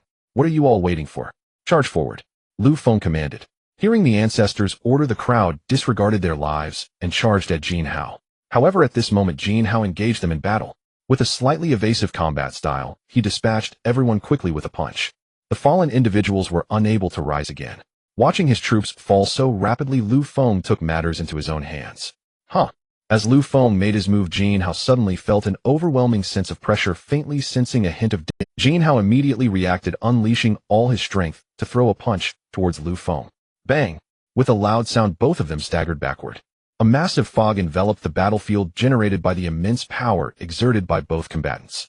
This strike forced both of them to take several steps back before stopping. I didn't expect this kid to be so formidable, standing toe-to-toe with me without losing ground. Although I sensed his strength from the aura he released earlier, it was only a glimpse of his true power. However, what I truly did not anticipate was that he possessed the strength of the Earth ranking limit, able to match me equally. There is hardly anyone in Wenyang City who can contend with me directly. Yet this kid is still so young. If left unchecked, he will undoubtedly reach the pinnacle of humanity, the heaven ranking limit. Such an enemy cannot be allowed to exist. Today he must die here. I absolutely cannot let him escape. If he escapes, then my Lu family will be in danger in the future. Lu Feng thought to himself. Well, this old man is indeed strong. I feel he hasn't even used his full strength. If this continues, I may truly not be his match. But I haven't used my secret techniques, yet the sunflower scriptures, what a name. Let me give it a try, but this old man will definitely try to kill me. What am I afraid of? If I can't win, I can The dragonfly skimming water technique, an unparalleled escape method. The system guarantees a top-tier outcome. At this moment, Jin Hao was also contemplating. Let's fight fiercely, old man, and see whose fist is harder. Jin Hao shouted loudly. You little brat, don't be so arrogant. Oh, watch how I teach you a lesson. Lu Feng replied. After exchanging words, the two charged at each other fiercely, beginning their hand-to-hand combat. Bang, bang, bang. Boom, boom, boom. Each punch landed solidly, and their legs were equally fierce. The battle intensified as neither side held back. After a few minutes of fighting, both were slightly reddened all over and bore some superficial injuries. Bang! Another punch collided, sending both of them staggering back. This won't work. Such hand-to-hand combat cannot determine a victor, let alone kill this kid. He is roughly my equal in strength, although he has slightly less combat experience than I do. Finding a significant opening will be difficult. It seems I must resort to my secret techniques and unleash my killing move to have any hope of defeating him. Lu Feng contemplated the situation before him. Is this old man really at this level? Too weak. I haven't even used my skills yet we're evenly matched. He may have caused me some minor injuries due to his greater combat experience, but it's nothing serious. After several minutes of grappling without any progress, it's hard to believe a person of his strength has no hidden cards. I must remain vigilant and prepare to use the sunflower scriptures. Jin Hao was also calculating in his heart. Get ready to die, kid. Lu family's secret technique, sweeping away 1,000 armies. With Lu Feng's loud shout, he seemed to be brewing something, his hands shimmering with light. Seeing Lu Feng's intent to unleash a powerful move, Jin Hao also prepared to use his secret technique. I wonder who will end up dead. Old man, meet your end. Sunflower scriptures. Jin Hao shouted loudly, swiftly striking a palm towards Lu Feng. At that moment, Lu Feng had also charged up, attacking Jin Hao with a punch. This attack did not make direct contact. Instead, it unleashed a wave of momentum toward the opponent. Jin Hao sent forth a massive palm, flying toward Lu Feng. Lu Feng suddenly launched 3 punches forward, sweeping away 1,000 armies. Each subsequent strike was stronger than the last, and each punch displayed a different hue. The first punch was blue. The second punch was purple. The third punch was red. They collided violently with Jin Hao's colossal palm. Quickly the blue hue vanished. Then the purple began to fade away. The final red punch clashed violently with the palm, causing the whole space to shake incessantly. Moreover, it emitted a tremendous light and momentum. Bang, bang, bang. The last massive explosion echoed, accompanied by a powerful force surging towards Lu Feng and Jin Hao. Both were sent flying, tumbling until they fell over 10 meters away. Each spat out a mouthful of blood, their breaths slightly ragged. It seemed this strike had inflicted considerable damage on both. Jin Hao quickly stood up, feeling his body was in poor condition. Since acquiring the system, he had faced numerous, except for the previous encounter with Lu Xingjuan, where they fought to a standstill and sustained some injuries. This time, he had genuinely suffered serious harm. Looking at Lu Feng across from him, his condition was not much better.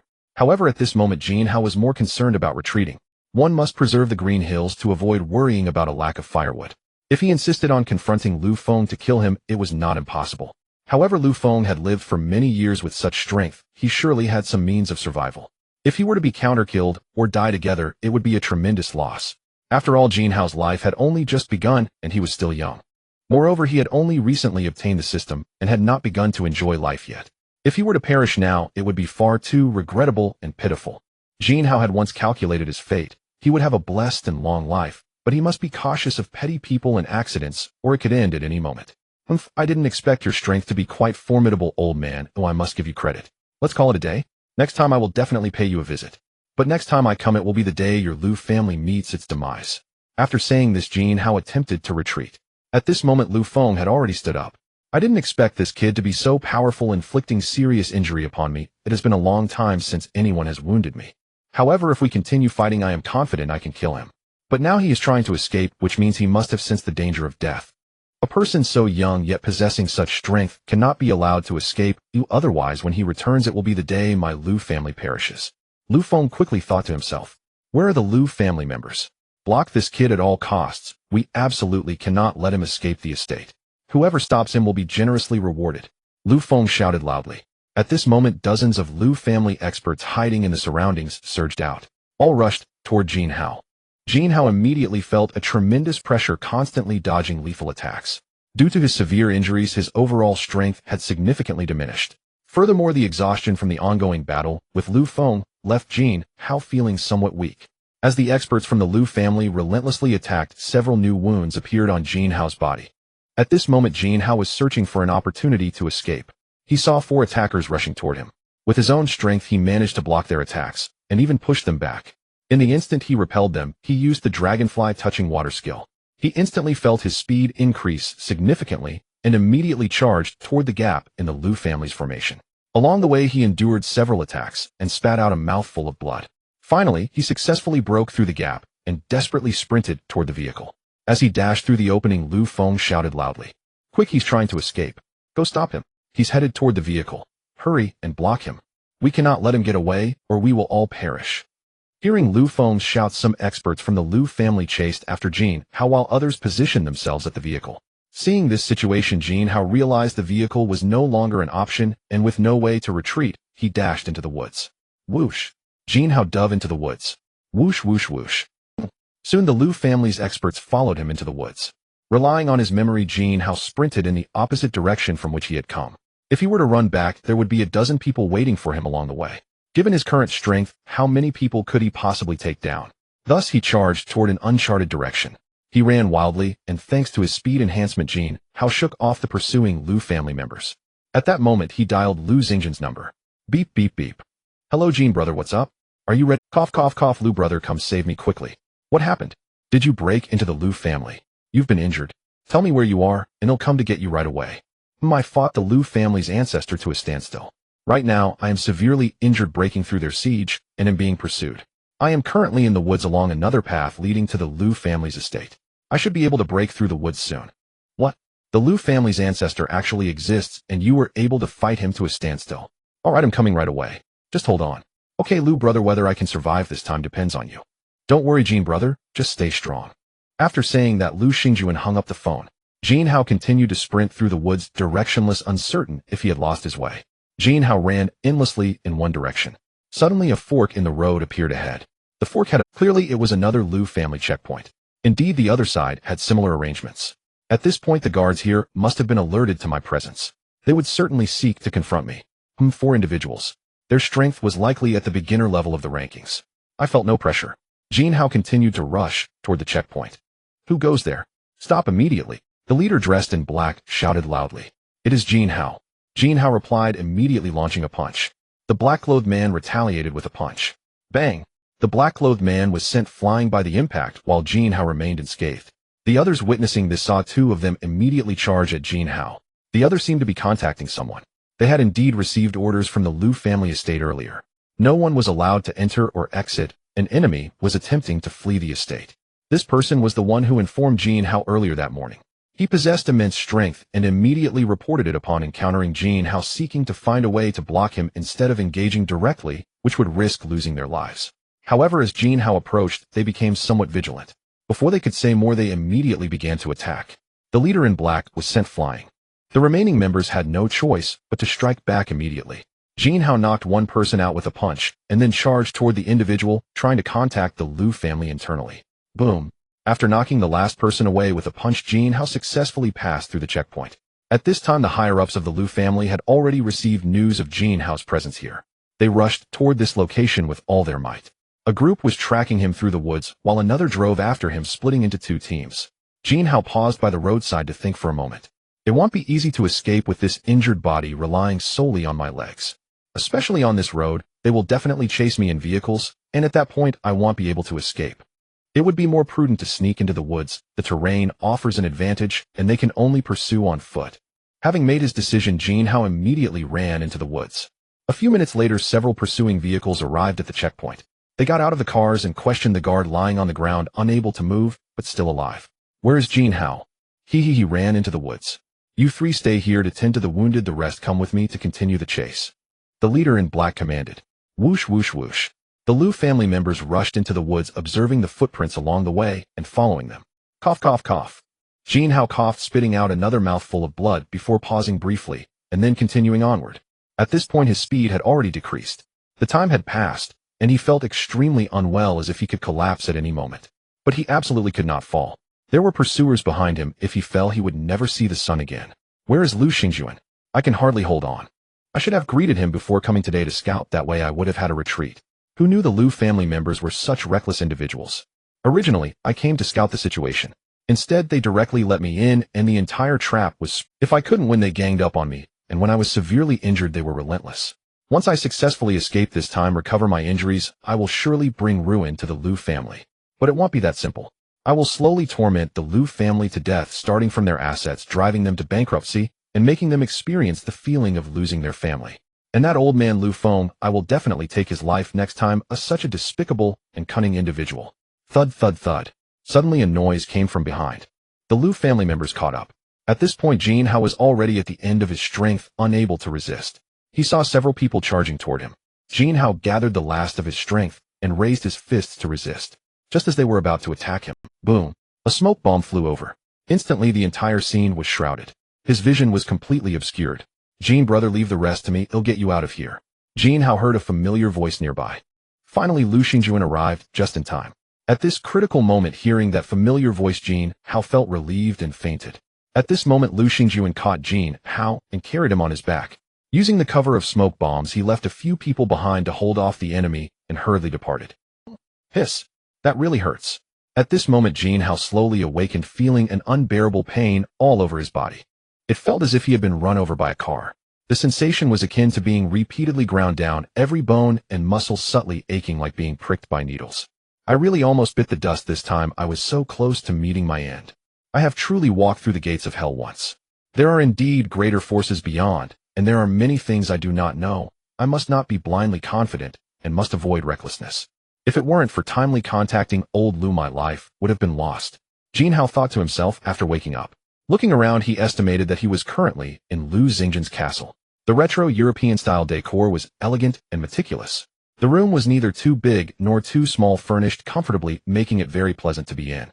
Looking out at the beautiful scenery, it was pitch black with a sky full of stars, indicating that it was deep into the night. At this moment, Jin Hao couldn't help but admire the beauty of the night sky and the preciousness of life. He reflected on his youth and the abundance of time he still possessed, realizing he couldn't let it all come to an end like this. Having felt the threat of death up close this time, Jin Hao's appreciation for life had elevated significantly. This time the Liu family has made a deadly enemy of me that cannot be reconciled. Since they dared to treat me this way, the only outcome awaiting them will be death. Once I recover, I will first strike them economically, completely crushing them. When they find themselves in dire straits with no way out, I will act decisively to annihilate them. If there is any resistance, I will show no mercy. This time I will let them experience the torment of body and soul, a feeling worse than death. Jin Hao contemplated how he would deal with the Liu family. This time old Liu risked everything to save me, so I must not let him down. Once I completely eliminate the Liu family and acquire them, I will integrate them into old Liu's household. Finally, I will be able to restore the original Liu family, a complete and intact Liu family. Additionally, I must fulfill my promises to him. If he needs anything, I will go through fire and water for him. Jin Hao thought again about how to treat Liu Xingjuan in the future. Just as he was deep in thought, the door creaked open. Liu Xingjuan walked in. Seeing that Jin Hao had awakened, he hurried over. Jin, brother, you are finally awake. How do you feel? Liu Xingjuan asked Jin Hao. I don't feel very well, and my whole body feels as if it has been torn apart, and I hurt everywhere. By the way, old Liu, how long have I been unconscious? Jin Hao replied. It's been over 10 hours. I brought you here around 3 in the afternoon. It is now deep into the night. Let me see, it's a little past 2. Liu Xingjuan said. So long, huh? Speaking of which, I really owe it all to old Liu for your timely assistance. Otherwise my life would have been lost. I owe you a huge favor. Whether you believe it or not, this will have enormous benefits for you in the future.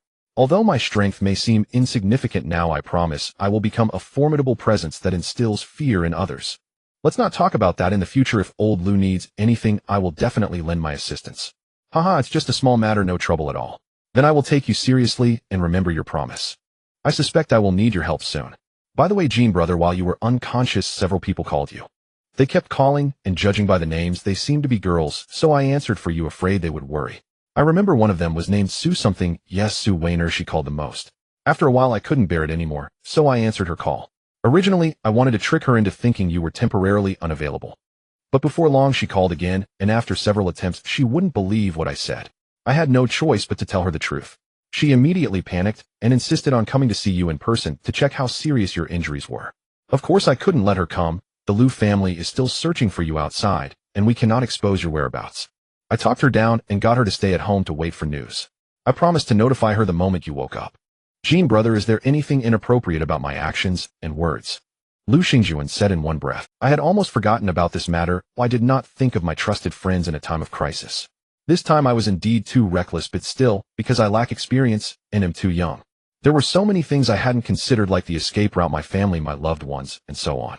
Old Liu, you did very well, excellent. Thank you very much this time. Now that I am awake, I will contact them myself. Jin Hao said to Liu Xingjuan. Alright, since you are awake, I will no longer stay by your side. I will have 2 people stationed at the door if you need anything. Take good care of yourself. Your injuries are severe and will require a long time to heal. During this time, just stay here with me. No one knows you are here. The Liu family will not be able to find you, so rest assured I will keep an eye on and protect your beloved ones. According to the plan, they are targeting you and won't act against them. Alright, I will head out now. If there's an emergency, you can contact me directly. Liu Xingjuan finished speaking and left. Jin Hao nodded. At this moment, he took out his phone and looked. It was already 2:15 in the night. Sue Weiner and the others must be asleep by now. Even if they are worried about me, they should be tired and asleep by this time. Seeing dozens of unread messages on his phone, Jin Hao was startled. They must have all been sent by them. Sue Weiner and Yi Qianqian each had 20 or 30 messages. Han Subing had a few. What about Qin Shuer? He then opened the messages from Sue Weiner and Yi Qianqian. Reading from start to finish, Jin Hao couldn't help but feel that both of them had truly fallen in love with him. Looking at the call log, the missed calls from the 2 girls also numbered in the dozens. The call records were just as Liu Xingjuan had said, occurring every so often. They indeed had not believed Liu Xingjuan's excuse. The last call was logged at 11:50. Jin Hao did not intend to call back. Instead, he composed the same message and sent it to both Sue Weiner and Yi Qianqian. Darling, sorry to make you worry. I'm fine now. I just need to rest here for a couple of days. After sending it, Jin Hao set his phone down, lost in. A minute later. Buzz, buzz, buzz. Suddenly the phone vibrated. Suddenly awakened from his thoughts, Jin Hao glanced at his phone screen. A familiar name was displayed on it. Sue Weiner. As he looked at the name flashing on the screen, the constant vibrations of the phone echoed in his. Weiner. Is she still awake at this late hour? Has she been worrying about me and unable to sleep? I feel quite uneasy. A few seconds later, Jin Hao answered the call. Jin Hao, you bad egg, you finally woke up. Sue Weiner said with a sob. You big jerk, how could you do this? I thought you were going to leave us behind. Boo-hoo. Yi Qianqian also spoke with a choked voice. I. At this moment Jin Hao listened to the two girls crying on the other end of the phone, unable to utter a single word. He didn't know how to respond. In fact, before today, and before this incident, he had no awareness. He didn't realize how deep Su Weiner and Yi Qianqian's feelings for him had become. After his incident today, they were so worried. Weiner Qianqian, I was wrong. Next time, no, there won't be a next time. I will never do anything so dangerous again. I will absolutely not let you worry again. Please stop crying, or it hurts my heart to hear it. Jin Hao comforted. You jerk, you only understand after experiencing life and death. Exactly, once you recover, we will definitely not let you off the hook. No problem. Once I recover, you can do whatever makes you happy. I'll leave it to you to arrange. I can handle it, just afraid you will be too tired. Jin Hao suddenly changed his tone and said with a mischievous smile. Big bad egg, big jerk, Su Weiner and Yi Qianqian said shyly. By the way, how severe is your injury? You've been unconscious for so long, it must be serious, right? It's okay, not life-threatening, just need to rest for a few days. Then make sure to rest well, and don't move around. The person who answered your phone earlier said this situation is not simple, and advised us not to visit you, or else it would expose your location and put you in danger again. This matter is a long story. Once everything settles down, I will slowly explain it to you. Alright, you need to take good care of your injuries. And keep in touch with us every day, so we won't worry about you. Yes, my princesses. By the way, you should take some time to understand the matters of starting a company. They'll also transfer some money to you as startup capital. Okay, sounds good. Jin Hao chatted with Su Weiner and Yi Qianqian for a while before hanging up the phone. He then transferred 50 billion to each of their accounts. In an instant, he spent 100 billion and earned 100 luxury points. At this moment, the system interface displayed host Jin Hao O Physique 30, level 2 Gene Lock Limit, Spirit 20, level 1 Gene Lock Limit, Attractiveness 20 God level attractiveness limit. Skills Artificial Intelligence System Master level Basketball skills, Master level Comprehensive Combat skills, Master level Running skills, Master level Combat Awareness, Master level Hand-to-Hand Combat skills, Master level Environmental Combat skills, Master level Driving skills, Master level Cooking skills. Special skills Beginners Sunflower Manual In-Room Cultivation Secret Techniques Advanced Dragonfly Water Technique Luxury Points 104 Account Balance Trillions of Huaxia Coins.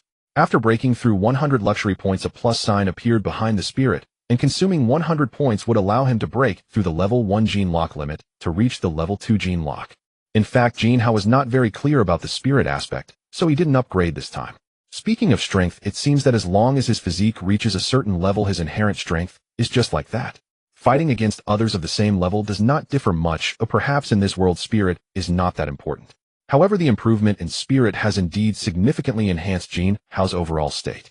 His thoughts were exceptionally clear, intelligence greatly enhanced, and the speed of processing information was rapid. Logically speaking, an increase in spirit should produce a kind of mental power, but his current level is still too low to manifest it. Since the system has also set levels for spirit, it must be useful. At this moment, the system's voice detected that the host's body has suffered severe injuries with multiple areas seriously damaged, extremely critical, and life is in jeopardy. What? In jeopardy? System, don't joke with me. Ooh, I feel fine. Host, what you think is just what you think. Don't you trust the system's detection? Then system, is there any way to save me? Of course. What you currently possess is this unique system. It can achieve anything. Can it directly restore my injuries? Yes, consuming 10 luxury points will restore you to your peak state. Haha, system, you really are reliable. Is this considered a healing technique? This is initialization, granting the host the ability for rebirth. It can be considered a one-time consumable. Each time, only 10 luxury points are needed to restore all injuries and reach the peak state of current strength. However, there is a cooldown for using this skill. What it means is that if the host repeatedly seeks death, he can only be revived once. Attempting a second time will result in failure, leaving him with nothing. What the heck? Would I be so foolish as to seek death? System, you've been quite cheeky lately. Are you feeling a bit itchy? Sorry, host, I am a non-corporeal existence, so I have no skin or itchiness. You? Can you not materialize into a physical form? Yes, but I need to wait until I level up. As for how to level up, your current strength is too low to be qualified to understand. Fine. When my strength increases, just wait and see how I deal with you. Host, I look forward to it, anticipating your strength improvement to drive my upgrade. Alright, use the skill to heal my injuries. This state is simply too painful and uncomfortable.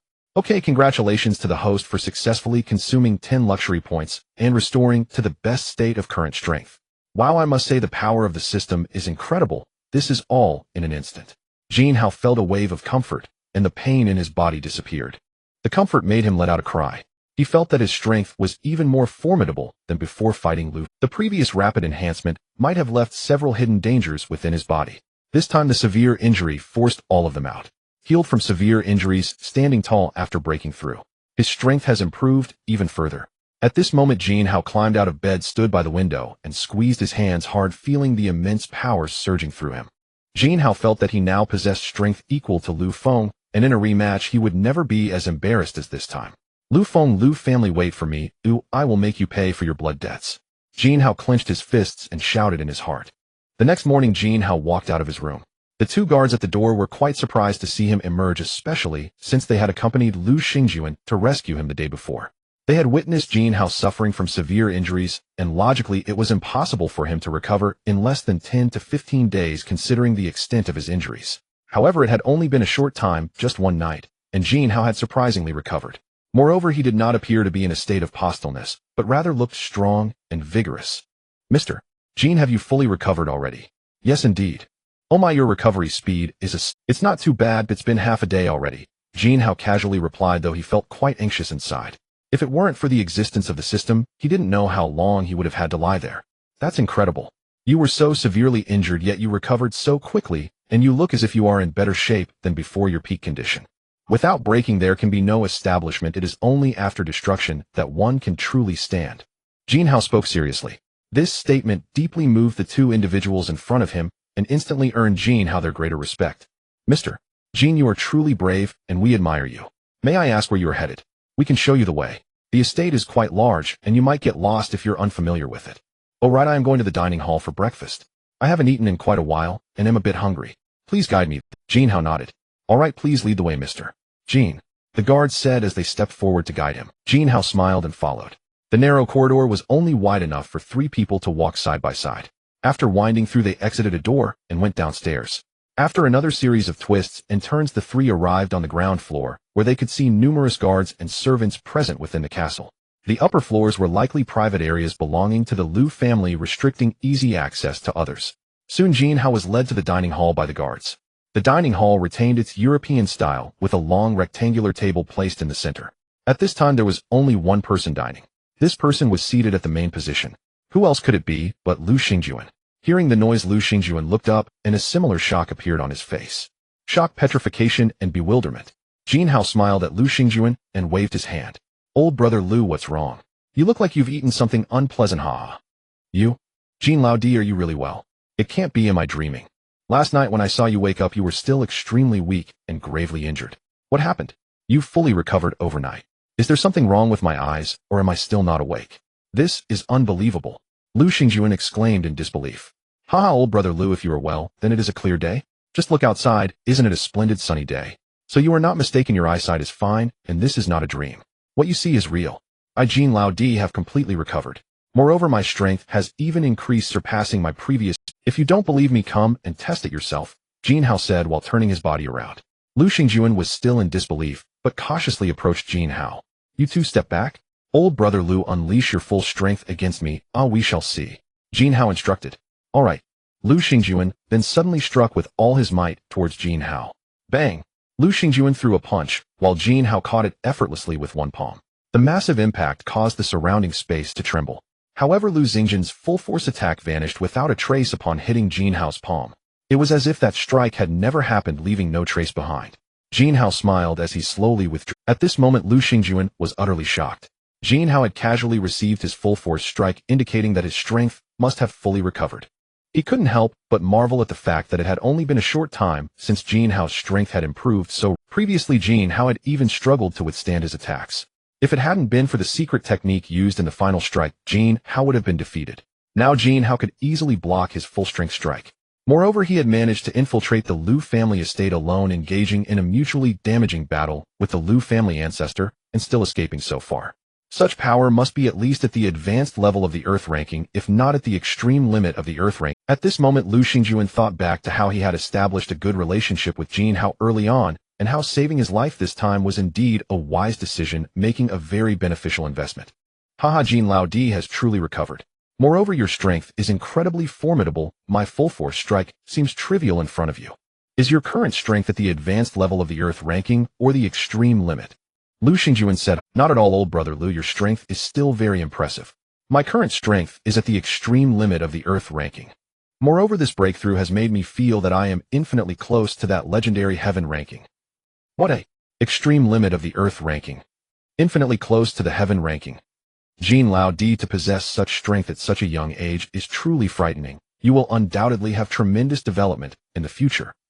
It seems my judgment remains sharp. I knew from the beginning that you were not an ordinary person. I did not choose the wrong side or the wrong person. Haha, old brother Lu, I can only say you are absolutely right. Whenever you need me, just say the word, and I will definitely assist you. Alright, enough of this. Let's get down to business. Old brother Lu, I must tell you my strength is decent, and I possess great wealth, but I lack influence. This incident with the Lu family nearly cost me my life.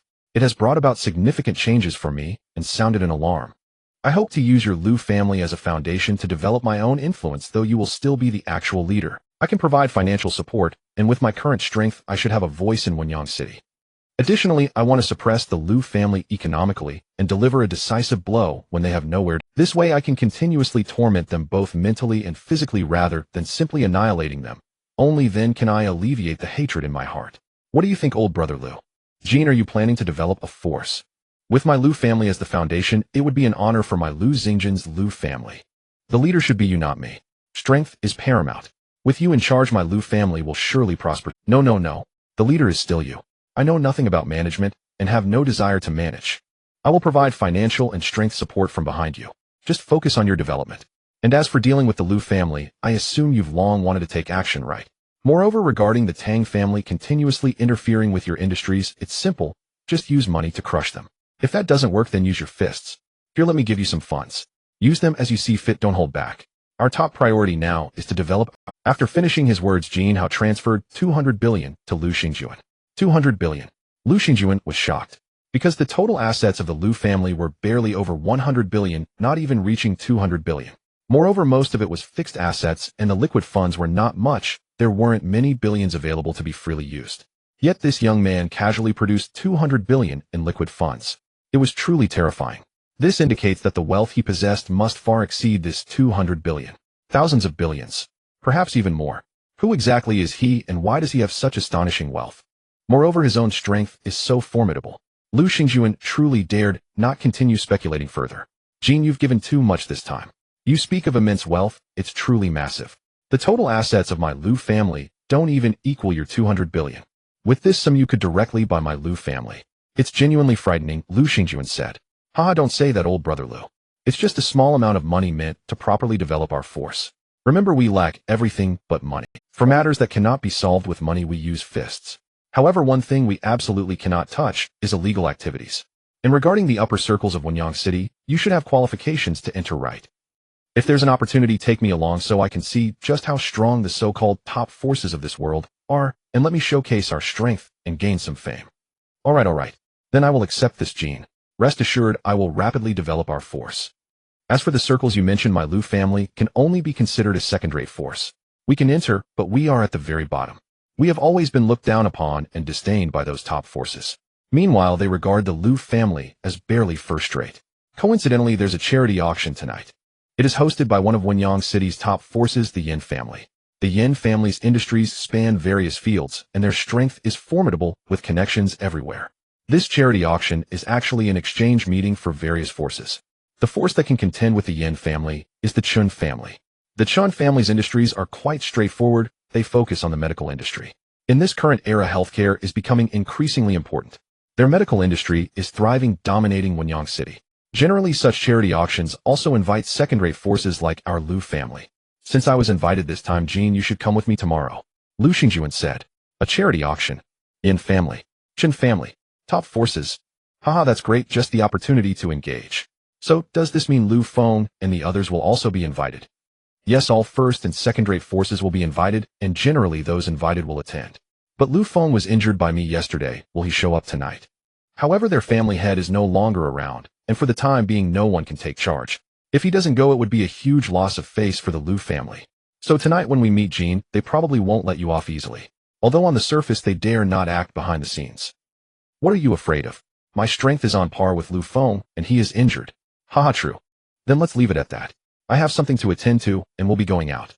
Send me the location and I'll come by myself when the time comes. Alright Jean, you go ahead and handle your matters first. But make sure to have breakfast before you leave, you must be starving. Afterward Jin Hao ate breakfast and got ready to leave. Suddenly a stunning figure appeared in Jin Hao's line of sight. He saw a girl with flowing long hair wearing a form-fitting black mesh dress. The dress had a uniform distribution of star patterns and was designed to accentuate the waist. On her feet, she wore a pair of elegant black sandals. She revealed her flawless, white legs, making it hard for anyone to look away. This outfit highlighted her slender figure even more. Her face had a touch of makeup, appearing exquisite yet innocent. When Jin Hao saw her face, his mind raced as he recalled who she was. This person was Lu Xingjin's daughter Lu Xiaoxiao. Back then she had deceived him with her poor acting skills, making him willingly fall into her trap. Last time Jin Hao had taken her for a thrilling ride on their way back.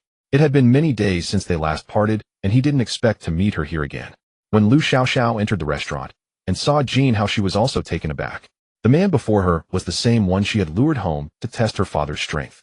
He is so handsome, with a refined face comparable to that of a celestial being. Moreover, his strength is no less than her father's. That adds even more points. Last time she seemed to have developed a crush on him. Others might be unaware, but Lu Xiaoxiao was very clear in her heart. Hi Miss Lu, we meet again. Ah hello Jin Hao, Lu Xiaoxiao replied, flustered. Are you here for breakfast? Come and eat. I've already eaten. I have matters to attend to, so am leaving now, Jin Hao continued. Oh, will you come back after you're done? Lu Xiaoxiao instinctively asked. After asking, she felt a bit strange and became somewhat embarrassed. So do you want me to come back, or? Jin Hao suddenly counter-asked. Lu Xiaoxiao, who was still feeling shy, was taken aback by Jin Hao's sudden question, standing there unsure of how to respond. How should I answer? Should I say I want him to come back or not?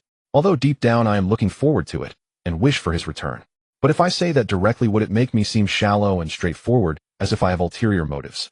However, saying that I don't want him to come back would only make it seem like there is a vast distance between us, and that would mean I wouldn't get to see him again. What should I do? At this moment Lu Xiaoxiao felt very conflicted. I was just casually asking. What does it matter to me whether you come back or not? She said, hiding her true feelings. Haha, really?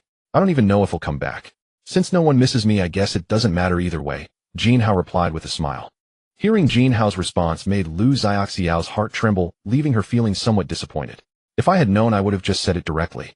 After finally seeing him again, I might miss this chance. I don't even know when we'll meet again.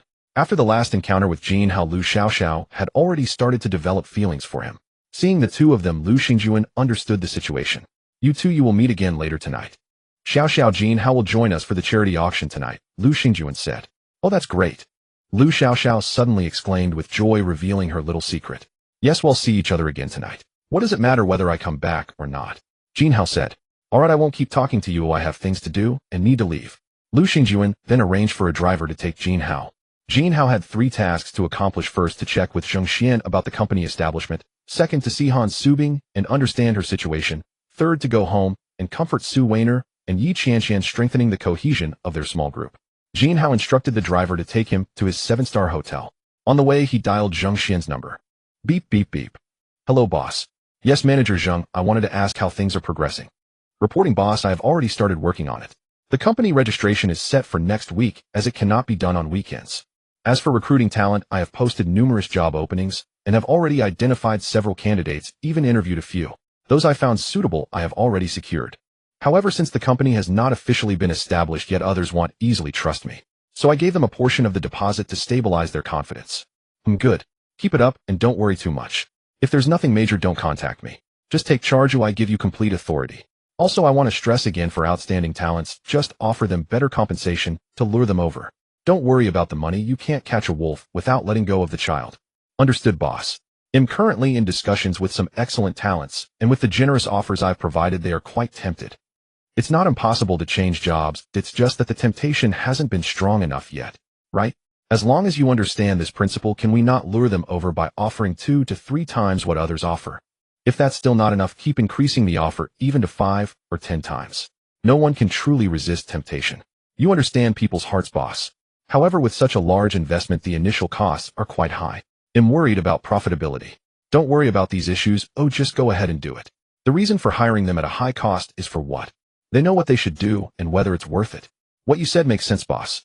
By the way, you can try to understand the situation of video live streaming platform companies. I plan to have Su Weiner and Yi Qianqian, the 2 girls I brought to the hotel last time you've seen them. I intend for them to establish a video live streaming platform company and create their own brand. Right now I'm getting them to learn and understand. When it's time to establish the company, I will need your help. This industry is booming, and you can look into the investment situation here. Okay, boss, I've noted that down. Let's leave it at that for now. Work hard, but also enjoy life and spend well. Got it? Sure. Jin Hao then hung up the phone. Having completed the first task, he moved on to Han Subing. Since Jin Hao left yesterday afternoon, he had not contacted her again. Due to his injuries, he had only woken up in the middle of the night, so he hadn't reached out. Han Subing, on the other hand, had sent many messages, her concern evident. At this moment, Jin Hao opened a messaging app preparing to reply. Sorry, Subing, something small happened last night, and by the time I saw your message it was already the middle of the night, so I didn't reply. Don't worry, I'm fine, everything is great. By the way, are you up? I'm on my way to the hotel now. Jin Hao edited a few messages and sent them. Ding! Suddenly hearing the phone ring made Han Subing wake up with a start. Did Brother Hao contact me? With her eyes not fully opened, she checked her phone. Indeed, it was Brother Hao. He finally contacted me. How long has it been? The sun is up, and he didn't contact me all night. What was he up to? Something small happened last night. What could it be? Is it real or fake? I can't tell. He's coming to the hotel now. I haven't gotten up yet. After reading Jin Hao's message, Han Subing quickly got up ready to wash up and prepare to welcome Jin Hao. Brother Hao, you finally contacted me. I was so worried about you yesterday and thought something had happened to you. I just got up. I'm going to wash up now. Take your time on the road. See you soon. Love you. After replying to the message, Han Subing ran to the bathroom to freshen up, and upon seeing her reply, a smile crept across Jin Hao's face. He seemed to recall something, and suddenly the temperature around him rose a bit.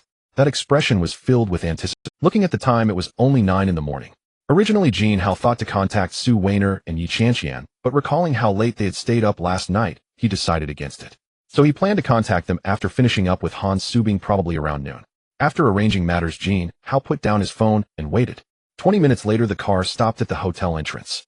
Jin Hao got out of the car, walked into the lobby, took the elevator, and finally arrived at the door of Han Subing's room. At this point, he pressed the doorbell, unsure whether Han Subing was ready. Jin Hao thought to himself. Moments later, a familiar voice came from inside the room. Brother Hao, why did you arrive so quickly? I'm not ready yet. Why don't you wait a bit? Just 10 minutes, it'll be, Han Subing said. Okay. Jin Hao replied and leaned against the doorframe waiting. He kept thinking about how Han Subing would look, and his expression gradually changed, with the smile becoming more apparent. Soon, 10 minutes later. Brother Hao, I'm ready. Upon hearing the voice of Han Subing, Jin Hao walked to the door, filled with anticipation and barely able to contain his excitement. Then he heard the sound of the door lock clicking open. He watched as the door slowly opened, revealing Han Subing. Today she was tall and beautiful, dressed in a style quite different from her usual attire. Her long black hair had a slight wave cascading over her right shoulder. She wore a white fitted shirt that accentuated her figure, making it quite alluring. At that moment, the buttons seemed to have a slight issue, with the top 2 rows undone, exposing a patch of skin as white as milk, strikingly eye-catching. On the lower half, she wore a deep green bodycon skirt, tucking the shirt into it. However, the most important detail was the black stockings underneath. On her feet were a pair of black high heels. This combination made Han Subing, who was already not short, appear even taller, with her slender legs looking even more enchanting. Her face was adorned with light makeup, making her look extraordinarily beautiful. At that moment, Han Subing gazed at Jin Hao with a look of astonishment, then covered her mouth and laughed. In fact, the moment the door opened, Jin Hao was taken aback at the sight of her. This version of Han Subing was completely different from what he had seen before. Moreover, Jin Hao had never seen such a beautiful girl, and for a moment he was stunned. Then he saw Han Subing covering her mouth and laughing, truly captivating. Jin Hao fell for her once again. Subing, you look so beautiful today, truly stunning. It's my first time seeing a girl who leaves me speechless. There's a saying that describes the current situation: just a casual glance at you could stop a sprint of 100 meters, Jin Hao suddenly remarked. It's not that exaggerated. But the way you were caught off guard just now was really cute, she said. And with you flattering me like this, I feel so happy. But if you keep it up, I might just float away. Han Subing said cheerfully. Haha, I'm afraid if you don't float away now, you'll definitely float away later because of all this happiness, Jin Hao replied with a mischievous smile. You're such a bad guy. Han Subing lightly slapped Jin Hao's chest, shyly saying. I've been standing here for so long, aren't you going to let me in? After saying this, Jin Hao stepped forward and casually wrapped his arm around Han Subing's waist. The sensation of her soft waist was delightful. Then come in, Han Subing said shyly. Gurgle, gurgle. Upon hearing the sound from Han Subing's stomach, Jin Hao chuckled. Suddenly realizing that he had come to see her directly so early in the morning, he thought Han Subing, who had just gotten up, must be starving. He felt quite sorry for her. Subing, I came over a bit hurriedly this morning and completely forgot that you hadn't had breakfast yet.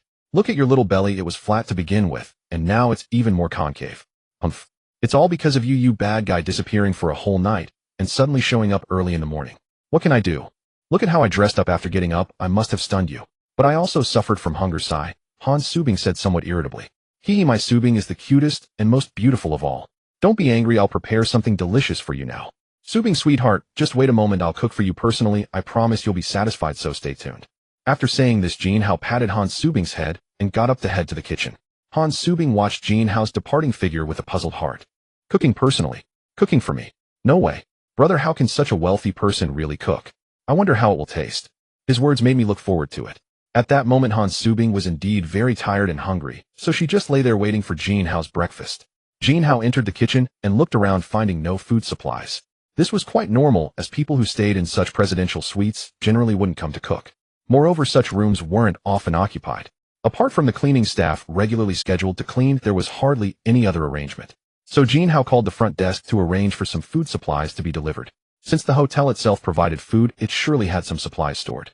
And as the owner of the hotel, the efficiency of the staff must be extremely fast. A few minutes later, someone delivered the ingredients. This time Jin Hao requested very simple ingredients. He only asked for a large bowl of rice, a few eggs, some diced beef, and a bit of greens. Sticking to the old routine, he planned to make the simplest fried rice. However, this time, he would add some greens and beef to enhance the flavor. He heated the oil in the pan, cracked the eggs, added them to the hot pan, stir-fried, and then scooped it out. At this point, he added the greens, stir-frying for a while before mixing in the diced beef. Finally, he added the rice and mixed in the eggs, stir-frying everything together. With his masterful culinary skills, he completed this fried rice in a few minutes and scooped it out. Instantly, a fragrant aroma wafted throughout the room. Wow, wow, wow. Brother, what did you make? It smells so good. Just smelling it makes my mouth water, Han Subing suddenly exclaimed. Haha, it's just a simple fried rice. Don't move, I'll bring it over for you to eat. After saying this, Jin Hao brought the fried rice over. Then I'll dig in now. Hurry and eat, you must be starving.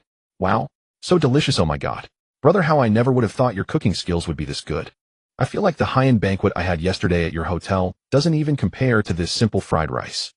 Haha, it's just average, third in the world. In no time, like leaves swept away by the wind, Han Subing finished off the entire plate of fried rice, proving just how delicious it was. Are you full now? I'm so stuffed. Then shouldn't we get some exercise? Brother, you're so wicked. My stomach is so full I can barely take it anymore. Han Subing said shyly. Haha, precisely because you're full you need more exercise to aid digestion. Doesn't that make perfect sense? No flaws in that logic, right? Jin Hao spoke with a straight face, spouting nonsense. It seems. There really is no flaw, none at all. But, Han Subing hesitated, unable to find a retort. Haha, since there's no issue, let's set off. With that, Jin Hao pulled Han Subing forward. Han Subing let out a shriek, not expecting Jin Hao to act so decisively, and drag her away immediately. Before Han Subing could react, she was already being led away by Jin Hao. She never imagined his obsession was so strong, already immensely powerful, he still insisted on relentless training. And he always dragged her along, her slender frame, barely able to keep up. Brother, I'm really too full right now. I can't handle any more exertion and am not in the mood. Could we rest a while before going? Han Subing said weakly. Jin Hao, as if deaf, continued. Soon they entered the elevator. Han Subing was still hesitant and struggling, but it was futile. Then they returned. Once inside, Han Subing seized the chance to flee, bolting away. This left Jin Hao both amused and exasperated. He had only been teasing her. He had been holding back his laughter, intending to confess the truth once in the room. But Han Subing had already run off. Subing, you'll come clean. I was just messing with you. Don't be so scared, haha. Jin Hao said. Really? Why do I find that hard to believe? Look at yourself. Do you seem like you're joking? Han Subing said skeptically. I do. Alright, no more teasing. I woke up too early, then spent half the day with you. Now I'm really sleepy. I'm going to take a nap. Jin Hao yawned and headed to the bedroom. Really? I haven't had enough sleep either. He'll join you. Han Subing said. Come on then, let's catch up on sleep together. You big jerk, didn't you say you were sleepy and wanted to sleep? Yes, I did plan to sleep. It wasn't until noon that Jin Hao woke up. The sleep was truly refreshing, leaving him full of energy upon waking. Seeing Han Subing still sound asleep beside him, Jin Hao didn't wake her. Instead, he gently pinched her cute cheek. He went to the living room and called Su Weiner. He figured the two of them should be awake by now. Beep, beep, beep. Hello, brother, how are you feeling? What if I said I'm fully recovered? Really? Weren't you still seriously ill yesterday? They said it would take days to heal. How in just the time it took me to sleep, are you better? Completely healed. Yeah. My self-healing is strong. One night was enough to restore me. If you don't believe me, we can test it out. That's wonderful, brother. How so will you come to us? Let us see how well you— Of course. He'll be home soon. Wait for me there. Okay. Jin Hao chatted a bit more with Su Weiner before hanging up. A faint sound came from the bedroom, likely Han Subing waking up. Jin Hao went to check. Han Subing had just woken up and was stretching, making soft sounds. Subing, you're awake. That was such a comfortable sleep. It must be because brother Hao was beside me. Haha, then he'll come keep you company more often, help improve your sleep, and boost your fitness too. Whatever brother Hao says. I'm fine with anything. Han Subing said, blushing. It's noon now. Let's grab lunch. I have things to do this afternoon and evening, so I can't stay with you. You and your assistant can figure it out. Find some fun spots to check and eat whatever you want, buy whatever you like. Just remember to enjoy yourselves. Jin Hao said. Okay, sure. Then Jin Hao took Han Subing downstairs for a big meal before leaving to— Remembering his car was still at the Liu family estate, Jin Hao figured it was probably lost for good. But such a low-tier vehicle was hardly worth worrying about. Besides, he had already ordered a limited edition Bugatti Veyron through Liu Xingjin's friend. It should arrive soon, and driving that would truly match his status. So Jin Hao hailed a taxi to International Mansion No. 1. The car stopped at the main gate, and Jin Hao entered on foot. Since the distance was far and walking too slow, he jogged toward his home. A few minutes later, Jin Hao arrived home. As soon as he opened the door, he heard two familiar voices. Jin Hao, you're finally back. Brother Hao, I'm so glad you're back safe and sound. Su Weiner and Yi Cici said. Weiner, Cici, sorry for worrying you. Long time no see. Have you missed me? Missed our group activities? Jin Hao said with a smile, looking at the two. Today, since they were at home, they wore only light makeup. Su Weiner was in a black lace nightgown. Yi Cici wore a blue cartoon pajama set. Their tops were loose and comfortable, long enough to reach their thighs, so no bottom was visible. But both revealed dazzlingly fair, slender, and long legs. Though their styles were completely different, they both possessed equally stunning looks and figures. The subtle allure was incredibly seductive. Jin Hao's heart churned like a stormy sea as he gazed at the two beauties before him. Of course we missed you. We were so worried. Thank goodness you're back safely. We wouldn't know what to do otherwise. Saying we didn't miss you would be a lie, but how much? Just so-so. Mostly I missed you. Su Weiner and Yi Cici said. An hour later. Jin Hao, aren't you going to tell us about what happened yesterday? Su Weiner asked. Well, there isn't much to say, but it wouldn't hurt to share. Then brother Hao, please tell us. We are both very curious. Actually, I went to the Liu family estate yesterday. I intended to scout the area and assess the situation. But unexpectedly they discovered me in advance and led me into a trap. If it weren't for the emergence of their immensely powerful ancestor, I could have easily retreated. Instead, I was severely injured and nearly lost my life. Liu family? Which Liu family? How could they have a grudge against you? Su Weiner questioned. It's the same family from last time, the day I took both of you shopping at the mall. Remember that young master who provoked me and flirted with you? I simply couldn't tolerate it and almost crippled him. He is from the Liu family, the young master of the Liu family. The next evening I took you to the hotel for dinner. I had something to discuss with manager Zhang, so I let you two roam around. You were kidnapped, right? It was indeed the doing of the Liu family, related to what I mentioned earlier. These so-called families only bully the weak and fear the strong. They are all about appearances and are quite hollow. That night they completely infuriated me and I ended up silencing them all. What I didn't expect was that the leader was actually the current head of the Liu family.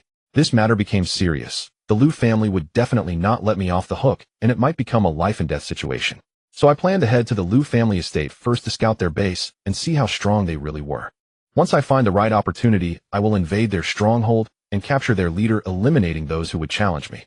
Then I would have no more concerns, as I would have no enemies left. Who would have thought that my visit would be like walking into a trap? I fought fiercely against the Liu family members, desperately resisting. I nearly couldn't return. There were just too many of them, and I couldn't hold them off. In the end, after a mutually destructive battle with their ancestor, I seized the chance to escape. Ultimately, it was Liu Xingjuan who saved my life. By the way, Liu Xingjuan is a friend of mine. Although he is also of the Liu family, our two families have no connections. Then you saw the situation I was in. I was recuperating at his place before coming to find you. Jin Hao briefly explained what happened. While I didn't expect such a thing to occur, who would have thought that the cause of this incident was because of us too? Surviving a great disaster often brings great fortune. Brother, how you've suffered. Su Weiner and Yi Qianqian remarked. But after this there is no need to worry anymore. My strength is now sufficient to rival their entire family. If necessary, I will uproot their entire family so that they vanish without a trace. Jin Hao spoke with confidence. We believe in you, Su Weiner and Yi Qianqian said. Jin Hao noticed it was already past 5 o'clock and immediately prepared to head to the charity auction. Jin Hao exited the community and hailed a taxi. The driver inquired carefully about Jin Hao's destination before setting off. That hotel is extraordinarily large, most people wouldn't even have a chance to understand it in their lifetime. Moreover, that entire area is filled with luxury cars and taxis like ours are not allowed to enter. Brother, I'm not saying you shouldn't go there, but do you think you can get in? Just so you know, I can only take you to the vicinity. I certainly don't have the guts to drop you off at the hotel entrance. The driver said to Jin Hao. Driver, what's there to be afraid of? You just need to take me there. If anything happens, I will take full responsibility. Stopping nearby is too far. It would take me ages to walk. You must take me to the hotel entrance. I can pay you double or triple the fare, as long as you provide proper service. Jin Hao said. Alright sir, it's not just about the money for me. I mainly want to see just how luxurious it is over there, making people hesitant. The driver agreed, and quickly headed towards the destination. At this moment in front of the hotel, one could see that this hotel was even larger than Jin Hao's 7-star hotel, with a greater number of staff and a noticeably higher overall quality. It appeared to be a place frequented by the wealthy. At that moment, many people were coming and going, bustling with activity. A Ferrari supercar drove into the street and stopped at the hotel entrance. A well-dressed man stepped out. At once Jin Hao felt that the person looked somewhat familiar, but he couldn't recall where he had seen him. This time it's a rare opportunity. Our Tang family has been invited to this charity auction. I must get to know more prominent families to continuously develop the Tang family and revitalize our ancestral business. This person was none other than Tang Jinsong. Having not seen him for a long time, Jin Hao had indeed forgotten about him. Speaking of which, the Tang family is also a second-tier family with strength comparable to Lu Xingjin's Lu family now. As it approached 6 o'clock, it was peak time for incoming guests. Luxury cars continued to arrive, each more extravagant than the last. Most of the people arriving were older and younger pairs. Aside from the auction and networking, they were likely looking to establish familial ties or engage in marriages. At this moment, the taxi carrying Jin Hao suddenly drove into the hotel entrance. This sudden taxi stood out awkwardly amidst the scene. It immediately attracted the attention of the crowd. However, the onlookers merely glanced and scoffed. Who is this? What kind of person arrives here by taxi without even having their own car? They probably just came to see the world. There's no way they can get in.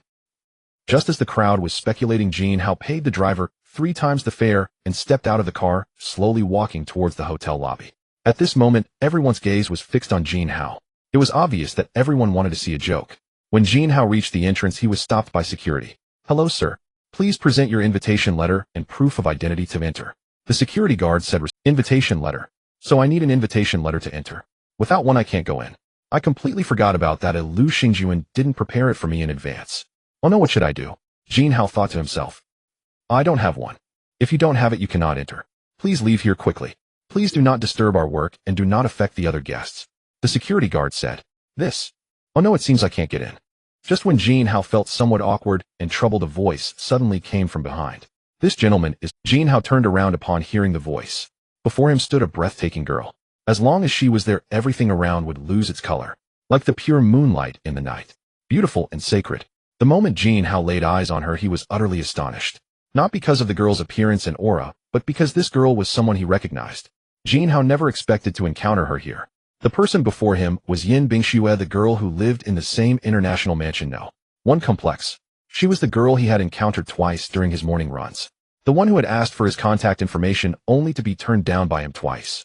This girl had the perfect proportions and beauty. He had never seen anyone so perfect. She was extremely passionate about fitness, especially running. Today's Yin Bingxue was completely different from the sporty girl Jin Hao had seen before. During her morning runs, she wore a stylish sports outfit, looking both capable and beautiful. But today she appeared elegant and graceful, yet still alluring. She wore a long black dress that revealed only her calves. The exposed area was enough to captivate attention. Slim, fair, and delicate. The dress was of a strapless design, showcasing her beautiful shoulders and prominent collarbone. Her skin glowed remarkably, making it hard to look away. Wherever she stood, she became the center of attention. She paired her outfit with black high-heeled sandals, revealing her lovely feet. The dress featured a cinched waist, accentuating Yin Bingshu's slender waist. Combined with her long legs, her entire demeanor was simply stunning. Words could hardly convey it. Jin Hao had seen many beauties, yet he was still dumbstruck upon seeing Yin Bingxue. He found it hard to regain composure. It was one thing to be beautiful, but to have such a great figure, such fair skin, and such an impressive aura was simply unprecedented. Just as Jin Hao was lost in his admiration of Yin Bingxue, the security guard at the entrance spoke up. Since you are Miss Yan's friend, we certainly won't stop you. Please come in. The guard's attitude changed, instantly bowing respectfully and gesturing for him to enter. Jin Hao was pulled back to reality by the guard's words and regained his normal expression. He continued to look at Yin Bingxue, but had now returned to his usual demeanor, saying, "Miss Yin, thank you for today. Otherwise I wouldn't have been able to enter, which would have been quite embarrassing, haha." Yin Bingxue smiled upon seeing Jin Hao's expression, her smile enchanting and captivating. In fact, she had noticed him the moment he arrived at the hotel entrance. It was truly unheard of to boldly arrive here by taxi. So when the person from the taxi got out, it naturally drew everyone's attention. Yin Bingxue was no exception, as she too wanted to see who was so audacious. She wondered whether this person was simply lost or playing the fool. As Jin Hao stepped out of the car, the surrounding people looked at him with disdain. Who is this guy? He doesn't even consider where this place is, and he actually came by taxi. Yeah, is this a place he can come to? He looks like a poor kid at first glance. Don't be ridiculous, look at his looks and physique. He must be someone special. Maybe he's someone's kept boy. I don't believe that if he were, would he need to take a taxi? Anyone who receives an invitation to this event is among the elite of Wenyang City, or would they really be unable to afford a car? They'll remain neutral and not express an opinion. Let's just watch and see if anything surprising happens. The crowd continued to discuss. When Yin Bingxue saw that the person who got out was Jin Hao, she was overjoyed. She never expected to run into Jin Hao here. Given that they lived in the same international mansion, one complex, it was evident that Jin Hao was not lacking in financial resources. He had surely been invited. However, it was strange that he had come by taxi. At this moment, Yin Bingxue was also listening to the ongoing discussions around her. She felt a bit shaken. Could it be that Jin Hao was a kept boy? If that were the case, why had he refused to give her his contact information when she had asked for it twice? Was it due to upbringing, or was he deliberately teasing her? At this moment, Yin Bingxue was unsure how to think and decided to observe like the onlookers. But then she saw Jin Hao being turned away, not even allowed to enter without an invitation. Look, everyone, he doesn't even have an invitation. Is he just here to get familiar with the place? Maybe someone called him, but then forgot about him, making the scene extremely awkward. In my opinion, he is just trying to dress well and sneak in here, hoping to find a rich woman and change his life, reaching the peak of his existence. Listening to the ongoing discussions in the crowd and observing Jin Hao's embarrassing situation, Yin Bingxue decided not to wait any longer and stepped forward to alleviate his awkwardness. Thus the previous scene unfolded, where she spoke up to help Jin Hao out of his predicament. "Jin Hao, we meet again. This is our third time. As the saying goes, things do not go beyond 3 attempts. Can I get your contact information this time?" Yin Bingxue said with a smile. She was still fixated on this matter after being turned down twice. She decided to give it one more try if things do not go beyond 3 attempts. If this time, under such circumstances, Jin Hao still did not give her his contact information, then she would give up and not attempt again. In her entire life, she had never proactively asked a strange man for his contact information, especially not after being refused multiple times. When Jin Hao heard Yin Bingxue's first line asking for his contact information, he couldn't help but smile. He never expected this girl to be so persistent, even a bit obsessive and oblivious. After rejecting her twice before, she still clung on this time. However, indeed, things do not go beyond 3 attempts. Given the situation, he couldn't possibly refuse her again. Moreover, he had previously rejected her just to tease Yin Bingxue. This time it was perfectly aligned with fate, providing him an opportunity to relent. "Haha, Miss Yin, you are truly persistent. But today is quite coincidental. I happen to have my phone with me," Jin Hao said to Yin Bingxue with a smile. This time he did not refuse her. Looking at his handsome face and charming smile, Yin Bingxue felt a flutter in her heart. What is going on? I told you that kid might have a reversal of fortune. She actually helped that kid out, even asking for his contact information. And from the sound of it, Yin Bingxue has been rejected twice already. Oh my god, what is happening? Who is this kid to make Yin Bingxue go to such lengths? At this moment the crowd was buzzing with discussion. Seeing Yin Bingxue's slightly flushed face, Jin Hao continued, "Miss Yin, shall we exchange contact information now? Should I scan you, or will you scan me?" "Oh, okay. He'll scan you then." After Yin Bingxue finished speaking, she and Jin Hao added each other on a messaging app, also exchanging phone numbers for future reference. "Jin Hao, can I ask you a question?" Go ahead and ask. Since you saved me today, you're the most important person here. He'll answer anything. It's obvious you're here for the charity auction, which means you were invited. So why don't you have an invitation? You created that embarrassing scene just now. How about that? It's a bit embarrassing to say. It's the Liu family, you know, the one with Liu Xingjuan. He invited me to attend this auction, but I had something else to do and didn't go with him. Nobody expected that without an invitation, I wouldn't even be allowed in. Although it's my first time attending such an auction. Hee. So that's how it is. I thought it was something else. Anyway, it's fine now. He'll take you in. Thank you, Miss Yin. Can I ask one more question? There are some things I'm too shy to bring up. At this moment, Yin Bingxue hesitated a bit. If you want to ask, just ask. I don't mind. Jin Hao said casually. So did you buy the house at International Mansion? No. One yourself. And how did you come here by taxi today? People are talking about you, saying nasty things, claiming you're a kept boy. Yin Bingxue asked hesitantly. What is this all about? Don't worry, I Jin Hao am a stand-up man. How could I live off a woman? The house is mine. As for the car situation, it's a bit awkward. The previous car broke down, and the new one hasn't arrived, so I just took a taxi over, convenient and quick. Whether you believe it or not, you'll see at the auction later. Jin Hao said with a sense of righteousness. Seeing Jin Hao's confident demeanor, Yin Bingxue didn't think much more. I believe you. Then let's go in, Yin Bingxue said, and took the lead. Jin Hao followed closely behind. After entering the hall, Jin Hao wasn't too surprised. The overall quality here was naturally better than his hotel. Having seen so much, he was no longer surprised or concerned. The two passed through the hall and took the elevator to a huge banquet hall. At this moment, the banquet hall was already set up with a stage in the center. Since it was getting late, quite a few guests had already arrived. As soon as Jin Hao and Yin Bingxue entered the banquet hall, they attracted the attention of most people. Jin Hao immediately felt numerous unfriendly gazes, some of which seemed to carry hostility. This is truly strange. I haven't done anything, and besides, you all don't know me, so why this attitude? Just as he was puzzled, he suddenly remembered there was someone beside him. He slapped his forehead and understood it was all because of Yin Bingxue. You people, you can like who you want, but why drag me into this? I have nothing to do with her. Bingxue, you're here. I've been waiting for you for a long time. I saved a spot for you in the front row. Let me take you. Suddenly a young man walked up to Yin Bingxue and spoke. This person completely disregarded Jin Hao, blocking him and facing Yin Bingxue. Xing, I don't need you to save me a spot. I can sit wherever I want. And please don't block my friend, it feels quite unpleasant. Yin Bingxue said unhappily. Hey Bingxue, how can you say that? I specially saved a spot for you, and you don't appreciate my feelings at all. And this is your friend. Just him. What a joke, don't be fooled by him. He looks like nothing more than a kept boy. He relies on his looks to get by. I've never seen or heard of anyone like him in all the powers of Wenyang City. What makes him worthy to be here? Chen Chengcheng continued to pester. Chen, watch your words. Don't provoke me today, or I'll have someone throw you out immediately. Yin Bingxue said angrily. Miss Yin, please, I won't dare again. Kid, do you just hide behind women? No guts, useless. Chen Chengcheng mocked Jin Hao. I don't know where this wild dog came from, barking incessantly. Why has no one— Hell, what are you even? How dare you shout at me? Jin Hao retorted. You? Say it again, you little brat. Chen Chengcheng said angrily. A good dog doesn't obstruct the way. I hurry up and get lost. Jin Hao said authoritatively. You? It seems that if I don't teach you a lesson, you won't understand why the flowers are so red. Chen Chengcheng said before making a move. Chen, what are you doing? Don't you see where we are? Stop it now and go back to your seat. Yin Bingxue suddenly said seriously. Okay. They'll let it go today because of Bingxue, but I'll remember this. Later I'll make you suffer, you little brat.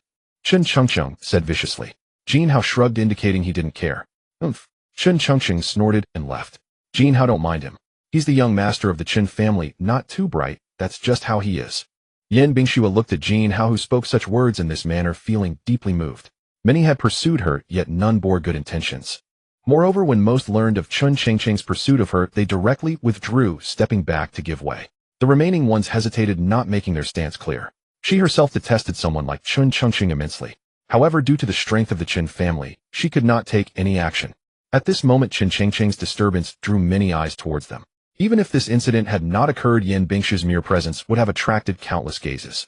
Everyone kept staring at them, constantly wondering who this young man was. To be able to accompany Yin Bingxue and even have her speak for him. The most surprising thing was that this young man openly stood against the young master of the Chen family. What was he trying to do? Was he looking to cause a scene? Everyone watched Jin Hao as if he were a performer, already guessing the final outcome. It must be that Jin Hao would suffer a miserable defeat, begging Chen Xiao to spare him. Jin Hao, let me take you to the front row. There's still space there. Yin Bingxue said. The front row. Wait. I heard this charity auction is organized by the Yin family. However, you just happen to share the Yin surname, combined with everyone's attitude towards you, as well as your exceptional figure and beauty that is like that of a celestial being. So, does that mean you are from the organizing Yin family? And you are the Yin family's young lady? Jin Hao suddenly deduced. Yin Bingxue was momentarily taken aback by Jin Hao's sudden analysis. Apparently, he did not yet know her identity.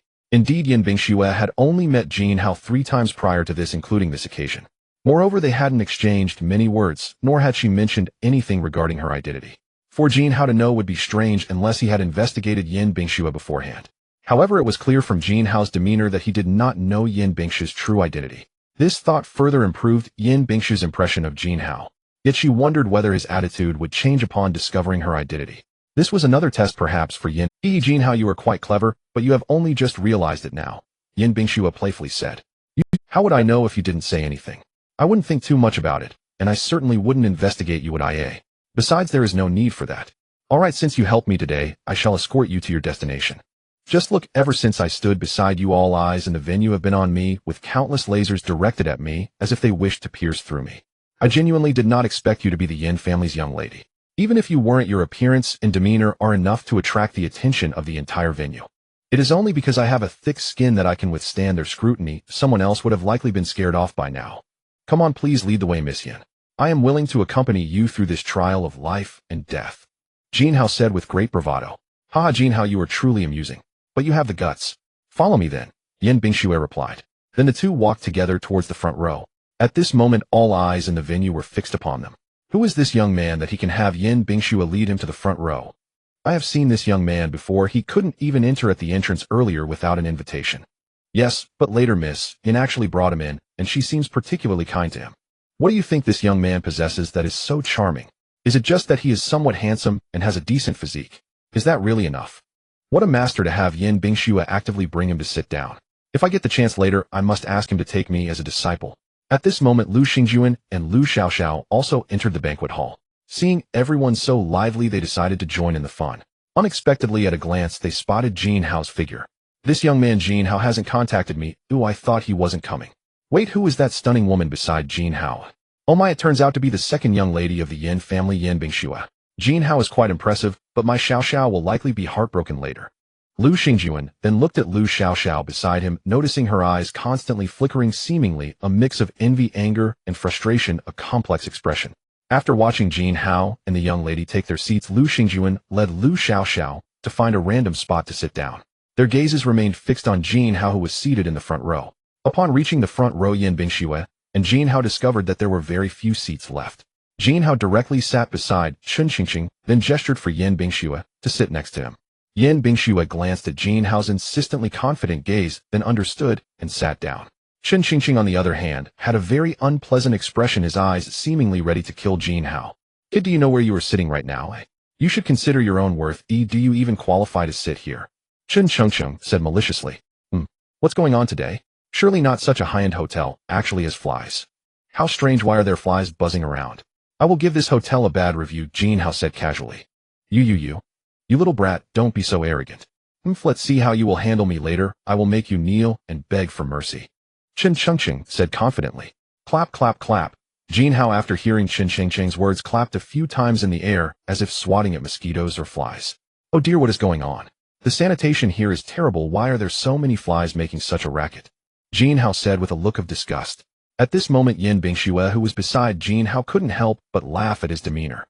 Meanwhile, Chun Qingqing was extremely furious, gritting his teeth. He was struggling to contain himself, reminding himself to be a person of culture and not to lower himself to Jin Hao's level.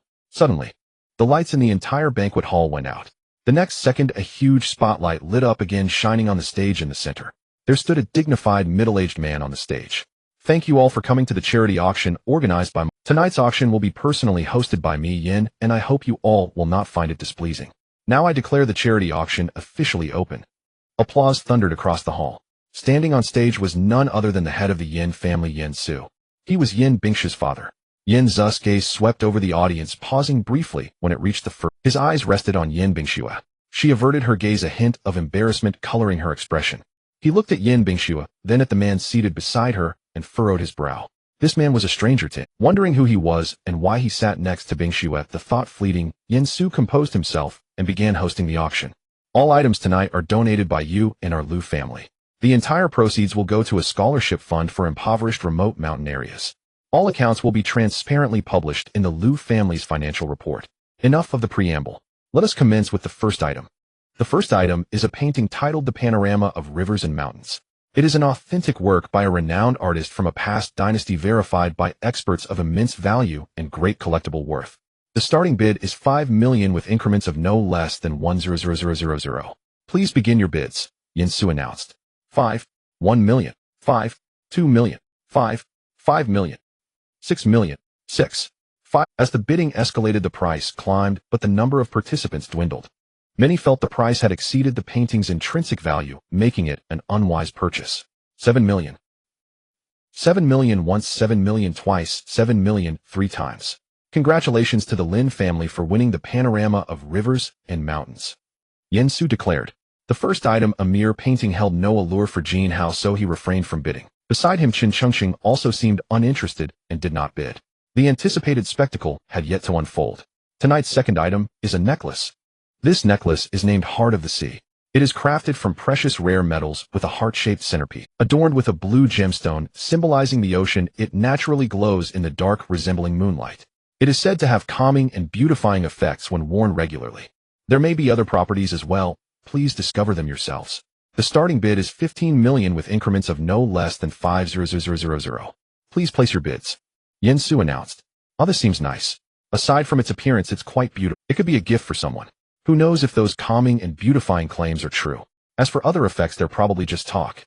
Whatever, let's just bid on it, Jin Hao thought to himself. 16 million. He placed the first bid. Everyone was astonished when Jin Hao bid. They had been watching him all along. Seeing Jin Hao's bid, Qin Chengqing immediately grew excited. 17 million. Qin Chengqing bid instantly to outdo Jin Hao. Kid, you dare to compete for this neck? Do you even know how much it's worth? Can you afford it? Qin Chengqing taunted. The crowd, seeing Qin Chengqing's bid, slowly lowered their raised hands. Qin Chengqing was the young master of the Qin family, a man not to be trifled with. 20 million. Jin Hao said impassively. 25 million. Qin Chengqing immediately raised the bid. Wow, it's already at 25 million. Qin Chengqing is determined to win. This kid dares to challenge Master Chun. He must have a death wish. 30 million. Jin Hao continued nonchalantly. 30 million. Kid, can you even afford that? Qin Chengqing questioned doubtfully. Stop your blabbering. If you can afford it, bid. If not, go play elsewhere, Jin Hao retorted casually. 35 million. Qin Chengqing gritted his teeth and raised the bid.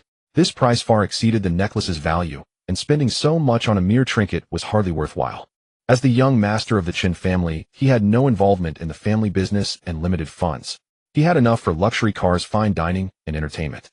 But spending 35 million on a single auction would leave him in dire straits. 50 million. Jin Hao immediately raised the bid loudly. Gasps of shock rippled through the banquet hall. 50 million. My God, is this necklace really worth that much? I thought 20 million was its limit. This is insane. He's trying to humiliate Qin Chengqing by adding 15 million in one go. Will Qin Chengqing counterbid? He's incredibly wealthy. No wonder Yan Bingxue values him. But given how he couldn't even get through the main gate, is this real or an act? The crowd buzzed with heated discussion. Uncle Yan, I suspect this man lacks the means to pay such an amount and is merely driving up the price. Qin Chengqing spoke up. 50 million. That was far beyond his budget. Winning at this price would leave him penny. He imagined the miserable life ahead. This kid must be provoking him, inflating the price. Surely he couldn't afford such a colossal sum. With that thought, Qin Chengqing voiced his suspicion. Since Master Qin doubts, perhaps this gentleman could prove he can pay the 50 million. Yen Su echoed Qin Chengqing's suggestion, curious himself. Is this how your auction treats people? With such disrespect and suspicion? Jin Hao retorted. Young friend, you misunderstand. Since you are unfamiliar, we need verification. If you can prove your capability, Yen will publicly apologize. Yen Su said politely. Very well. Give me the official charity account for this event, and I will transfer the money immediately. However, it won't be 50 million. It will be 100 million. What? 100 million. You quickly pinch me. Am I dreaming? Am I hearing things? Ah. It's actually true. Who is this kid? Spending money like it's nothing, no billions. I guess he wants to buy the heart of the ocean to give to Miss Yin. That's why he's so ostentatious and generous. But can he really come up with that much money? In front of everyone, he directly doubled 50 million to 100 million. He's trying to grab everyone's attention. If he can't come up with this 100 million, he's going to embarrass himself badly. There's no hole nearby for him to hide in. What should we do? I'm looking forward to it. I don't know why, but I really want to see him make a comeback and successfully slap Qin Chengqing in the face. Sir, are you sure you want to pay 100 million to acquire this item? Yen Su asked in confusion. Yes, Jin Hao said confidently. Great. This is the official payment account for our charity auction. I have set it up, but once the payment is received, there will be an immediate voice notification. Yen Su finished speaking and provided the account to Jin Hao. Upon seeing the account, Jin Hao immediately began the transaction. In a matter of moments, he completed the transfer. At that moment, a system notification sounded. Ding! You have successfully received 1,000 yuan. At this moment, because of Jin Hao's actions, the entire banquet hall was so quiet that even a falling needle could be heard. Thus, this system prompt stood out distinctly, and everyone present heard it clearly. 100 million 1 2 3 4 5 6. My God, 8 zeros, it really is 100 million. That slapped Qin Chengqing in the face. He probably hit a brick wall. The Yin family isn't in a better position either. I never would have thought this young man would be so extravagant, casually being able to transfer 100 million. Moreover, he's really handsome. Being this wealthy, he definitely isn't just a pretty boy. I wonder if he's single or do I still have a chance? It seems my previous assumptions were wrong. He is indeed not an ordinary person hiding his true self. Well, he's a wealthy individual. At this moment, the scene erupted in a frenzy, and everyone began discussing passionately. It seems I'm the only one aware that this kid is extraordinary. Not only is he powerful, but his financial resources are astonishing, you bunch of fools. Yet you all kept speculating and belittling him. This time, he slapped you all in the face. Oh, just ask if it's thrilling. This is just the beginning. Lu Xingjuan thought to himself. At this moment, Lu Xiaoxiao, who was sitting next to Lu Xingjuan, was stunned. 100 million. Jin Hao can actually pay such a huge amount so casually. I only knew his strength was formidable, capable of contending with my father. I didn't expect him to possess such financial power. At the same time, Yin Bingxue and Qin Chengqing were also shocked. For Qin Chengqing, it was an outright slap in the face. This kid is quite sinister, pretending to be a pig to eat the tiger. So rich yet so low-key. What's he pretending for? I was just looking for trouble with him. Did I provoke him? Forget it. It's just 100 million. Maybe he only has that much strength. Am I, the young master of the Qin family, afraid of him? Wow, although it's surprising, it also seems reasonable. Jin Hao truly didn't disappoint my expectations. This move really hit everyone hard. So that means he definitely has strength. His financial power must not be lacking. At this moment, Yin Bingxue thought to herself, feeling a bit happy. Haha, it seems Yin was too abrupt. Do I apologize to you, young friend? After hearing the payment notification, Yin Su generously apologized to Jin Hao. 100 million once, 100 million twice, 100 million 3 times. Congratulations to this gentleman for winning the heart of the ocean. At this moment, the entire venue erupted in intense applause. Since this gentleman has already paid the auction price in advance, this item will be handed over to you directly. After Yin Su finished speaking, he directly walked over to Jin Hao with the necklace. Once he reached in front of Jin Hao, he respectfully handed the necklace to him. After Jin Hao took the necklace, he immediately turned and handed it to Yin Bingxue beside him. Miss Yin, I believe this heart of the ocean belongs to you. Why? Because only it can match your extraordinary temperament. Only you can truly handle it. Really? Really, I, Jin Hao, can do anything except lie. Every word is true. Just accept it will only shine with its rightful brilliance in your hands. Well, okay then. Yin Bingxue hesitated for a moment before accepting the heart of the ocean. Actually, when Jin Hao was bidding for the heart of the ocean, Yin Bingxue had a thought in her heart. That was that Jin Hao wanted to bid for it to give it to her. Then, looking at Jin Hao's desperate look, her thought became even more concrete. She was considering whether Jin Hao was spending a fortune to win a smile from her, or to thank her for helping him earlier. Or perhaps to slap Qin Chengqing in the face, and all those present, everyone who had commented on him, everyone who looked down on him.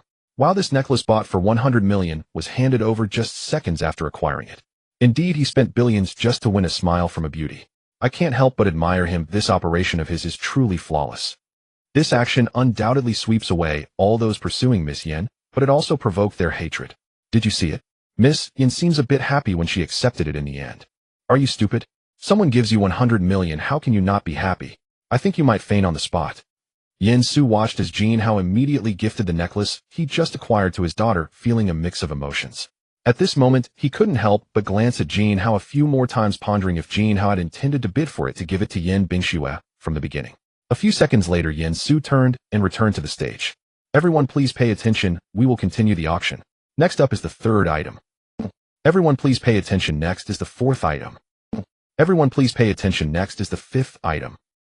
Subsequently, Yin Su introduced various auction items, each undoubtedly more valuable than the last. The values ranged between 20 to 40 million. The competition for the auction was not intense, and the final transaction prices were not much higher than the starting bids. Jin Hao looked at the following items with no interest.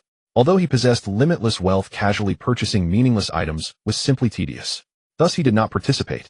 Of course, after demonstrating sufficient financial power, no one questioned or provoked him again. Watching the auction gradually come to an end, it remained as dull as ever. Jin Hao suddenly had an idea. As Yin Su just finished one item, Jin Hao spoke up. Excuse me, I have an additional item to auction, or I wonder if anyone is interested. Yin Su noticed that his auction process was interrupted, yet he was not angry, for it was Jin Hao. In fact, he felt a hint of interest in the additional item that Jin Hao mentioned. As the later stages of the auction grew increasingly dull, everyone began to feel bored. At this moment, Jin Hao introduced an item that might bring unexpected effects. This could rekindle everyone's interest, making the auction progress more smoothly. Moreover, if it was Jin Hao's involvement, it certainly wouldn't be anything mediocre. This could rekindle everyone's interest, making the auction progress more smoothly. Moreover, if it was Jin Hao's involvement, it certainly wouldn't be, It's that guy again. No, it should be called a prodigal. What scheme is he up to this time? When a prodigal appears, the idol should step aside. He must be about to produce something extraordinary. If he is involved, it certainly wouldn't be an ordinary item. This is going to be interesting, especially since the auction was getting a bit tedious. At this moment, his sudden introduction of an item is bound to attract everyone's intense attention. The timing is indeed impeccable. At this time, the audience below was discussing what Jin Hao had just said. Since you have this request, sir, and need to introduce an additional item, please show it to us. Yin Su generously said to Jin Hao. The head of the Yin family, is indeed straightforward. Then I shall immediately present it to everyone. Jin Hao said with a hearty laugh, full of enthusiasm. It's actually quite simple. At this moment, I, Jin Hao, feel quite inspired, and have composed a song on the spur of the moment. The additional item I am introducing is this song, and I will perform it live for everyone. Jin Hao stood up and continued, What? A song? Composed on the spur of the moment. What? A spontaneously created song. And he will perform it live. Wow, what is he planning? Is he going to sing himself? Can a song even be considered an auction item? He should consider who he is he a singer? Only professional singers could auction off their carefully prepared pieces at such a high-level auction, right? This is too astonishing. However, it does make things less monotonous. I, who was initially feeling a bit drowsy, am now quite alert. Now this is going to be entertaining. Not to mention how his personally sung song will be. Just the fact that this song is being auctioned off raises questions about whether anyone would bid and what his starting price would be. What to do? I suddenly became very curious. This person is simply too interesting. Let's. Upon Jin Hao's words, the entire audience fell into a state of chaos. Everyone was discussing fervently. What? To auction off a song of his own. Jin Hao is too bold. If no one bids for his item, I might step in to help him out. After all, he did give me such an exquisite necklace. At this moment, Yin Bingxue thought to herself. Mr. Jin, are you serious? We have never auctioned songs at our previous events. Yin Su asked with confusion. Of course. What I mean is that I am auctioning my song. Jin Hao. After finishing, Jin Hao walked onto the stage. He then signaled for Yin Su to temporarily step down, and now Jin Hao would host the auction. Sorry everyone, this item will be hosted by me personally. Starting price. There is no starting price. Everyone please bid as you see fit. Jin Hao said. Upon hearing this, everyone was stunned. Without a starting price, who would dare to bid on the song? If someone did bid, what if the amount was too low? That would be embarrassing. If it was too high, it would make them a laughingstock. Thus, everyone observed each other, and a minute passed in silence with no one placing a bid. The atmosphere became extremely awkward. Jin Hao, however, remained calm and collected, having predicted this outcome long ago. He proposed this idea merely to liven up the atmosphere. In the end, he could simply bid for his own item. Then he could learn a master-level singing skill, and everything would be perfect. At this moment, Yin Bingxue was anxiously watching from below. She looked around at others who showed no intention of bidding. This left Jin Hao in quite an awkward position. She thought about it, and realized she had to step in. However, just as she raised her hand to bid, Jin Hao looked at her directly, his eyes filled with a plea for her not to bid. Understanding Jin Hao's meaning, Yin Bingxue cooperatively lowered her hand, and quietly sat there. Haha, since no one is bidding, then I, Jin Hao, will bid myself. Thank you all for your kindness. I will bid 200 million for my own song. Jin Hao said with a smile. 200 million. He really knows how to play, bidding 200 million for his own item. As expected, he never intended for anyone else to bid on his song, he just wanted to have some fun. However, this operation of his is truly interesting, instantly making the dull auction full of excitement. Now let's look forward to his live performance of the song. I suddenly became particularly curious about what this would be like. Ha ha ha. Jin Hao really doesn't play. It turns out he intended to bid for his song himself. Why bother with the pretense of making others think they could bid? Teasing us and making me worry about the awkwardness of him not getting any bids. I even thought of stepping in to help him, although he refused me. But 200 million is truly excessive. I didn't expect he was really so wealthy. That being said, now it's time for him to perform the song himself.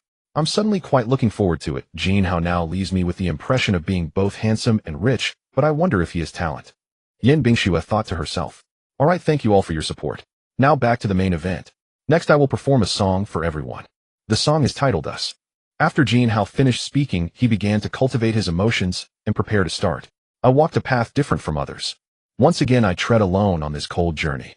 Once weary and lost, I saw the light called you. I followed it, walking towards the place that calls to me. Darling, I present to you my sincere vow, our story. Now we will hold each other's hands tightly, walking together through it all. Darling, don't worry, though everything will be alright. Our story never ends. Even amidst the raging storm, we will endure in the name of love, forever unchanged. When I hold you tightly in my arms, my fears vanish without a trace. When I breathe and sync with you, I can perceive the entire universe. From the beginning of one day to the end of another. Through every happiness and every sorrow, we will walk hand in hand forever. For me, who once had no one to rely on, our dream emerges.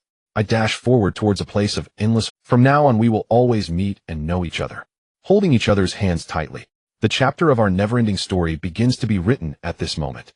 As long as our hearts are with each other, walking together, our story will endure, everlasting with no conclusion. Jin Hao sang to Yan Bingxue, growing more emotional with each note.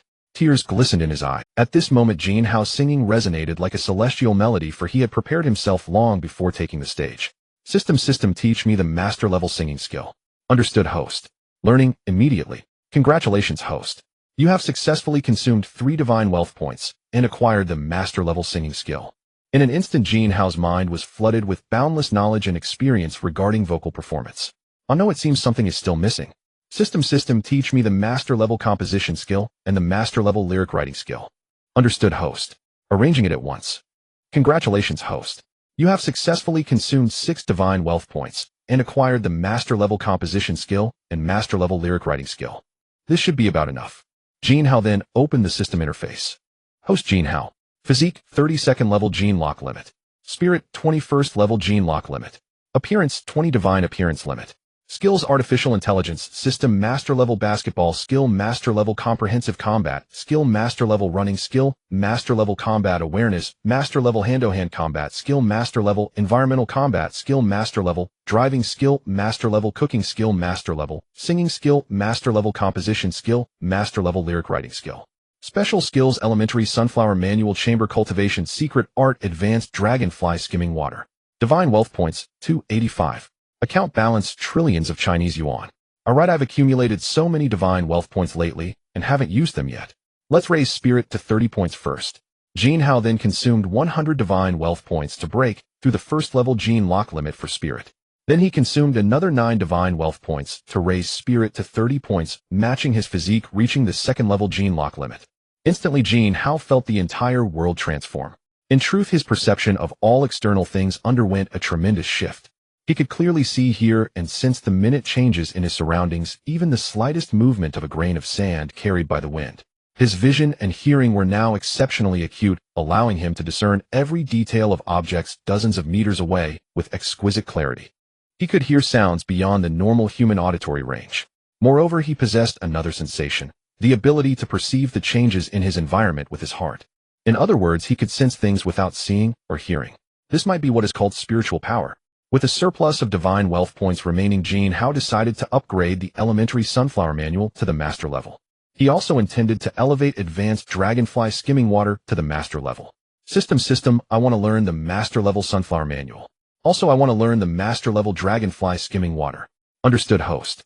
Learning the master level dragonfly skimming water requires consuming 5 divine wealth points. And learning the master level sunflower manual requires consuming 20 divine wealth points. Host, are you sure you wish to proceed? Why the nonsense? Yes, I'm sure. System, I've noticed you've been a bit Thank you for the compliment.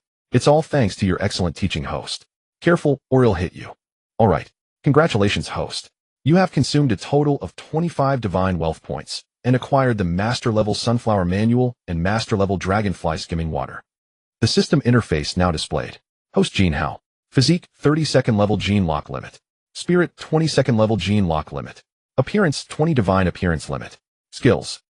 Special skills, master level sunflower manual chamber cultivation, secret art, master level dragonfly skimming water.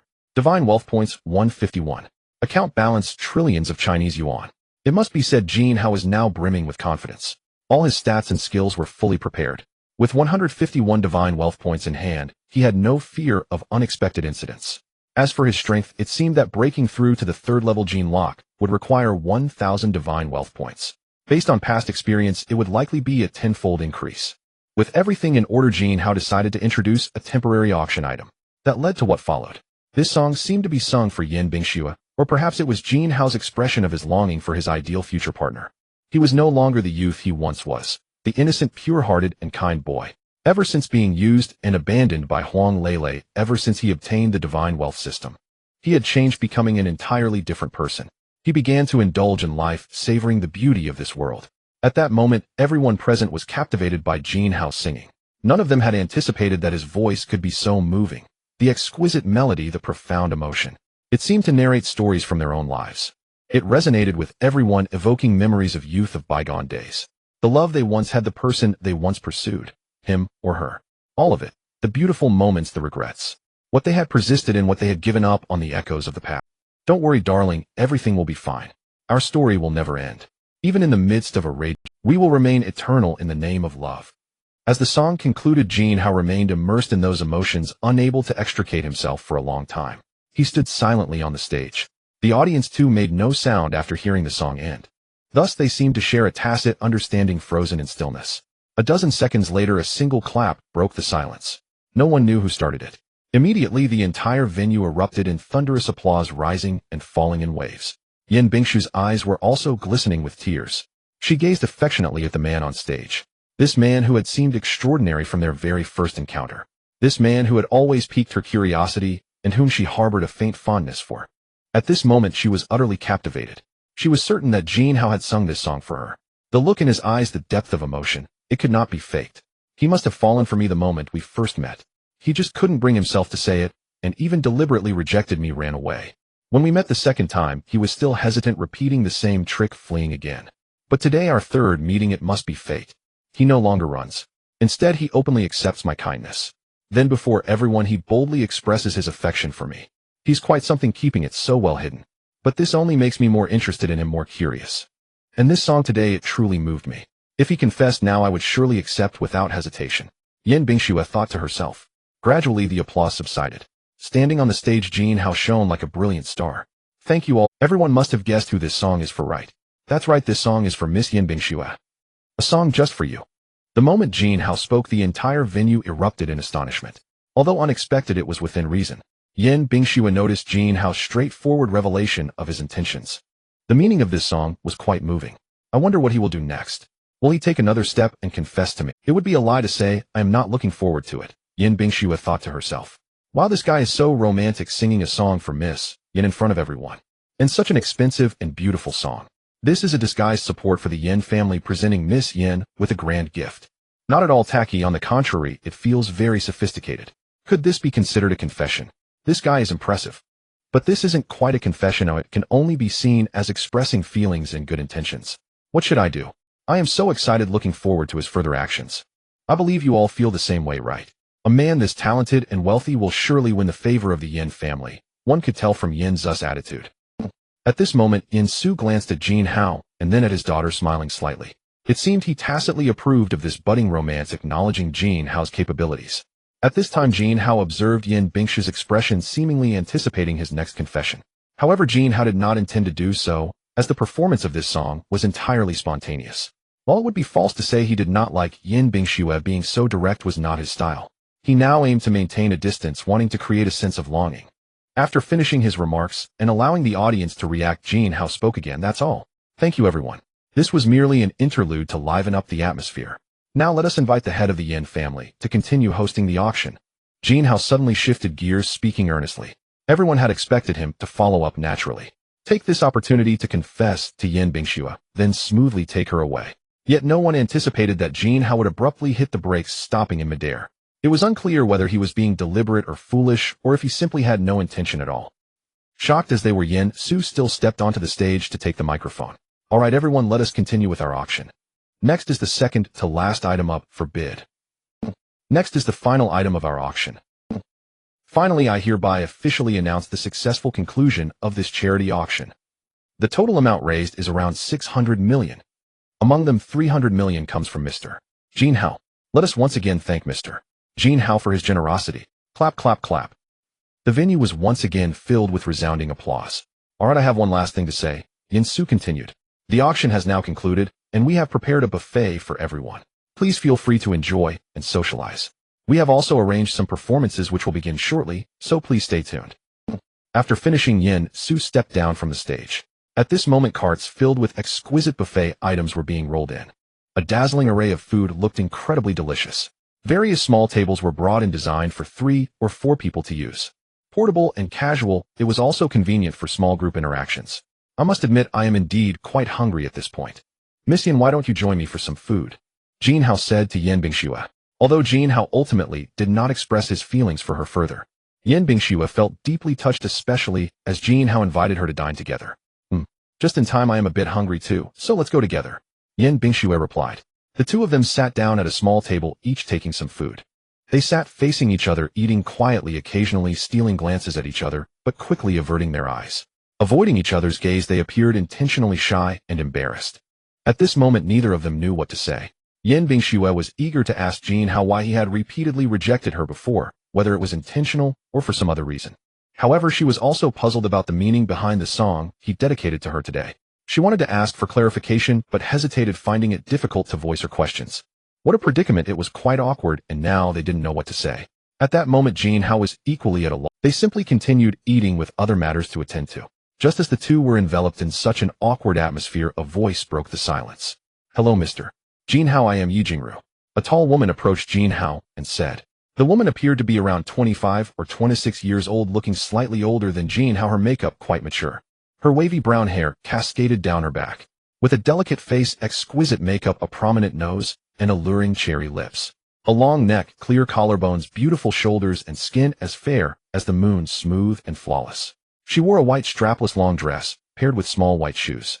An absolutely stunning face, an excellent figure, perfect proportions, and an elegant demeanor. She resembled a fairy. Jin Hao looked at her, and the system displayed information. Yi Jingru, 25 years old, a talented singer once famous across the land, but due to certain events fell from grace. Now she is barely a third-tier singer, unnoticed, and yearning to return to her peak. Her initial dreams and beliefs still persist. Hello, I am Jin Hao. Yi Jingru. I think I have heard your name before. Jin Hao responded with confusion. That was in the past. Indeed, everyone should have heard of me back then. But things are not what they used to be now, Yi Jingru replied. Oh, I think I know you. You are that singer Yi Jingru. Yes, that's right, she replied. However, I may not qualify as a true singer anymore. Why do you say that? Jin Hao asked curiously. In truth, when Jin Hao saw Yi Jingru, the system had already shown that she was once a sensational singer. But due to certain incidents, she suddenly fell to such a state. Yet he was unsure of the specifics, and thus some unfortunate events happened, and I fell into a quagmire, unable to rise again. I will share more about it when the opportunity arises, she said. I came today to ask for your help with something, Mr. Jin Hao. Oh, why should I help you? Aren't you going to listen to what this is about? We are strangers to each other. Why should I care about your matters? Because I heard something unique in your song. Then what do you think it is? I heard your original intention, that timeless sincerity of yours. I heard your feelings, the purest love for certain things. This is something that most people do not possess. Yet you are so extraordinary both in strength and demeanor. To put it bluntly, you are wealthy and generous, straightforward and upright. And I have been searching for someone like you. You must be the destined benefactor in my life. Only you can help me out of my predicament.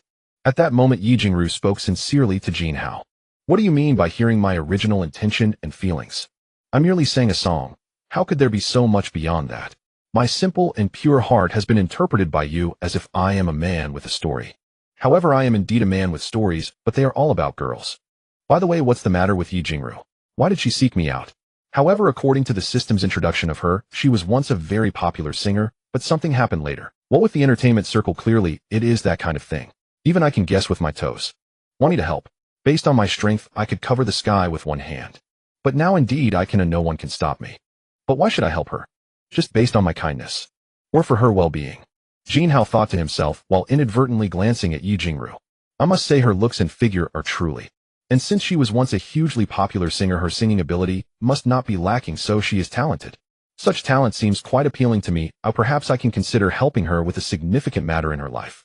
I might consider helping you, but what do I gain from it? Anything. Yi Jingru bit her lip and said firmly. Actually, the initial matter was quite simple. It was just that Yi Jingru suddenly became popular, but due to her youth, she couldn't stabilize herself. When mysterious people intervened, demanding her cooperation in actions and activities, participating in private parties, etc., she was unwilling to pay the price or compromise, and thus was simply suppressed. This group of mysterious individuals possessed immense power, directly crushing her, constantly pressing, leaving her without any power to fight back, unable to rise. It wasn't until many years later that she finally had a glimmer of a chance to sing. This time, Yi Jingru came to this charity auction after seeking opportunities repeatedly. Although she was there to perform, her most important purpose was to find someone who could help her.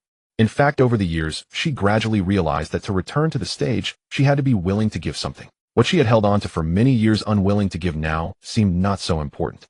What should be let go and what should come will come. She just hoped to find a good person to give her all. However, it was at this moment that Yi Jingru stood up. This unexpected situation startled Jin Hao as well. A small flame ignited in his lower abdomen. I must say this feeling is indeed quite different. It's unclear whether Yi Jingru's actions were intentional or not. Regardless, this sudden occurrence clearly brought her closer to Jin Hao. Jin Hao's perception and feelings towards her changed instantly. The current situation was ambiguous, neither awkward nor overtly romantic, leaving a vague impression. At this moment, Yan Bingxue, who was beside Jin Hao, saw Yi Jingru's bold move and couldn't help but exclaim that this woman was truly shameless. She directly leaned toward Jin Hao regardless of whether it was intentional or not. Such behavior was utterly disgraceful. It was a blatant provocation towards her. Clearly, she was the one who had known Jin Hao first and had initiated the pursuit, albeit without success. But it was improper for her to directly intervene like this. Yan Bingxue looked at her and then at herself, feeling that she was not inferior to her at all. Though her figure was nice, slender, and tall, it lacked the elegance that Yan Bingxue had from her regular workouts. Their skin and temperament were quite similar. In comparison, Yan Bingxue felt she had the upper hand. At this moment, her gaze towards Yi Jingru had become somewhat unfriendly. "Ah, that Miss Yi, there's no need to be so reserved. I'll agree to your request. Since I have agreed, I will follow through, you can rest assured. However, I still want to see how strong your abilities are." "Yes, your singing ability." Jin Hao spoke. "Mr. Jin, please don't worry, I can't guarantee anything else, but my abilities are definitely up to par. There will be an arrangement for my performance shortly, and I will showcase it for you. But I have another request. I hope you can sing a duet with me. The effect will surely astonish everyone." Yi Jingru said. "Oh, a duet. That sounds interesting. Please continue." Jin Hao inquired. "Just don't mention the duet to the audience yet. I will start by singing the song alone as originally planned. After I finish a segment, when the chorus begins, you will appear from the side and start singing, stunning the entire audience. Once you finish your solo segment, we will begin the duet, and the song will gradually reach its climax. Do you think this is appropriate?" Yi Jingru asked.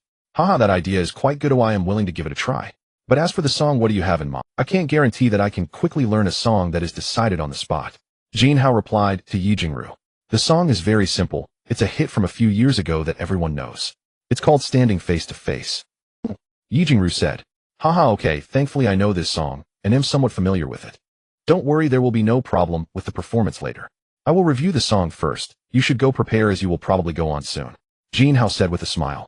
"Okay then, Mr. Jin, I will take my leave." Yi Jingru replied respectfully, and then she left. At this moment, Yan Bingxue beside Jin Hao could hardly contain herself. "Jin Hao, you just agreed to her. You don't even know if she has other intentions. Why are you so kind and naive, believing others so easily?" Yan Bingxue asked. "You know I am innocent and kind-hearted. So you must treat me well, or I might get bullied." "Alright, I won't tease you anymore. I just couldn't stand her pitiful appearance, so I was ready to help her. Besides, I still have to assess her. If her abilities don't meet the standards, then it's all for naught. Also, I'm not helping her for free. Oh, she will have to pay a price." Jin Hao said with a smile. "Oh, okay. Then what if I need your help?" Yan Bingxue stammered as she asked. "Hey, what is going on with Yan Bingxue today? Why is she asking such questions? These are truly outrageous words. You even learn to speak like me, but you only pick up the bad habits. The price isn't unmanageable, speaking of which I am somewhat looking forward to it." Yan Bingxue had a different feeling. She had never met a girl so passionate about fitness. Jin Hao thought to himself, "You are different from her. You should see the situation. It's another matter entirely. As for the price, I can't really look at how round the moon is today. I'm going to take a closer look." Jin Hao said seriously, making small talk, and then quickly slipped away.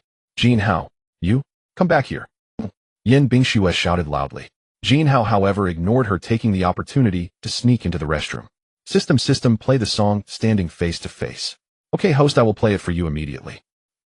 Jin Hao refreshed his memory of the song several times in the restroom. This song had been so popular a few years ago that everyone knew it. Naturally, it was not unfamiliar to Jin Hao, and with his newly acquired singing skills, it was a piece of cake. A cinch. He then returned to the banquet hall.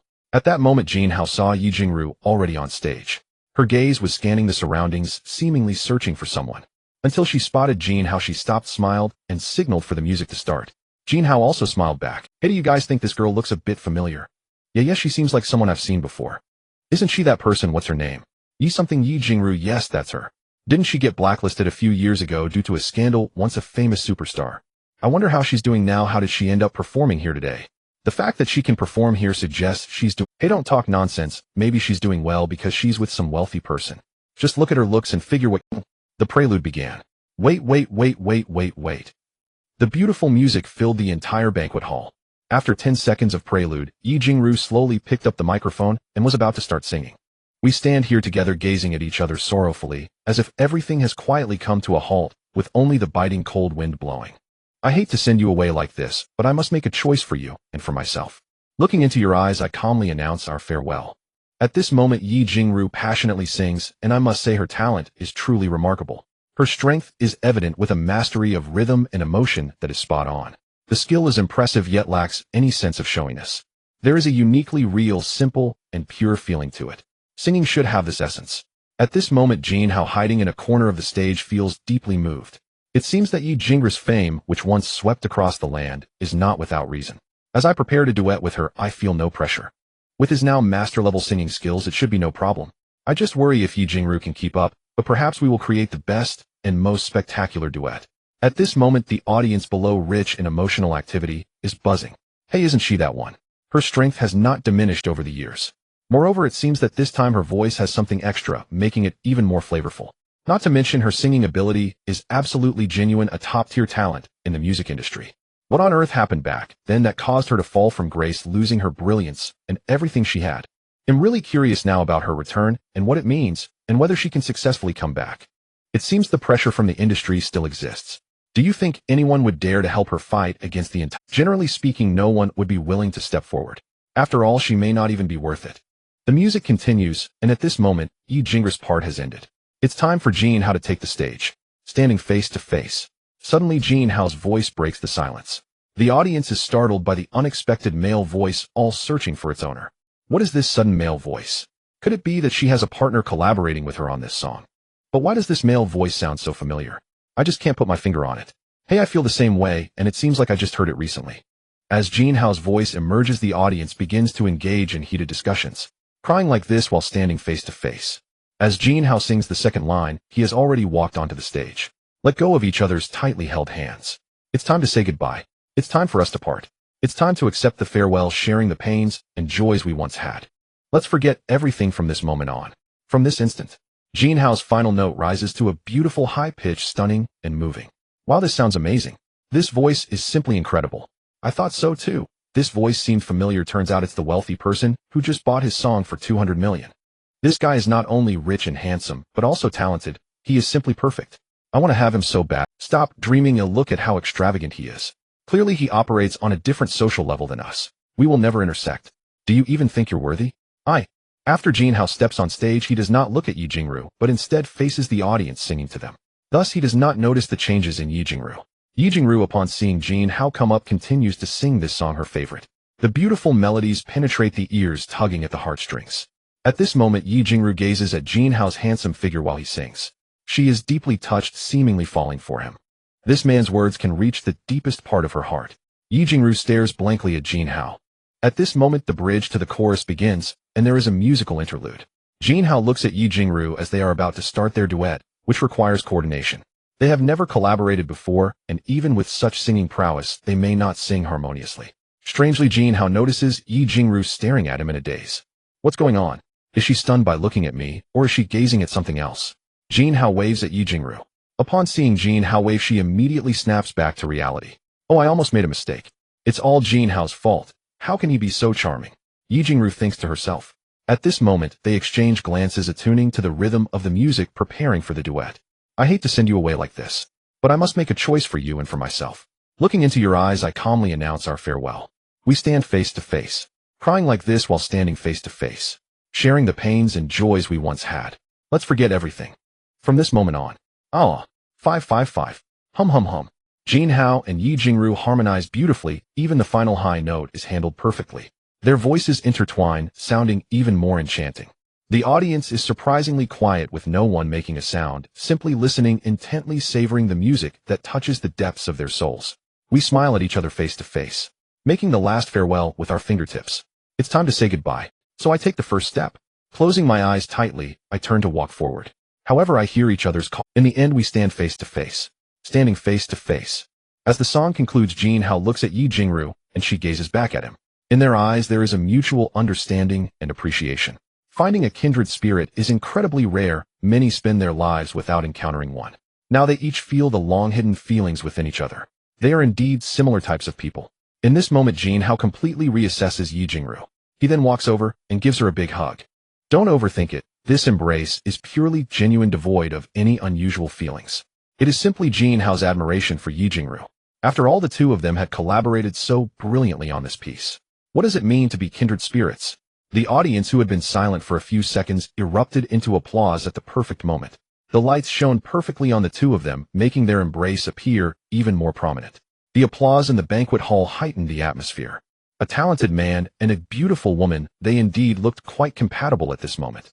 Yi Jingru was slightly dazed. She was caught off guard by Jin Hao's sudden embrace. Why did Jin Hao suddenly come to hug me? Before this, I had no idea he had any feelings for me. He even looked down on me before. This unexpected turn of events has left me at a loss. However, I genuinely like him. His singing, his expressions, they are simply too perfect. Perfect enough to deeply and firmly capture my heart, making it impossible for me to extricate myself. After waiting for so many years, I finally met someone like him. The one who truly moved my heart, the one I yearn to possess. Moreover, he is so affluent, possessing such wealth, the force behind him must be extraordinary. In recent years, I consulted a fortune teller whom I found particularly reliable. He once said that I would meet a noble person in the coming days, someone who could save me from my troubles. And the so-called destined prince might also arrive, but it is possible that these two are the same person. At this moment, Yi Jingru thought more and more about how frightening this was. The fortune teller's words turned out to be so accurate, so real. It made her firmly believe. And it was obvious that Jin Hao was her noble person. However, whether he was her destined prince remained to be seen. Just as Yi Jingru was still pondering, the applause filled the hall instantly, bringing her back to reality. Feeling the overwhelming applause and the warmth of the chest in her arms, Yi Jingru felt a deep sense of enjoyment. At this moment, there was someone who felt quite different, with a somewhat displeased expression both inside and outside. This person was Yin Bingshuang, who had been sitting next to Jin Hao. She had previously seen the two of them singing together. The way they exchanged glances and harmonized so well. The beautifully moving song had already made her feel very envious. This woman is too formidable. It seems she has won over Jin Hao in such a short time. What should I do? At this moment, Yin Bingshuang felt a bit flustered. However, what she didn't expect was the scene that followed. As the song concluded and people began to disperse, Jin Hao directly stepped forward to embrace Yi Jingru. Yet the audience was perfectly in sync with them, erupting into warm applause at this opportune moment, creating such an atmosphere. If these two were not together, it would not resonate with the audience. Thus, at this moment, Yin Bingshuang looked at the pair with a displeased expression. Miss Yi, rest assured, I have recognized your strength this time. Your abilities are absolutely enough to You don't need to worry about anything else. Oh, just maintain your strength and leave the rest to me. I will ensure you stand on the grandest stage again, shining with your own dazzling brilliance. Jin Hao whispered to Yi Jingru by her ear. Upon hearing this, Yi Jingru was completely taken aback. Then I will wait for your good news. After Yi Jingru regained her composure, she replied. At that moment, Jin Hao also released her, maintaining a distance of 1 meter. Then they turned to face the audience, holding hands as they bowed together in gratitude. They then left the stage. No one noticed that someone at this moment posted a video on a certain platform. This person had recorded the entire performance, capturing the complete video. She posted it on her account. The title was quite simple: Yi Jingru returns to the music scene performing a divine piece with a mysterious wealthy gentleman. This person merely captured the video as a memento, posting it casually as a dynamic update. She never imagined how this video would turn out later, whether it would go viral or fade away. After Jin Hao and Yi Jingru left the stage and exchanged contact information, they parted ways. Jin Hao then approached the spot where Yin Bingshuang was. Jin Hao, how did it feel to embrace Yi Jingru? Was there anything particularly different? As soon as Jin Hao sat down, Yin Bingshuang directly asked, her tone clearly tinged with jealousy. What's going on with Yin Bingshuang? Why is she asking me this strange question? In her expression, her gaze, why does she look like a little jealous wife? I don't think I did anything, and we don't have any special relationship, do we? Jin Hao was constantly guessing in his mind. Miss Yin, your question has left me at a loss on how to answer. An embrace is just an embrace. Oh, what's different about it? Why don't you also give me a hug, and I'll see if there's anything different. Jin Hao joked. Jin Hao, you rascal, trying to divert the topic and still want to take advantage of me. Don't you know who I Yin Bingshuang am? But hugging isn't a big deal. Speaking of which, I haven't hugged any man other than my father. Now that you mention it, I'm quite interested. I also want to experience what that would feel like. Should I just follow his lead? At this moment, Yin Bingshuang's inner thoughts were extremely rich. Alright, let's give it a try. Yin Bingshuang suddenly responded. What the heck, what's going on? Yin Bingshuang is being too direct. Is she doing this on purpose, maybe setting a trap to blow me up? But why should a big man be afraid of a chicken leg? We're doing something advantageous, oh what's there to fear? Jin Hao thought to himself. At this moment, Yin Bingshuang looked at Jin Hao hesitating, feeling somewhat displeased. I'm offering myself to you, and you are still hesitating. Others haven't agreed to let you hug them, but you just went ahead and did it. It's infuriating. Yin Bingshuang thought to herself. Alright, fine then. Miss Yin, I hope you won't hold it against me. He'll try this hugging experience.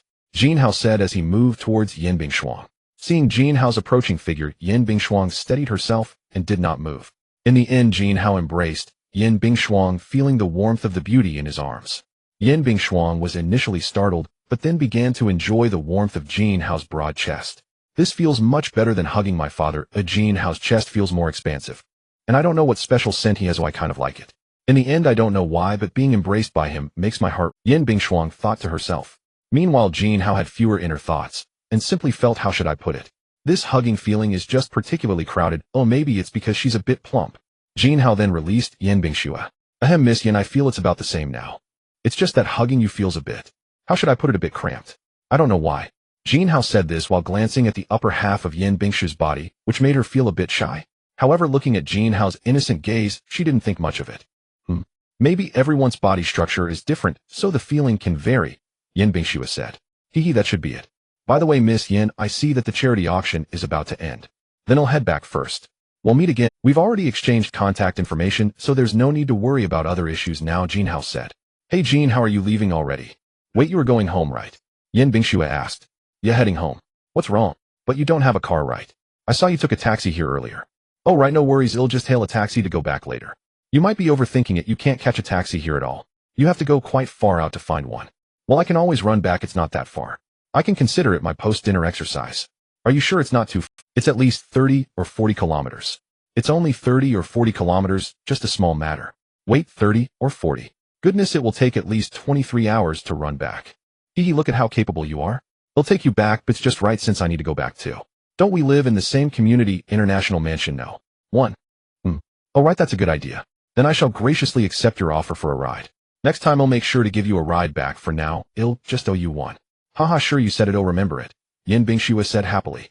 By the way, Miss Yin, I have a few acquaintances over there. Let me go say goodbye to them, it won't take long. Okay, you go ahead. They'll wait for you here, Yin Bingshu said. Jin Hao then walked over to where Lu Xingjuan and Lu Xiaoxiao were. Brother Lu, Miss Lu, how are you? I didn't get a chance to greet you all night, Jin Hao said as he approached. TSK Tisk, we aren't as busy as you. One moment chatting with Miss Yin, another singing with Miss Yi, and then there's the auction. Lu Xiaoxiao said somewhat unhappily. Hey Xiaoxiao, watch your words. Jin Hao, don't mind her as she's still young and doesn't understand. By the way, Jin Hao, I didn't expect you to be quite close with Miss Yin. Are you two dating? Lu Xingjuan asked. Haha, brother Lu, you jest. How could that be? I'm just an ordinary friend of Miss. We've only met a few times. Today is just the third time. Is that so? It doesn't look like it to me. That hug you just had didn't seem like just ordinary friends. I see that Miss Yin doesn't look at you like that either. Her gaze towards you isn't that simple, Lu Xingjuan continued to pry. Speaking of which, brother Lu, did the car I asked you to help buy arrive yet? That Bugatti Veyron. Jin Hao suddenly changed the topic. Jin Hao, your topic change was too fast, catching me off guard. That car should arrive tomorrow. He'll personally drive it over to you then. Lu Xingjuan nearly stumbled, but steadied himself, and said, haha, that's good. Then that's it for today, I'm heading back now. I have class tomorrow. Brother Lu, Miss Lu, goodbye then.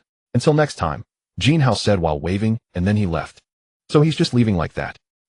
Lu Xiaoxiao was conflicted about whether she should speak up to keep him. Lu Xingjuan looked at his daughter and understood her feelings, but glancing at Yin Bingshu in the distance, Jin Hao walked over to Yin Bingshu. Alright Miss Yin, let's set off, he said to her. Wait, I want to see my father before leaving. Jin Hao, come with me. Yin Bingshu said. Is this really appropriate? Jin Hao hesitated. Is this about to meet the parents already? This progress is too fast. I shouldn't have given Yin Bingshu my contact information today. The pace of today's progress is simply too quick. We just hugged, and now I'm going home with her, and I have to meet her parents. Is the rhythm trying to make me her son-in-law? Oh, I'm a fine young man, I can't just get married like this. What's wrong with that? Didn't you just meet him and have a nice exchange? Silly, the one who hosted the auction just now, Yin Mao, is Yin Su, my father, the head of the Yin family now. Oh, I see. Then it's fine, go ahead and meet him. You startle me, making me so nervous. I thought it was something else. Something else. You know, what thing? I thought you were going to take me to meet your parents. That's exactly what I was going to do. Hey, wait a minute, Jin Hao, you're taking advantage of me here. Your thoughts are pretty fancy. Meet my parents. Yan Bingxue playfully scolded, lightly hitting Jin Hao. Jin Hao only pretended to dodge, but actually didn't move away. To outsiders, this scene looked like a playful flirtation, just a couple teasing each other. Thus the two arrived beside. Father, this is Jin Hao. I assume the auction earlier has made you both quite familiar with each other, Yan Bingxue said. Yes, Xiaoxue. Mr. Jin Hao, I've become quite familiar with you already. Young and promising, both wealthy and talented, Yin Su said. Uncle Yin, you flatter me. I'm just lucky, Jin Hao replied casually. By the way, father, I see today's event is winding down. Jin Hao plans to head back, and since we live in the same community, and he didn't drive here, I can take him back. Oh right, since you live in the same community, then you should go back together. Yin Su said. Then Uncle Yin will be leaving with Miss Yin first, and will visit you next time, Jin Hao said, and Yin Su nodded. The two then left, and arrived at the parking lot. Yan Bingshue's car was also a luxury car, a red Ferrari. After they got in, Yan Bingxue started the engine and drove away. The journey was silent, although it was about 30 to 40 kilometers. They quickly arrived at their destination. The car drove directly into International Mansion No. 1. Jin Hao, where do you live? Oh, I live in Building No. 1. Building No. 1. I live in Building No. 1 2. What a coincidence, how come I've never run into you before? Which floor do you live on, Jin Hao? I live on the roof. Wow, you actually bought the penthouse of Building No. 1. That's the king of the entire community. Haha, it's nothing, don't mind the small details. By the way, where do you live? I live on the 21st floor, the layout is quite nice. Hello neighbor, let's arrange to jog together next time. Hee okay, Yan Bingxue said happily. She then drove the car to the foot of Building No. The two got out of the car and went upstairs together. Inside the elevator, Jin, how do you want to come to my place for a visit? Is that appropriate? It's late at night, just a man and a woman. I'm not afraid, why should you be worried? No, it's not that I'm afraid of you. I'm afraid of myself, afraid I can't control myself, haha. I find myself speechless at your words. Haha, alright, I'll visit your place next time. I'm too tired after a long day's work today. Well, okay. Ding, 21st floor has arrived.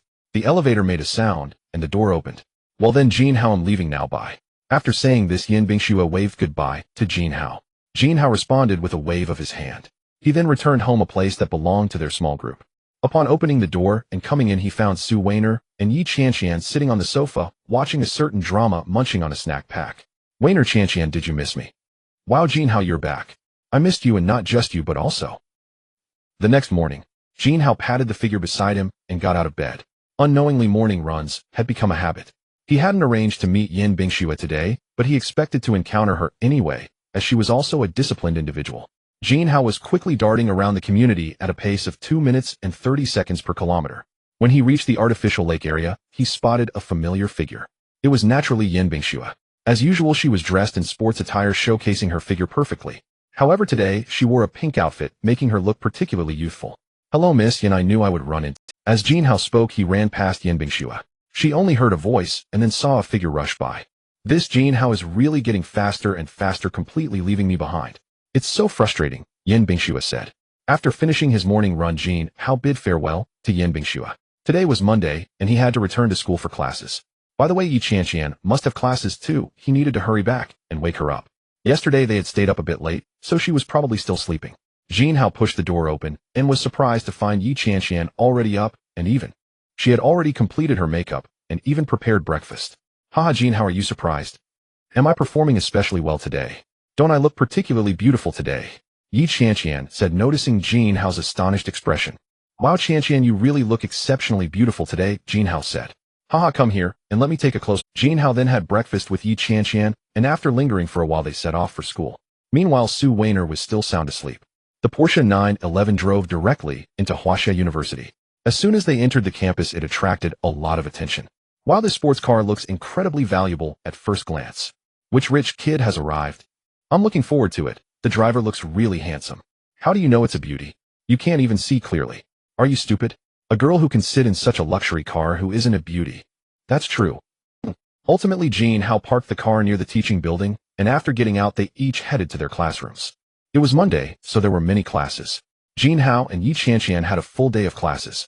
They didn't finish until 3 in the afternoon. Ding ding ding ding ding ding. Suddenly Jin Hao's phone rang. Hey Jin, the car Bugatti Veyron is here. Should I drive it to the school gate for you? Let you show off a bit. The cheerful voice of Lu Xingjuan came from the other end of the line. It's here. Finally, I can get rid of this old car. It's not flashy at all, and driving it feels... Racing isn't even fun. Sure, Lu, just drive it to the school gate. They'll send you my location. I'm going out to wait for you now. Jin Hao said. Haha, okay. Just wait a moment, he'll be there soon. After Lu Xingjuan hung up, Jin Hao sent a message to Yi Qianqian. Qianqian, see you at the school gate in a bit, he'll take you home. Okay. Yi Qianqian quickly replied. Since her class was close to the school gate, she arrived first. At this moment, Yi Qianqian stood at the school gate, a beautiful sight. Suddenly, a Ferrari sports car roared with a loud engine sound as it drove towards her. It finally stopped in front of Yi Qianqian. Beautiful lady, do you need a ride? After the window rolled down, a handsome young man said. Sorry, I'm waiting for someone. Yi Qianqian immediately declined. Haha, waiting for someone.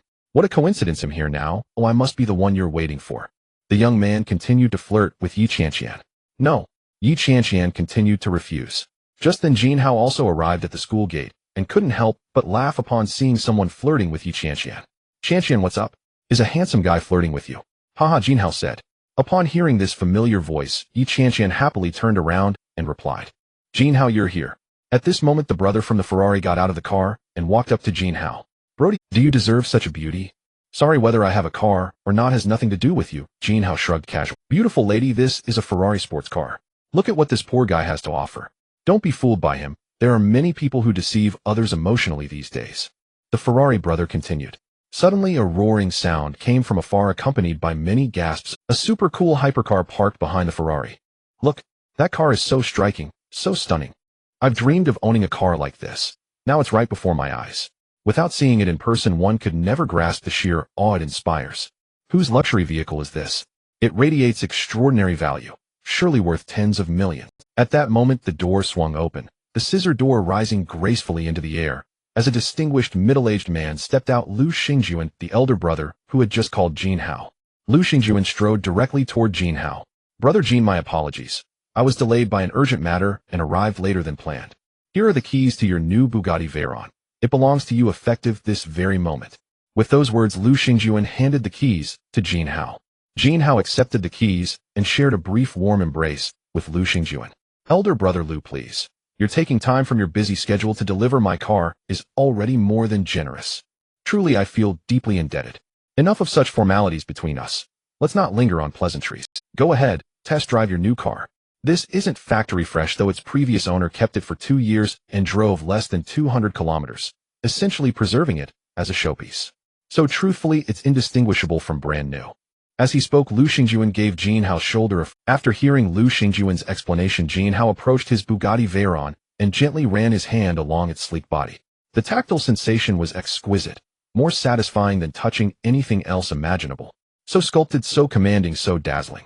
Jin Hao and Lu Xingjuan stood immersed in animated conversation about the car, while nearby the Ferrari brothers stood frozen, their faces dark with disbelief. Hey, when asked whether you owned a car, couldn't you have just answered? I assumed you didn't. Yet here you are unveiling a Bugatti Veyron.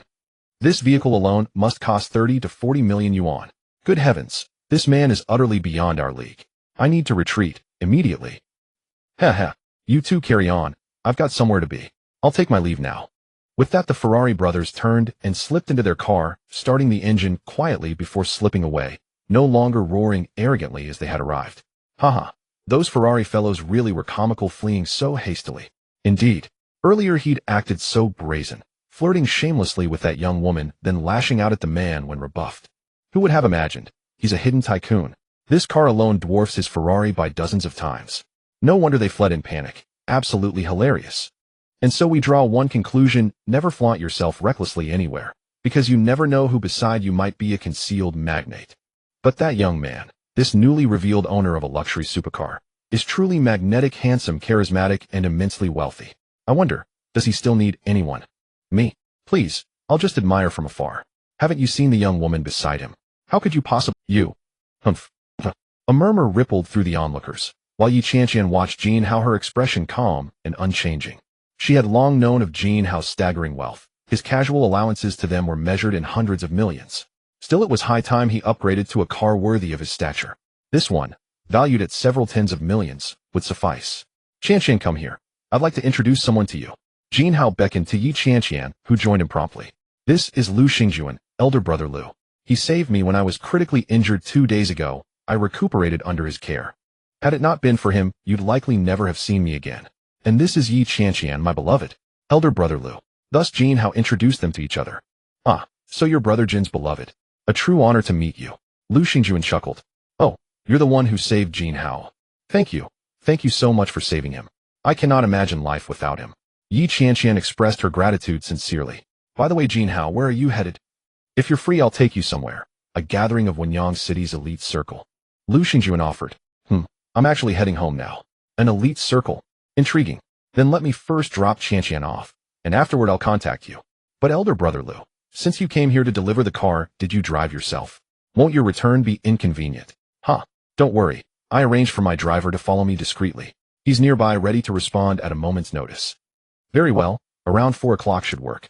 Meet me then, and I'll escort you there. Lu Xingjuan said. Agreed, elder brother Lu. Consider it settled. We'll be off now. Goodbye, elder brother Lu. With that, Jin Hao escorted Yi Qianqian into the Bugatti Veyron and departed, its engine humming with elegant resonance. Moments later, a Rolls-Royce Phantom glided smoothly into view, the chauffeur arriving to collect Lu Xingjuan. My dear Qianqian, I'll drop you at International Mansion No. 1 first. Have dinner with Wanner. I'll join you later after meeting elder brother Lu at this elite gathering. Tonight, I'll return to cherish you. Jin Hao teased with a mischievous grin. Jin Hao, you incorrigible rascal. Always thinking of nothing but that. Then, we'll wait for you to return. Yi Qianqian murmured, blushing faintly. Soon Jin Hao delivered her safely to her doorstep. Just before parting, he stole a quick kiss, catching her completely off guard. It was nearing 4 o'clock. Hello, elder brother Lu. I've just dropped Qianqian off. Where shall I meet you? Excellent. Come here. I'll send you my location. Oh, just follow me, and I'll guide you. Okay. Jin Hao ended the call and steered toward the coordinates Lu Xingjuan had sent. Before long, the two men Brother Jin, keep pace with my car. We're about to depart. Rest assured, I will. And with that, Lu Xingjuan pulled forward. Some 20 minutes later, the two vehicles arrived in tandem at a private club, the Jiangxin Club. The Jiangxin Clubhouse is the most prestigious venue in Wenyang City, built in a beautifully scenic suburban area. In addition to its pleasant scenery, it features a shooting range, racetrack, golf course, and various other activities favored by the wealthy, with nothing lacking that one might imagine. Jin Hao followed Lu Xingjuan to the golf course. In the lounge area, 6 or 7 young men and women were chatting, all appearing to be around 20 to 30 years old. On the course, a couple was playing golf with the man from behind, embracing the woman, holding her hands tightly, seemingly teaching her how to tee off. Everyone please pay attention, this is Jin Hao, my brother. Haha, since I am a few years older, I took the liberty of recognizing him as my younger brother. By the way, he is currently studying at Huaxia University in his 2nd year. You might not recognize him because you all missed yesterday's auction. Otherwise, there would be no need for me to introduce him, haha. Lu Xingjuan said to those sitting in the lounge. He then turned to Jin Hao. Jin, the people present here are all members of our CSP. Let's get to know each other and get along well in the future. However, the people present only glanced at Jin Hao casually, as he was too young and still a student, and they did not take him seriously. Some even wondered if Lu Xingjuan had taken the wrong medicine or if his mind was not working properly. Old Lu, did you call us all here just to meet this Jin Hao university student? One of the young men, who was about the same age as Jin Hao, spoke. His name was Lu Jiqiang, also a mid-level member of the CCP, just like Lu Xingjuan. Within the CCP, there is a significant gap in membership levels.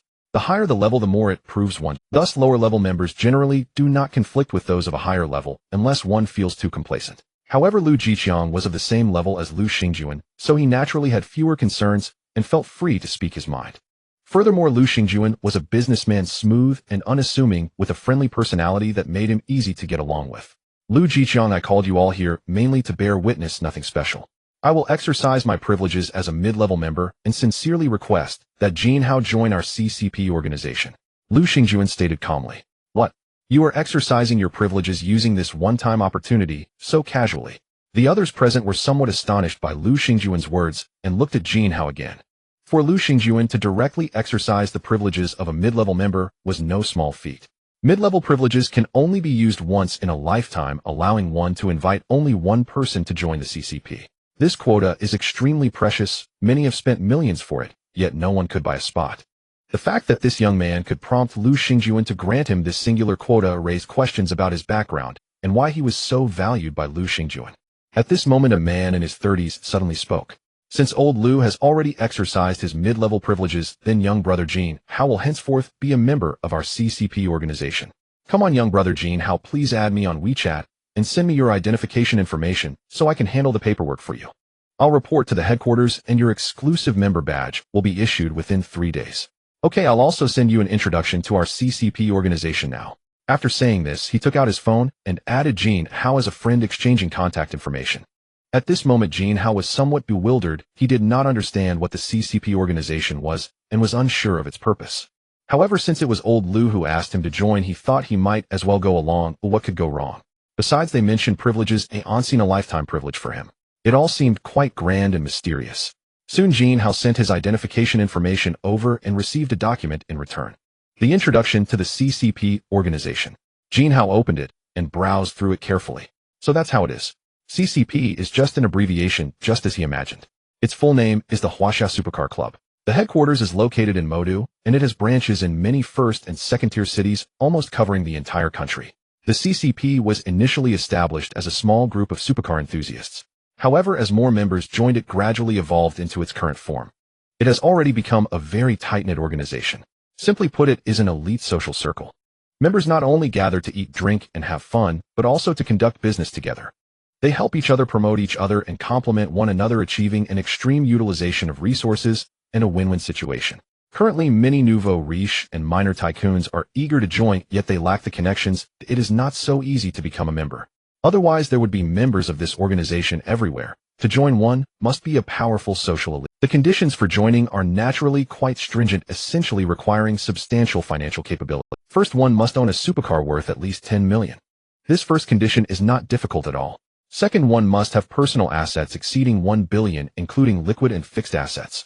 Alternatively, one's family must possess assets exceeding 10 billion. Actually, this second condition is rather standard. Third, one must be recommended by a mid-level member or a... Clearly, this third condition is the most challenging, as this opportunity is rare and cannot simply be purchased. In essence, it is a case of supply and demand. While on the surface this quota cannot be bought or sold, it is uncertain whether there are any private channels for transactions. Membership in the CCP organization is divided into 4 levels: junior, intermediate, senior, and elite. Junior members do not have any recommendation privileges. Intermediate members have 1 recommendation quota, senior members have 3, while elite members have no limit on quotas. However, those who can attain elite membership in the CCP are surely legendary super tycoons. There's no need for the asset proof. I can vouch for Brother Jin. Lu Xingjuan said. Several people around nodded. Last night, Jin Hao spent 1 billion to purchase the Ocean Heart, which is worth only about 30 to 40 million. That's because Chun Chengcheng from the Qin family looked down on him. Jin Hao simply crushed that Qin kid. After the auction, he directly gifted it to Miss Yin Bingxue of the Yin family, slapping the Qin family in the face, while giving the Yin family some face. One cannot help but admire him. Moreover, Jin Hao spent another 2 billion to buy a live performance of his own song, shocking the entire audience. Isn't this casual cash flow of 3 billion enough to prove his assets? Lu Xingjuan asked. He casually spent 3 billion like that. But that doesn't necessarily prove how much assets Brother Jin has. Lu Jiqiang continued, haha. If that's not enough, then let me tell you another piece of news. Jin Hao also owns a 7-star hotel, the former Tang's Hotel. It is said that he bought it outright for 2 billion. Then he casually handed over management to the lobby manager who received him. Lu Xingjuan continued to throw out a bombshell. Upon hearing this, the people present were a bit shocked. This was indeed factual. A 7-star hotel. He casually spent 2 billion to acquire it. If he can easily spend 2 billion on a hotel, then his assets, or the assets of the forces behind him, must be around 500 to 1,000 billion. It seems that Jin Hao's financial power is indeed formidable. One cannot help but admire him. Brother Jin, is your family in the hotel industry? Lu Jiqiang asked Jin Hao. He thought that the reason Jin Hao bought the 7-star hotel must be for business purposes. What else could be the reason for buying such a large hotel, if not for profit? Otherwise, who would be foolish enough to spend 2 billion on a hotel? So at this moment, Lu Jiqiang changed his previous attitude. He would no longer underestimate Jin Hao, but rather seek to befriend him. Oh no, I'm not in the hotel business. I just thought the living and dining environment there was pretty good, and it's not far from where I go to school. After going a few times, I found it a bit inconvenient, so I just bought it. It saves a lot of trouble. Jin Hao said casually. What a... This. Everyone present except for Lu Xingjuan, who had seen it all before, widened their eyes and stared at Jin Hao. Just because the living and dining environment was decent, he bought the hotel for convenience. Just like that 2 billion. Casually spent. This is 2 billion, not just 2 million. The people present were all veteran members of the CCP organization. Although most were just junior members, they were definitely not comparable to the nouveau riche outside the organization. Even among intermediate or advanced members, no one would play like this. Spending 2 billion just for this is too casual. Huh. Brother Jin, you really have a sense of humor. Lu Jiqiang said with a smile. Jin Hao felt a bit helpless, shrugged, and stopped explaining. You guys really don't believe me when I tell the truth. Ooh, what's wrong with having more money? Not long after Jin Hao's membership process for the CCP organization was completed, and he was now a junior member of the CCP. In fact, for candidates recommended from within the CCP organization, it was merely a formality. After all, with such a precious recommendation, slot who would recommend someone unqualified? The exclusive badge for CCP members would take 3 days to receive, as it needed to be approved and produced by headquarters. At this moment, Jin Hao felt that being a junior member was indeed pitifully low. Looking around, the introduction stated that contributions to the CCP organization were required for upgrades. So how can one make contributions? Is just giving money enough? Jin Hao thought to himself. Brother Lu, I want to upgrade to an intermediate member. What kind of contributions do I need? Jin Hao asked. What? Brother Jin just joined and already wants to upgrade. Are you dissatisfied with the junior level? Huh, not at all. Oh, I was just curious. After all, the introduction didn't specify, it just stated that contributions are needed for upgrades. I see. Actually, upgrading from junior to intermediate is quite easy. Our CCP organization often holds activities, and during those times, if you put in effort to do what you can, after a few years, upgrading to intermediate will be logical. Are there any other methods? This method seems too torturous. Of course there are. The simplest and most straightforward method is to donate money, and that's it. Hey, that sounds good. How much should I donate? 10 billion will do. Donate 10 billion to the CCP organization, and you'll automatically upgrade to an intermediate member. Lu Xingjuan said to Jin Hao seriously. Such a simple and straightforward way, and only 10 billion. This is a piece of cake. I was just worried about where to spend money, though every bit of godly points I can accumulate counts. For future needs, at least for upgrading the leaderboard, I need at least 1,000 points. That would require spending 100 billion, which is no small feat. It seems joining the CCP today was a wise decision. I need to contribute more in the next event. What if I want to upgrade to an advanced member? Can I donate money? How much is needed? Brother Jin, are you trying to directly upgrade to an advanced member? If possible, I want to skip straight to it to avoid the hassle. Actually, it's not necessary, because a higher membership level just grants a bit more authority. Spending so much money isn't really worth it. Brother Lu, thank you for your concern, but I think it's worth it because I believe that any problem that can be solved with money is not a problem. At this moment, Jin Hao put on a show in front of everyone. Hearing what Jin Hao said, one had to admit that his words were truly powerful. Brother Jin, upgrading from junior to intermediate requires 10 billion, but upgrading from intermediate to advanced is not so simple. It has to be 10 times that amount. In simple terms, it's 100 billion. Are you sure you want to donate? Lu Xingjuan asked with some confusion. Only 10 billion. Donate? Really? Of course, as sure as it's cooked. Really? In the end, Jin Hao simply and directly donated 11 billion to become a senior member of the CCP organization. At this moment, only Lu Xingjuan remained composed enough to accept Jin Hao's seemingly reckless move. The other members present were all unable to come to terms with this reality, each feeling that Jin Hao must have water in his brain, that he had gone mad. Damn it, even if you're the heir of a reclusive clan, this is 11 billion. Couldn't you do something better with it than just donate it outright? Moreover, with 11 billion, how many listed companies could you buy? Isn't that a better deal, just for a senior membership? Among all the members present, there were absolutely few who could directly produce 11 billion. And even if they could, it would drain their entire fortune. Lu Xingjuan was considered quite wealthy here, but 11 billion still accounted for 1/5 of his total assets. Moreover, most of his money was tied up in fixed assets or investments. Directly pulling out 11 billion in cash flow was absolutely impossible. What was wrong with this world? Donating 11 billion so casually. Wouldn't it be better to keep it for yourself? Think about it, in today's society, countless people are still toiling away for a few $1,000s in wages. It was utterly incomprehensible. Everyone still felt that Jin Hao was somewhat abnormal, that he had lost his mind. Only Jin Hao truly knew the benefits of donating that 11 billion. For one thing, easily reaping 110 God tier points was enough to make him ecstatic. At this moment, Jin Hao opened the interface. Host Jin Hao. Physique, 32nd level gene lock limit. Spirit, 22nd level gene lock limit. Appearance, 20 divine appearance limit. Skills, artificial intelligence, system, master level basketball, master level, mixed martial arts, master level running, master level combat awareness, master level hand-to-hand combat, master level environmental combat, master level driving, master level cooking, master level singing, master level composition, master level lyric writing.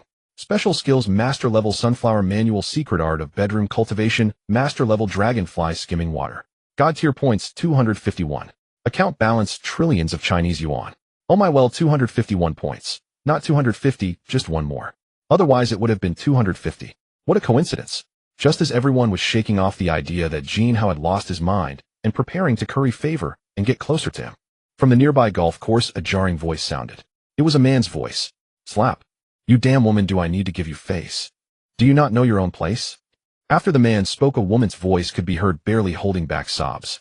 It was faint, yet her grievance was unmistakable. Immediately, a few people beside Jin Hao rushed over and pulled the man away. Even as he was being dragged off, the man refused to relent and continued cursing. You damn woman, do you believe I can ruin your reputation today and make sure you never recover? At that moment, the woman also followed over. Jin Hao looked at this woman and found her somewhat familiar.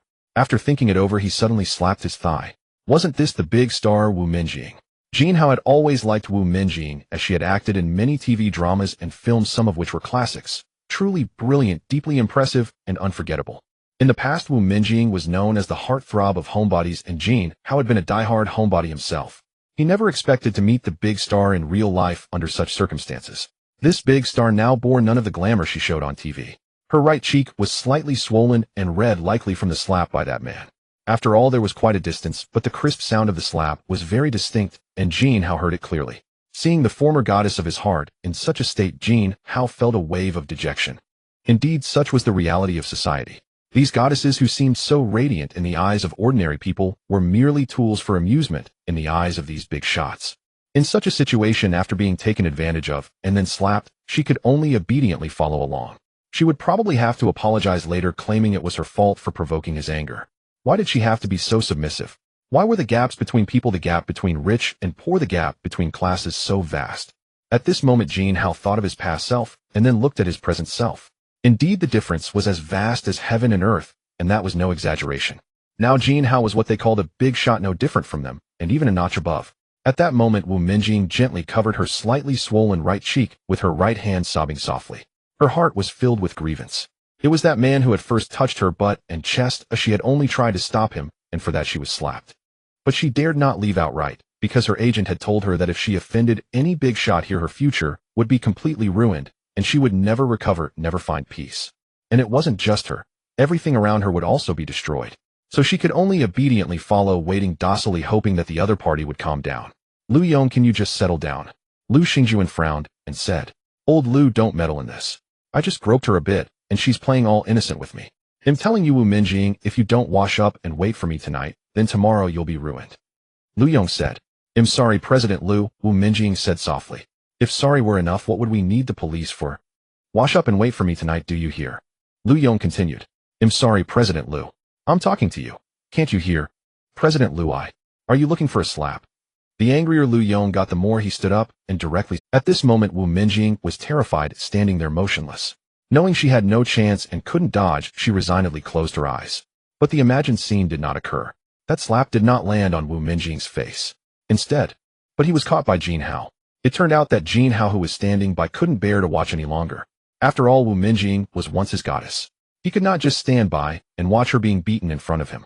So Jin Hao stepped in front of Wu Minjing and caught Lu Yong's slap with his hand. Lu Yong was taken aback, never expecting that someone would dare to stop him here. Hey, you little brat, who do you think you are? Do you dare to meddle in my affairs? Are you tired of living? Want to end your life right here? Lu Yong, so it's Lu Yong, huh? You think you're so capable? Specializing in hitting women. Are you even a man? Jin Hao retorted immediately. At this moment, Lu Xingyuan, who was standing by, was very anxious. Seeing that the two were about to fight, he hurriedly stepped between them. Lu Yong, Jin, we're all family here. Don't be impulsive, let's keep the peace. Lu Xingyuan said amicably. Who said we're family? Who is this brat? Do I know him? Just anyone is considered family. Lu Yong said disdainfully. Old Lu, what's the matter with you? Lu Yong said dismissively. At this moment, someone quietly whispered a few words in Lu Yong's ear. Lu Yong's expression suddenly changed. From a very grim look, he transformed into a smiling face. Ha ha ha, so it's Brother Jin.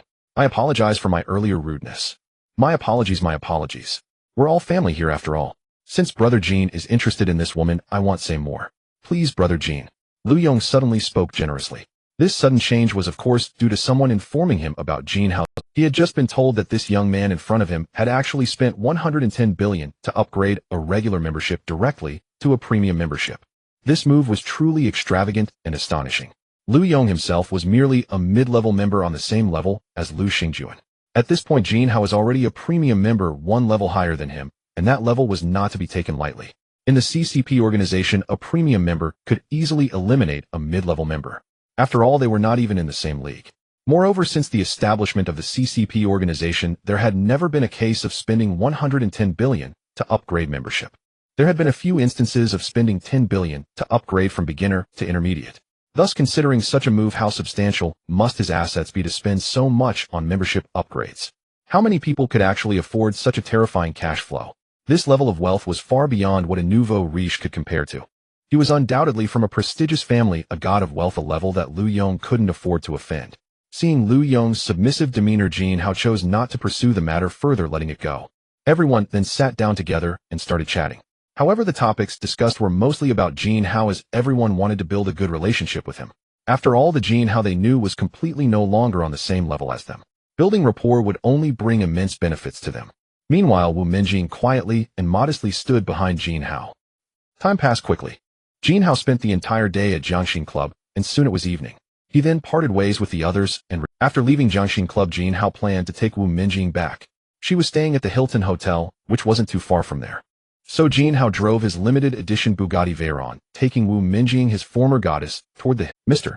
Jin, thank you so much for today, Wu Minjing said gratefully in the car. Indeed, without Jin Hao's intervention today, she would have been finished. There were only two choices: either sacrifice herself and submit to Lu Yong, or wait until tomorrow to be ruined and lose everything. She had no doubt about Lu Yong's strength, as even her boss was very afraid of this person. She slightly turned her head to look at Jin Hao. Jin Hao, who already had godlike looks, appeared even more perfect in profile at this moment, making Wu Minjing somewhat infatuated. Whether it was looks, figure, personality, etc., he was at an extraordinarily high standard, not to mention that he had a background that even someone as arrogant as Lu Yong feared.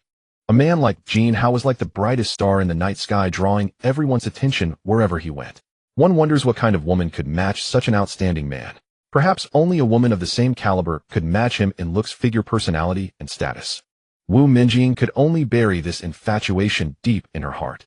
It's nothing, just a small matter, a trivial effort. By the way, Miss Wu Minjing, I actually quite like the movies you've acted in. Really? Once I was your little fan, and you were my goddess. Really? Mr. Jin, you wouldn't be joking with me, would you? Do you really like my movies? Or am I just a little fan? Wu Minjing said with surprise. She truly did not expect that such a prominent figure as Jin Hao would pay attention to her. This really left her somewhat overwhelmed. Jin Hao, on the other hand, appeared puzzled. Was it really necessary to be so surprised for just a compliment? After all, you are a rising star in the male otaku community, one of the four goddesses. Is it strange that I like your movies? Many people at school admire you, not to mention those outside of school. Not only do I like your movies, but there are also a few photo collections of you in my dormitory. However, I can't mention that as it's a bit embarrassing. I truly like them. You perform really well, Jin Hao replied. So Mr. Jin, which of my movies do you like that I like? Jin Hao was about to say when his phone interrupted. At that moment, his phone rang. Jin Hao pulled over to the side of the road, took out his phone, and answered. The caller was Qin Shuer. Jin Hao felt quite puzzled, as Qin Shuer had not contacted him in recent days. Why did she suddenly call today? Hello, classmate Qin, is there something wrong? Jin Hao asked. Jin Hao, I'm at Qianjiel KT. I think I've been drugged, my head is spinning, I can barely hold on, please come to save me. You were the first person I thought of. The weak voice of Qin Shuer came through the phone. Jin Hao was immediately taken aback. It seemed that the situation was extremely serious. Although he was not very familiar with Qin Shuer, and they had no particular relationship, they were at least classmates. Moreover, she had called him for help with such urgency and fear in her voice. If he did not lend a hand, the consequences would be unimaginable. Quickly send me your location, it'll be there right away. Jin Hao said immediately. Miss Wu Minjing, I'm sorry. I have an urgent matter to attend to, you see.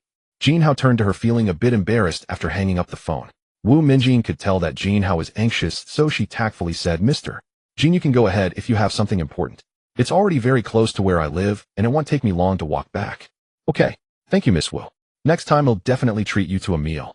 Jin Hao stepped on the gas and sped off after Wu Minjing got out of the car. With his master-level driving skills, Jin Hao disregarded speed limits and drove at full speed. In an instant, he disappeared from Wu Minjing's sight. She stood in place, still gazing in the direction where Jin Hao had left. He didn't even leave any contact information, and yet said he would treat me to a meal. What nonsense. Wu Minjing muttered disappointedly. However, thinking that the crisis she was in had been resolved, her mood bright. She took out a hat and sunglasses from her bag, put them on, and discreetly headed towards the Hilton Hotel. Qianjiel KTV. In a medium-sized private room 203, Qin Shuer was locked in the restroom, making a call. She had originally come to KTV to relax with a few girlfriends. However, unexpectedly, she ran into a few senior brothers from her school, and they all ended up in one room together. At first everything was fine, and they were having fun. But later a few chaotic individuals entered seemingly quite familiar with the senior brothers.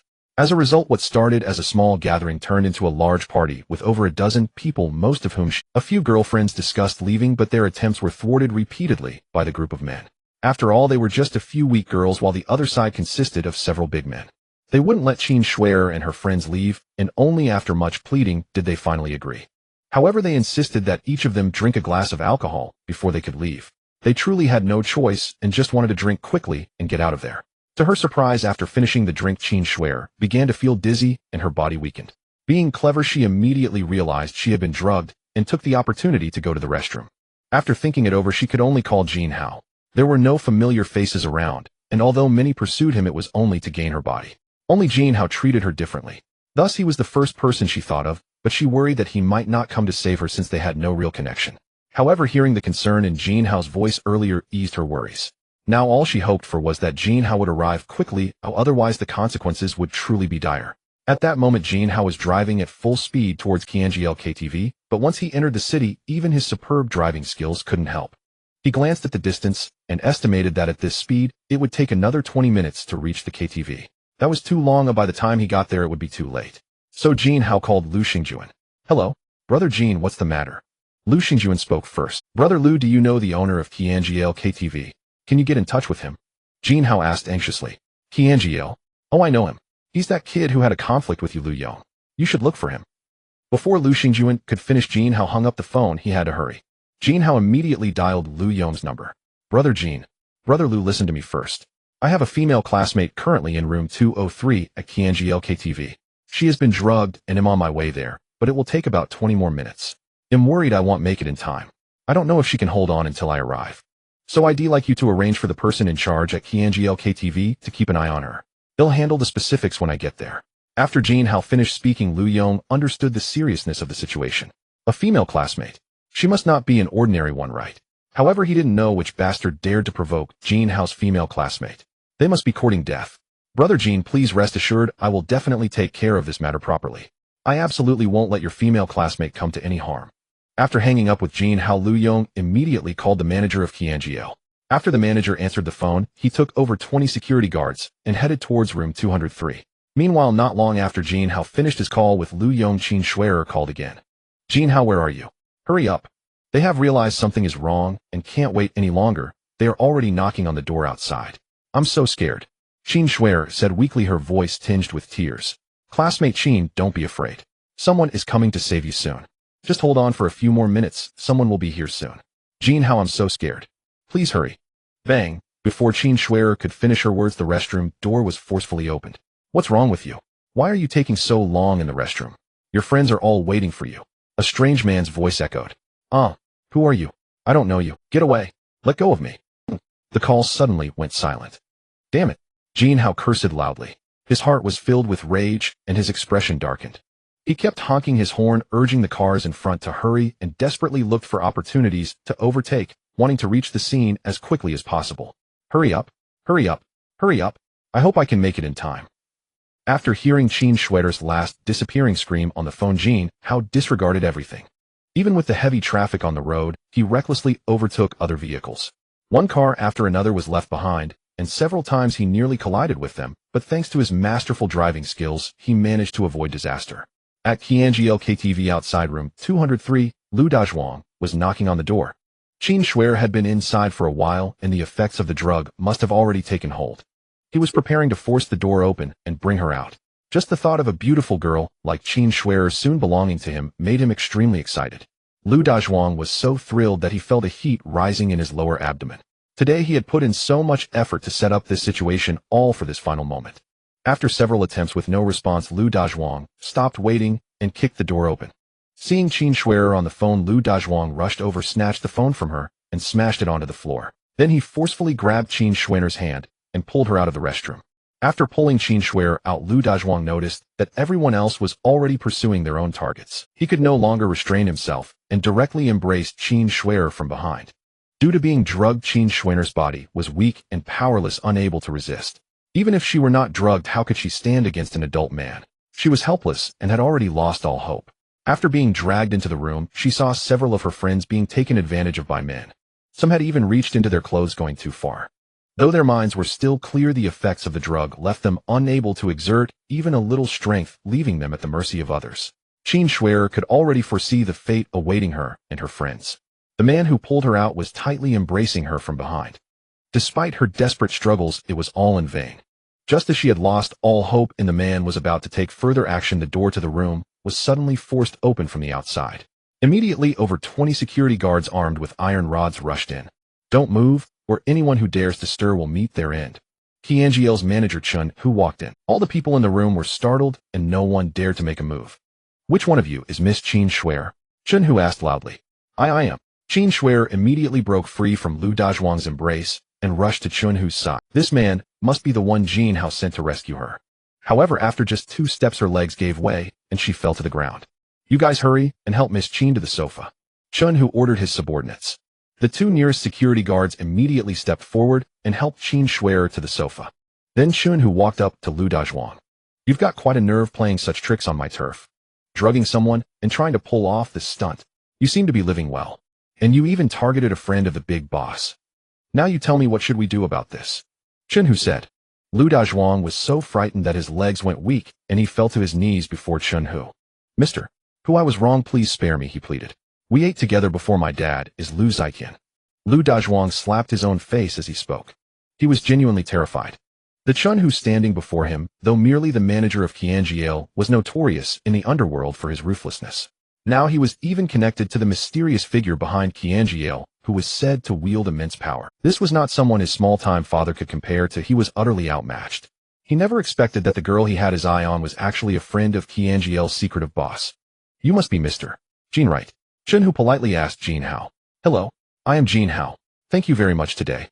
You saved my classmate." Jin Hao said politely as well. "Mr.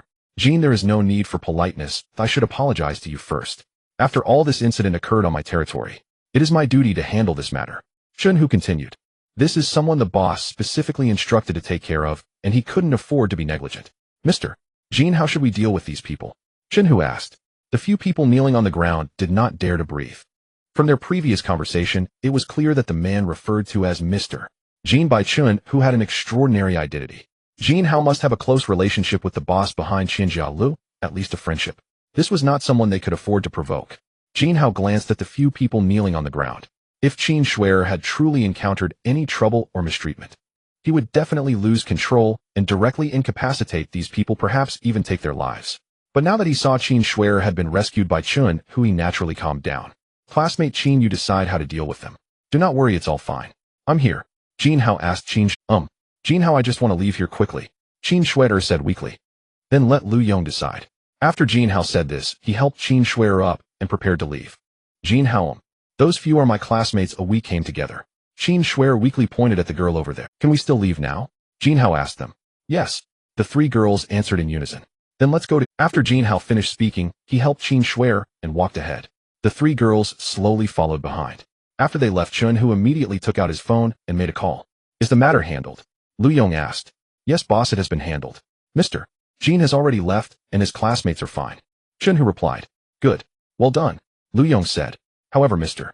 Jin instructed that you deal with these guys. What background do they have? They should be the 2nd generation of some small bosses. Then it's simple. Just send them. As for their families, you can handle that yourself." "Yes, boss." Jin Hao took Qin Schwerer and her 3 classmates and left the KTV. Then Jin Hao discovered an awkward situation. The sports car could only seat 2, and there were 3 others. How could they manage? In the end, Jin Hao thought about it and found no good solution. He directly took them to a nearby hotel. Initially, he planned to book a separate room for each of them.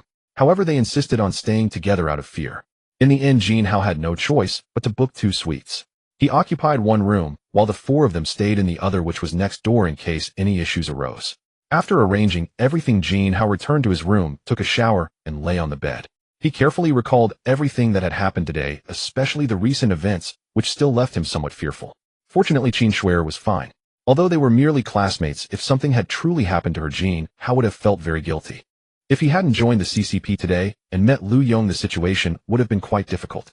By the time he arrived on the scene, what was supposed to happen would have already occurred. So he came to a realization. After all, he possessed the godly rich system, had endless money, and needed to spend money to earn godly points. Then he should spend more to make friends, as they might be able to help him at some point. After all, having more friends means more path. After Jin Hao figured this out, he called Lu Yong. Brother Jin, is your classmate okay? Lu Yong asked. She is fine. Thank you very much for today, Brother Lu. If you need anything in the future, just let me know. Jin Hao said. Brother Jin, you are too polite. I also have my responsibilities in today's matter. After all, this incident happened on my territory, and I let your classmate be wronged. Lu Yong continued. Brother Lu, you're too polite. This has nothing to do with you, it's all because she was too careless. By the way, Brother Lu, if you have any projects that need funding in the future, you can come directly to me. I will invest. I will only be a shareholder and not participate in management. You can handle it. Jin Hao continued. Lu Yong was delighted to hear this. This was precisely his purpose for befriending Jin Hao. Since Jin Hao could donate 11 billion to the CCP to upgrade his membership level, one could imagine his wealth must be substantial. Such strength is not merely that of an ordinary wealthy family. This is definitely the power possessed only by top-tier wealthy families or top-tier consortiums. Naturally, building a good relationship with such a person is beneficial. Since Brother Jin thinks so highly of me, I do have a project on hand. How about this? Tomorrow night, Jiangxin Club happens to be holding a charity dinner. Let's meet and discuss. Lu Yong said. Okay, see you tomorrow. Jin Hao replied. After Lu Yong hung up, he hummed a little tune, feeling very cheerful. What could make Lu Gu so happy? At that moment, a second-tier female celebrity was massaging Lu Yong. I encountered a god of wealth. Do you think I should be happy? The female celebrity was taken aback. Lu Gu was already a god of wealth to them. What kind of person could possibly be Lu Ji's god of wealth? With her current status, she was far from able to touch this level. Jin Hao, after finishing the call with Lu Yong, made another call to Lu Xingjuan. He said the same thing. If anyone needed investment, they could come to him, and he would welcome anyone just investing without caring about the project. Of course, Lu Xingjuan also invited him to attend the charity dinner tomorrow. At this moment, in another suite, the four little girls who had slowly regained their composure were comfortably lying in bed after taking their baths. Their bodies had also recovered from the previous weakness, although they had just experienced such peril, which almost cost them their precious innocence. However, all of that quickly faded away like smoke dissipating. The girls immediately began to chat, returning to their normal selves, gossiping excitedly. Schwer, who was the person that saved us just now? Yes, Schwer, who is he? That guy is so handsome, young and charming, with great stature and presence. Moreover, look at him. He clearly comes from wealth, and his background must be significant. Even the manager of Quadrillions KTV treated him with such respect and reverence, calling him Mr. Jin. This is a place where you can see those thugs kneeling on the ground, constantly slapping themselves in fear of losing their... He is just a classmate of mine. Just a classmate. Schwer, don't joke with us. Why would he rush over to save you like that? He clearly seemed very worried about you. And at a critical moment you thought of him, which shows he holds a significant place in your heart. Hee. You guys are talking nonsense. We only have an ordinary classmate relationship. We've just had a meal together. Qin Schwer said, blushing. Speaking of which, Schwer, he must have a notable background and is likely hiding many things from you. If you get the chance, you should ask him. It's not simple for the manager of Quadrillions KTV to be so polite to him. Yeah, maybe he's from some wealthy family's younger generation. Schwer, you are truly lucky to know such an impressive person, and it seems your relationship is not ordinary either. By the way, does he have a girlfriend? A girlfriend. It seems he does have one, and they have a good relationship. The girls continued their chatter endlessly. The next day, the other girls took a taxi back, leaving only Qin Schwer. Jin Hao, I have something I want to ask you, if that's okay. Qin Schwer approached Jin Hao to ask. Oh, it's no wonder after experiencing what happened last night you must have many questions. Alright, let me briefly explain and clear up your doubts. Come, let's go to a quieter place where we can talk privately, Jin Hao replied. Qin Schwer hesitated for a moment, but obediently nodded. Jin Hao then took her to the ground parking lot of Quadrillions KTV. Let's get in the car first, Jin Hao said after unlocking the doors of his limited edition Bugatti Veyron parked in front. Qin Schwer stared at the open scissor doors of the supercar, so flashy and cool her mind went blank, unable to comprehend, standing there in a daze. Jin Hao couldn't help but chuckle at her reaction. Qin, classmate, what's wrong? Haven't you seen one before? Are you surprised? Hurry up and get in to experience it. Jin Hao continued. Jin Hao, this car is yours. Qin Schwer finally regained her senses, but could only stutter a few words, still standing there in shock. Yes, this is my car. Get in. Qin, classmate, stopped standing there dumbly. Others are watching. Jin Hao said, taking the lead and getting into the car. Oh, okay. Qin Schwer replied before hazily getting into Jin Hao's car. Jin Hao then drove her to the seaside. Not to mention their rate of turning heads along the way was astonishing, far surpassing that of any beautiful woman. Anyone who saw them would look back. While driving, other cars maintained an unusual distance regardless of the road conditions. It was clear everyone knew that this was not something to provoke. After parking the car, the two found a quiet spot by the sea to sit down. The temperature was pleasant, and the sea breeze blew gently, making it quite comfortable. In this scene, it was truly delightful. Jin, classmate, let me ask you a question first.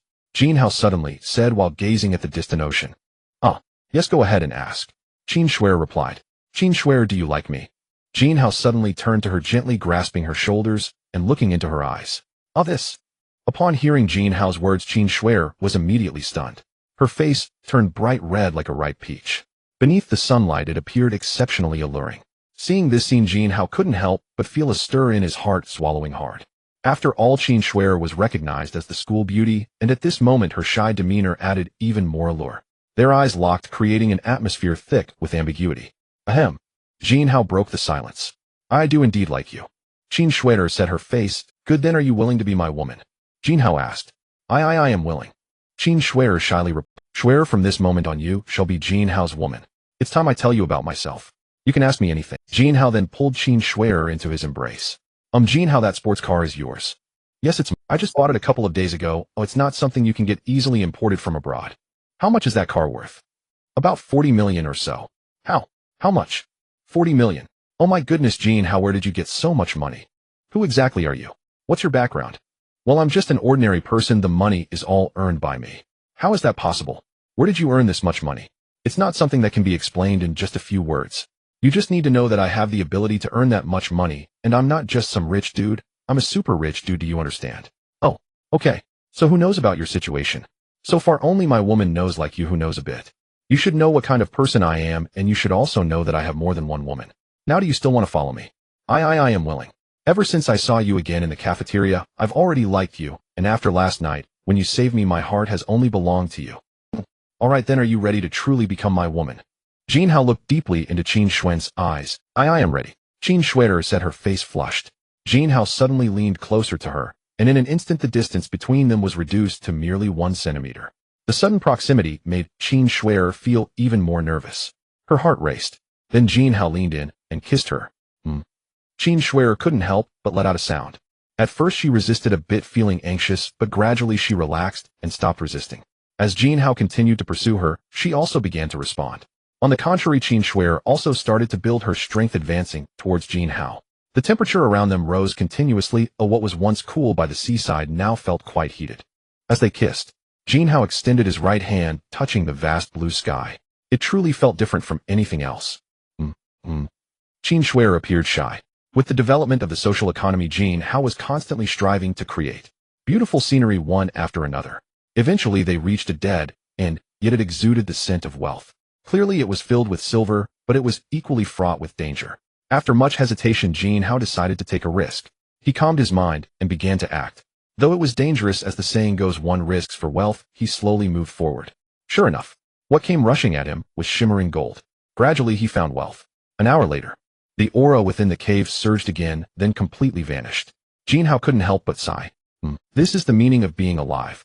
If one does not dare to try boldly, and does not strive hard, how can one live this life smoothly? And how can one obtain the coveted treasures? Precious and rare, delicious and enticing gifts. Not everyone can attain them. Later on, Jin Shuer lay softly on his shoulder, her face flushed, appearing weak and powerless.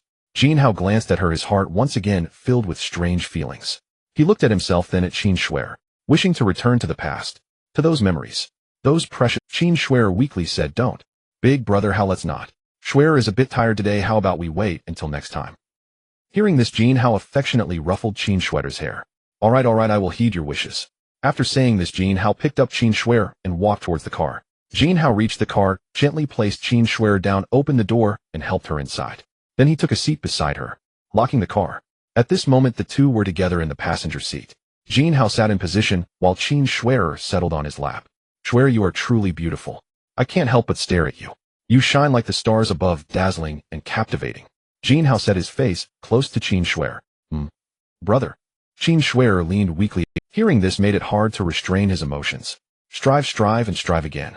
To find that beam of light in his heart. The feelings of the past, the memories. Once again resurfacing. Jin Hao wore a satisfied expression. This time it lasted for an hour and a half. Reluctant to part,